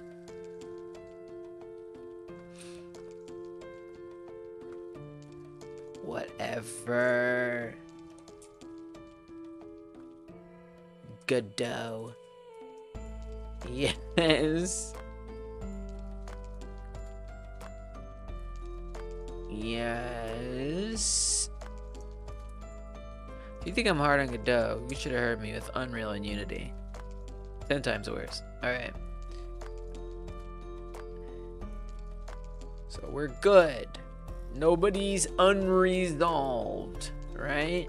We're all resolved. Okay.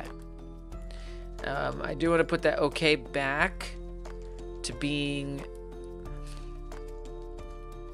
modulated down.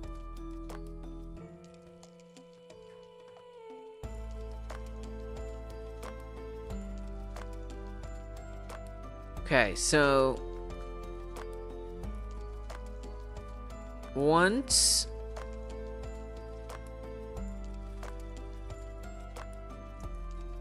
show unlock skins message, if skin label oh, I realized something I need to do.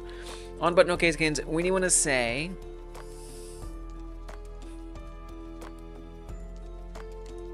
if showing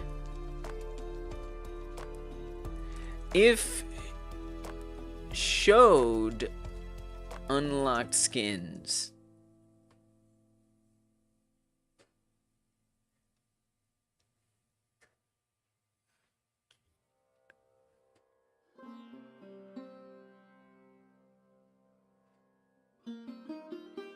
So that is to say, whatever we're going to have this button do, it only is allowed to do it if unlocked skins have been showed. How do we know that unlocked skins have been showed? Variable Unlocked skins shown. I feel like you should do shown. No, it's going to be showed. No, it should be shown. False, come on down. Oh, it's shown. Oh yeah, that actually should be showed. In that, if you're gonna word it that way. Dear God. Showed unlocked skins.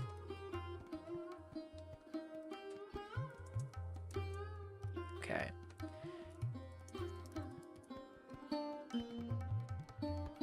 So when this begins, I actually want to do an await. I want to await at the end of this. Await, get tree, create timer. You guys sit there and stare at that.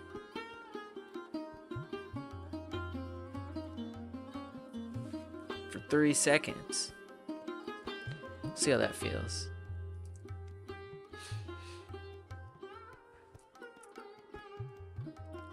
Then we say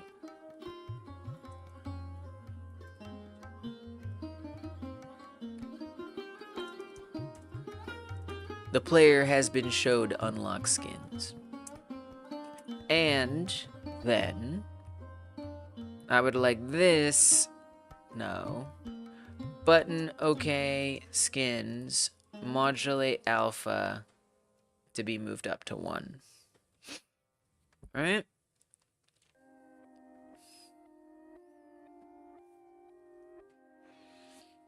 Right.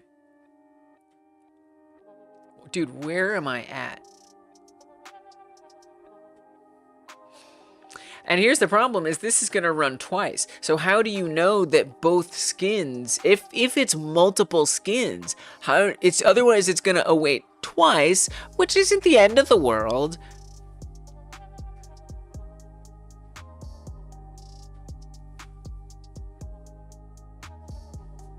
Whatever, you got to await twice. And then in that case, a timer might be better, so you can like restart the timer.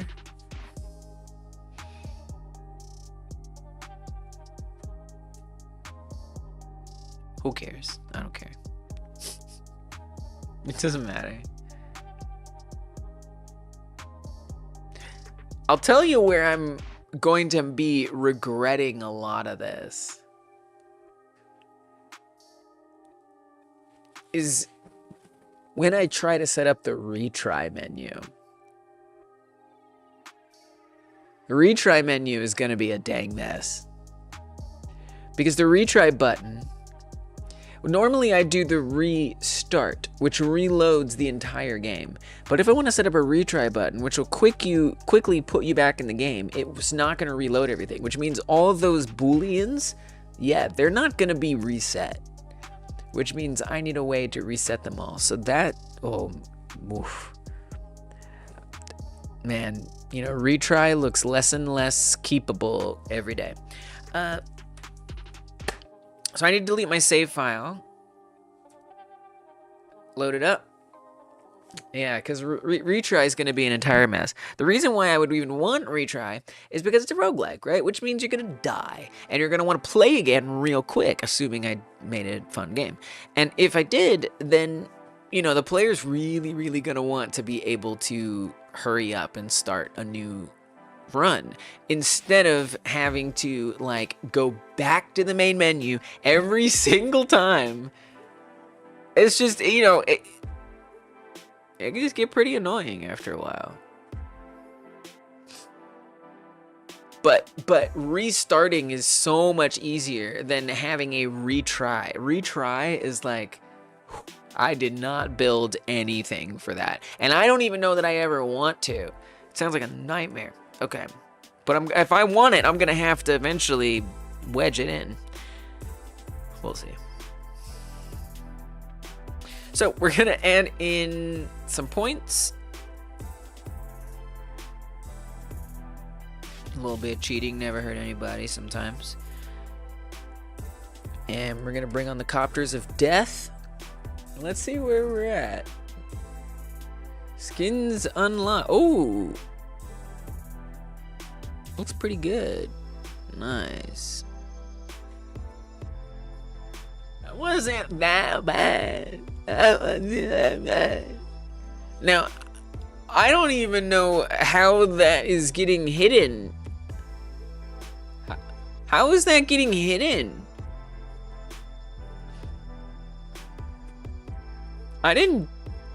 Did I do something to make that happen? If I did, I forgot.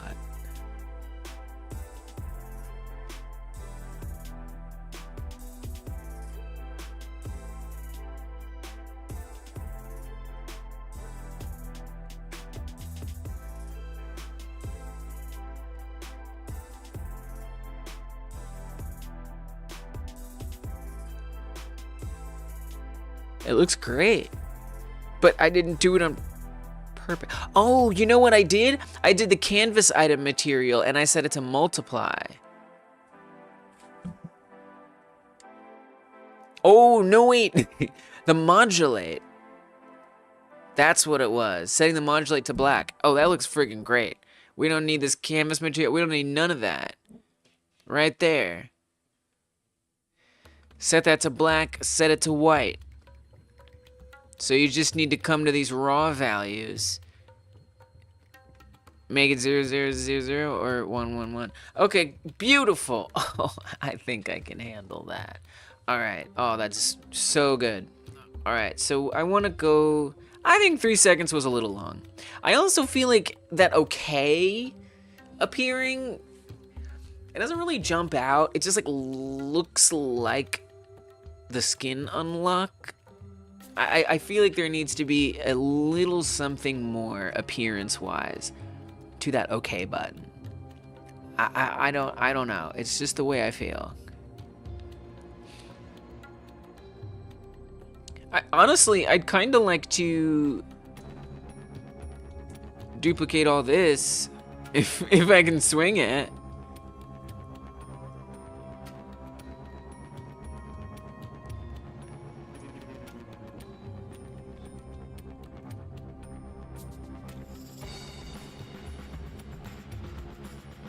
I don't know if that's gonna behave like you think it will.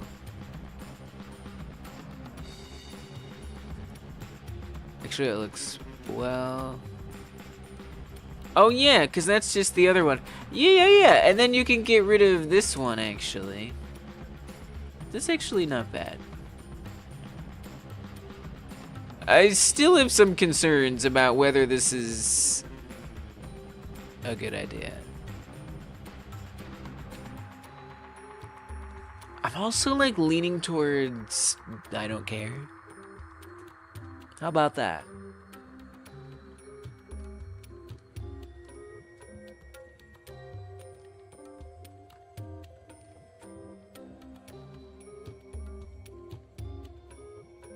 Just so it pops out. You know, it has like its own identity.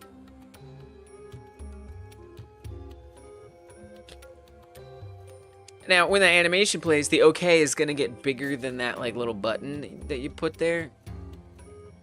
Which is a little janky. Yeah, just a little bit. It's got the essence of jank.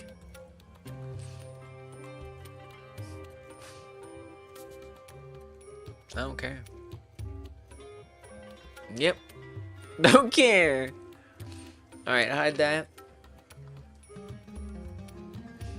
Problem for another day if I care enough to deal with it. Which I don't think I will. I like how this is like, looks like a little like pixel circle. Okay, anyway. So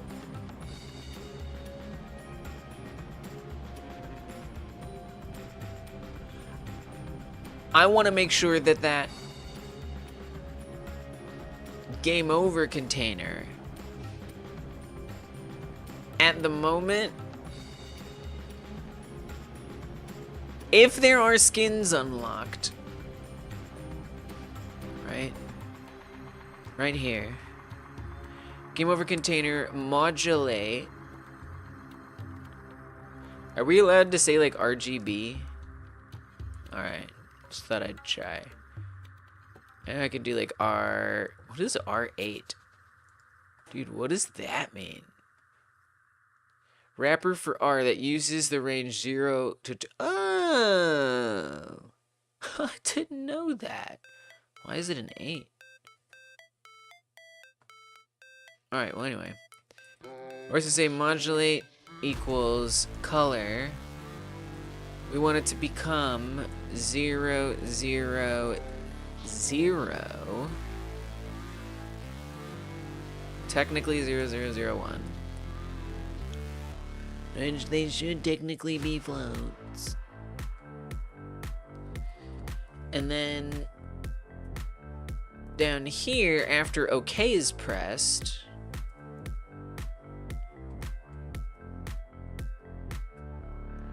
we want these to become 1s.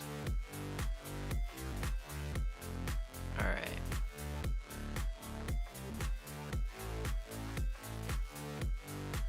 Now, something I'd like to try is like not unlocking any skins. Does that work good? I still think in a lot of ways it could be like better. So I'm gonna not unlock any skins this time. I just want to make sure that that still functions correctly. Oh, we still gotta bring back the buttons. Actually. Now that I think about it. If not unlocking a skin, those buttons work.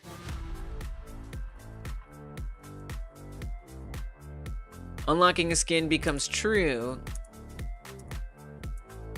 We want unlocking a skin to become false after we press OK. And then we need to make sure that those are visible again.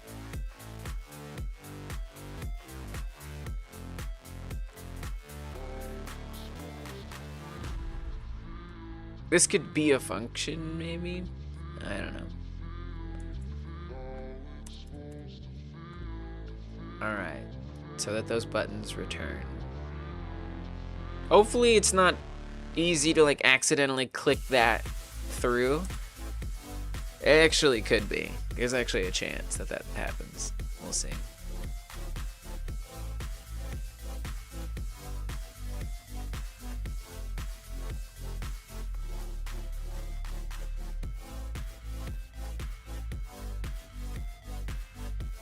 Alright, so I'm just gonna get a couple points here and then bring on the helicopters. Oh, I left all those labels on there. Okay, so that wasn't supposed to appear, but I think I just might have left it visible. I think that's what happened. So we're supposed to not have those exist. And this is supposed to be invisible. Alright. So I think that would have been fine. Indeed, this deduced that no skins were unlocked. We need 60, we only had 4. All is well.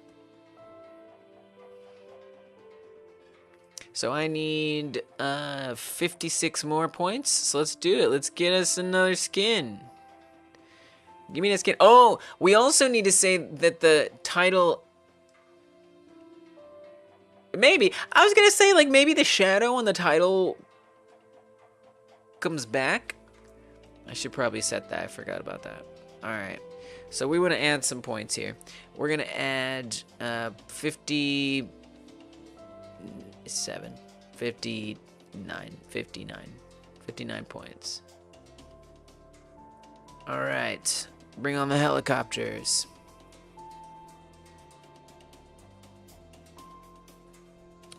Look at all those extra hit points. I wonder if it's because the power-up menu's there. What? Oh, I think because I did it while the game was running?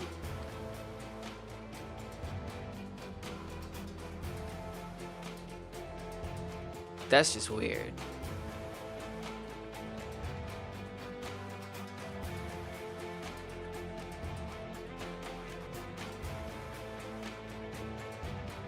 That's so weird that all those messages were still there. Alright, well.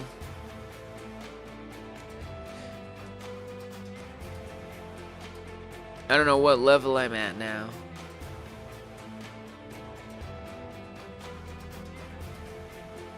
I have a feeling we can give us 120 points and we'll unlock something. Alright, give me that. You know, like right there, maybe we could have had the title light up again. I don't know. Alright, we're gonna add in a bunch of points. I'm gonna add in 118. That's the maximum. 120 is the most we can get. Bring on the copters.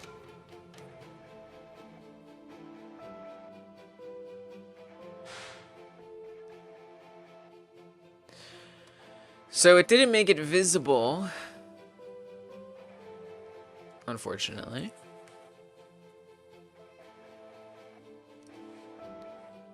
I don't think we have anything that does that. The OK button is doing nothing. It also is very hard to hover.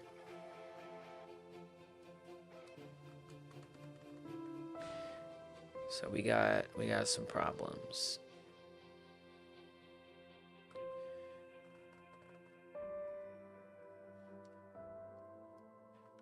I mean, the size looks good.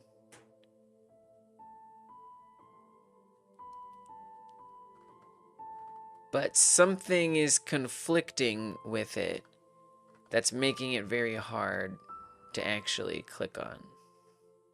Something is like rendering on top of it there.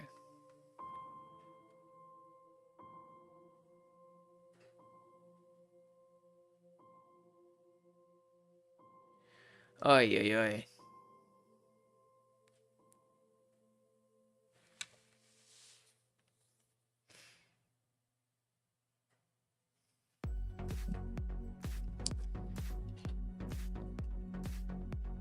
What if I get rid of this thing? What do you think about that? Much better. Yeah, that thing was a scourge. I have a different idea. What if we have this say the word continue? And what if we just change it to look like different?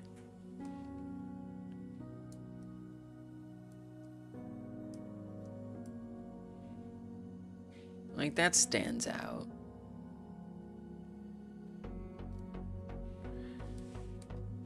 I wish it to be better. I do. But you know what you could also do? If you wanted. Although it's still not going to increase with the text. But I could...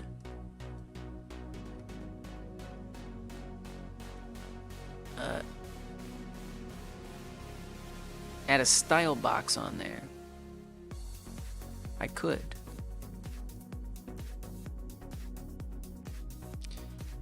We do have to restart it to see what it looks like, unless we go down in here. Of course, it's modulated to be invisible. It very much exposes how obnoxiously gigantic it is. Alright, there, that's better.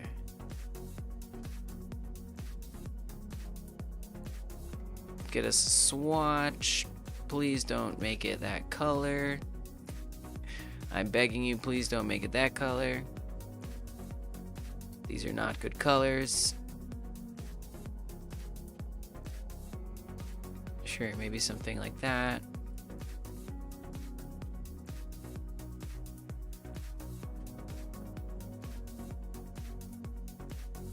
Let's add some corners on there. Give it a bit of border.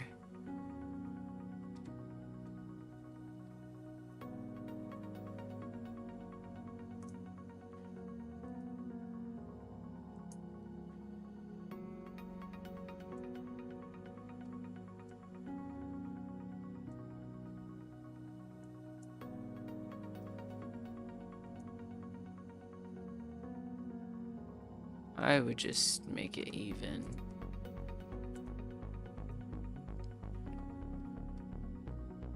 Blend it perhaps.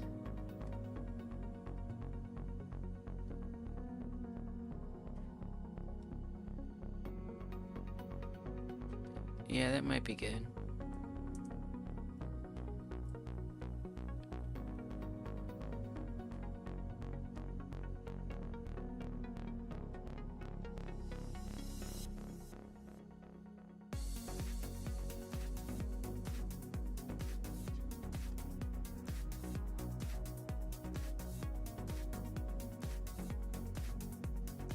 Okay.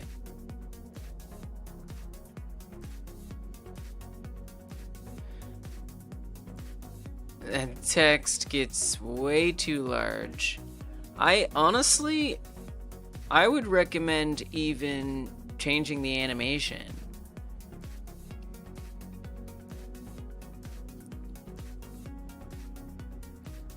Also, I think you're gonna need to, here, save this.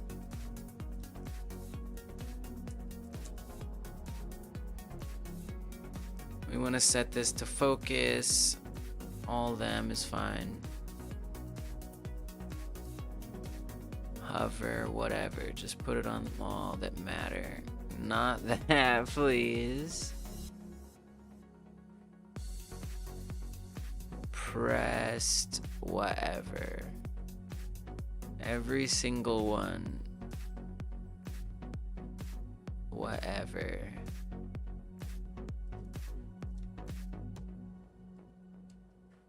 Do it. Do it. Do it. Do it. I mean, if you're gonna use the button,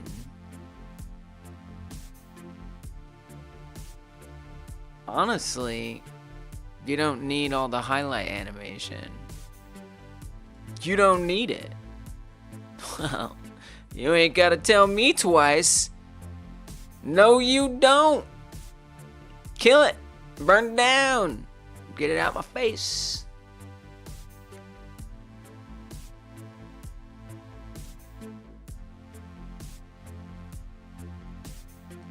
Give me that hover. Make it unique.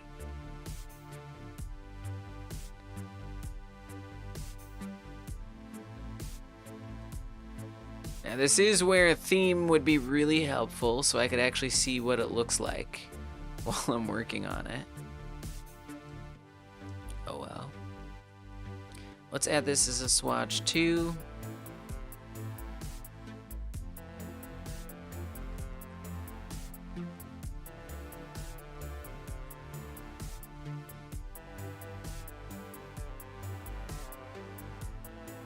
We'll just kind of do it like that, maybe.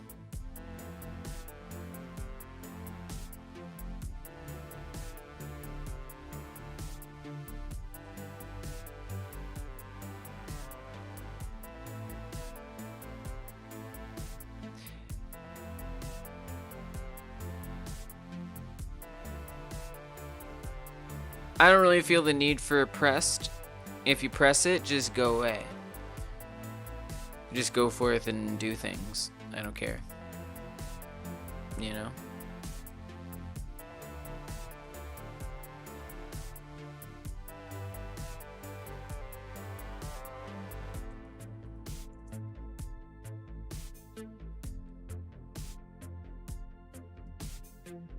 Copy that. Sure, whatever. Sure, whatever. Alright.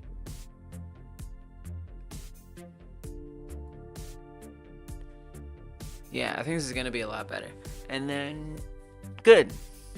Okay. Button. I feel like I'm missing something I forgot about. Certainly,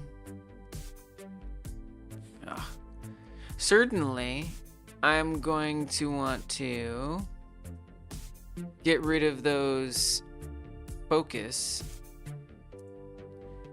functions. See where we're at.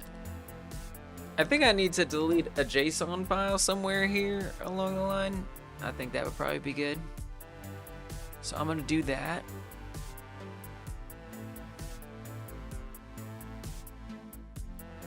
I got to loading that game a little too quickly there. Shut it down. Get rid of our data.json. Boot it up, do the thing, see what happens. Ding-a-ling.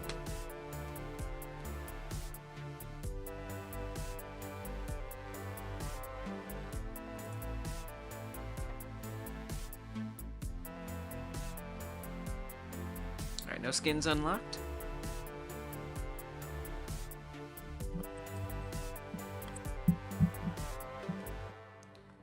We're gonna add some points.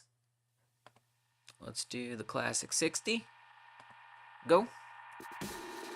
Bring on the copters. Die.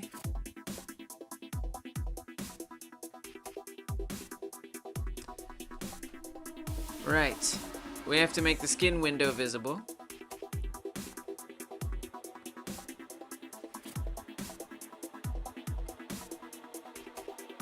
I knew there was some important.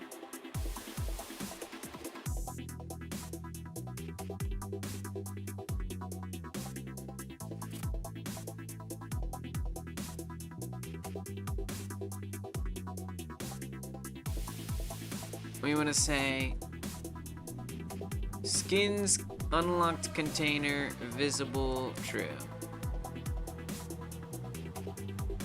And we make it false, right? At some point? Yes.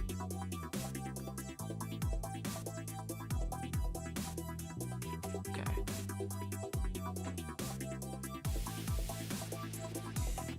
I don't believe I deleted the JSON file. I often forget to delete the JSON file. Technically, I don't have to. We could just add more points, but nah, I want to see 2 get unlocked and not have to type in a more difficult number. 60 is easier to type. It is. Trust me.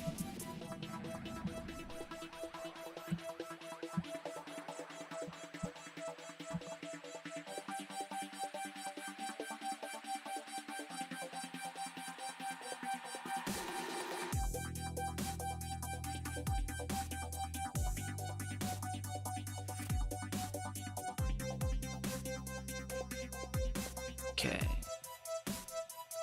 60 points. Go. Pull it down. Helicopters. Alright, what do we got? What do we got? What do we got? What's it gonna be?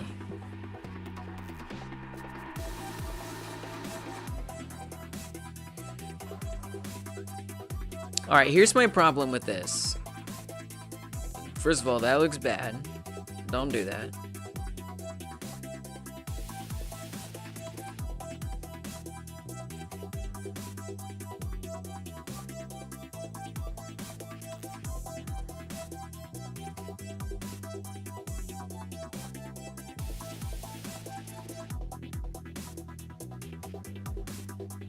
No border.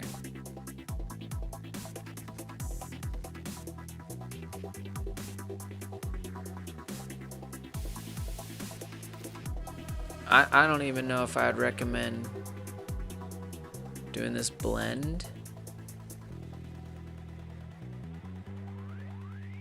Something about it ain't right.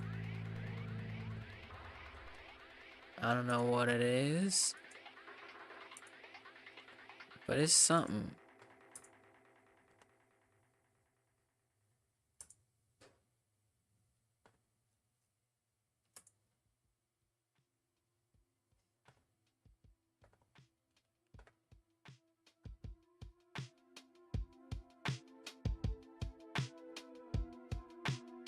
I really don't like that button. I don't like it.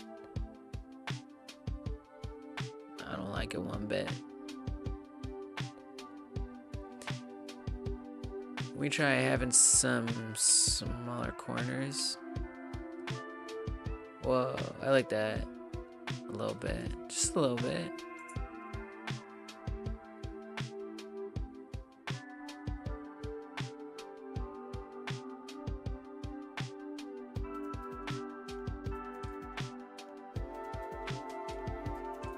Oh, but then the shape changes when I hover it. Oops.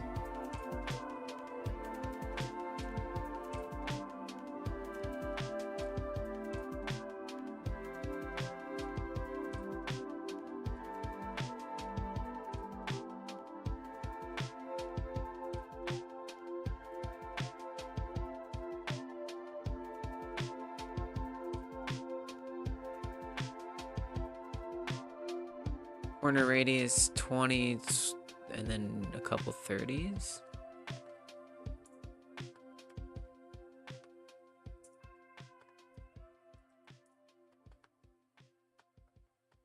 Having a good enough that is satisfactory. It's like effort. It just like doesn't look right. I don't know what it is. I think you have to commit to symmetry here. Why is there something about that kind of works? What if it's like that? I don't hate that.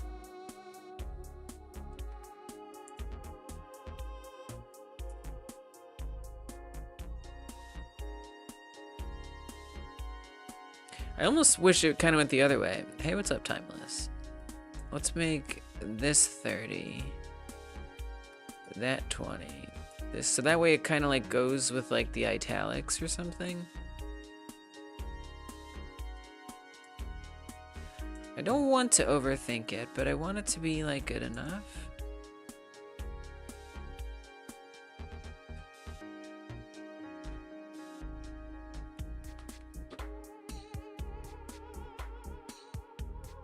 I kind of wish there was more space up here, if I'm being honest. I'm gonna add another separator.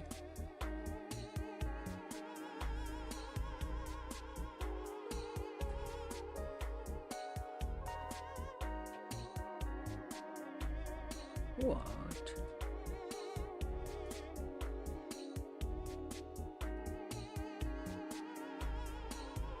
Yeah, so this looks weird. This would look better. It doesn't look great here because these were instantiated in, but I think this would actually look a lot better. So I'm not gonna worry about it too much right now. But I am gonna make this maybe a little less. Okay. Alright, so then this pops up. Now what did not happen were these buttons returning. So when I press OK, oh, that's why. I'm supposed to set those to 1 so they're actually visible. Now they should actually work. So we unlocked 2 skins. Let's unlock some more. So we need to get at least 60 points. So I should be able to press restart even though we can't see it. It still functions. So I'm gonna add, sure, give me an orange one. Whoa, that didn't go well. Okay, what? How did I press yes? Whoa, that was an accident. Noted. Well, hey, we're testing it, right? All right, so I'm gonna add in. Just give me like 73 points, something like that. And then we're gonna bring on the helicopters. See if it's better.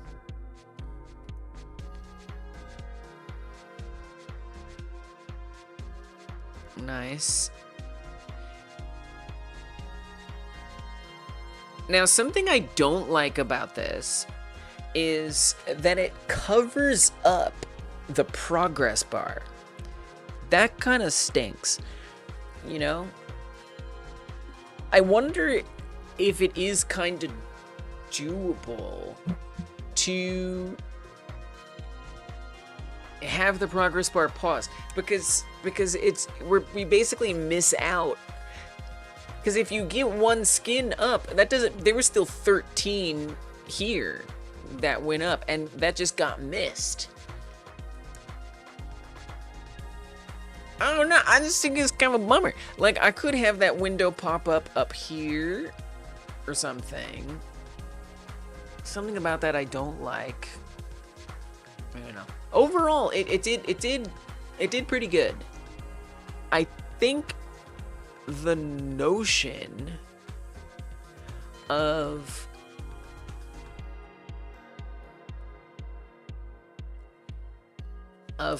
making it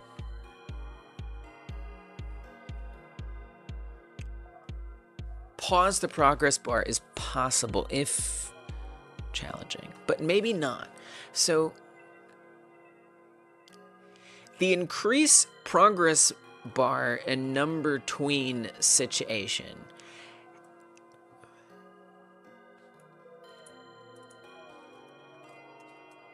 I think runs multiple times. I'm not so sure. On progress changed.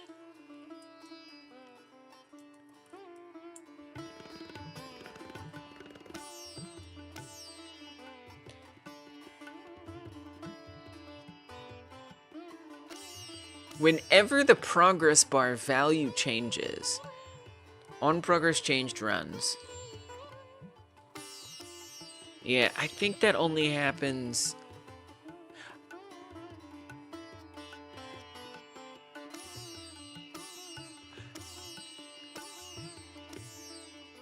But see, that happens update progress target.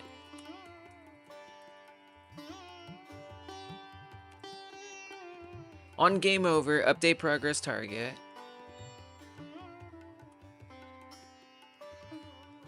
On progress changed, it runs it again.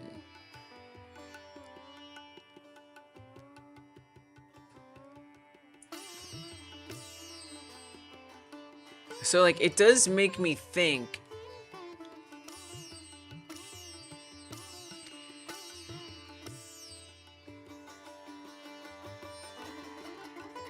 I don't know. I'm sure there's some way to do it.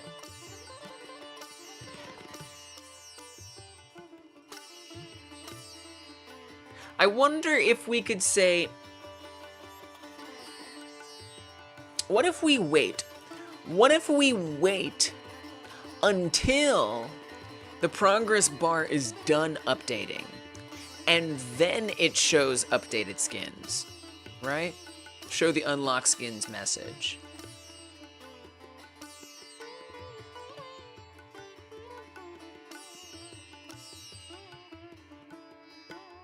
Now, how do we know when it's done updating? Tween finished?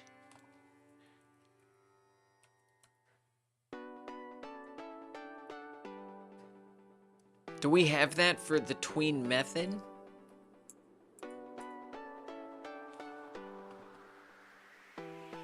So here in score number update,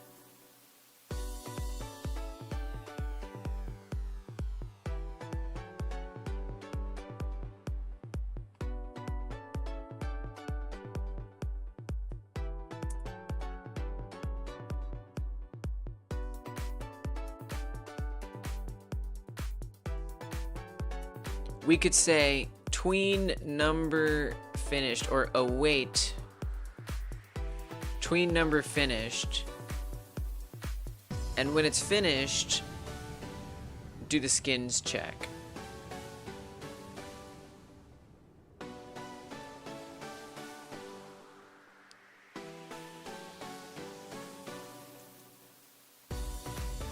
The only problem with that is it's only going to instantiate one thing. Well, no, because it's iterating. It's saying for every... Oh, it's saying if for the key is set to it. So we do need that to happen every time.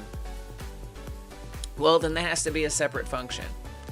We need show unlock skins message, and we need update unlock skins message.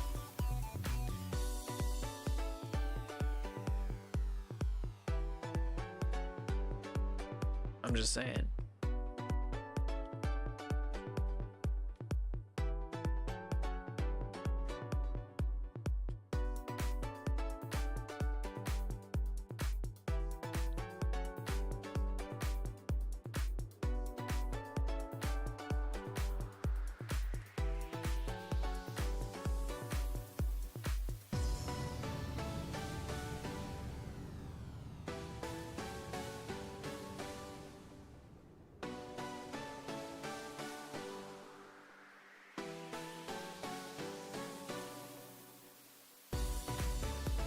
And this has to run after every level update, but this only runs when those tweens complete.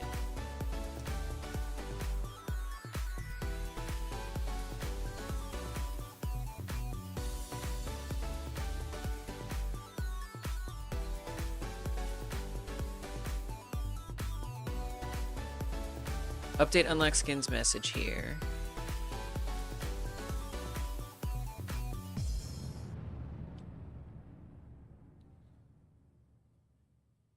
And then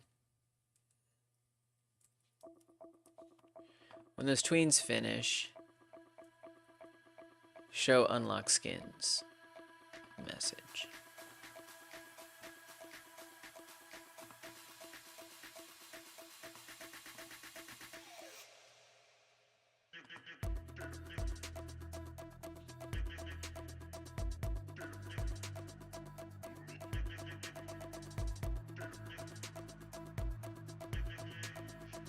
Alright, let's see what that's like.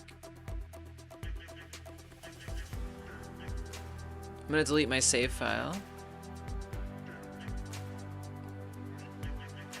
Is there anything else I'm forgetting? Probably. That was quite a sound effect.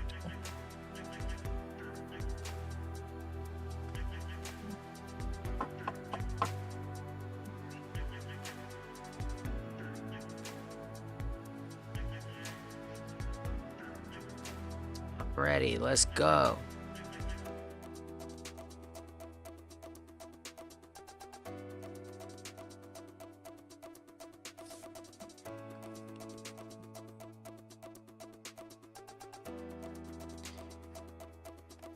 Let's add 60 as I do.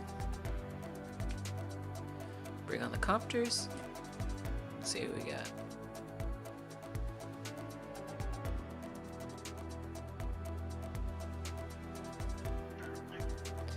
That did not go like I thought it would, and I'm not sure why.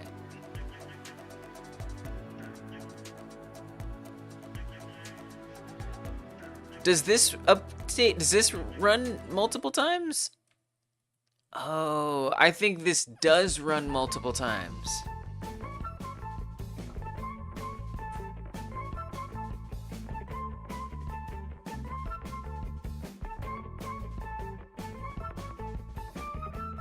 It does. So I need some other way to know when it's finished.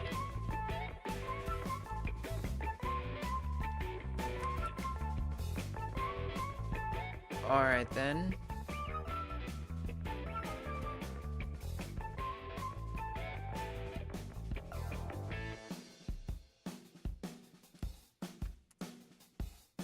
Well, I mean, you could just say when it reaches the number that it's supposed to be.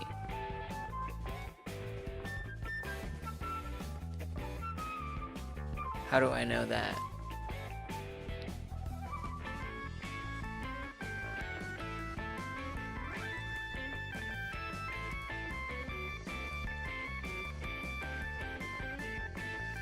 We could say when progress changes, if progress is this might be hard because this doesn't always run as often as I want it to be. So this might be kind of iffy. If progress is set to or is the same as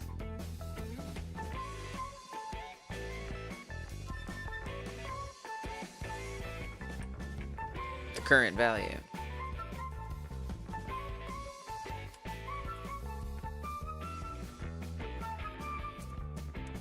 Then do this. I don't know if that's gonna run when it should. And that can only happen if something actually got unlocked, right?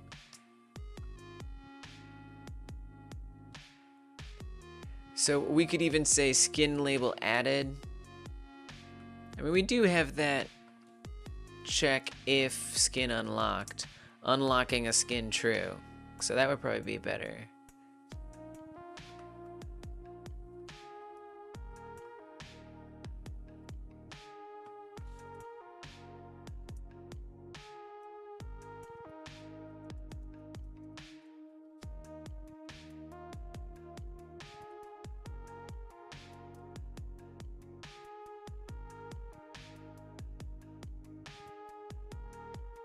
I don't think this is what you want.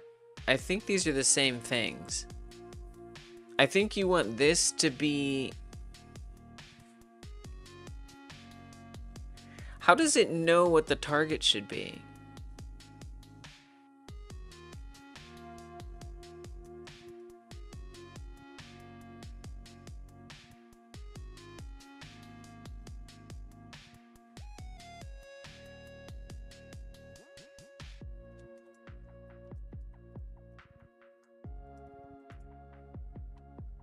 That's literally looking for whenever this value changes. But what actually updates it? I don't remember.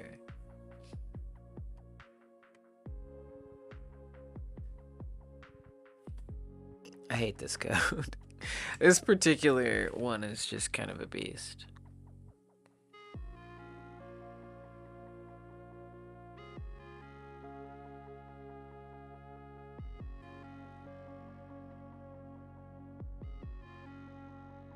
I mean, I think we set the max value, but what you want to look at is what it's tweening to, right? So it's tweening to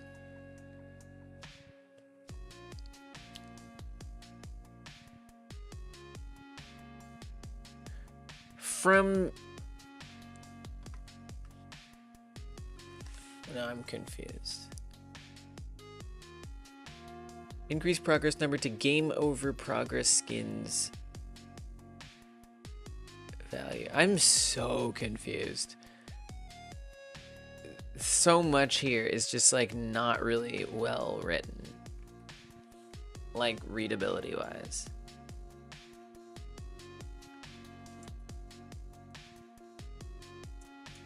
Bar is done filling. I'm really confused, and I have no idea if I did this right. I technically am not sure how it knows when it's done.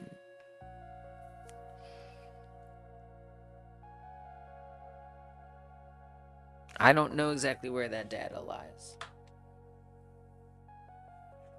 It's all very kind of unreadable. A little hard to understand. That just is what it is. That has to be what it is.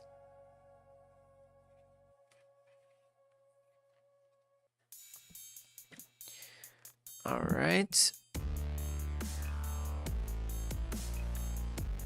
Add in 60.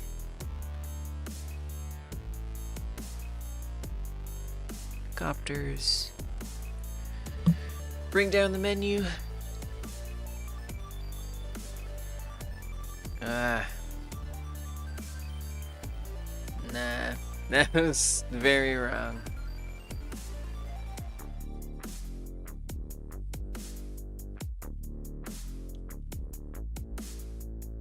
This is hard. This is like... Because there's just like so much of this code to just try to understand. I mean, I might as well just have it pop up and cover up the bar going up.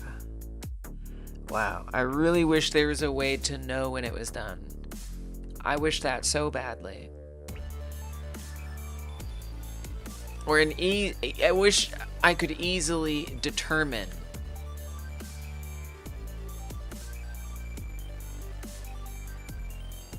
when that is. When it has completed.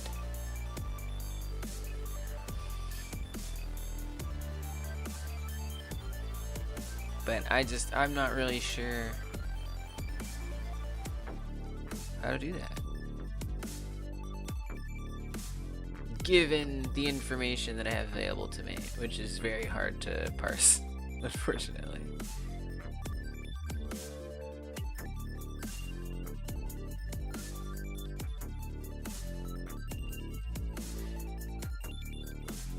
Value changed, focus entered, minimum enter, mouse enter, resized. I mean, nothing really helpful here. There's changed in value changed. Emitted when min value, max value, page, or step change.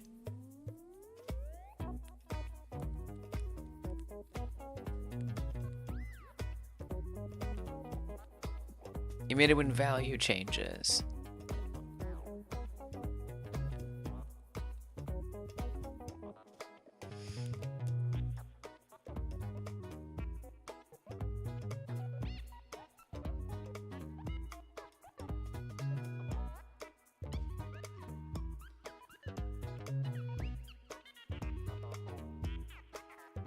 It's interesting when it says when max value changes, because I do change max value.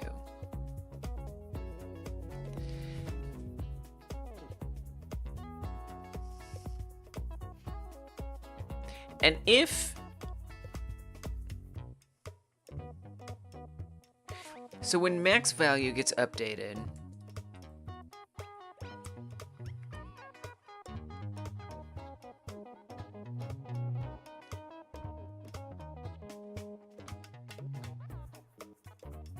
That's like basically the next level. The next progression target.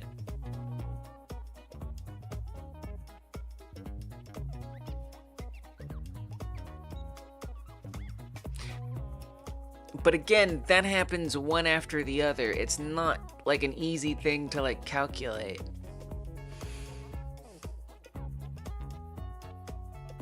Ahead of time. To say, hey, know when this has occurred. Unfortunately.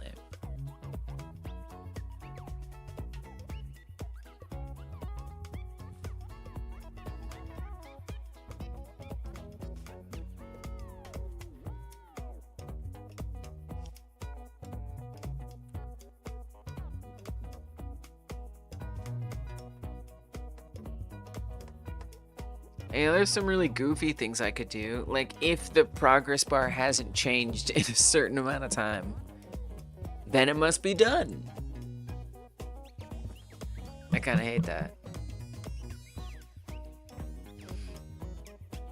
I don't like that at all.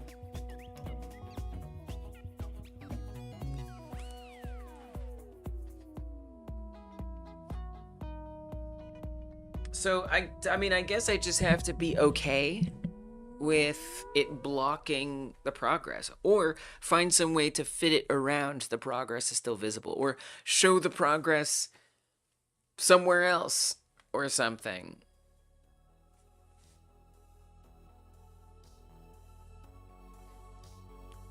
Oh God, do I really want to do that?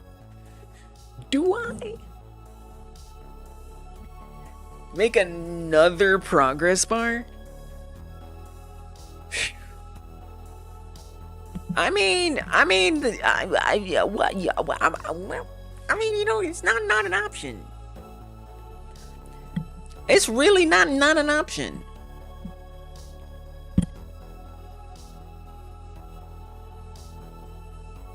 I just need to make like another progress bar. I'm kind of intrigued by this idea. It's pretty out there. It's big out there. It also just might work.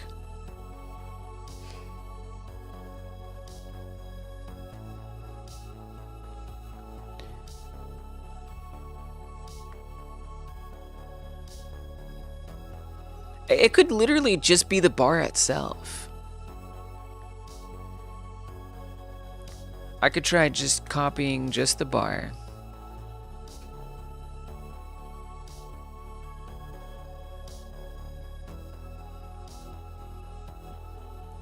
Come to that skin unlock menu. What's one more thing wedged on there?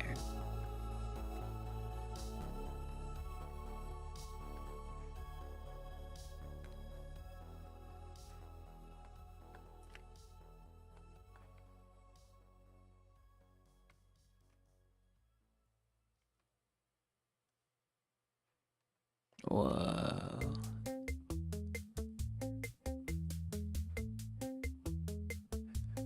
Oh yeah, you don't have to make it a unique name. I know you didn't unset the other one though. Oh, it definitely did. Yeah, I see. That was a mistake. Game over progress skins unlocked. We need to give that a unique name. We need to go find the other one that we duplicated. And we need to give that a unique name again. What? It got its unique name back?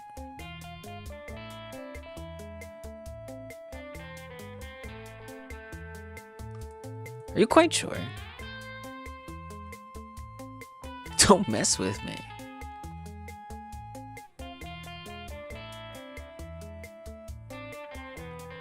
Alright. I mean, look, you just put a little bar under there. Why not? Why not? I think that kind of works. It's not a bad solution. This is starting to get very cramped in here, but that's okay. I kind of like it. And then I just have to, you know, I just have to make sure it actually receives the data.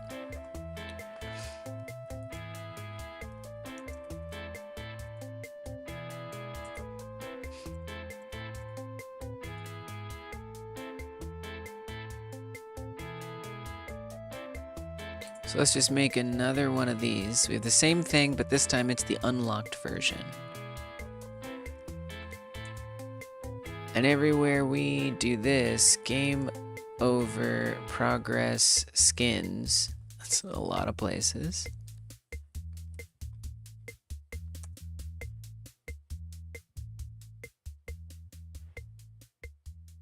We kind of just want to treat it exactly the same way. I say every single step of the way.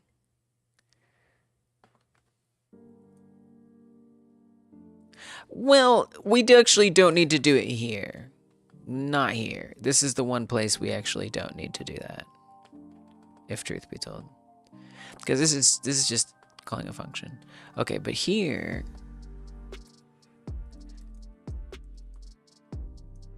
we absolutely want to do it.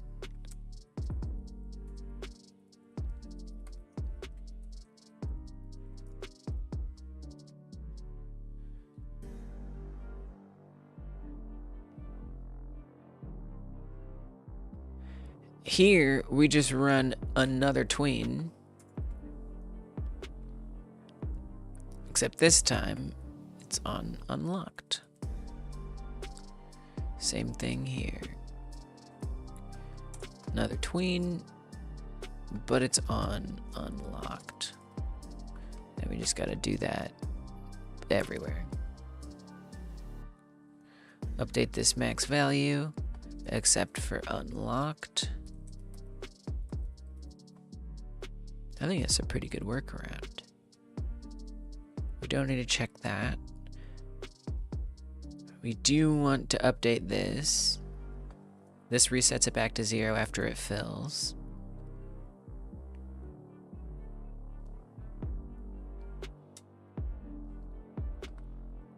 It's just the bar. It doesn't have to be the numbers. It's just the bar.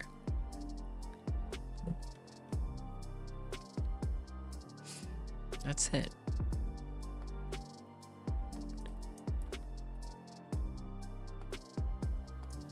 Alright, let's see what that's like. I'm gonna delete save data again. Oh, going on 10 hours. Oy, oy, oy. Oh my gosh. It has to be done. The things have to be done.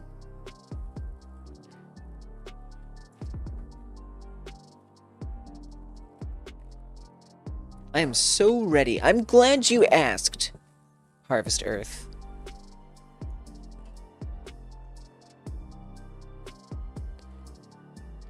Put it up to 60. Hit go. Now wait a minute. Hold on a minute. Where am I putting this show unlock skins? No, I'm not. So I actually do need to put this somewhere. I kind of forgot to do that.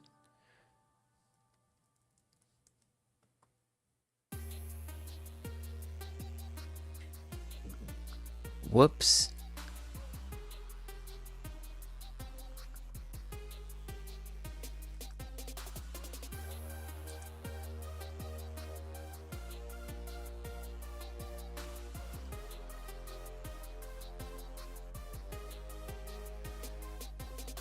Hopefully that was one of the good places. Oh, I left it visible. Okay. It looks potentially quite good, but I just forgot to hide it.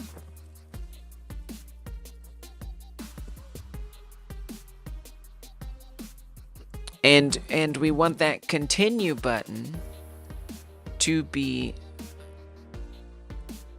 modulated away.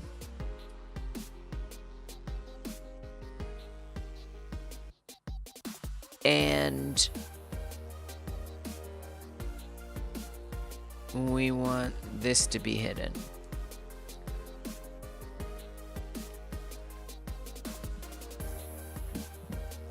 Oh my goodness.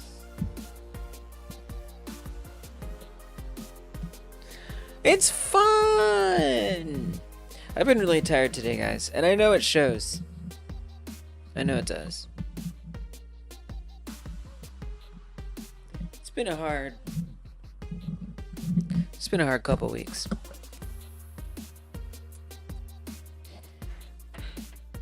But it's okay. I was supposed to even take off this whole week. Usually I do. I didn't this time. Sorta.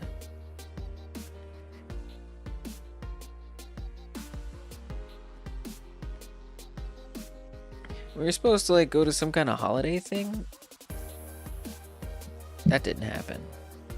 It's just been like, it's been a lot. Alright, so we're going to drop 60 on here, but that's not gonna stop me from making this game. That's what I'm here for. Alright, so let's bring on the copters. See what we got.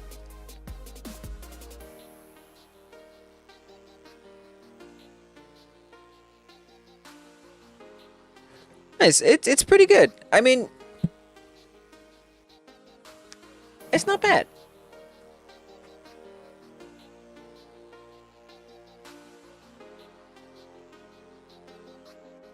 Yeah, I don't know how I quite feel about like the placement. Like I feel a little nitpicky, a little bit about some of the aspects here. If I'm being honest.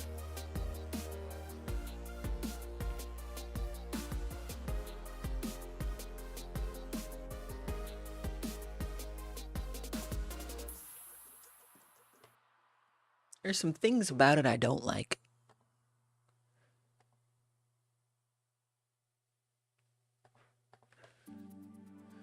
But there's a lot about it I do like.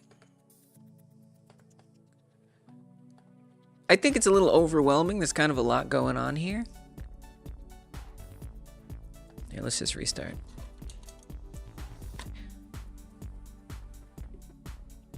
But it does the thing. It does the dang thing. I defy you to tell me that it doesn't do the dang thing. Because I do believe it do. And that in and of itself is pretty much all I could have hoped for. With a little flair. A little flair is nice.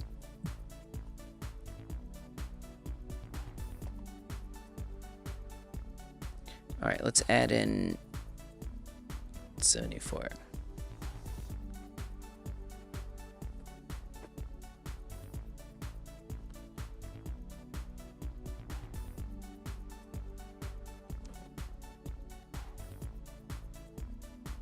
And progress bar did not look right.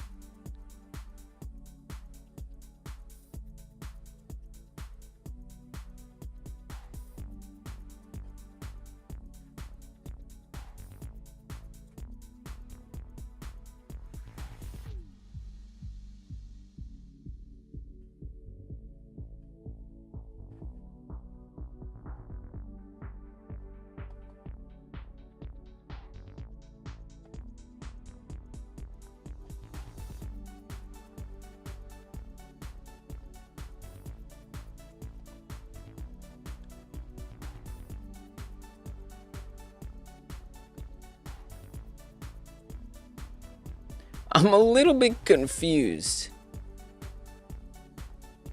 by what has happened here.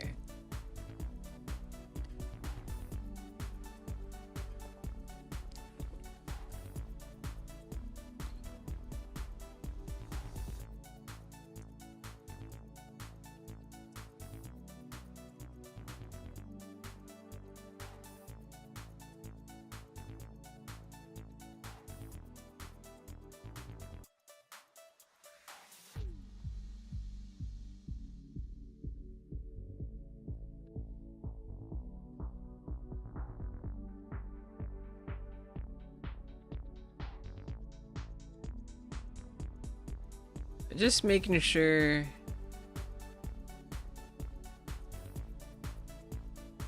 it's all good.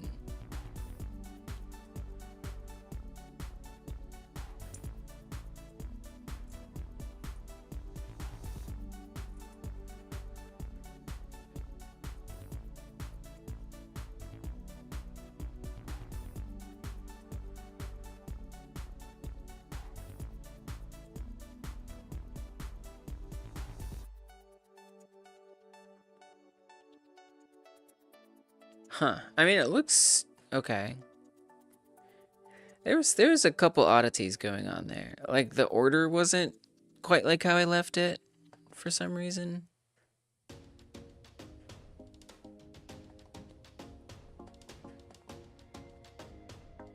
You know, it's supposed to be adding these onto like the end.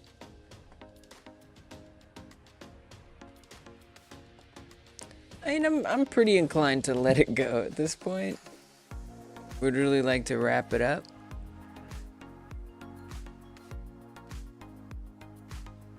I think we need a lot. I think we need like, I'm gonna have to at least do 120.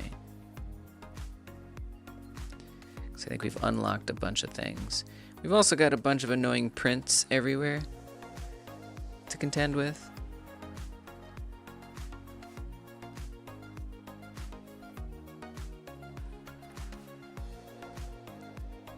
Okay, let's do 118.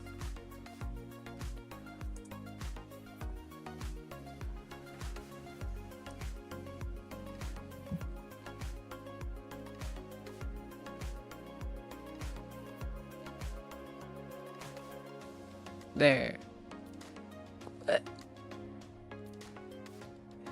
It's like that bar doesn't actually fill up, so that's about like a little over halfway. So is that one. It's like the bar behaves a lot differently. Is there something wrong with the bar?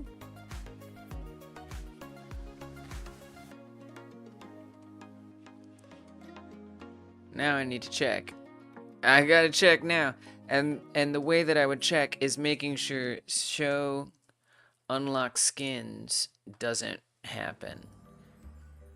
Come over here, get rid of the JSON. Do it again.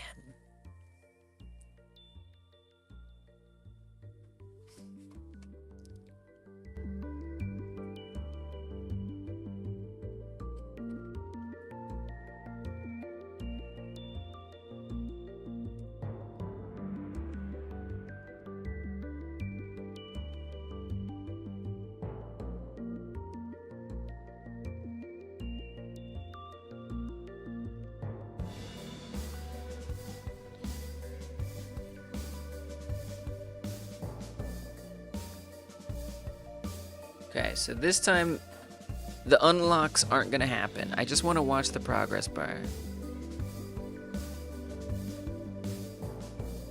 Oh yeah. Whoa. That did something weird.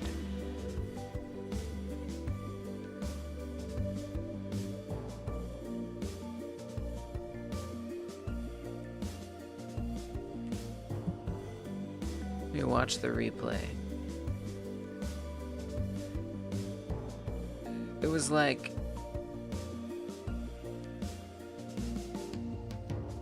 it like dropped down to 0 and it ran up again.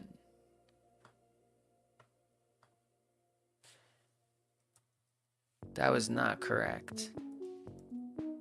That's new.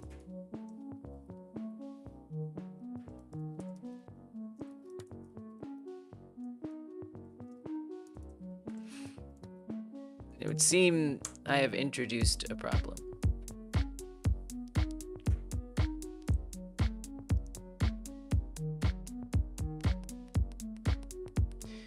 Which I find very surprising, actually.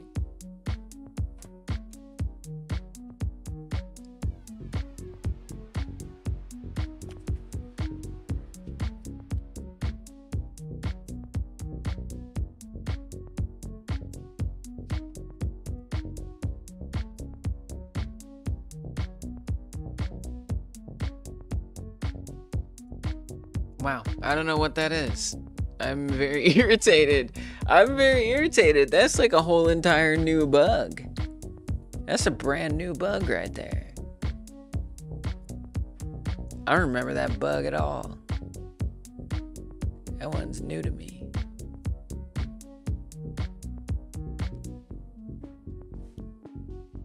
I don't love to see it.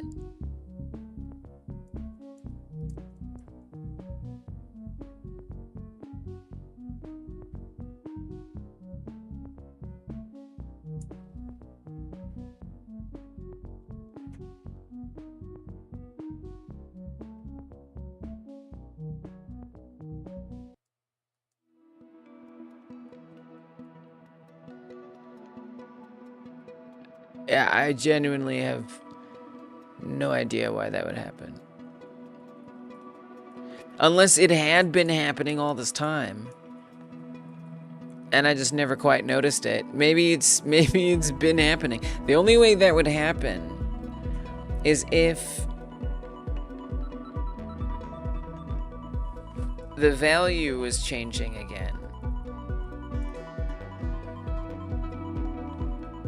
Because this is when it gets set down to 0. And not only if it was changing, but if the value that it changed to was greater than or equal to the maximum, which would have to then be set to like 3.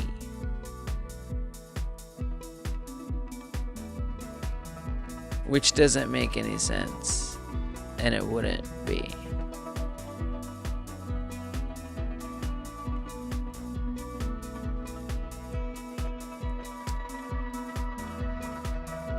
Well, I mean, I'm about exhausted. I feel like I've done about as much as I can handle. There's a lot. I mean, the chances that I totally give up, not that high, but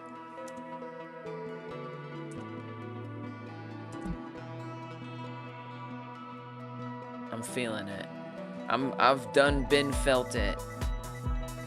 You know, and it's always just like, I just gotta do this one last thing. But it always be setting a lot of other things into motion. Then I gotta deal with those things. And it just be like that. Oh, it really do be like that. I mean, I'd like to test that exact scenario again. I'm also currently not putting up the unlocked skin pop-up. Because I'm now trying to figure out this other thing. Is it because I have 2 progress bars? But like, why would the other progress bar matter? It's just living its own life. It's minding its own business. I don't think there's some kind of ununique thing here other than its visual appearance. I don't believe it's gonna be linked in some other way.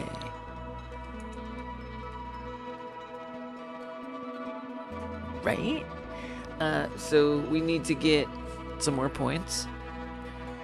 We're just gonna put down 118.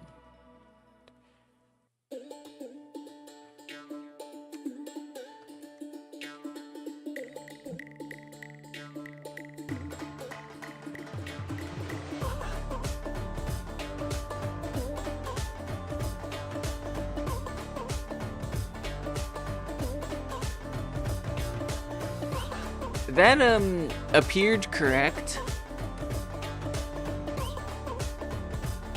Check the replay.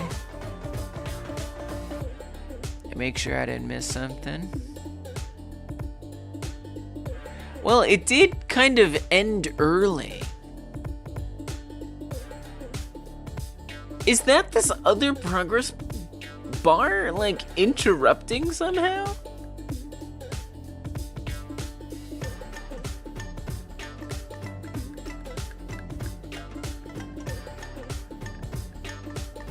How do we end up back at 63?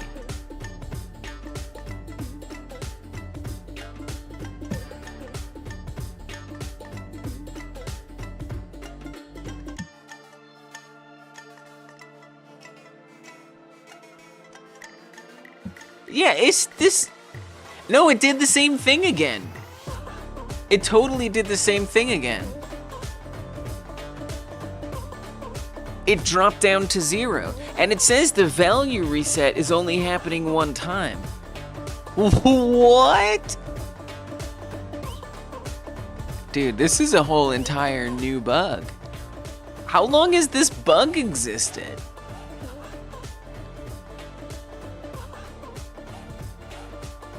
It's like it starts doing the tween again.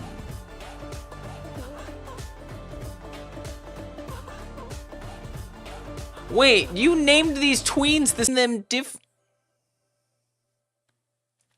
They have to be named different things. I gotta call them different tweens.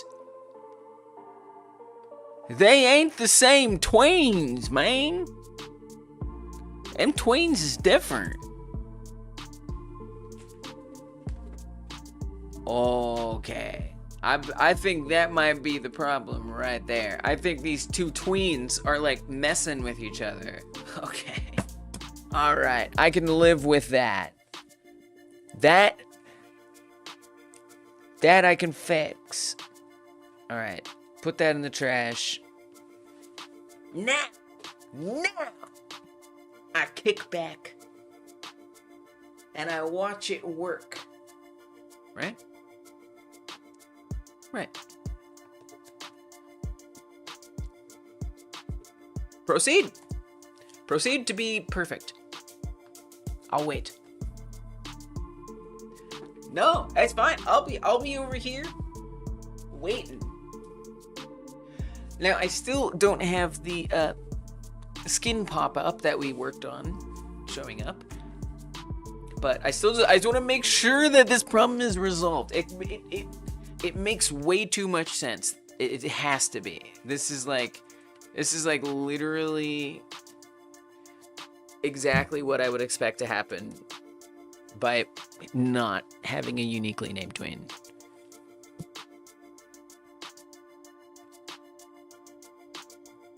Nice. Well behaved. I love to see it. Okay. Now, we don't have our continue button popping up, so that's a problem. Very bad. So I actually do need to restart it. Let's make sure that continue button does appear. And we're gonna get rid of that, or bring that back. So now that skins unlocked pop-up is going to happen.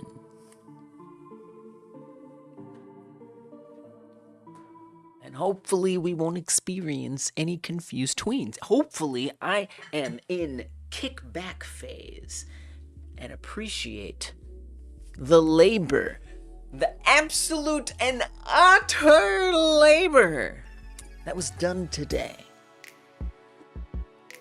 Yeah, give me that orange one. I'm trying to orang up in here.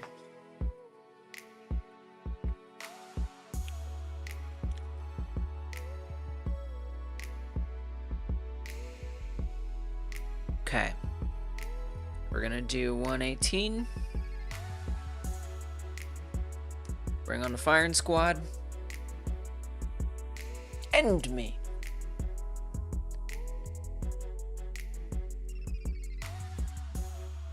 Nice.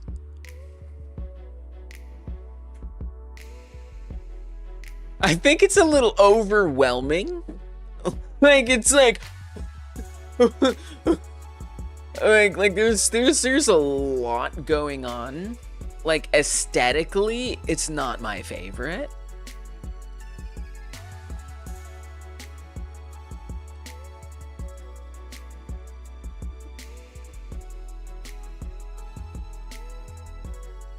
I'd almost want it to be like outside of the whole window, if I'm being honest.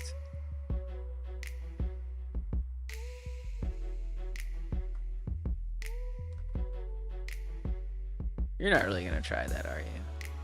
No. You're not gonna do that, right? You're not actually. Nah. It's not what you're doing, right? Because you want that to be outside of this background.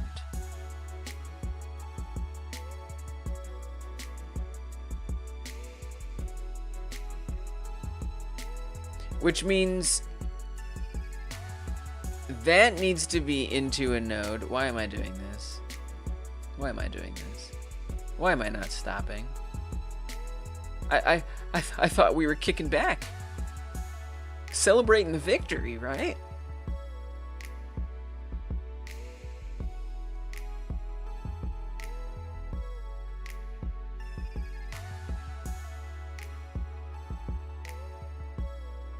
Whoa.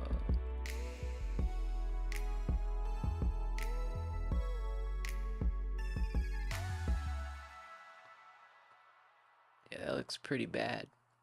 Actually, oddly looks sort of cool. In a very unintentional way.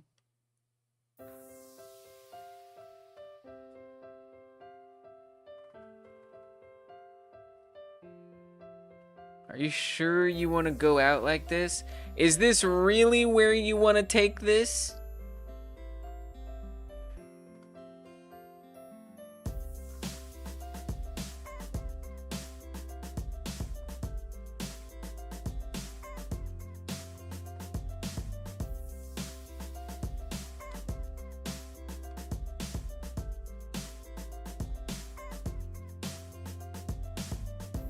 I can't stop myself. I can't do it.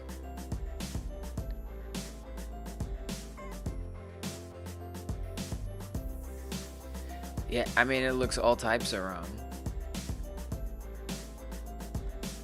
It looks really wrong. It looks really bad. It looks not good. It looks like a mistake.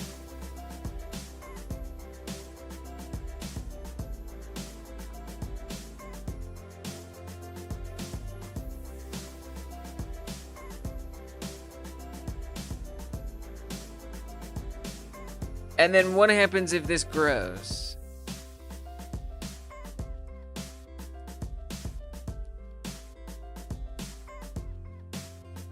It just stops even adjusting, which is not good. It just kind of breaks a bit.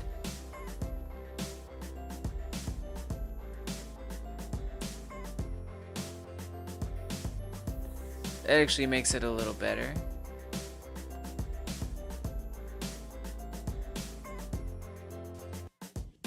If that's a margin container.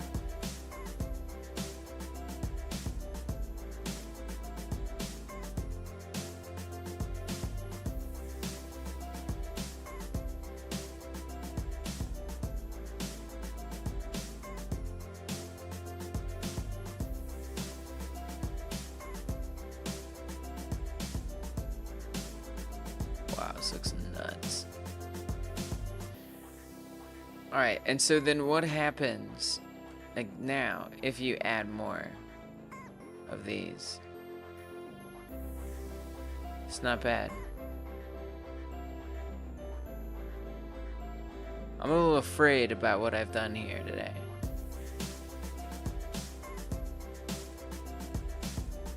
But it's a risk I've decided I'm willing to take. So I'm gonna save it. I'm gonna hide this. And dag nabbit, I'm gonna try it.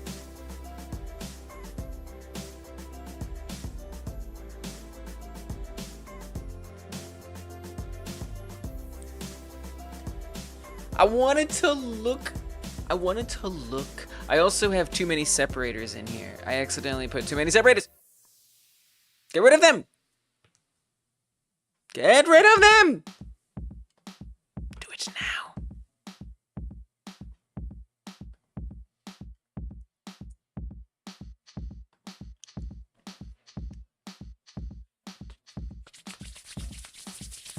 Oh, 10 hours and 15 minutes.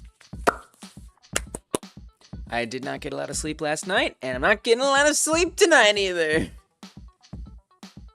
Oops.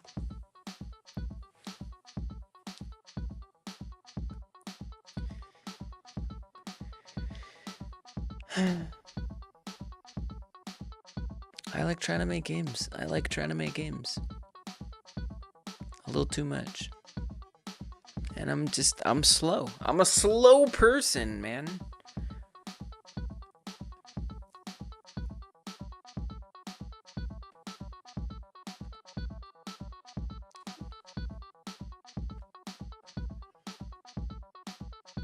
Alright, it should have all the fixins. Now, will it be fixed and stuff? I don't know.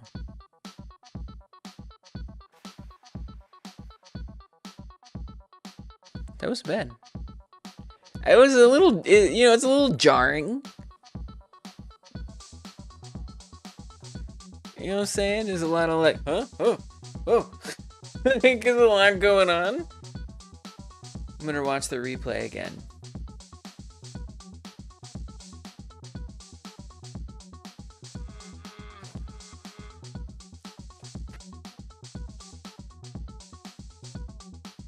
It's not that bad. It's kind of not that bad. If I'm being honest, I don't think it's that bad. I think it's pretty decent.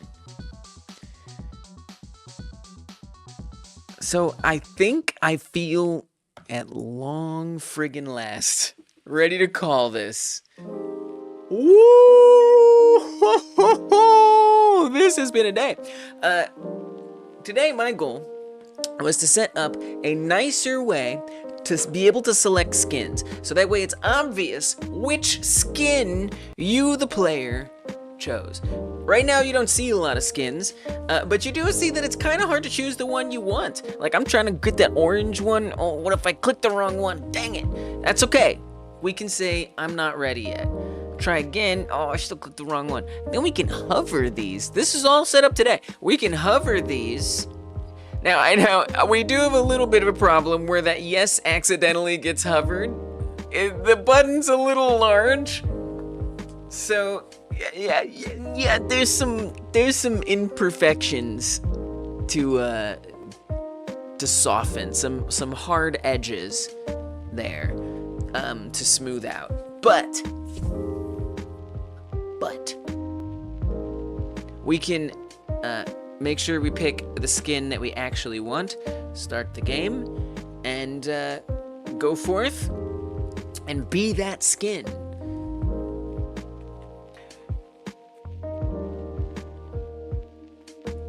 And when I get some points, let's just get a few. I'm just gonna get a little handful of points. Normal things happen. Now I did set up a skin unlocking thing, but I'm not gonna test that just yet. I wanna look at how it looks normally. We got some points. It's totally normal. Everything is normal. When we restart the game, all the aliens aren't visible here. That was a bug. That's gone now. Now the aliens are gone as they should be, which is really good. Let's see if I can grab that gray one. I missed it, and I was trying. There we go. Got it. Now let's get some skins unlocked here. I want to see a new skin. It kind of would be cool if it told you like the new one that was unlocked. There's a lot of things that could be added, but the basic functionality is here for this, and I'm really happy about that. So let's add a lot of points. Let's add, I think I don't need that many. Let's just add like, I don't know, 74 or something. All right, so now we should be leveling up into, I'm gonna make sure I die. We should be leveling up into some unlocked skins. Goes up, we see that. Unlock blue alien. continue. Nice. Now we can restart it, and we can see our new blue alien, baby. Let's go. There it is. Kinda nice. Kinda nice. So that is the sum total of my efforts today. And it was not easy. But it was fun, and I'm glad that it's here. It's definitely adding some good replay value, some layers of polish, some depth to the game. The game feels like more. Really need to work on that button margin. So yeah, I feel really good about this. This was my only devlog stream this week. I am going to be doing the game jam tomorrow, of course. So I'm super excited about that. I'll be trying to make a game in an hour. Specifically, I'm going to be trying to update my game jam template with some new stuff. So that's going to be cool. Come on through, see what it's about. If you're watching and you haven't pressed that thumbs up button yet, consider hyper smashing the thumbs up button. It really helps this channel out a lot. Like the stream. Thank you if you're willing to do that. I do appreciate it. Now, I'm sure I could just super easily fix this with no problem, right? I'm just gonna fix it. Don't worry about it. But if you are watching this after the live stream, you actually can tap or click in the bottom left to see the last live devlog that I did. If you tap or click in the bottom right, you can see the next live devlog I'm gonna do. I hope I see you there, and stuff like that. All right, so if this is going to have something a little more reasonable, for the confirm menu, that's what this is, right? The confirm menu. I can handle that. Let's make sure that that's visible. I'm just gonna try to get this set up so it works the way that I need it, and it will probably be really good.